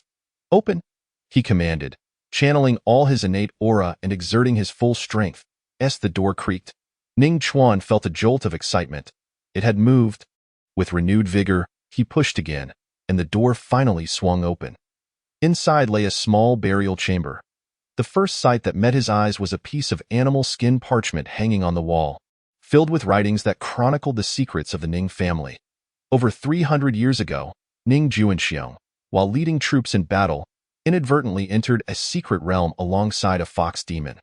Within this realm lay immense opportunities, and a fierce battle ensued between Ning Juanxiong and the fox demon. Ultimately, they each claimed half of the opportunity. The fox demon, unwilling to concede, attempted to seize Ning Juanxiong's share, only to be severely wounded and subsequently sealed. In its desperation, the fox demon cast a curse upon Ning Juanxiong, declaring that any descendant of his who trained for a period or reached a certain level would encounter misfortune. Initially, Ning Juanxiong paid little heed to this curse, leveraging the opportunity he had gained to achieve great military success and bolster the Ning family's rise. However, when both of his sons perished during their training, he could no longer dismiss the curse. Despite exhausting various methods to dispel it, all proved futile until he encountered a wandering sage who predicted the Ning family's rise and fall, advising him to let nature take its course, as future generations would eventually resolve the matter. At that time, the Ning family would reach unprecedented heights. The parchment also indicated the location of the secret realm, revealing that neither Ning Juanxiong nor the fox demon had ventured into its inner domain due to their insufficient strength at the time. The next opening of the realm would coincide with a celestial event, the lunar eclipse, and no wonder the Ning family had prohibited all further training since Ning Juanxiong, Ning Chuan mused. Originally a family of military lineage, the Ning family had fallen into decline due to the fox demon's curse. Now, with the family facing confiscation and Ning Chuan possessing a system, his chance for resurgence was within reach. Yet, the sage's prediction lingered in his mind. The family would experience a resurgence after a period of decline, eventually attaining a new pinnacle. Could it be that this future savior was me? Ning Chuan pondered, his expression shifting with realization. With the system at his disposal, he could lead his family to greatness given sufficient time. However, he furrowed his brow. Could there truly be someone capable of foreseeing events 300 years into the future? Such abilities were indeed unfathomable. Beyond the parchment, the small burial chamber contained weapons, armor, and martial techniques, all legacies from Ning Juanxiong. Among them was a large halberd approximately 3 meters long, adorned with the characters Zuantiang Ba Wang Ji, a renowned weapon ranked 3rd in the martial world, originating from Tai Xian Island. The armor, known as the Wushuang set, was among the top 10 sets in the martial world, offering exceptional defense and significantly reducing damage from blunt force. The martial techniques included Xian Yang Gong, Dragon Soaring 9 Heavens Mad Demon Halberd Technique, and Divine Movement Lightning Steps. Additionally, there was a palm-sized animal skin scroll detailing a method for tempering one's body. Ning Chuan gasped in astonishment. He had not anticipated that his ancestor, Ning Chuan, would leave behind such invaluable treasures. The Xuantiang Ba Wang Ji was a legendary weapon, its might encapsulated in a single word: strength. The Wushuang set boasted incredible defensive capabilities, minimizing blunt weapon damage by 90%. Xian Yanggong was a powerful martial art that Ning Chuan had comprehended in the secret realm, ranking among the best in the entire Great Jin dynasty. The dragon soaring 9 heavens mad demon halberd technique was equally renowned, a signature skill of Ning Chuan. The divine movement lightning steps was a footwork technique he had also mastered, with the military's simplified version being derived from it. The small animal skin scroll described a method for tempering the Xian Luo body, which required substantial amounts of beast blood to reinforce the skin, bones, and organs to their maximum potential. Afterward, a specific insect would need to be refined, and the body tempered with the bloodthirsty aura from the battlefield to complete the Xian Luo body. However, the effectiveness of the Xian Luo body depended on the quantity of beast blood used. The grade of the insect and the concentration of the battlefield's bloodthirsty aura, a standard Xian Luo body would only be slightly stronger than an ordinary warrior's physique, while an exceptional one could rival the physique of a beginner in the innate realm if attained by a practitioner in the early stages of the acquired realm. The last peculiar square stone served as the key to the secret realm. When the lunar eclipse occurred, the key would react, allowing entry into the secret realm. 3 opportunities to elevate martial arts to their peak level could be applied to Xian Yanggong. Dragon soaring 9 heavens mad demon halberd technique and divine movement lightning steps. However, this was not the time for cultivation. I came to pay my respects to my ancestors. If I linger too long, Chief Steward Chao may come looking for me. After contemplating, Ning Chuan stored all the treasures in his system space. Fortunately, as his strength increased, the capacity of the system space had expanded to 5 cubic meters, sufficient to accommodate these items. Ning Chuan swiftly exited the burial chamber and emerged outside. As expected, upon his return, Chief Steward Chao had indeed come searching. General Ning, does paying respects to your ancestors require such an extended duration? Chao scrutinized Ning Chuan with a piercing gaze but found nothing amiss. Given my uncertain fate in the Golden Tent Khanate, can I not linger a while longer? Ning Chuan replied calmly. Rest assured. The Golden Tent Khanate traded 5 years of peace for you. There is no way they would let you perish easily. Enough. You have paid your respects to your ancestors, and it is time for us to set out, Chao stated, casting a deep glance at Ning Chuan. Let us go. Ning Chuan nodded, and before long, Chao led him to the border between the Great Jin dynasty and the Man Mountain tribe, where an army of over 1,000 from the Golden Tent Khanate awaited. Among them stood the recently redeemed King Hachi and King Aotu. Chapter 79. The King of Man Mountain. However, at this moment, King Hachi and King Aotu's heads had swollen to the size of melons, their bodies bruised and battered. Clearly, they had endured considerable suffering since their capture. Now, witnessing Ning Chuan's imminent arrival to their Golden Tent Khanate, the two kings grinned wickedly, eager to see how he would respond. General Ning, proceed. The Man Mountain tribe has awaited you for quite some time. Chief Steward Chao urged. Indeed. Ning Chuan nodded and advanced toward the Golden Tent Khanate's forces. As he drew closer, the malevolent grins of Hachi and Aotu widened, their eyes brimming with a thirst for vengeance. Their opportunity for retribution had finally arrived. Yet, a cold voice soon echoed in their ears. Hachi, Aotu, I am aware of your enmity with Ning Chuan, but he is the person our king, the king of Man Mountain, desires. Therefore, I advise you to remain civil. A burly man clad in armor, resembling a towering fortress, spoke in a chilling tone. They had pledged not to invade the borders of the Great Jin dynasty for 5 years to obtain Ning Chuan, and such a significant cost would not permit Hachi and Aotu to seek revenge. Ning Chuan held great importance for their king of Man Mountain. Indeed, Hachi and Aotu reluctantly nodded in response. Previously, when Ning Chuan was in the Great Jin dynasty, they had been harshly bullied by him. Now that he had come to their Golden Tent Khanate, the inability to retaliate felt utterly stifling. The Man Mountain tribe was one of the 3 major tribes within the Golden Tent Khanate. The Hachi and Aotu tribes were merely factions thereof. At this moment, within the royal court of the Man Mountain tribe, a middle-aged man adorned with a thick beard stood with his hands clasped behind his back, surveying a military sand table. His imposing physique and commanding aura exuded the essence of a king. He was the ruling monarch of the Man Mountain tribe, the king of Man Mountain.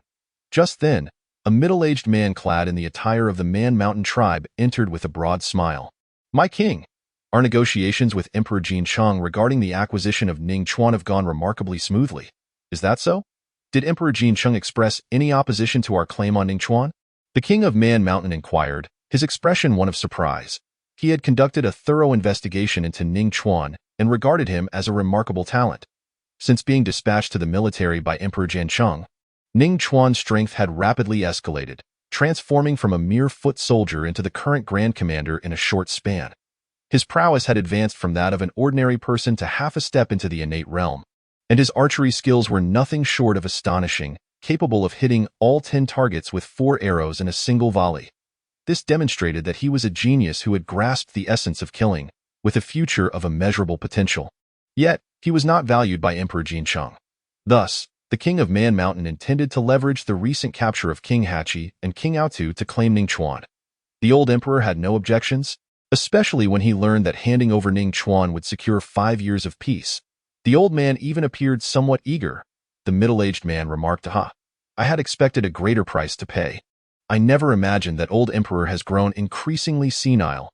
If such a fine general were properly nurtured, he would become our greatest asset. If I were that old emperor, I would even consider marrying my daughter to him. Too bad Ning Chuan belongs to the great Jin dynasty. He is not of our kind, and thus his heart is bound to differ." The king of Man Mountain replied, "Why, king? Since Ning Chuan cannot be utilized by us, why offer a 5-year non-aggression pact in exchange for him? We could plunder vast amounts of wealth and women from the borders of the great Jin dynasty every year. Isn't that a steep price to pay?" The middle-aged man questioned, perplexed. "Steep? Not at all. First, if we can bring Ning Chuan over from the great Jin dynasty, it will no longer be a source of concern for our golden tent khanate. Furthermore, if we utilize Ning Chuan effectively, 5 years without invading the great Jin dynasty's borders will be of little consequence." The king of Man Mountain gazed deeply, his words laden with significance. His ascension to the throne of the Man Mountain tribe was no stroke of folly, since he explicitly sought Ning Chuan and promised 5 years of peace with the great Jin dynasty. It was clear that Ning Chuan's value far surpassed the potential gains of a 5-year incursion into the great Jin borders. For him, it was an immense bargain. "Why, king, are you implying?" A middle-aged man, upon hearing this, felt a jolt of realization. "Indeed. Once Ning Chuan arrives, arrange for him to meet me at the earliest opportunity." The Man Mountain king nodded affirmatively. "Yes, my king." The middle-aged man responded and then withdrew during the journey to the Man Mountain tribe. Ning Chuan was neither bound nor shackled. He was merely escorted by a contingent of soldiers from the Man Mountain tribe towards the royal court. Along the way, each soldier cast curious glances at Ning Chuan. After all, he was the individual specifically sought by their king, even willing to maintain a 5-year truce with the great Jin dynasty. In their eyes, Ning Chuan's experiences were nothing short of legendary. After being exiled to military service, his strength and rank ascended at an astonishing pace, far beyond anyone's imagination. Subsequently, when the Iron Fortress was besieged by the Ha-Chi tribe's 100,000-strong army, its commander, Su Han-shan, made a perilous decision to infiltrate the heart of the Golden Tent Khanate to capture the king. Remarkably, he succeeded, with Ning Chuan deserving the lion's share of the credit. Thereafter, Ning Chuan led an elite force that rampaged within the Golden Tent Khanate, even capturing King Aotu alive. Ultimately, the Ha-Chi king, having spent a fortune to summon a formidable innate expert, intended to eliminate Ning Chuan, only to find himself outmatched as Ning Chuan, using his half-step innate prowess, turned the tables on him. Once again, the Ha-Chi king fell victim to Ning Chuan's capture. Such experiences were legendary tales for the soldiers of the Man Mountain tribe, yet it was lamentable that such a capable general was overlooked by the emperor of the great Jin dynasty. Had Ning Chuan been one of their own, he would surely have been valued greatly. Alas, being a foreigner, even if he pledged allegiance to the Golden Tent Khanate, he would find little favor. After days of travel, Ning Chuan finally stepped into the royal court of the Man Mountain tribe and met its true ruler, the Man Mountain king. Especially upon locking eyes with the king, Ning Chuan felt an overwhelming pressure, as if an immense mountain bore down upon him. Humph! With a cold snort, Ning Chuan summoned all his will to counteract this weighty force. Seeing this, the Man Mountain king's face broke into a radiant smile. "Indeed, you are truly remarkable, just as I expected. The king surveyed Ning Chuan with increasing satisfaction. Then, a glint of fierce light flashed in his eyes, and the powerful aura of an innate peak master emanated from him as he produced a dark, pill-like substance and forcibly urged Ning Chuan to consume it. Chapter 80. The Blood Path Longevity Goo. The Northern Great Wall. What have you made me consume? Ning Chuan's expression shifted. After ingesting the dark substance, he felt something stirring within him, attaching itself to his heart. Oh, it's merely a small goo worm, nothing to be alarmed about. However, do not underestimate it. This goo worm not only renders you immune to poisons, wards off inner demons, accelerates healing, but also extends your lifespan. The Man-Mountain King smiled slyly. So beneficial? Yet this goo worm is draining my innate energy and vitality, Ning Chuan remarked. As the goo worm clung to his heart, he could distinctly sense his energy and vitality waning. Such a wondrous item naturally comes with side effects. If you nurture this blood path longevity goo well, I assure you, you shall not be at a loss. This was the very reason the Man-Mountain King had gone to such lengths to acquire Ning Chuan, to nurture the goo worm. This particular goo worm was extraordinary, known as the blood path longevity goo, a top-tier goo with capabilities of immunity to poisons, defense against inner demons, rapid healing, and lifespan enhancement. However, before it matured, the blood path longevity goo required the absorption of battlefield blood energy and endless resentment, as well as the life essence of its host. To cultivate this goo, the Man-Mountain King had previously sought 8 talented individuals as vessels, using their bodies for the goo's development. Ning Chuan was to be the 9th vessel. When the blood path longevity goo drained Ning Chuan dry and broke free, that would signify its maturity. At that time, the mature blood path longevity goo, devoid of side effects, would be the most coveted prize for the Man-Mountain King. The lifespan extension ability of the blood path longevity goo was a dream for all those in power. Nurturing the goo worm. Is this the reason behind your 5-year promise of peace with the great Jin dynasty? Specifically summoning me here? Ning Chuan's expression darkened, but inwardly he rejoiced. The palm-sized beast skin parchment left by his ancestor, Ning Chuan, contained the method for refining the Xian Luo divine body. The first requirement was the blood of myriad beasts for body tempering, a condition Ning Chuan had already satisfied. The second was to refine a goo worm. Previously, he had pondered where to acquire one since he was heading to the Golden Tent Khanate. Yet, here it was, fortuitously presented to him by the Man-Mountain King. The significance of this goo worm, which the king valued so highly that he was willing to forego incursions for 5 years, was indeed remarkable. After attempting the refinement method recorded on the beast's skin, Ning Chuan discovered he could successfully refine this goo worm. Hence, if he did not refine this goo worm, it would be a disservice to the Man-Mountain King. Indeed, and do not even think of futile struggles. Observe the location on your chest. The Man-Mountain King smiled nonchalantly. What is this? Ning Chuan, upon parting his clothing, revealed a cryptic and ominous rune on his chest, evoking a chilling and eerie sensation. This rune was known as the Death Spirit Curse.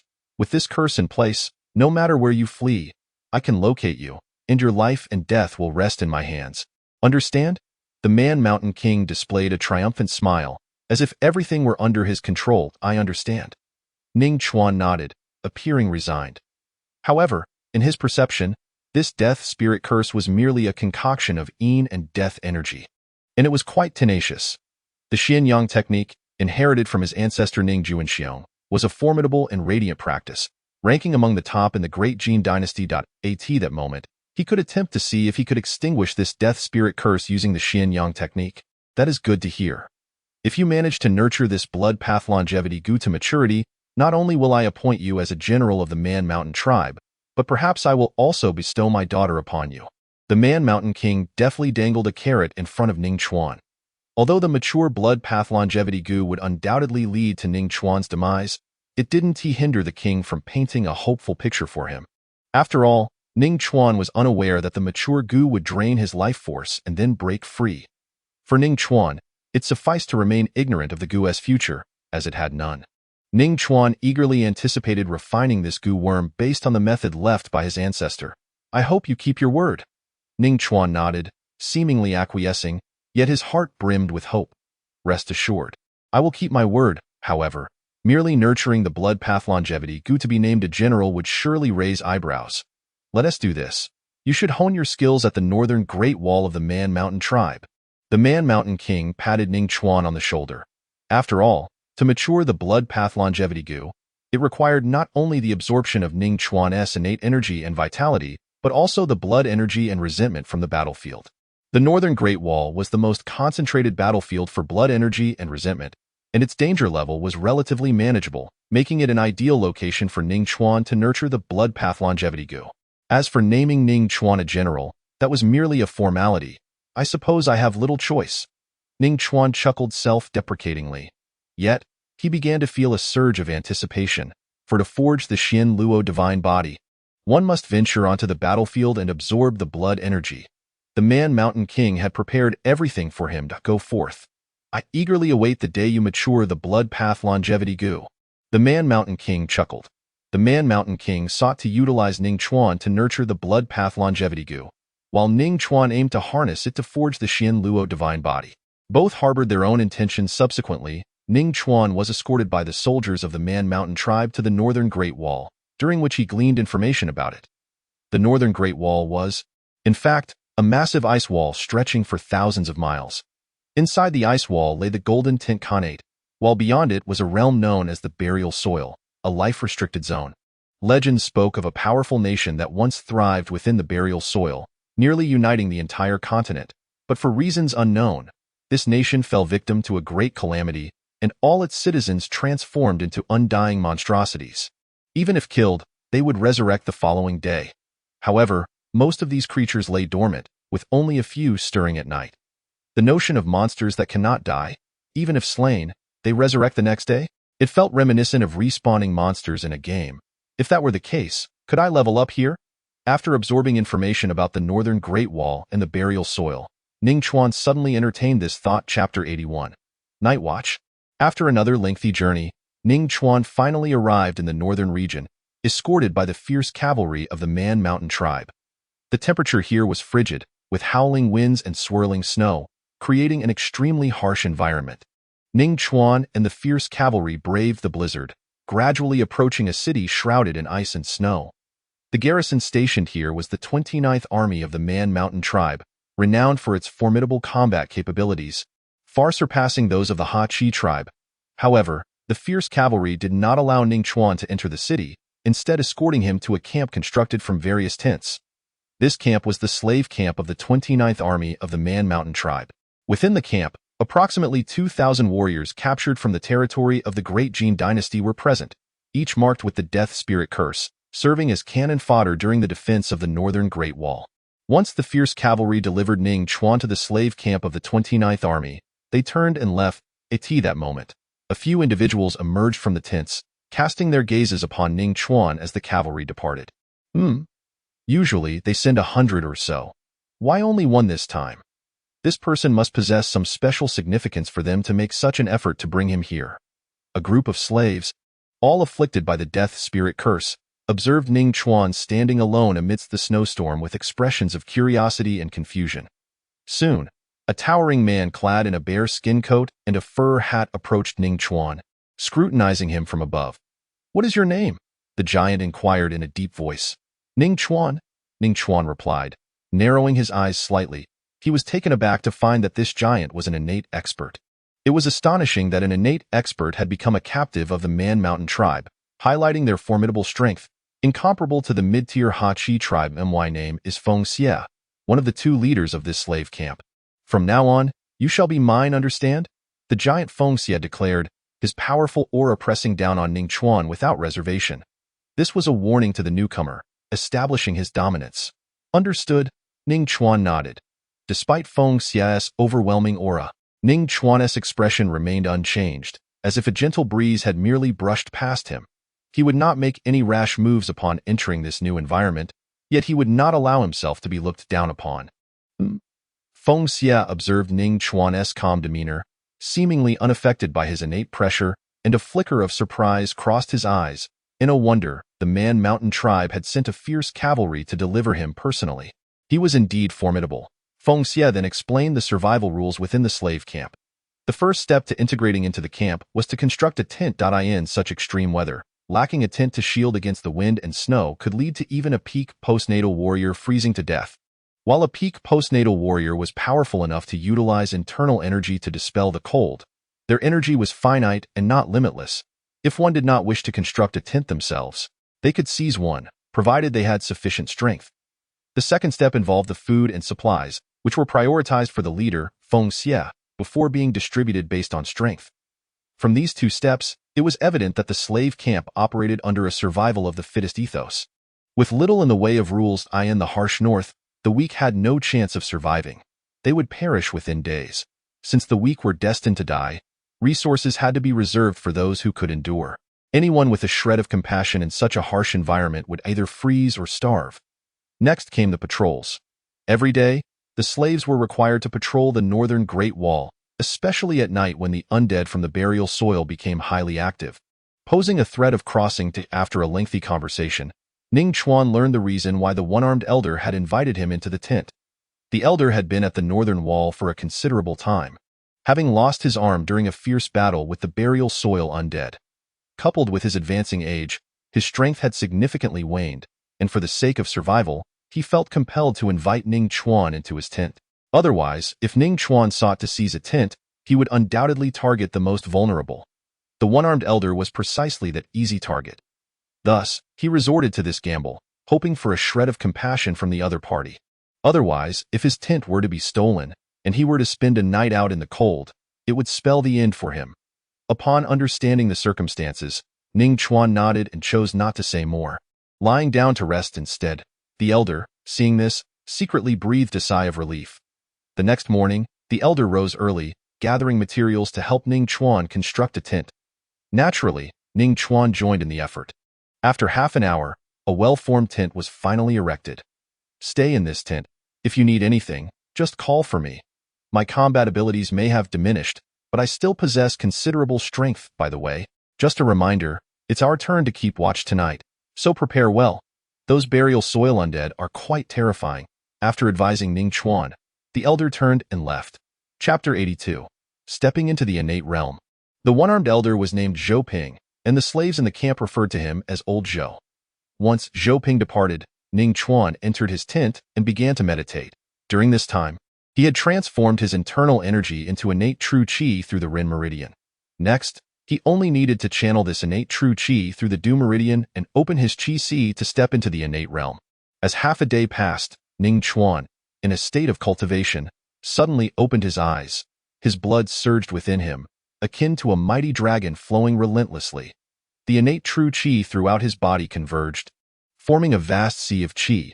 Additionally, he inhaled a significant amount of natural spiritual energy through his breath and pores, with part of it refining his physique and another part converting into innate true qi. Ning Chuan's strength underwent a substantial enhancement. This was the innate realm, where both his physique and innate true qi surpassed his previous half-step innate state by more than tenfold. Feeling the current state of his body, Ning Chuan clenched his fists, producing a resounding explosion of energy. With the richness of his true qi, he could unleash the arrow condensation technique 20 times. Subsequently, he began to refine the blood path longevity goo according to the methods left by his ancestor Ning Chuan.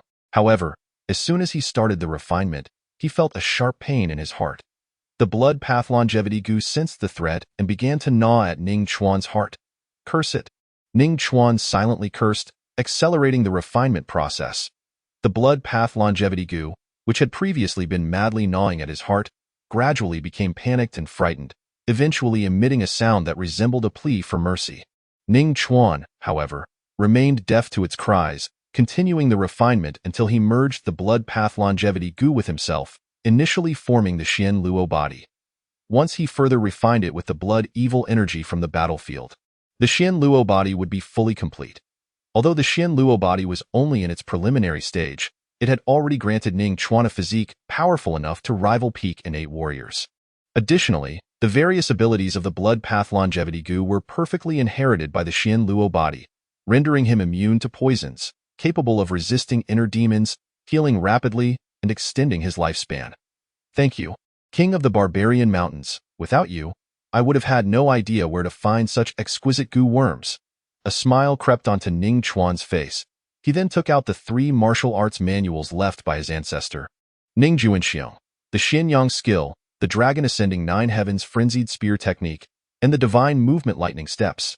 During this time, as he transformed his innate true qi, he also studied these 3 martial arts techniques. After some time of study, combined with the fact that they were passed down from his ancestor, Ning Chuan surprisingly reached the entry-level proficiency in all 3. Thereafter, he utilized his 3 opportunities to elevate his martial arts to the maximum level.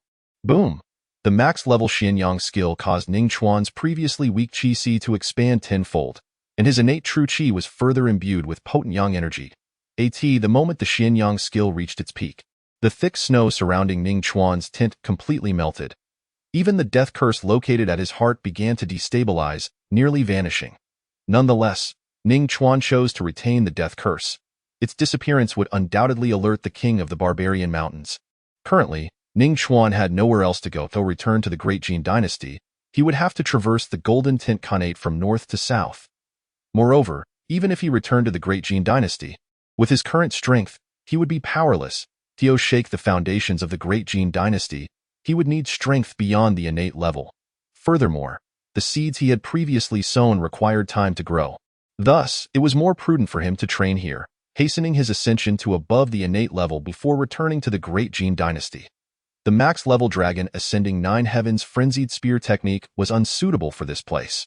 Additionally, the Xian Tian Overlord Spear was a renowned divine weapon in the martial world, ranking 3rd among the 10 great divine weapons.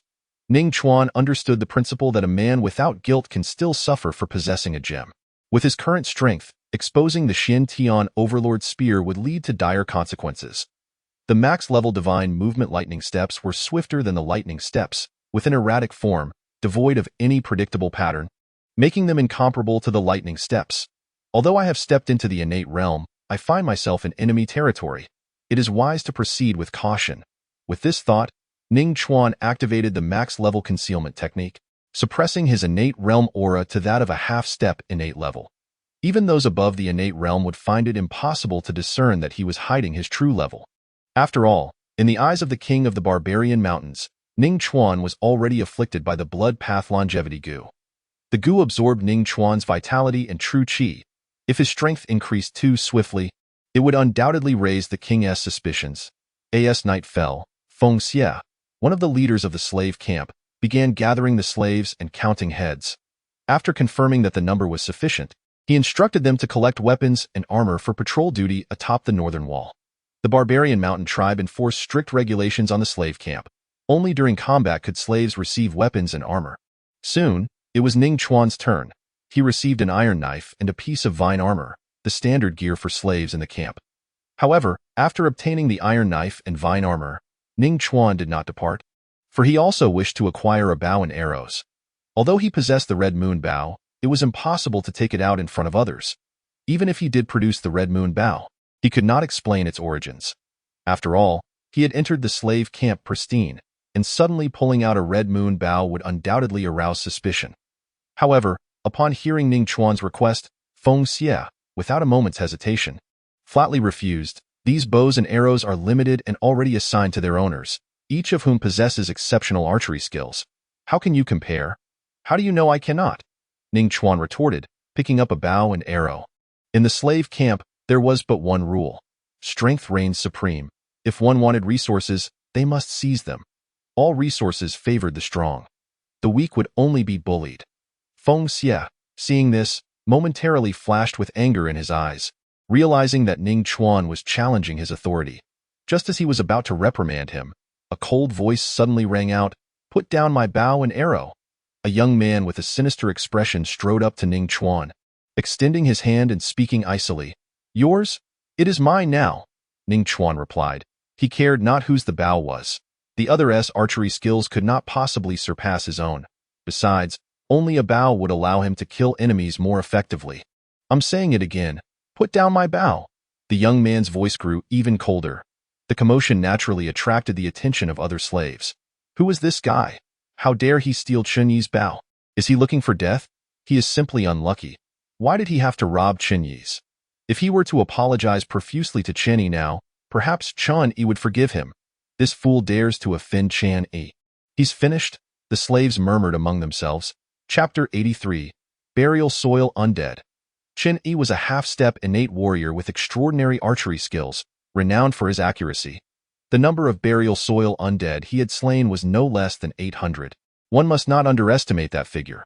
Undead are not the same as living beings. Only a shot to the source in the head would bring them down. Strikes to other parts are nearly ineffective. Moreover, these undead were incredibly powerful, with the weakest possessing postnatal strength, and their lack of fear toward pain and death rendered them frightfully formidable. It was exceedingly difficult for living beings of the same level to conquer undead of equivalent strength. Seeing this, Feng Xie did not intervene. Instead, he appeared to relish the spectacle. He was keen to observe just how formidable this newcomer, Ning Chuan, truly was. Still not putting it down, Chen Yi glared at Ning Chuan, who stubbornly clutched his bow. His expression darkened to the utmost as the renowned sharpshooter of the slave camp. Being robbed of his bow by this newcomer would render him a laughingstock if he did not teach Ning Chuan a lesson. In the next moment, a fierce glint sparked in Chen Yi's eyes as he hurled a punch toward Ning Chuan. The tiger fist, one of Buddhism's powerful fist techniques, unleashed a forceful punch accompanied by a resounding roar, exuding an overwhelming aura of pressure. Especially with a hint of innate true qi infused, its might could easily incapacitate a peak postnatal warrior. However, in Ning Chuan's view, this tiger fist was rather ordinary. Chen Yi had clearly not mastered it. While it looked fierce and dominant on the surface, it was riddled with flaws. Ning Chuan had dozens of methods to counter this punch, yet he chose the most straightforward approach. He extended a hand. With a resounding thud, Chen Yi's powerful punch was effortlessly caught by Ning Chuan. His stance unyielding as a mountain it was as if a grown man had caught the punch of a 3-year-old child. This scene left the onlookers wide-eyed, doubting their own vision. Chen Yi, possessing half-step innate strength, was already considered a top-tier fighter in their slave camp. No one dared to confront his punch head-on, except for the two camp leaders. Yet, to their astonishment, this newcomer Ning Chuan had nonchalantly caught Chen Yi's powerful blow, leaving everyone in shock. Especially Chen Yi himself, who felt as if his punch had struck a towering peak that he could only look up to. Then, Ning Chuan delivered a kick. This seemingly ordinary kick triggered alarm bells in Chen Yi's mind. He attempted to evade, but his fist was still gripped by Ning Si. However, as the eerie silence lingered, Ning Chuan began to unleash a flurry of arrows into the abyss beneath the dark ice wall. His speed was commendable, yet what purpose did it serve? The arrows were meant to eliminate the burial soil undead, not to be squandered in random shooting, and no matter how swiftly he shot, if not a single burial soil undead fell, what was the use? Was he merely wasting arrows? I am here to slay the burial soil undead, Ning Chuan declared, gesturing towards the pitch-black expanse below, resembling an unfathomable chasm. Slay the burial soil undead? Feng Xie's expression darkened further upon hearing this. Did Ning Chuan truly believe them to be fools, fabricating such outrageous claims without a shred of shame? Below the ice wall, nothing could be discerned amid the inky void. After a reckless barrage, Ning Chuan claimed to be killing the undead. A preposterous excuse indeed. Do you not believe me? Ning Chuan inquired. Believe your grandfather? Hand over the bow and arrows to Chen Yi, lest you waste even more, Feng Xie roared back. Chen Yi stepped forward, extending his hand to reclaim the bow. Previously, Ning Chuan had boasted of unparalleled archery skills, and Chen Yi had anticipated extraordinary prowess. Instead, he witnessed a chaotic display of shooting at the ice wall, rendering Ning Chuan's claims a mere farce. Are you seeking another beating? Ning Chuan asked, raising his fist and speaking softly. You. Chen Yi recalled the earlier kick that had felt like being struck by a battering ram, nearly causing him to lose consciousness. The pain had made clear the vast disparity between himself and Ning Chuan, both of whom were at the semi-inborn stage. Now, confronted with Ning Chuan's raised fist, Chen Yi instinctively recoiled. At that moment, a formidable figure approached Chen Yi, instilling him with renewed confidence. Ning Chuan, I shall repeat myself. Return the bow and arrows to Chen Yi. Feng Xie's expression was grim, his gaze sharp, the oppressive aura of a true inborn expert descending upon Ning Chuan like a tempest. It was as if Feng Xie, should Ning Chuan refuse to comply, might unleash his wrath. Yes, return them to me. Otherwise, do not blame Feng Xie for being ruthless. Chen Yi, emboldened by Feng Xie's presence, found his courage renewed. He no longer doubted Ning Chuan's willingness to provoke a man of Feng Xie's caliber. His being inborn so impressive. I have slain them before. Ning Chuan shot back, his eyes glinting with determination, his aura erupting with unmatched vigor. Although he only exhibited the strength of a semi-inborn, the force radiating from him rivaled that of Feng Xie, even suggesting a subtle superiority. This caused Feng Xie's expression to shift. Previously, Ning Chuan had seemed like a solitary, proud wolf. Now, he resembled a poised, vibrant tiger ready to pounce. Furthermore, Ning Chuan's claim of having slain an inborn was hard to dismiss, especially given his formidable demeanor and the unyielding stance he adopted against Feng Xie. Most compelling was that Ning Chuan had been escorted by the fierce cavalry of the Embarks tribe, highlighting his extraordinary nature. Thus, when Feng Xie first encountered him, he had cautiously approached, testing Ning Chuan's strength and sharing some rules of the slave camp. Such treatment was reserved for exceptional individuals, far from what ordinary slaves experienced. Yet now, Ning Chuan dared to defy him, inciting profound anger in Feng Xie. However, reason cautioned against further provocation. It was unclear who would truly suffer from continued hostilities. You are impressive. Just wait. Feng Xie glared at Ning Chuan before turning away in frustration. Chen Yi, witnessing the exchange, felt compelled to follow Feng Xie, fearing another kick from Ning Chuan. The other slaves observed the scene with shifting expressions, realizing that this newcomer, Ning Chuan, was no ordinary individual, as even the camp leader Feng Xie had chosen to retreat. In that moment, Ning Chuan's reputation soared within the slave camp, marking him as someone not to be trifled with. After exhausting his arrows, Ning Chuan seized hundreds from other slaves and resumed his chaotic shooting at the abyss-like ice wall. Those from whom he had taken arrows could only seethe in silence, having witnessed his strength firsthand. Kicking Qianyi away and then standing firm against Feng Xie, who ultimately retreated. Although they lamented the waste of arrows due to the limited resources of the slave camp, they dared not voice their grievances. As Ning Chuan continued his aimless shooting, a towering figure clad in the Embarks tribe's armor strode forth, accompanied by Feng Xie and Chen Yi. The other slaves felt a surge of excitement, realizing that Feng Xie and Chen Yi had summoned a commander from the 29th Army of the Embarks tribe. Upon witnessing Ning Chuan's reckless barrage, the commander, named Jelaba, erupted in fury. Cease at once. Who gave you the audacity to waste military supplies so recklessly? Jelaba, a fellow inborn powerhouse, unleashed a thunderous roar, his presence overpowering, eclipsing even Feng Xie's. I am slaying the burial soil undead. There is no waste involved, Ning Chuan retorted, unflinching in the face of Jelaba's wrath, unlike the other slaves who quaked in fear of the commander. Feng Xie and the other slaves were stunned. They had not anticipated Ning Chuan's unyielding defiance even against a commander of the 29th Army. After all, the commanders wielded the power of life and death over disobedient slaves. Below is an endless abyss. And you claim to be slaying the burial soil undead? Jelaba's icy gaze bore into Ning Chuan. Your inability to see does not equate to my blindness. Ning Chuan countered boldly. Oh, you dare to argue with me? Do you believe I will not kill you right now? Jelaba unsheathed his blade, pressing it against Ning Chuan's neck, his eyes glinting with lethal intent. Kill me? You may attempt it. Ning Chuan's expression remained unchanged, calm and composed.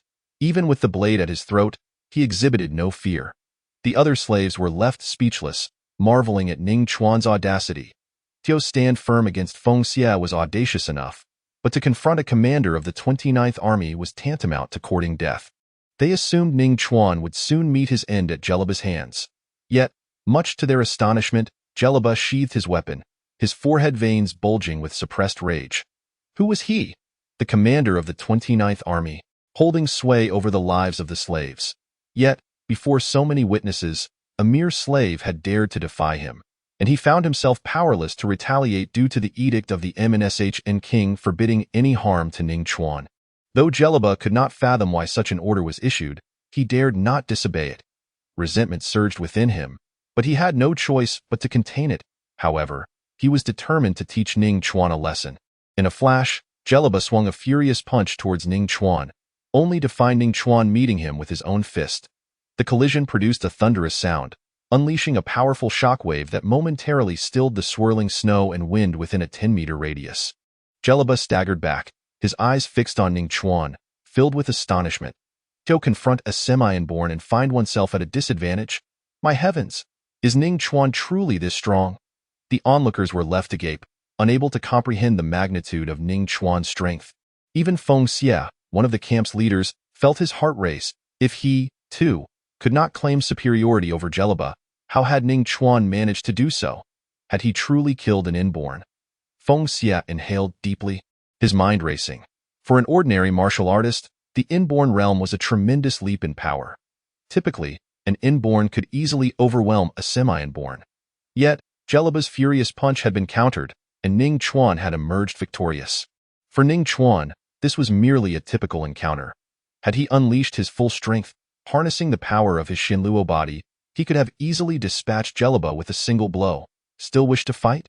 Ning Chuan inquired, his tone calm and unwavering. You? Humph. Jelaba took a deep breath, snorting in disdain before turning away, seething with frustration. He had never anticipated Ning Chuan's formidable strength. The earlier clash had revealed that even with his inborn prowess, subduing Ning Chuan would be nearly impossible. Moreover, with the king's decree, he could not touch Ning Chuan, leaving Jelaba in a state of utter humiliation. As Jelaba departed, the onlookers' gazes shifted entirely towards Ning Chuan. Initially, they had feared him for his strength, but now they feared his audacity in standing against a commander of the 29th Army. They had expected Jelaba to execute Ning Chuan, yet the outcome left them astonished. Ning Chuan remained unharmed while Jelaba retreated in disgrace. In that moment, they began to speculate about Ning Chuan's true identity. Feng Xie's expression shifted as he resolved never to provoke Ning Chuan again. A being so fearless that even a commander of the 29th Army could not subdue him was not one to be trifled with. Although Ning Chuan was not the leader of the slave camp, he had become a uniquely formidable presence within the minds of the slaves. Some astute archers began to offer their arrows to Ning Chuan, and soon others followed suit, preferring to surrender their arrows rather than allow Ning Chuan to seize them. Ning Chuan accepted their offerings graciously, unleashing a relentless barrage towards the ice wall. Suddenly, a cry echoed from afar. The burial soil undead are climbing. From other locations along the ice wall, a multitude of burial soil undead began to ascend, all prepared for battle. Yet, not a single undead was seen scaling the wall assigned to the slave camp. How strange. Why are there no undead climbing here? Indeed, after all this time, not a single one has appeared. Wait, could it be that Ning Chuan has slain them all? Was he truly killing the burial soil undead as he claimed? The slaves exchanged bewildered glances, grappling with the implications. As night fell, the area beneath the ice wall resembled an unfathomable abyss, entirely shrouded in darkness. Previously, they had only begun shooting arrows once the undead had scaled halfway up the wall. Meanwhile, Ning Chuan had been firing recklessly into the void. However, with only a little over 1,000 arrows, he quickly ran out of ammunition. As Ning Chuan's realm advanced, slaying the peak of the postnatal burial soil undead yielded him a mere 0.1 attribute points. Killing those below that threshold granted even less. After exhausting his arrows, he had only gained a modest increase of 80 in his Xinluo body and 96 in inborn true energy. Along with a few miscellaneous items, as a few burial soil undead began to appear, their numbers dwindled to less than 2,000. Even with ample arrows, there were not enough to satisfy Ning Chuan's insatiable desire for kills. He pondered, wishing for the chance to face some inborn undead, as the attributes gained from such victories would surely be far greater. Just as he contemplated the abyss below, an overwhelming sense of malice and murderous intent directed towards him caught his attention. Following the source of this ominous gaze, he spotted an inborn burial soil undead, its blood-red eyes fixated on him. Eliminate him. This thought surged within Ning Chuan.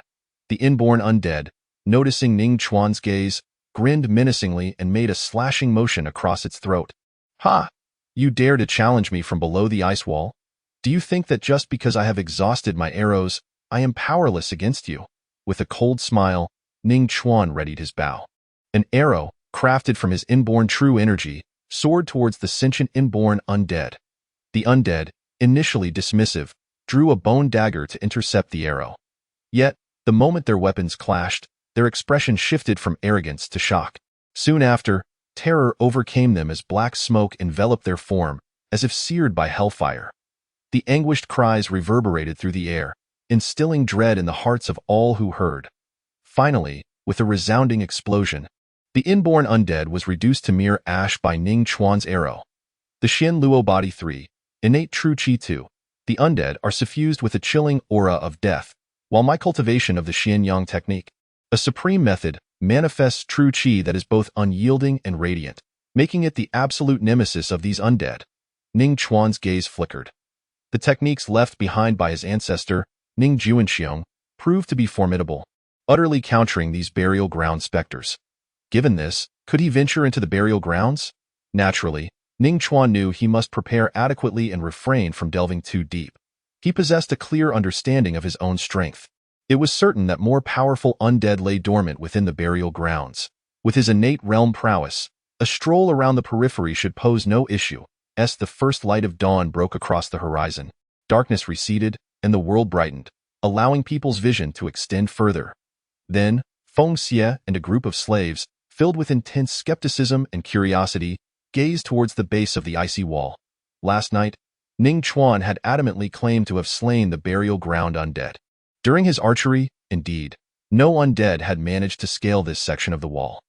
Thus, they were eager to ascertain whether this was merely a fluke or if Ning Chuan had truly dispatched the undead.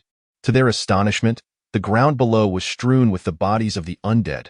Indeed, the count appeared to exceed 1,000, and each arrow had strikingly found its mark upon the skulls of these specters. When the slaves beheld the haphazardly sprawled cadavers, their expressions shifted. Previously, they had assumed Ning Chuan was merely shooting wildly, wasting arrows. They had not anticipated the veracity of his claims. He was not erratically shooting, but rather had been effectively eliminating the burial ground undead. Especially Chan Yi, the so-called sharpshooter of the slave camp, now appeared pallid, his heart tumultuous. While Ning Chuan's ability to see in darkness was uncommon, it was not entirely rare. What was truly remarkable was that last night, amidst howling winds and swirling snow, the fierce gusts could easily divert an arrow's trajectory, and the heavy snowfall severely impaired visibility. Given the darkness and the distance of over 200 meters, even Chun Yi lacked confidence in hitting the undead's heads with precision, yet Ning Chuan had achieved it. Chun Yi even counted them himself. 1,200 arrows had struck down 1,200 burial ground specters. Not a single shot gone astray at that moment. Chun Yi felt compelled to bow to Ning Chuan in reverence. In comparison to Ning Chuan's archery, his own skill seemed laughable, akin to a child taking its first steps. The disparity was glaring. Ning Chuan's prowess truly warranted the title of unparalleled. At this moment, Ning Chuan descended from the wall amidst the awestruck gazes of the slave camp, surrendering his equipment. However, instead of returning to his tent, he sought out a quartermaster from the 29th Army, directly stating his need for a substantial supply of arrows. A mere slave. How dare you make demands of me? Who gave you such audacity? The quartermaster seethed, raising his hand to deliver a slap to Ning Chuan. With a sharp crack, the sound of the slap echoed. The quartermaster's strike missed Ning Chuan, who instead retaliated, sending the officer sprawling and knocking out several teeth, blood streaming from his mouth. Rebellion. This slave must be executed immediately, the quartermaster wailed. Seeing this, the other soldiers of the 29th Army drew their weapons, outraged that a mere slave dared to strike one of their quartermasters. Just as the situation was on the brink of explosion, a deep, authoritative voice suddenly resonated through the air. Commander, this slave has assaulted our quartermaster. A soldier exclaimed, looking at the imposing figure that had appeared. Salute the commander. The other soldiers immediately knelt. The commander of the 29th Army, the highest authority, regarded Ning Chuan with a dismissive glance. A mere slave has the gall to strike our quartermaster? Execute him. Commander Gugong was ready to draw his sword, but then paused, as if recalling something. What is your name? Gugong inquired, scrutinizing Ning Chuan. Ning Chuan, he replied, unflinching as he met Gugong's gaze. Ning Chuan, I see. Why did you strike our quartermaster? Gugong's eyes narrowed at the mention of Ning Chuan's name. Earlier, the king of the mountain had ordered them to keep a vigilant eye on this slave. Ensuring his safety, I merely sought additional arrows to better slay our enemies. If he wouldn't provide them, then I had no choice but to act. Ning Chuan stated matter-of-factly. He was recognized as a vessel for the blood path's longevity, and as long as he avoided causing significant trouble, he would remain unharmed. A mere quartermaster was inconsequential. If he needed to be struck, so be it. How dare you strike me? You shall be executed. The quartermaster bellowed, filled with indignation. Apologize to Ning Chuan. Commander Gu Gong commanded. You scoundrel slave, you're finished. Apologize, me? The quartermaster initially believed the commander would punish Ning Chuan, but as realization dawned on him, he stood frozen in disbelief. How could it be that after being struck by this slave, he was now commanded to apologize? Confusion, frustration, and incredulity coursed through him. Yet upon meeting Gu Gong's serious and authoritative gaze, he understood he had not misheard. Yes, I'm sorry. Though the quartermaster felt deeply aggrieved, he dared not defy the commander's orders and approached Ning Chuan to offer his apology. How many arrows do you require? Commander Gu Gong asked once more. The more, the better, Ning Chuan replied. Give him 3,000 arrows, Commander Gu Gong commanded. Understood, Commander, replied the quartermaster, though internally seething with displeasure. He dared not voice his frustrations. At this moment, the curiosity regarding Ning Chuan's origins intensified among all present. A mere slave had dared to strike a quartermaster in front of Commander Gu Gong, and in an astonishing turn of events, this slave remained unscathed while the quartermaster was compelled to apologize. A complete reversal of fate. The other slaves, including Feng Xie, now regarded Ning Chuan with newfound reverence. A shroud of mystery enveloped him, and Ning Chuan, indifferent to the gazes of others, proceeded towards his tent. Having achieved his objective, Commander Gu Gong watched Ning Chuan depart, a glint of mockery and disdain flickering in his eyes. Did Ning Chuan truly believe he could be appointed as a general by their king? Such arrogance was laughable. He was merely a tool used by the king for his own gain, destined to fight like a dog for his master. Unbeknownst to Ning Chuan, Gu Gong's thoughts were inconsequential. Even if he were aware, he would remain unfazed. Ji Gong believed he occupied the 5th tier, unaware that Ning Chuan had already ascended to the 10th. For Ning Chuan, slaying enemies was not a means of servitude but a path to strength. As Ning Chuan trudged through the thick snow back to his tent, he discovered the one-armed old Zhou was busy expanding his quarters. Old Zhou, what are you doing? Ning Chuan asked, puzzled. The previous tent was hastily constructed and too small for comfort, so I'm expanding it for you, Old Zhou explained. Despite his declining strength due to age and the loss of an arm, he had survived in the brutal environment of the slave camp, proving himself to be quite astute. Having witnessed Ning Chuan's capabilities and the Commander Gu Gong's attitude towards him, Old Zhou quickly realized that Ning Chuan was a valuable ally. Even if he couldn't fully secure Ning Chuan's favor, it would be beneficial to maintain a good relationship with him. Thus, despite his fatigue from last night's watch, Old Zhou persisted in expanding Ning Chuan's tent. Before long, a tent thrice the size of the previous one came into view. It was not only warmer but also far more comfortable. Thank you, Old Zhou. Ning Chuan expressed his gratitude. No need for thanks. I'll take my leave now. Just call for me if you need anything. Old Zhou waved off, keenly aware that Ning Chuan needed rest after his exertions. With Old Zhou gone, Ning Chuan began to recuperate, preparing himself for the battles of the night ahead. As night fell once more, Ning Chuan and others ascended the icy wall, 3,000 arrows laid out before them. However, this night was unlike any other, for the moon above appeared to be drenched in blood, transforming into a blood moon. Upon witnessing the blood moon, the expressions of all, except the newcomers to the northern wall, turned grim. For it was said that on blood moon nights, the undead from the burial ground would erupt in frenzy, with some innate undead awakening on this night. Every soldier and slave stationed at the northern wall tensed. Understanding the implications of this news, Ning Chuan felt no fear or panic. Instead, he found himself filled with anticipation. Yet the slaves of the camp were shrouded in despair. Boss, what should we do? Yes, boss, I heard during the last blood moon night, our camp nearly faced annihilation. You were one of the few survivors. You must devise a plan, boss. You can't just stand idly by. The slaves looked at their leader, Feng Xie, their faces brimming with hope, urging him to find a way to save their lives.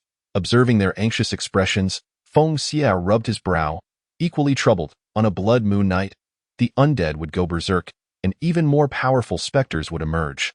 As a mere leader of the slave camp, what could he possibly do?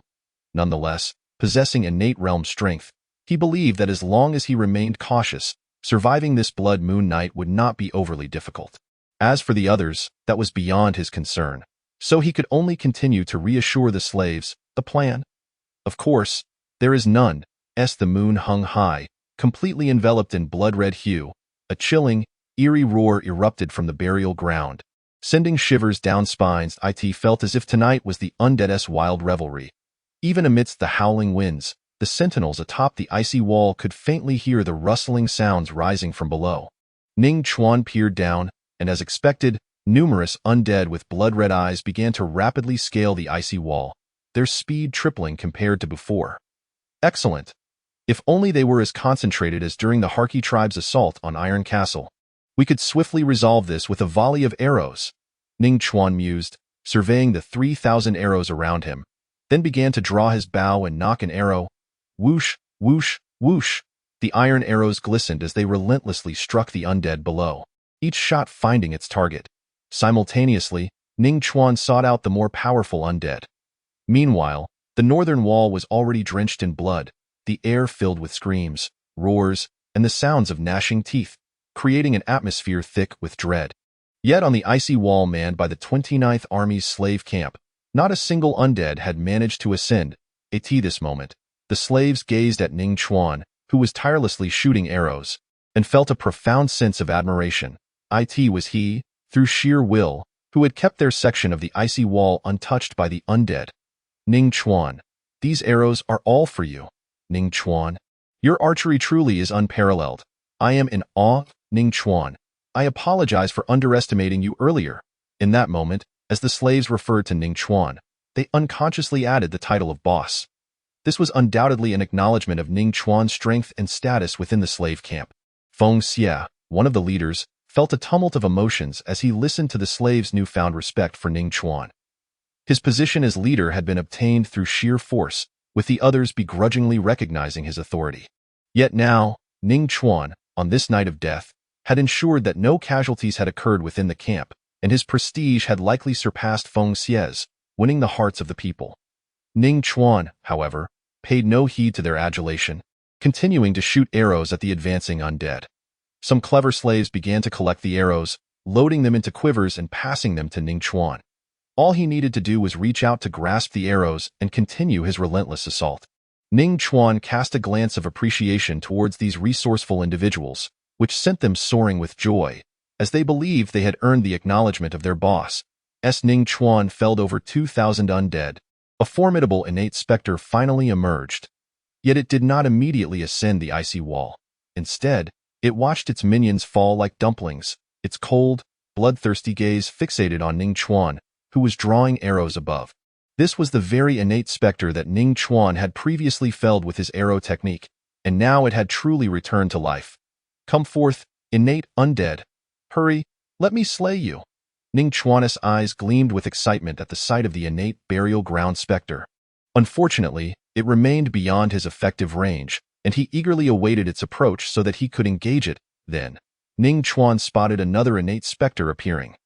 The burial ground's undead spirit is far from ordinary. It emanates an aura characteristic of a mid-stage, innate realm being, its entire form enveloped in a layer of azure scales. In its grasp lies a steel fork, while its back is adorned with a multitude of sharp spikes, each movement exuding an air of extreme danger. You are the one he killed last time, are you not? The scaled undead pointed towards Ning Chuan on the ice wall, inquiring of another innate spirit. Indeed. He shot me down with a single arrow.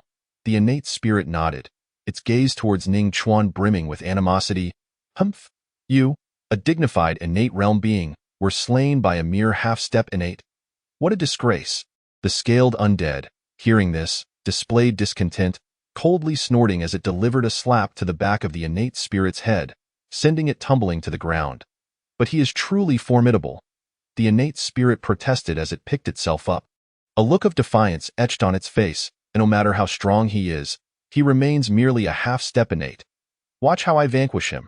The moment the scaled undead finished speaking, it moved, encroaching upon Ning Chuan's firing range. It employed a peculiar footwork technique, allowing it to approach the ice wall with the speed of the wind. Observing this, Ning Chuan's eyes gleamed with anticipation. Finally, the moment had arrived. Since the scaled undead had entered his range, it harbored no hope of escape. Ning Chuan, acknowledging the innate being's mid-stage prowess, bestowed upon it the respect it warranted. Consolidate arrow technique. He mentally commanded. An arrow formed swiftly from his innate true energy. Imbued with the essence of overwhelming might, it is noteworthy that when he previously shot down the innate spirit, he merely released an arrow composed of innate true energy without the enhancement of this formidable essence. Now, it was evident how much Ning Chuan valued this mid-stage undead. Whoosh! The arrow was released, hurtling towards the scaled undead. Humph! Merely an arrow forged from innate true energy. The scaled undead scoffed, its expression suffused with disdain as it swung the steel fork, aiming to obliterate the ethereal arrow. However, upon the collision of the fork and the arrow, the scaled undead's expression shifted dramatically. How could an arrow shot by a mere half-step innate possess such strength? Moreover, the ethereal arrow was infused with immense, unyielding energy. With a resounding bang, the scaled undead was propelled backward by the impact. Although the arrow did not slay it, the searing energy inflicted excruciating pain. Yet, before it could react, another ethereal arrow shot forth. "Save me!" the scaled undead exclaimed, panic flooding its senses. It had severely underestimated its opponent. Though they would revive shortly after death, the torment endured prior and during resurrection would relentlessly assail their nerves, rendering existence a living hell. Another innate spirit instinctively moved to rescue the scaled undead, but it was too late. Thud! The scaled undead was pierced through the head by the ethereal arrow, and the intense energy reduced its body to ashes. A piercing scream erupted, echoing into the heavens, sending chills down spines. Ding! Congratulations, host, you have received a reward. Yellow Gem X1. Witnessing this, the other innate spirit felt a wave of coldness wash over it. It dawned on them that during its previous demise, the opponent had not even unleashed their full power. In that moment, the innate spirit hesitated no longer, turning to flee, determined never to return to this section of the ice wall. The undead, in both death and resurrection, experienced immense suffering. Now, facing the burning agony of the energy before death, the thought alone was terrifying. However, the innate spirit's instinctive attempt to save the scaled undead had already placed it within Ning Chuan's effective range. How could Ning Chuan permit its escape? Whoosh! Thud! Ultimately, the innate spirit could not evade Ning Chuan's arrow, being pierced through the head and incinerated entirely by the energy. Xian Luo Body 2. Innate True Energy 3. Ning Chuan mused, wishing for more innate undead to appear. The rewards from slaying them far surpassed those from defeating postnatal spirits. As dawn broke, the frenzied burial grounds undead finally retreated, marking the end of the night of death. Yet, despite the night's conclusion, the echoes of screams and wails lingered. The soldiers guarding the ice wall suffered heavy casualties, their blood staining the structure, while only Ning Chuan and the slaves stationed there sustained minimal losses. Approximately 5,000 undead had attacked this section of the ice wall. Yet, the quartermaster had only provided Ning Chuan with 3,000 arrows. Along with the archers from the slave camp, all arrows were directed towards Ning Chuan. Before the undead could ascend the ice wall, Ning Chuan had already felled over 4,000. The remaining 1,000 or so undead that managed to clamber up were swiftly eliminated. Ning Chuan reaped substantial rewards. Xian Luo Body 502, Innate True Energy 513, along with a yellow gem. This gem was not an ordinary stone but a rare treasure that could unconditionally elevate the grade of equipment. Reflecting on the blood moon night, Ning Chuan felt a significant enhancement. He anticipated stepping into the mid-stage of the innate realm soon. With a heart full of determination, he strode towards his tent, eager to test the yellow gem's effects. Although he had never explicitly declared himself the leader of the slave camp, in the hearts of the slaves, Ning Chuan had already assumed that role. After all, during this blood moon night, most had survived by following him. Once back in his tent, Ning Chuan retrieved the yellow gem obtained from slaying the scaled undead. By placing the gem near the equipment he wished to upgrade and channeling his true energy, he could integrate the gem to enhance its grade. The Xiantian Overlord Halberd, renowned throughout the realm, was uncertain if it could be upgraded using the yellow gem. Ning Chuan's mind raced as he retrieved the halberd from the system space, but after several attempts, he met with failure. The Xiantian Overlord Halberd was top-tier equipment, impervious to enhancement by the yellow gem, as was the Wushuang set. Subsequently, Ning Chuan took out the Red Moon Bow, a low-grade exceptional piece of equipment, which he believed could benefit from the gem. Indeed, upon bringing the yellow gem close to the Red Moon Bow and activating his true energy, the gem transformed into a liquid form and was absorbed by the bow. With a flash of crimson brilliance, the Red Moon Bow successfully ascended to the mid-tier category, enhancing the potency of its arrows by 10%. This 10% boost should not be underestimated.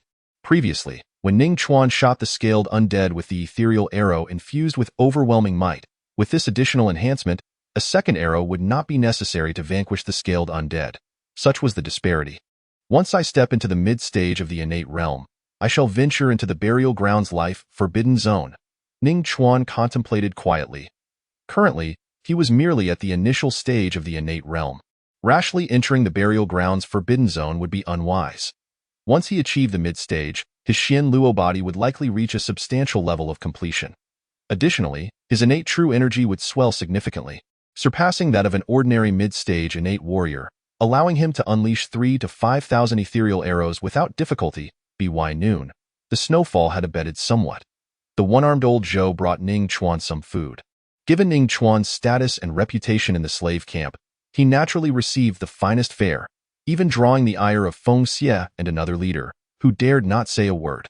Old Zhou, too, benefited from Ning Chuan's rise, enjoying a marked improvement in his provisions. Just then, a cacophony erupted from outside. Old Zhou peeked his head out of the tent and quickly retreated inside. "What is happening out there?" Ning Chuan inquired. "It's the cavalry from the Man Mountain tribe. They brought another batch of slaves," Old Zhou replied. Ning Chuan nodded. Although the Man Mountain tribe had established a 5-year peace treaty with the Great Jin dynasty, the other 2 tribes of the Golden Tent Khanate would not adhere to it. These slaves were captured by the other 2 tribes and distributed here. Soon, the newly arrived slaves, upon learning of the strongman hierarchy in the slave camp, wasted no time in asserting themselves. Old Zhou, however, felt emboldened. In the past, he would tremble at the arrival of a new batch of slaves, being frail and having lost an arm, a true soft target. But now, having allied with Ning Chuan, he felt secure. This tent is quite nice, larger than the others, and should be quite comfortable." A burly man with a full beard barged into Ning Chuan's tent, demanding that Ning Chuan and Old Zhou vacate the premises. "You are Ning Chuan, the special individual in the slave camp? Such audacity. You dare to claim the tent of the esteemed Ning Chuan? I truly admire your courage." Ning Chuan had yet to respond when Old Zhou's cold laughter interrupted. Since aligning himself with Ning Chuan, he had become increasingly confident. Not only was Ning Chuan one of the strongest in the slave camp, but even the highest authority in the 29th Army, Gu Gong, treated him with respect. Ji Gong was the supreme commander of the 29th Army, wielding life and death authority over the entire slave camp. I'm taking the larger tent. I can't help it. I am strong," the bearded man declared, exuding the aura of a half-step innate warrior. Upon speaking, he wore a smug smile and reached towards Ning Chuan and Old Zhou, intending to toss them out, a half-step innate. Ning Chuan, the voice of the armored undead resonated with a deep and ominous tone, intermingled with an infinite fury. Chapter 91. The battle between the clam and the crane. The fishermen prophets, indeed. The innate undead and the scaled undead hung their heads in shame. After all, being slain by a half-step innate being was hardly a matter of pride. Useless. Let me show you how to kill him. The armored undead snorted coldly, and a murderous intent surged in its crimson eyes. With a thunderous crash, the armored undead stomped the ground, causing the earth to tremble. Its body shot upwards like a cannonball, darting swiftly across the ice wall, racing towards Ning Chuan, an innate late-stage burial earth undead, and it's coming for me. What a formidable foe! Ning Chuan mused inwardly, not hesitating for a moment as he turned to flee. With all his strength, he felt confident in defeating this innate late-stage burial earth undead. Yet he understood that revealing his own power would inevitably arouse the suspicion of the barbarian mountain king. Thus, Ning Chuan planned to divert the impending disaster, knowing that a commanding officer from the 29th Army was stationed nearby. He intended to let the armored undead and the commanding officer engage in a mutual destruction scenario before making his move. Trying to escape. Do you think you can? The armored undead scoffed upon seeing this, casting a cold glance at the innate undead and the scaled undead, who had once been shot down by Ning Chuan. As if to say, do you see? I haven't even made a move, and they are already terrified and fleeing. The innate late-stage burial earth undead is charging forward. The innate late-stage burial earth undead is charging forward. As Ning Chuan ran, he shouted. When the slaves and guards atop the ice wall heard of the innate late-stage undead, They were all taken aback, thinking Ning Chuan was jesting. After all, during the blood moon night, there had been no sightings of innate late-stage burial earth undead, so how could one possibly appear in such ordinary times? However, when the armored undead leapt onto the ice wall, panic seized all the slaves and guards, as it was indeed a powerful innate late-stage undead.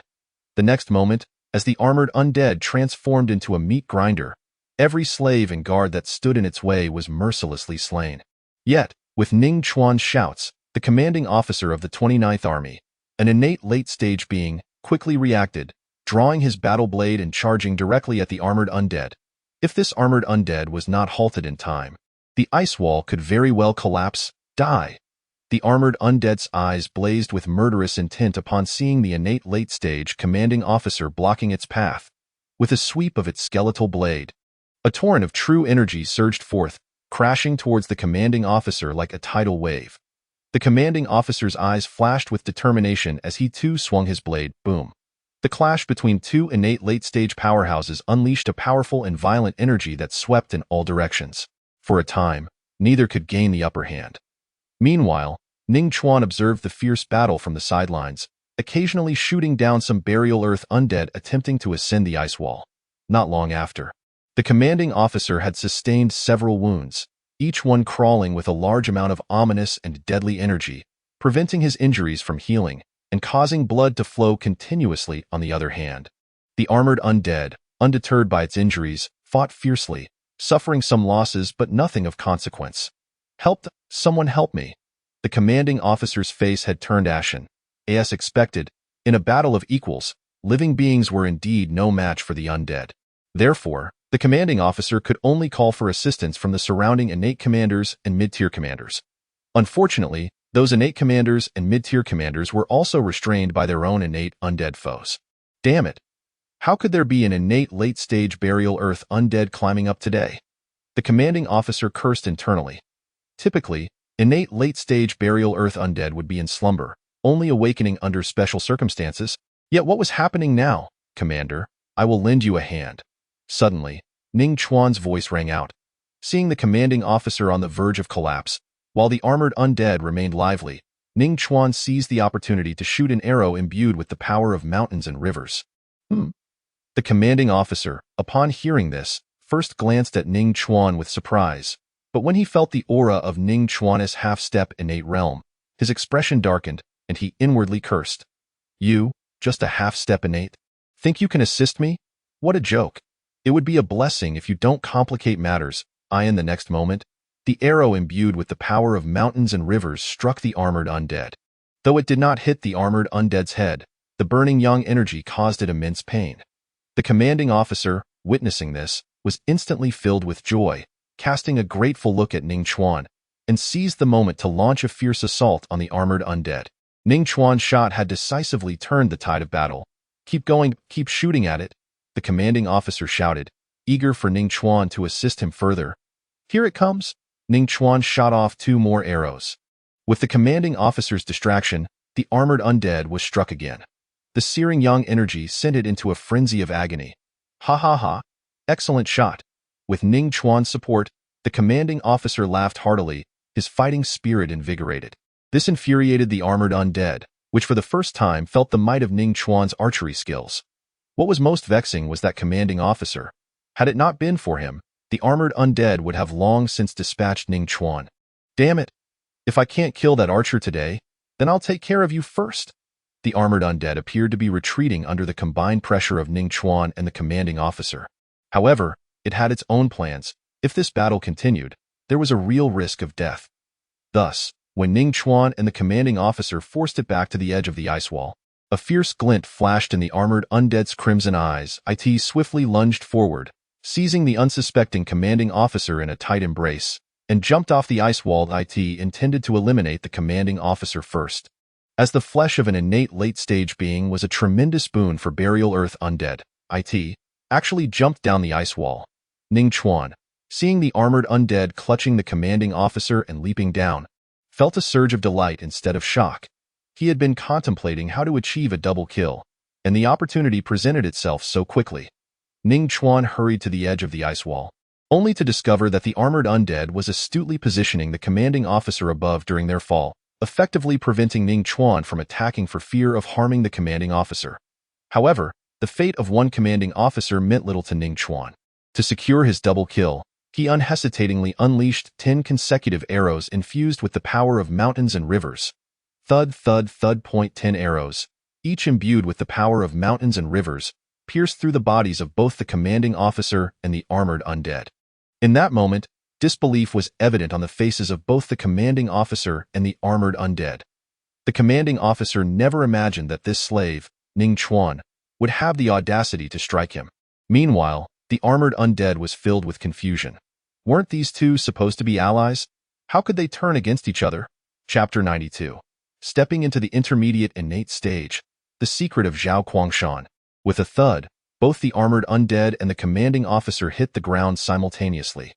The commanding officer, using the last of his strength, looked up at Ning Chuan atop the ice wall, his eyes filled with rage and regret before he ultimately lost all signs of life. Meanwhile, the armored undead was reduced to ashes under the overwhelming yang energy. Ding, congratulations, host, you have received rewards. Yellow Gem 2, Shenluo Body 5, True Chi 3. Ding, congratulations, host, you have received rewards. Yellow Gem 2, Shenluo Body 6, True Chi 5. The system's voice resonated in Ning Chuan's mind. Excellent. With these 4 yellow gems, the rank of the Red Moon Bao should be able to rise once more, Ning Chuan mused internally, then turned his gaze to the remaining Burial Earth undead, continuing his slaughter until dawn, when all the Burial Earth undead had retreated. Shenluo Body 86, True Chi 92. If this continues, I should be able to step into the intermediate innate stage within 10 days. As Ning Chuan felt his body and true chi growing stronger, his expression remained calm, though his heart brimmed with joy at that moment. He approached the edge of the ice wall again, looking down. Not only Ning Chuan, but soon a large crowd gathered here, as this was the site where the commanding officer and the armored undead had fallen. Last night, many guards and slaves had witnessed the armored undead drag the innate late-stage commanding officer down the ice wall. At that time, the commanding officer had been effectively sentenced to death in the eyes of the crowd. Whether in the past or present, no one who had fallen from the ice wall in the darkness had ever returned alive. Thus, the commanding officer's death had nothing to do with Ning Chuan. As for his arrows shot towards the ice wall, they had been aimed at the Burial Earth undead. Without concrete evidence, no one could implicate him in the commanding officer's demise, not even the highest authority of the 29th Army, Gorgon. After returning to his tent, Ning Chuan immediately used all 4 yellow gems to enhance the Red Moon BOW. As the 4 precious treasures fused with the bow. Its rank indeed rose once again, appearing not only more exquisite but also increasing its arrow's power by 30% compared to before. In the following 10 days, the Burial Earth area returned to calm. With no more powerful undead attempting to assault the ice wall, Ning Chuan continued to use his bow and arrows to slay Burial Earth undead, rapidly enhancing his strength. I feel like I'm on the verge of a breakthrough. One day, after dawn broke and the Burial Earth undead ceased their attacks, Ning Chuan submitted his equipment and returned to his tent before sitting cross-legged to begin his breakthrough. Before long, Ning Chuan suddenly opened his eyes. A brilliant light flashing across them. Boom. An immense aura was about to erupt from his body, only to be completely concealed by his breath-concealing technique. Ning Chuan successfully advanced to the intermediate innate stage.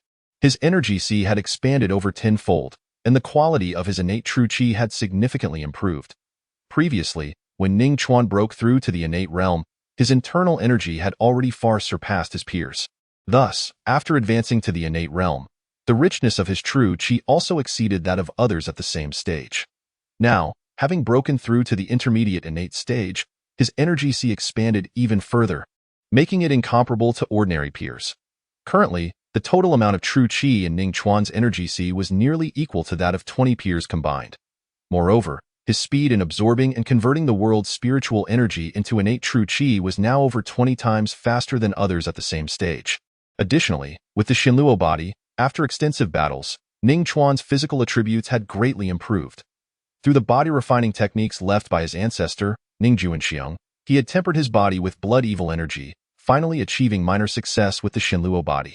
A minor success in the Shenluo body was already comparable to the physique of a being beyond the innate realm. If my minor success in the Shinluo body grants me a physique comparable to those beyond the innate realm, how powerful will the major success be? Ning Chuan pondered, feeling the powerful energy flowing within him. Moreover, his Shinluo body was also enhanced by the blood Dao longevity worm, making him immune to toxins and resistant to heart demons, while rapidly restoring and extending his lifespan. Frankly speaking, with just ordinary strategies of human waves, it would be impossible to subdue Ning Chuan. Only a large number of peers or stronger beings could potentially pose a threat to him. With my minor success in the Shinluo body and abundant innate true qi, I should be able to venture to the outskirts of the burial earth. A fierce glint flashed in Ning Chuan's eyes. Meanwhile, the newly appointed leader of the slave camp, Zhao Guangshan, was in his tent, gazing at a palm-sized stone filled with intertwining death and ominous energies, his expression shifting.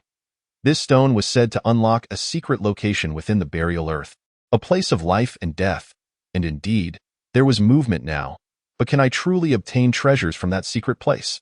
Zhao Guangshan mused, his face constantly changing, until a fierce glint sparkled in his eyes as he made a decision.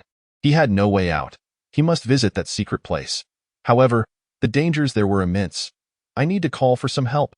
Zhao Guangshan's expression firmed, and he summoned Feng Xia, Wang Hong, and a group of half-step innate slaves to his tent.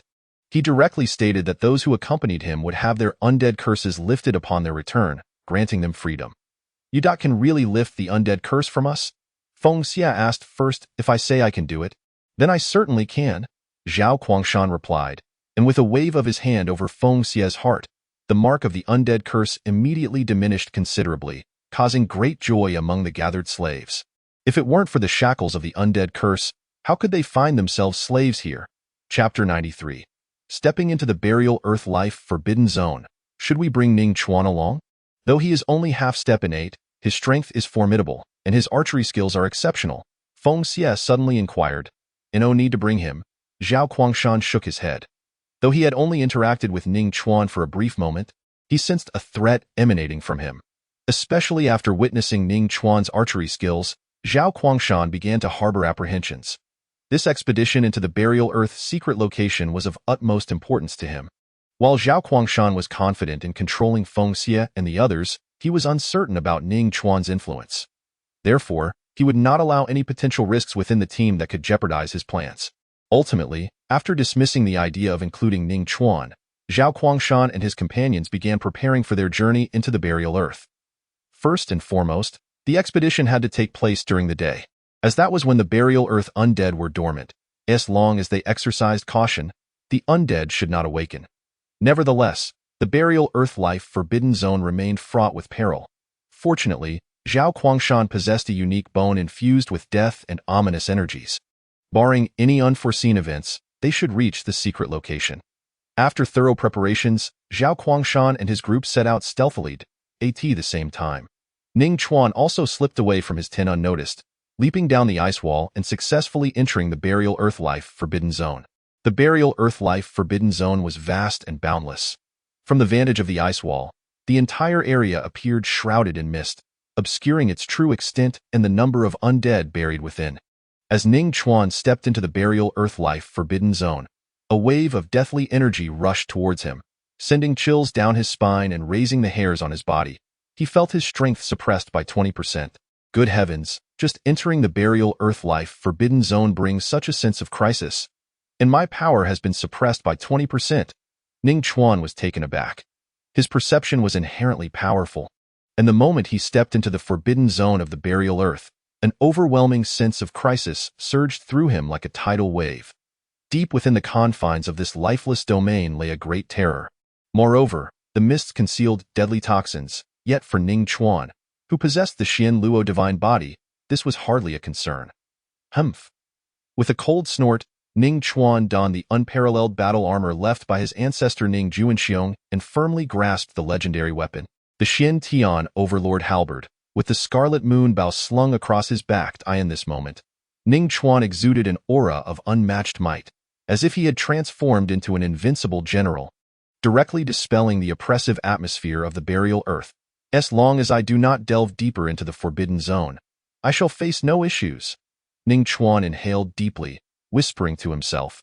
Even with the activation of the Xin Eagle Eye, His visual range barely extended to 100 meters.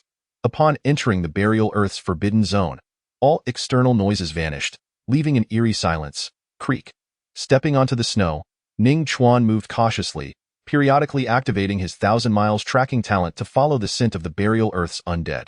Without this, searching in the vast expanse of the forbidden zone would be akin to a headless fly wandering aimlessly. Judging by the scent, the resting place of the undead was not far. Ning Chuan murmured. Sure enough, after the time it takes to burn a stick of incense, he discovered a densely packed graveyard. The graveyard was vast, with the inscriptions on many tombstones rendered nearly illegible by the erosion of time, evoking a sense of desolation and decay. Coupled with the permeating aura of death, it instilled an overwhelming sense of dread in anyone who beheld it. Ning Chuan circled the tombstones, noting that this graveyard contained no fewer than 1,000 undead. Rise and shine, undead, Ning Chuan declared, gripping the Xian Tian overlord halberd and striking the ground. A thunderous sound erupted, as if a meteor had crashed, causing the earth to tremble and awakening numerous undead, who responded with furious roars. However, in the next instant, these undead were swiftly dispatched by Ning Chuan wielding the Xian Tian overlord halberd. It must be said that the Xian Tian overlord halberd truly deserved its rank as the third greatest weapon in the realm. Its power astonishingly formidable, with built-in area of effect splash damage, especially in conjunction with Ning Chuan's innate true energy. The burial earth's undead appeared as fragile as paper before the Xian Tian overlord halberd, unable to withstand even a gust of wind. Who dares intrude upon my burial earth's forbidden zone and disturb our slumber? A low, furious roar echoed from deep within the graveyard. Simultaneously, an immensely powerful aura erupted, sweeping outward like a tempest. Upon hearing this voice, the undead immediately knelt, as if welcoming their king. Creak. A figure of oppressive blackness gradually emerged from the mist. Heh! What a grand display! Have you forgotten how I shot you down twice? Ning Chuan, rather than feeling any fear, looked on with a hint of amusement. He had long desired to enter the burial earth's forbidden zone and had prepared accordingly, memorizing the scent of the innate undead. The very reason he found this graveyard was due to tracking the scent of the innate undead. Now, the innate undead he had previously shot down twice dared to act arrogantly before him. As expected, upon hearing his words, the half-revealed innate undead froze. I said, You possess remarkable audacity to step into my burial earth's forbidden zone. You are doomed. Block him, quickly. The innate undead commanded, immediately turning to flee while ordering its subordinates to obstruct Ning Chuan, rather than to kill him. This indicated a profound understanding that delaying Ning Chuan for a time might still be feasible, but killing him was utterly impossible. The horde of undead charged at Ning Chuan, fearlessly sacrificing themselves to create an opportunity for their leader's escape. Facing these postnatal undead, Ning Chuan required no elaborate techniques. He simply swung the Xian Tian overlord halberd, wreaking havoc. With each sweep, dozens of undead fell beneath the might of the halberd. In merely half a stick of incense's time, Ning Chuan had eradicated over 1,000 undead. Indeed, the exhilaration of slaughter was unparalleled. A smile crept across Ning Chuan's lips. Thousands of undead had recklessly besieged him, their density allowing him to wield destruction as effortlessly as mowing grass. Shin Luo Divine Body 88 True Energy 96. After exterminating all the undead, Ning Chuan turned his gaze towards the direction the innate undead had fled. A cold smile gracing his lips. Tio think one could escape him was a foolish delusion. Meanwhile, Zhao Guangshan, the leader. Just now, did an innate undead just zoom past? Feng Xie and Wang Hong exchanged serious glances, uncertainly asking. Chapter 94 In the Burial Earth's Forbidden Zone. Can we still be bullied by humans?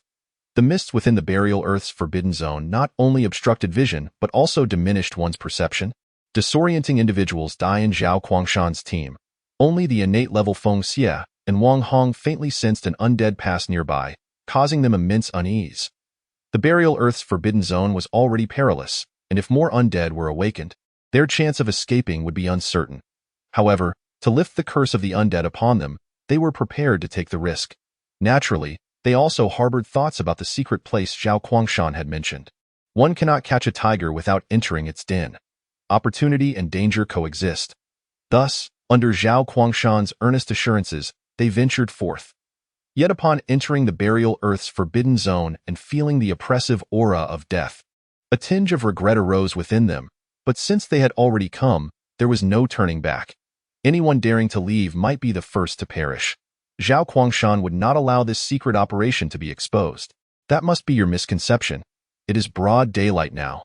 The undead in the burial earth's forbidden zone are all asleep. How could there be any innate undead roaming about? Furthermore, if innate undead discovered us, they would surely attack. So rest assured, I am leading everyone along a safe route. There will be no issues. Zhao Guangshan maintained a facade of calm, confidently assuring them, yet inwardly he cursed. He possessed an innate mid-level realm, with perception surpassing that of Feng Xie and Wang Hong. While they vaguely sensed an undead pass nearby, they lacked the certainty. However, he could undoubtedly confirm that an innate-level undead had indeed passed close by. This realization stirred unease within Zhao Guangshan. Normally, the undead would be asleep during the day. How could an innate undead be active now? But having entered the burial earth's forbidden zone, there was no turning back. That had to have been an accident, Zhao Guangshan reassured himself, then, guided by the intertwining energies of death and Yin, led the group onward. Meanwhile, the innate undead that had zoomed past Zhao Guangshan and the others felt something was amiss. What is going on today? Why are so many living beings encroaching upon my burial earth's forbidden zone? The innate undead was puzzled but dared not stop, continuing to flee in a specific direction. A premonition gnawed at him. If he dared to halt, he would surely meet his demise at Ning Chuan's hands once more. Moreover, with Ning Chuan daring to enter the burial earth's forbidden zone, it also presented a prime opportunity to eliminate him. When the undead assaulted the ice wall, Ning Chuan had many allies. Now, in this burial earth's forbidden zone, it was entirely their domain, and they could continuously revive. Even with a swarm tactic, they could overwhelm the solitary Ning Chuan. Soon, the innate undead arrived at another graveyard, heading straight for one of the tombstones. "Wake up! Humans are attacking!" the innate undead shouted urgently, pounding on the tombstone. "Humph! Who dares awaken this king?" A deep, wrathful voice resonated from beneath the tombstone, accompanied by an overwhelming aura that erupted. "Enough with the pretense. The human who shot us down before has entered our burial earth's forbidden zone." The innate undead spoke urgently. What? That human has come." The awakened scale undead spirit jolted, instinctively wanting to flee. The scale undead was acutely aware of Ning Chuan's prowess. His archery was formidable, but the most terrifying aspect was the immense yang energy contained within his arrows, which were an absolute nemesis to their kind.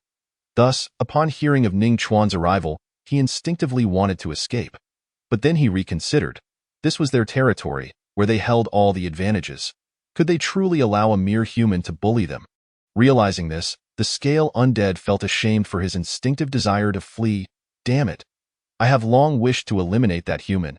How many allies does he have?" the scale undead queried, retrieving his trident from the tomb. "Only himself. However, there is another group of humans that has also entered our burial earth's forbidden zone, though their intentions are unclear. They likely are not together," the innate undead replied. "What? Just him? Where does he find the audacity to tread into our burial earth's forbidden zone? That is utterly outrageous. Let us go and deal with him." The scale undead roared in anger. As for the other group of humans and their intentions, they would deal with Ning Chuan first. "Wait! That human is no ordinary foe. He wears specially crafted armor and wields a mighty halberd, exhibiting formidable combat prowess. Thus, I feel we should gather some additional allies," the innate undead suggested solemnly. "Humph! There is no need. In the burial earth, our strength will significantly increase. That human will also be somewhat suppressed. Furthermore, the mists are toxic to living beings. The balance of power is in our favor. Why should we fear him? Moreover, he has no allies by his side." The scale undead scoffed. The innate undead felt a wave of humiliation. A mid-level innate undead had been shot down by Ning Chuan, a half-step innate. Where did this human find the courage to step into the burial earth alone? Let him come and go as he pleases, for he will not return, and I shall cleanse my shame. However, I believe we should still gather some allies, just to be safe. The innate undead hesitated before proposing again. Since when have you become so timid? Go ahead and seek allies if you wish. I am going to kill that human right now."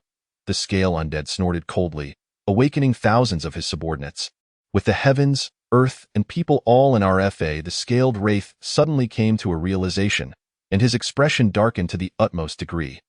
The human before him was merely at the threshold of innate mastery, while he himself was at the mid-stage of innate power. Under normal circumstances, he should not harbor any fear towards this human. Indeed, at that moment, Ning Chuan's aura still reflected his half-step innate status. As he had yet to unleash his full strength, in the next instant, the scaled wraith gritted his teeth, stomped his foot, and seized an opportunity to launch a surprise attack against Ning Chuan. Ning Chuan possessed formidable archery skills, yet at this moment, he relied solely on the advantage of his weapon. Thus, the scaled wraith directly initiated his ambush. The steel fork in his hand surged forth like a venomous dragon from the sea, targeting Ning Chuan's heart. The path of the fork stirred the air, creating ripples that spread in all directions, showcasing its astonishing might. Humph! A cold snort escaped Ning Chuan's lips, for his perceptive abilities far surpassed those of his peers. To attempt a surprise attack? Such a notion was utterly delusional. In the next moment, the Xintian overlord halberd clashed violently with the steel fork wielded by the scaled wraith. Boom! There was no uncertainty in the outcome. Upon impact, the scaled wraith's steel fork was completely shattered by the halberd. The tremendous force further crushed the wraith's arms, sending him hurtling backward. How is this possible? Is he truly at the half-step innate level? The scaled wraith's eyes widened in disbelief, as Ning Chuan's power shattered his understanding. Normally, a scaled wraith at the mid-stage of innate power could easily eliminate a half-step innate opponent with a mere flick of his finger. But what was happening now? In the burial ground of the undead, the power of living beings was suppressed, while the strength of the undead was augmented. Furthermore, the pervasive mist was lethal to the living. Yet this human before him not only disregarded the suppression of the burial ground, but also seemed unfazed by the toxic mist. Most alarmingly, he had already slaughtered thousands of the wraith's subordinates without showing any signs of fatigue, shattering his trusty steel fork and severely wounding him in the process. Was this truly the strength of a half-step innate being? When did half-step innate power become so formidable? Was this truly the world he once knew? In this moment, the scaled wraith began to question his very existence. Fleet, I must escape. At this point, the scaled wraith no longer dared to entertain thoughts of killing Ning Chuan. He simply wished to flee and seek reinforcements. This human was too monstrous. He could not hope to defeat him. But now, was it too late to escape? Ning Chuan thrust the Xintian overlord halberd forcefully into the ground. With a thunderous sound, a terrifying force sent all the undead nearby flying. Seizing this opportunity, Ning Chuan gripped the scarlet moon bow and unleashed his arrow technique. Whoosh! The ethereal arrow shot straight for the scaled wraith. No sensing the impending threat behind him, the scaled wraith cried out in despair. But suddenly, his eyes lit up. Before him appeared an army of undead, the reinforcements summoned by the innate wraith. Save me, quickly save me. The scaled wraith cried out desperately. Chapter 96. The Unmatched Warlord. Using a blade to kill. Alas, it was too late. The ethereal arrow pierced through the scaled wraith's body. As the sunlight scorched him, the wraith let out a horrendous scream, ultimately transforming into a pile of ashes. Cursed human, how dare you invade my burial ground and slaughter my undead? You are doomed. The crimson-eyed armored wraith witnessed the scaled wraith turn to ashes before him, his eyes ablaze with rage. This human was truly too arrogant. Meanwhile, another innate wraith felt a deep sense of relief. He had never believed in the scaled wraith's capabilities, and now that doubt had been vindicated. The scaled wraith's subordinates had been completely annihilated by Ning Chuan, and even he had fallen to a single arrow.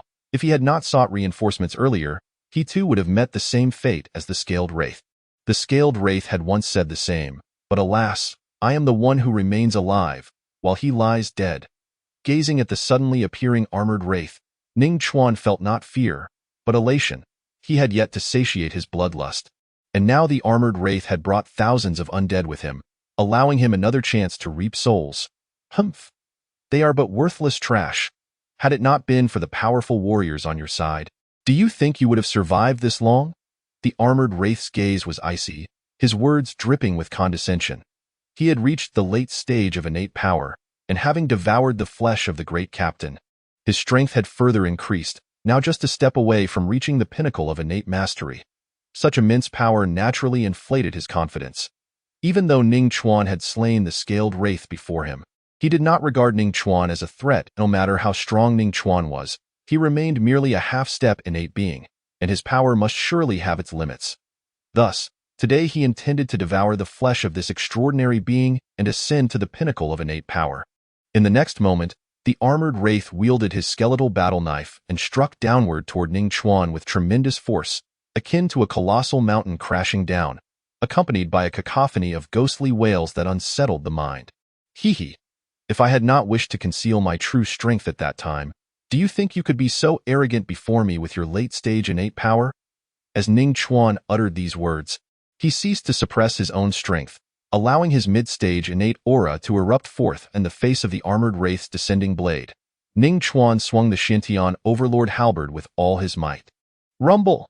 The blade and halberd collided fiercely, unleashing a tempestuous force that swept through the surroundings like a hurricane, scattering dirt and snow in all directions. Within a 1,000-meter radius, all the undead were sent flying. Even the innate wraiths were not spared. You actually possess mid-stage innate power? The armored wraith's crimson eyes were filled with astonishment, his expression twisted in disbelief, as he found himself on the losing end of this confrontation. After a brief stalemate, the armored wraith was sent flying by Ning Chuan's halberd, the pure yang energy burning him as he screamed in agony. Ning Chuan, seizing the advantage, activated the Godspeed lightning step, moving with the speed of lightning, his body transforming into fleeting afterimages as he rapidly closed in on the retreating armored wraith and swung his halberd once more. Seeing this, the armored wraith could only raise his skeletal knife in a desperate attempt to defend. Boom! As Ning Chuan's Xintian overlord halberd crashed down, the armored wraith was driven into the ground like a nail, a deafening roar echoing as a crater nearly 100 meters long was formed. Help! Someone, please help! The innate wraith was the first to react, urgently commanding the surrounding undead to rescue the armored wraith. But now, Ning Chuan, with all his might unleashed, was not something ordinary undead could withstand. Boom, boom, boom. At this moment, Ning Chuan resembled an unparalleled warlord, annihilating all foes before him. No one could stand in his way. How can you be so strong? I refuse to believe it, the armored wraith roared, his heart filled with rage as he exerted all his strength to fend off Ning Chuan's attacks. Yet with every clash, he endured the searing pain of the yang energy. A gaping blood hole had even been burned through his chest by the pure yang energy. Believe it or not, before me, you are nothing. Ning Chuan, gripping the Xintian overlord halberd, pierced the armored wraith through, brutally pinning him to the ground. Boom! The violent energy once more swept through the surroundings, affecting the incoming undead and causing countless casualties. I will not let you go. The armored wraith was engulfed by the pure yang energy, as if an ordinary person had been thrown into a blazing fire. His screams echoed incessantly, yet no matter how he struggled or resisted, it was all in vain, and he was ultimately reduced to ashes by the searing energy. Cursed be! The innate wraith, witnessing the armored wraith's demise at Ning Chuan's hands, felt an overwhelming dread wash over him. He had doubted the scaled wraith's capabilities, hence he had sought the assistance of the late-stage armored wraith, believing that he would be able to handle Ning Chuan. Yet the end result was that the armored wraith was brutally slain by Ning Chuan. So if I don't flee now, when will I? However, this time, Ning Chuan had no intention of letting the innate wraith escape. An ethereal arrow, without any surprise, took the life of the innate wraith. Afterward, Ning Chuan unleashed a bloody massacre upon the remaining mindless undead, who were driven solely by their instincts to kill. Meanwhile, on another front. Ha! Finally, it is within my grasp. Zhao Guangshan clutched a red gemstone ring in his hand, his expression filled with joy as he let out a hearty laugh. Zhao, our losses have been immense. We sacrificed 90% of our manpower just for this gemstone ring. Feng Xie and Wang Hong's faces were grim. Initially, they had anticipated that this venture into the burial ground of the undead would yield some benefit for them, but after suffering such devastating losses, they found themselves with nothing but an ordinary gemstone ring. Indeed, this gemstone ring is the reason. All right, we can return now. Once we reach the camp, I will lift the curse of the undead for you. Zhao Guangshan patted his chest, assuring them with fervor. Yet within, he harbored murderous intent towards Feng Xie and Wang Hong. Lift the curse of the undead. Don't be delusional. All those who participated in this operation must die. not a single one can be left alive. However, Zhao Guangshan was now severely injured, and his energy and stamina were greatly depleted, making it impossible for him to kill Feng Xie and the others himself. Moreover, the toxic mist posed no immediate threat to them, as they had consumed detoxification pills. Thus, he could only accidentally rouse some undead and use them as tools for murder. Chapter 97. Zhao Guangshan's confusion. Where have the undead gone? Creak, creak. Zhao Guangshan and his companions walked on the snow. Beginning their journey back, the wind and snow were fierce, and the traces of their arrival had long since vanished. As the leader, Zhao Guangshan led the way ahead. I remember there is a graveyard not far from here. Let the undead there deal with you.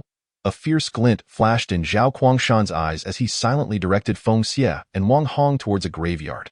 Along the way, Zhao, why do I feel like the route seems off? We didn't come this way, did we?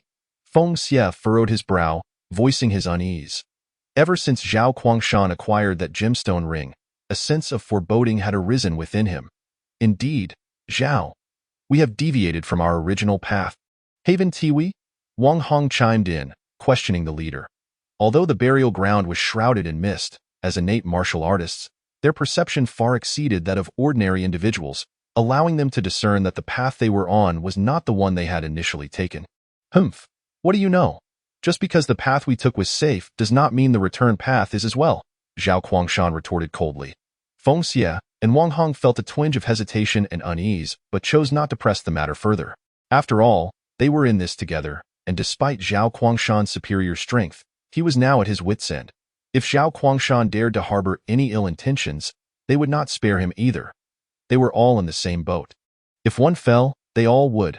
Soon after, a graveyard came into view. Zhao, this is the resting place of the undead. Why have you brought us here?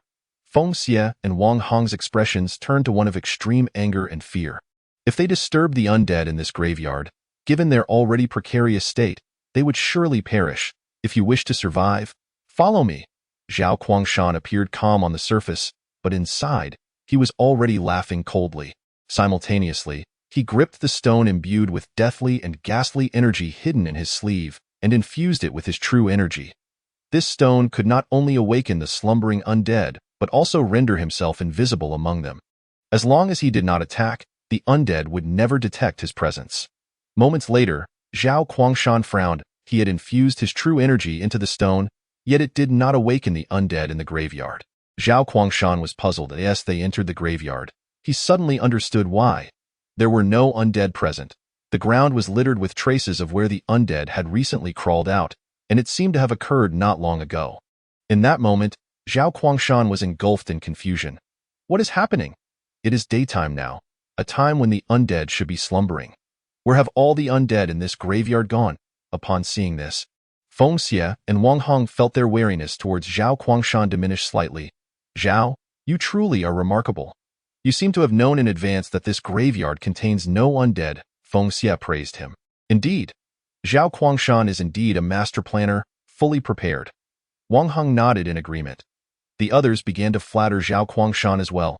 Initially, upon seeing the graveyard, their expressions had turned grim, suspecting whether Zhao Guangshan intended to lead them into a trap. Yet upon entering the graveyard, they found not a single undead. It was as if all the undead had left ahead of time. At this moment, everyone regarded Zhao Guangshan with newfound respect, astonished that he could predict this. Zhao Guangshan had indeed led them along a safe path. Meanwhile, Zhao Guangshan, listening to the praises of Feng Xie and Wang Hong, maintained a facade of calm, while inwardly, he was seething with frustration. Where have all these undead gone? Why is there not a single one? How can I carry out my plan to kill them? Zhao Guangshan's inner turmoil was palpable. However, just because this graveyard lacked undead did not imply that the next one would be the same. Ultimately, he would not allow Feng Xie and Wang Hong to leave the burial ground alive. The gemstone ring he had acquired might appear ordinary in their eyes, but if it fell into the hands of someone with ulterior motives, he would be finished. Soon, Zhao Guangshan led Feng Xie and Wang Hong onward. Before long, they arrived at another graveyard. However, this graveyard, like the previous one, contained no undead. At this moment, Feng Xie and Wang Hong were utterly in awe of Zhao Guangshan. If the first graveyard had no undead, it could have been mere luck, But the absence of undead in the second graveyard showcased Zhao Guangshan's true prowess. They were all eager to know how Zhao Guangshan had deduced that there would be no undead in the graveyards. Listening to the flattery around him, Zhao Guangshan struggled to maintain his smile while inwardly he was nearing the brink of insanity. How on earth was I supposed to know how to determine if a graveyard contained undead? Who knows where these wretched undead have vanished to? They must be deliberately conspiring against me. Zhao Guangshan's expression darkened, and he could not help but curse the undead in his heart. Whenever he needed them, they were everywhere, and a moment's inattention would rouse them. Yet now that he required their presence, they had inexplicably vanished. Just then, Zhao, it seems there is an undead figure ahead. Feng Xie pointed towards a shadow amidst the mist. His voice tense as the words were spoken. The expressions of the others changed dramatically, their hearts brimming with alarm. Zhao Guangshan, upon hearing this, felt a jolt of energy surge through him, nearly breaking into a grin as he realized that the undead had indeed been discovered. However, when he looked closely at the shadow, he found it to be merely a corpse of an undead with a shattered skull. Furthermore, as they drew nearer to this lifeless body, they discovered an abundance of similar corpses surrounding it. What is happening? Why are there so many undead corpses here? At this moment, Zhao Guangshan and his companions were all visibly shocked, unable to comprehend what had transpired in this place. But soon, they came to understand. As they stumbled upon a small hill, one constructed entirely from the piled bodies of the undead. Atop this grotesque mound stood a terrifying figure clad in battle armor, wielding a formidable halberd. Chapter 98. What a coincidence. What brings you to the tomb of the undead? Hiss. The undead, all of them have been slaughtered. How is this possible? There were at least tens of thousands of them, and now, one person has eradicated them all. Who is he? Zhao Guangshan, Feng Xie, and Wang Hong gazed in awe at Ning Chuan, who stood defiantly atop the mountain of corpses, their breaths caught in disbelief. Their hearts pounding with terror, in a wonder they had found numerous graves devoid of any undead. It turned out that this formidable presence before them had annihilated them all. At this moment, Zhao Guangshan, Feng Xie, and Wang Hong felt their eyelids twitch and their legs tremble. Such power was utterly terrifying. Wait, why does he seem somewhat familiar? Feng Xie scrutinized Ning Chuan, who stood proudly atop the pile of corpses. And suddenly his eyes widened. Ning Chuan. He is Ning Chuan. Feng Xie's finger trembled as he pointed at Ning Chuan, his voice cracking in disbelief. What, Ning Chuan? The others were jolted into alertness. Ning Chuan's reputation was well known within the slave camp. Even those unfamiliar with him had heard of his name. Not to mention, after he had struck down the supply officer, not only did he suffer no repercussions, but the highest authority, Gu Gong, had demanded an apology from that officer. This alone was enough to prove that Ning Chuan was extraordinary. Coupled with his own formidable strength, he had become a unique figure within the slave camp. Thus, the members of the camp were quite familiar with him. Yet, the scene unfolding before Zhao Guangshan and the others caused them to question their understanding of Ning Chuan, as he appeared so foreign now. Back in the slave camp, Ning Chuan had only displayed the strength of a half-step innate realm. Yet now, his aura radiated that of a mid-innate realm, and his power was unfathomably terrifying. Having slain tens of thousands of undead and constructed a mountain of corpses, so that was it. So it was like this. Zhao Guangshan gazed at Ning Chuan, who stood atop the corpse mountain, and his heart began to quiver. In a wonder, he had felt a sense of crisis when facing this unique being from the slave camp, a feeling that had instilled fear within him. Thus, during the operation into the tomb of the undead, he did not dare to bring Ning Chuan along, fearing he could not control him at the time. He thought it was merely his imagination. After all, he was a mid-innate realm powerhouse, while Ning Chuan was just a half-step innate. The disparity between them was as vast as the sky and the earth.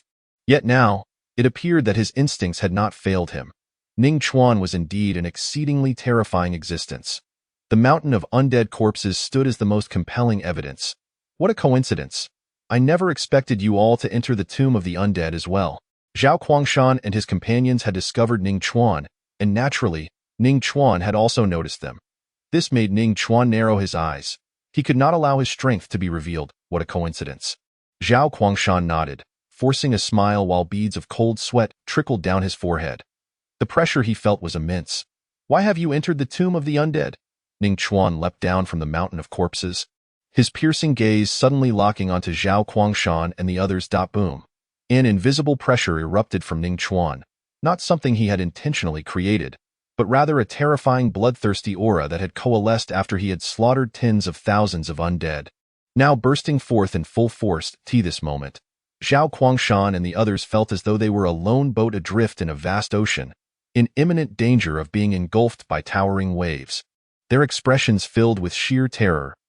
Zhao Guangshan gritted his teeth, his body trembling, exhibiting a strong resistance. He did not want to speak, nor could he, for it was his greatest secret. However, he did not speak. Yet the others could not withstand the terrifying pressure emanating from Ning Chuan, and they divulged everything that had transpired. At this moment, Zhao Guangshan gritted his teeth, filled with hatred, while a profound sense of helplessness washed over him. He had intended to disturb the undead, to silence Feng Xie and Wang Hong. Yet unexpectedly, he encountered Ning Chuan, and even his secret was laid bare. In the next moment, it seemed Zhao Guangshan made a decision. A fierce glint flashed in his eyes, his heart brimming with murderous intent, and he suddenly attacked Ning Chuan, aiming a war blade directly at his vital spots. Although he had sustained injuries during the acquisition of the gemstone ring, and his physical and internal energy were greatly depleted, Ning Chuan's condition was likely just as dire. After all, he had just slain tens of thousands of undead. Even if Ning Chuan had eradicated them, he must have exhausted his strength and energy. Moreover, upon their first encounter, Ning Chuan had taken the initiative, utilizing his overwhelming presence to intimidate them. Surely, he had reached a state of being strong on the outside but weak on the inside. This little trick had long been seen through. Hio's attempt to intimidate him with such feeble tactics was undoubtedly a foolish dream. Therefore, if he did not strike now, when would he? In any case, his secret must never be revealed. Seeing Zhao Guangshan charge at him with a blade, Ning Chuan's expression remained as calm as a still lake, his gaze composed. He did not evade or resist. Instead, he raised a hand to grasp the war blade that Zhao Guangshan had infused with innate true energy and sharpened to the utmost. Huh! Zhao Guangshan was momentarily taken aback, having never anticipated that Ning Chuan would dare to catch his blade with his bare hands. Then, a hint of mockery and delight crept onto his face. Although he did not understand Ning Chuan's reasoning, Zhao Guangshan knew that his opportunity had come. This strike would surely sever Ning Chuan's hand, and he would then take advantage of his momentum to eliminate the greatest threat. Afterward, he would devise a way to deal with Feng Xie and Wang Hong, ensuring that no one would ever uncover his secret, a flawless plan. The others watched in disbelief as Ning Chuan reached out unarmed to seize Zhao Guangshan's blade. They internally shook their heads. The halberd in Ning Chuan's hand was clearly no ordinary weapon. Yet, facing Zhao Guangshan's full-force assault, Ning Chuan did not dodge, nor did he even employ his extraordinary halberd. It was as if he were courting death. Regardless of the circumstances, it seemed Ning Chuan's hand could not possibly remain unscathed. However, the next moment brought a shocking spectacle to all present. Zhao Guangshan's fierce strike was effortlessly caught by Ning Chuan's thumb and index finger at the blade's tip. The anticipated scene of Ning Chuan losing his hand did not unfold before their eyes. In an instant, a chorus of gasps filled the air. Zhao Guangshan's strength was well known to Feng Xie and Wang Hong, and it was undoubtedly formidable. Yet, what was happening now? Zhao Guangshan's full-force thrust had been easily ensnared by Ning Chuan's two fingers. Was this an illusion? Or were they dreaming? As the party involved, Zhao Guangshan's expression shifted to one of utter disbelief. Chapter 99. Slaughter. Harvest. You wish to kill me? Ning Chuan gazed calmly at Zhao Guangshan before responding in a tranquil tone. Zhao Guangshan stared at the composed Ning Chuan, swallowing hard, his face pale and beads of sweat dotting his forehead. He had assumed that after Ning Chuan's massacre of the tens of thousands of undead, his strength and true energy would be utterly depleted. He believed that a surprise attack would easily eliminate him. Yet, Ning Chuan's power far exceeded Zhao Guangshan's expectations. His physical form was terrifyingly strong, easily capturing Zhao Guangshan's full-force strike with just two fingers. The calmness in Ning Chuan's gaze made Zhao Guangshan tremble uncontrollably, as if he were merely an ant in Ning Chuan's eyes. How could there be such a vast disparity in strength when they were both mid-innate realm warriors? Zhao Guangshan's face twisted in despair. Die? Ning Chuan uttered softly, delivering a palm strike boom. The force of his palm was astonishing, warping the air, visible ripples radiating outward. To Zhao Guangshan, it felt as though a mountain was crashing down upon him, unstoppable and unavoidable. No, Zhao Guangshan howled in despair, attempting a last-ditch effort, but it was futile. With a resounding thud, as Ning Chuan's palm descended, Zhao Guangshan's head burst like a watermelon, blood splattering and staining the snow beneath. Feng Xie and Wang Hong, witnessing Zhao Guangshan's demise at Ning Chuan's hands, felt their hearts race, their faces paling to the extreme. Now, it is your turn. Ning Chuan's fierce gaze suddenly shifted to Feng Xie and Wang Hong. He could not allow his true. The scaled undead slammed his fist into the ground, his face contorted with rage and defiance. Stop boasting. If you're truly so formidable, why didn't you dare return to the graveyard yesterday? Why didn't you attack the humans on the ice wall? The innate undead, upon hearing this, displayed a contemptuous expression and retorted, "How dare you? If I can't defeat that human, do you really think I would falter against you?" The scaled undead, having been struck where it hurt, glared fiercely. With a swift motion, he rose, brandishing his steel fork, ready to unleash his fury upon the innate undead. Enough. You two fools allow a mere human to instill such fear in you. You bring shame upon our kind. The armored undead bellowed, halting this farcical exchange. In response, the innate and scaled undead rolled their eyes in disdain. You call us fools, yet you are not in a better position. After your resurrection, have you not remained here by the blood lake, too afraid to return to the graveyard? Are you mocking me? If I can't best that human, do you think I would falter against the two of you? The armored undead, infuriated, brandished his skeletal battle blade and unleashed a barrage of blows upon the scaled and innate undead. We were wrong. We will never do it again. They repeatedly pleaded for mercy, bowing their heads in submission. Boss. Other undead feast daily on fresh human flesh. We cannot continue hiding like this. The battle-worn innate undead expressed his grievance. Among the undead, territories were divided, and their domain was the section of the ice wall guarded by Ning Chuan.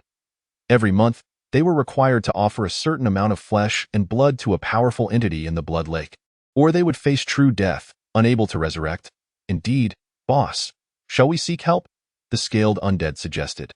With just the three of them and their meager undead followers, it was impossible to vanquish Ning Chuan. Moreover, with Ning Chuan guarding the ice wall, any flesh they might obtain would be exceedingly limited. Thus, eliminating Ning Chuan, their greatest threat, was the only way to restore their former abundance of flesh and blood. Seek help. The armored undead mused inwardly, though be reduced to such a state by a mere human would surely become a source of ridicule among other undead of their level in no time. He would become a laughingstock, and if his superiors learned of this, he would be branded a fool, a fate he desperately wished to avoid. Yet, if they did not seek assistance, they would be powerless against Ning Chuan, and the inability to offer sacrifices to the entity in the blood lake would lead to their extinction. Alas, there was no choice. Even if it meant losing his reputation, he would have to seek help. Perhaps, when those creatures learned of that human's strength, they would understand his plight. The armored undead sighed and rose to seek assistance. The innate undead exclaimed, "Wait, if I am not mistaken, is that figure heading towards the blood lake? The powerful human?" The innate undead's eyes widened in astonishment, fixed on the silhouette approaching the blood lake, his voice laced with disbelief. Could it really be that human? But what is he doing here? Seeking death? The scaled undead rubbed his eyes vigorously, confirming the identity of the formidable human who had previously annihilated them. Disbelief etched across his features. This blood lake was their resurrection point, home to nearly 100,000 undead, including many at the innate level. And no matter how strong this human was, could he truly contend with such a multitude of undead? It was preposterous. This human must have inadvertently arrived at the blood lake. Otherwise, a legion of 100,000 undead would surely be enough to terrify him. However, this presented a prime opportunity to eliminate him. The armored undead's eyes gleamed with excitement. Initially contemplating seeking aid, he now realized the human had delivered himself right into their grasp. This was splendid. They could finally eradicate this human without needing to call for help. Impudent human, you tread where angels fear to tread, and now you have intruded upon our domain. Today shall mark your demise. The armored undead roared, his voice reverberating and capturing the attention of all undead present. A human dares to enter our blood lake? The assembled burial ground undead shifted their gaze towards Ning Chuan, who had invaded their territory. The immense pressure emanating from the congregation of 10,000 undead bore down upon Ning Chuan. Had it been any other warrior, the overwhelming aura of 10,000 undead would have instilled dread. Yet, in the face of this formidable force, Ning Chuan wore a radiant smile. I never expected to encounter such a vast number of undead here. It feels exhilarating, he mused inwardly, his excitement palpable. What did 10,000 undead matter? He possessed the Xianyuan divine body, his true energy far exceeding that of his peers, clad in unparalleled battle armor, wielding the third-rank divine weapon, the Xiantian Overlord Halberd. Coupled with his mastery of the Xianyang art, the dragon-soaring nine heavens madness halberd technique, and the godly movement electric step, he had no fear unless confronted by a being of innate rank or above. Even if he ultimately faltered, he had confidence in retreating effortlessly. Is he laughing? Boss. This human is not only unafraid, but he is actually laughing. Does he even comprehend the peril he faces? Surely, he cannot be sane. The innate and scaled undead exchanged incredulous glances, baffled by the human's audacity to smile amidst such dire circumstances. Did he truly believe himself invincible? Let him revel in his mirth for now.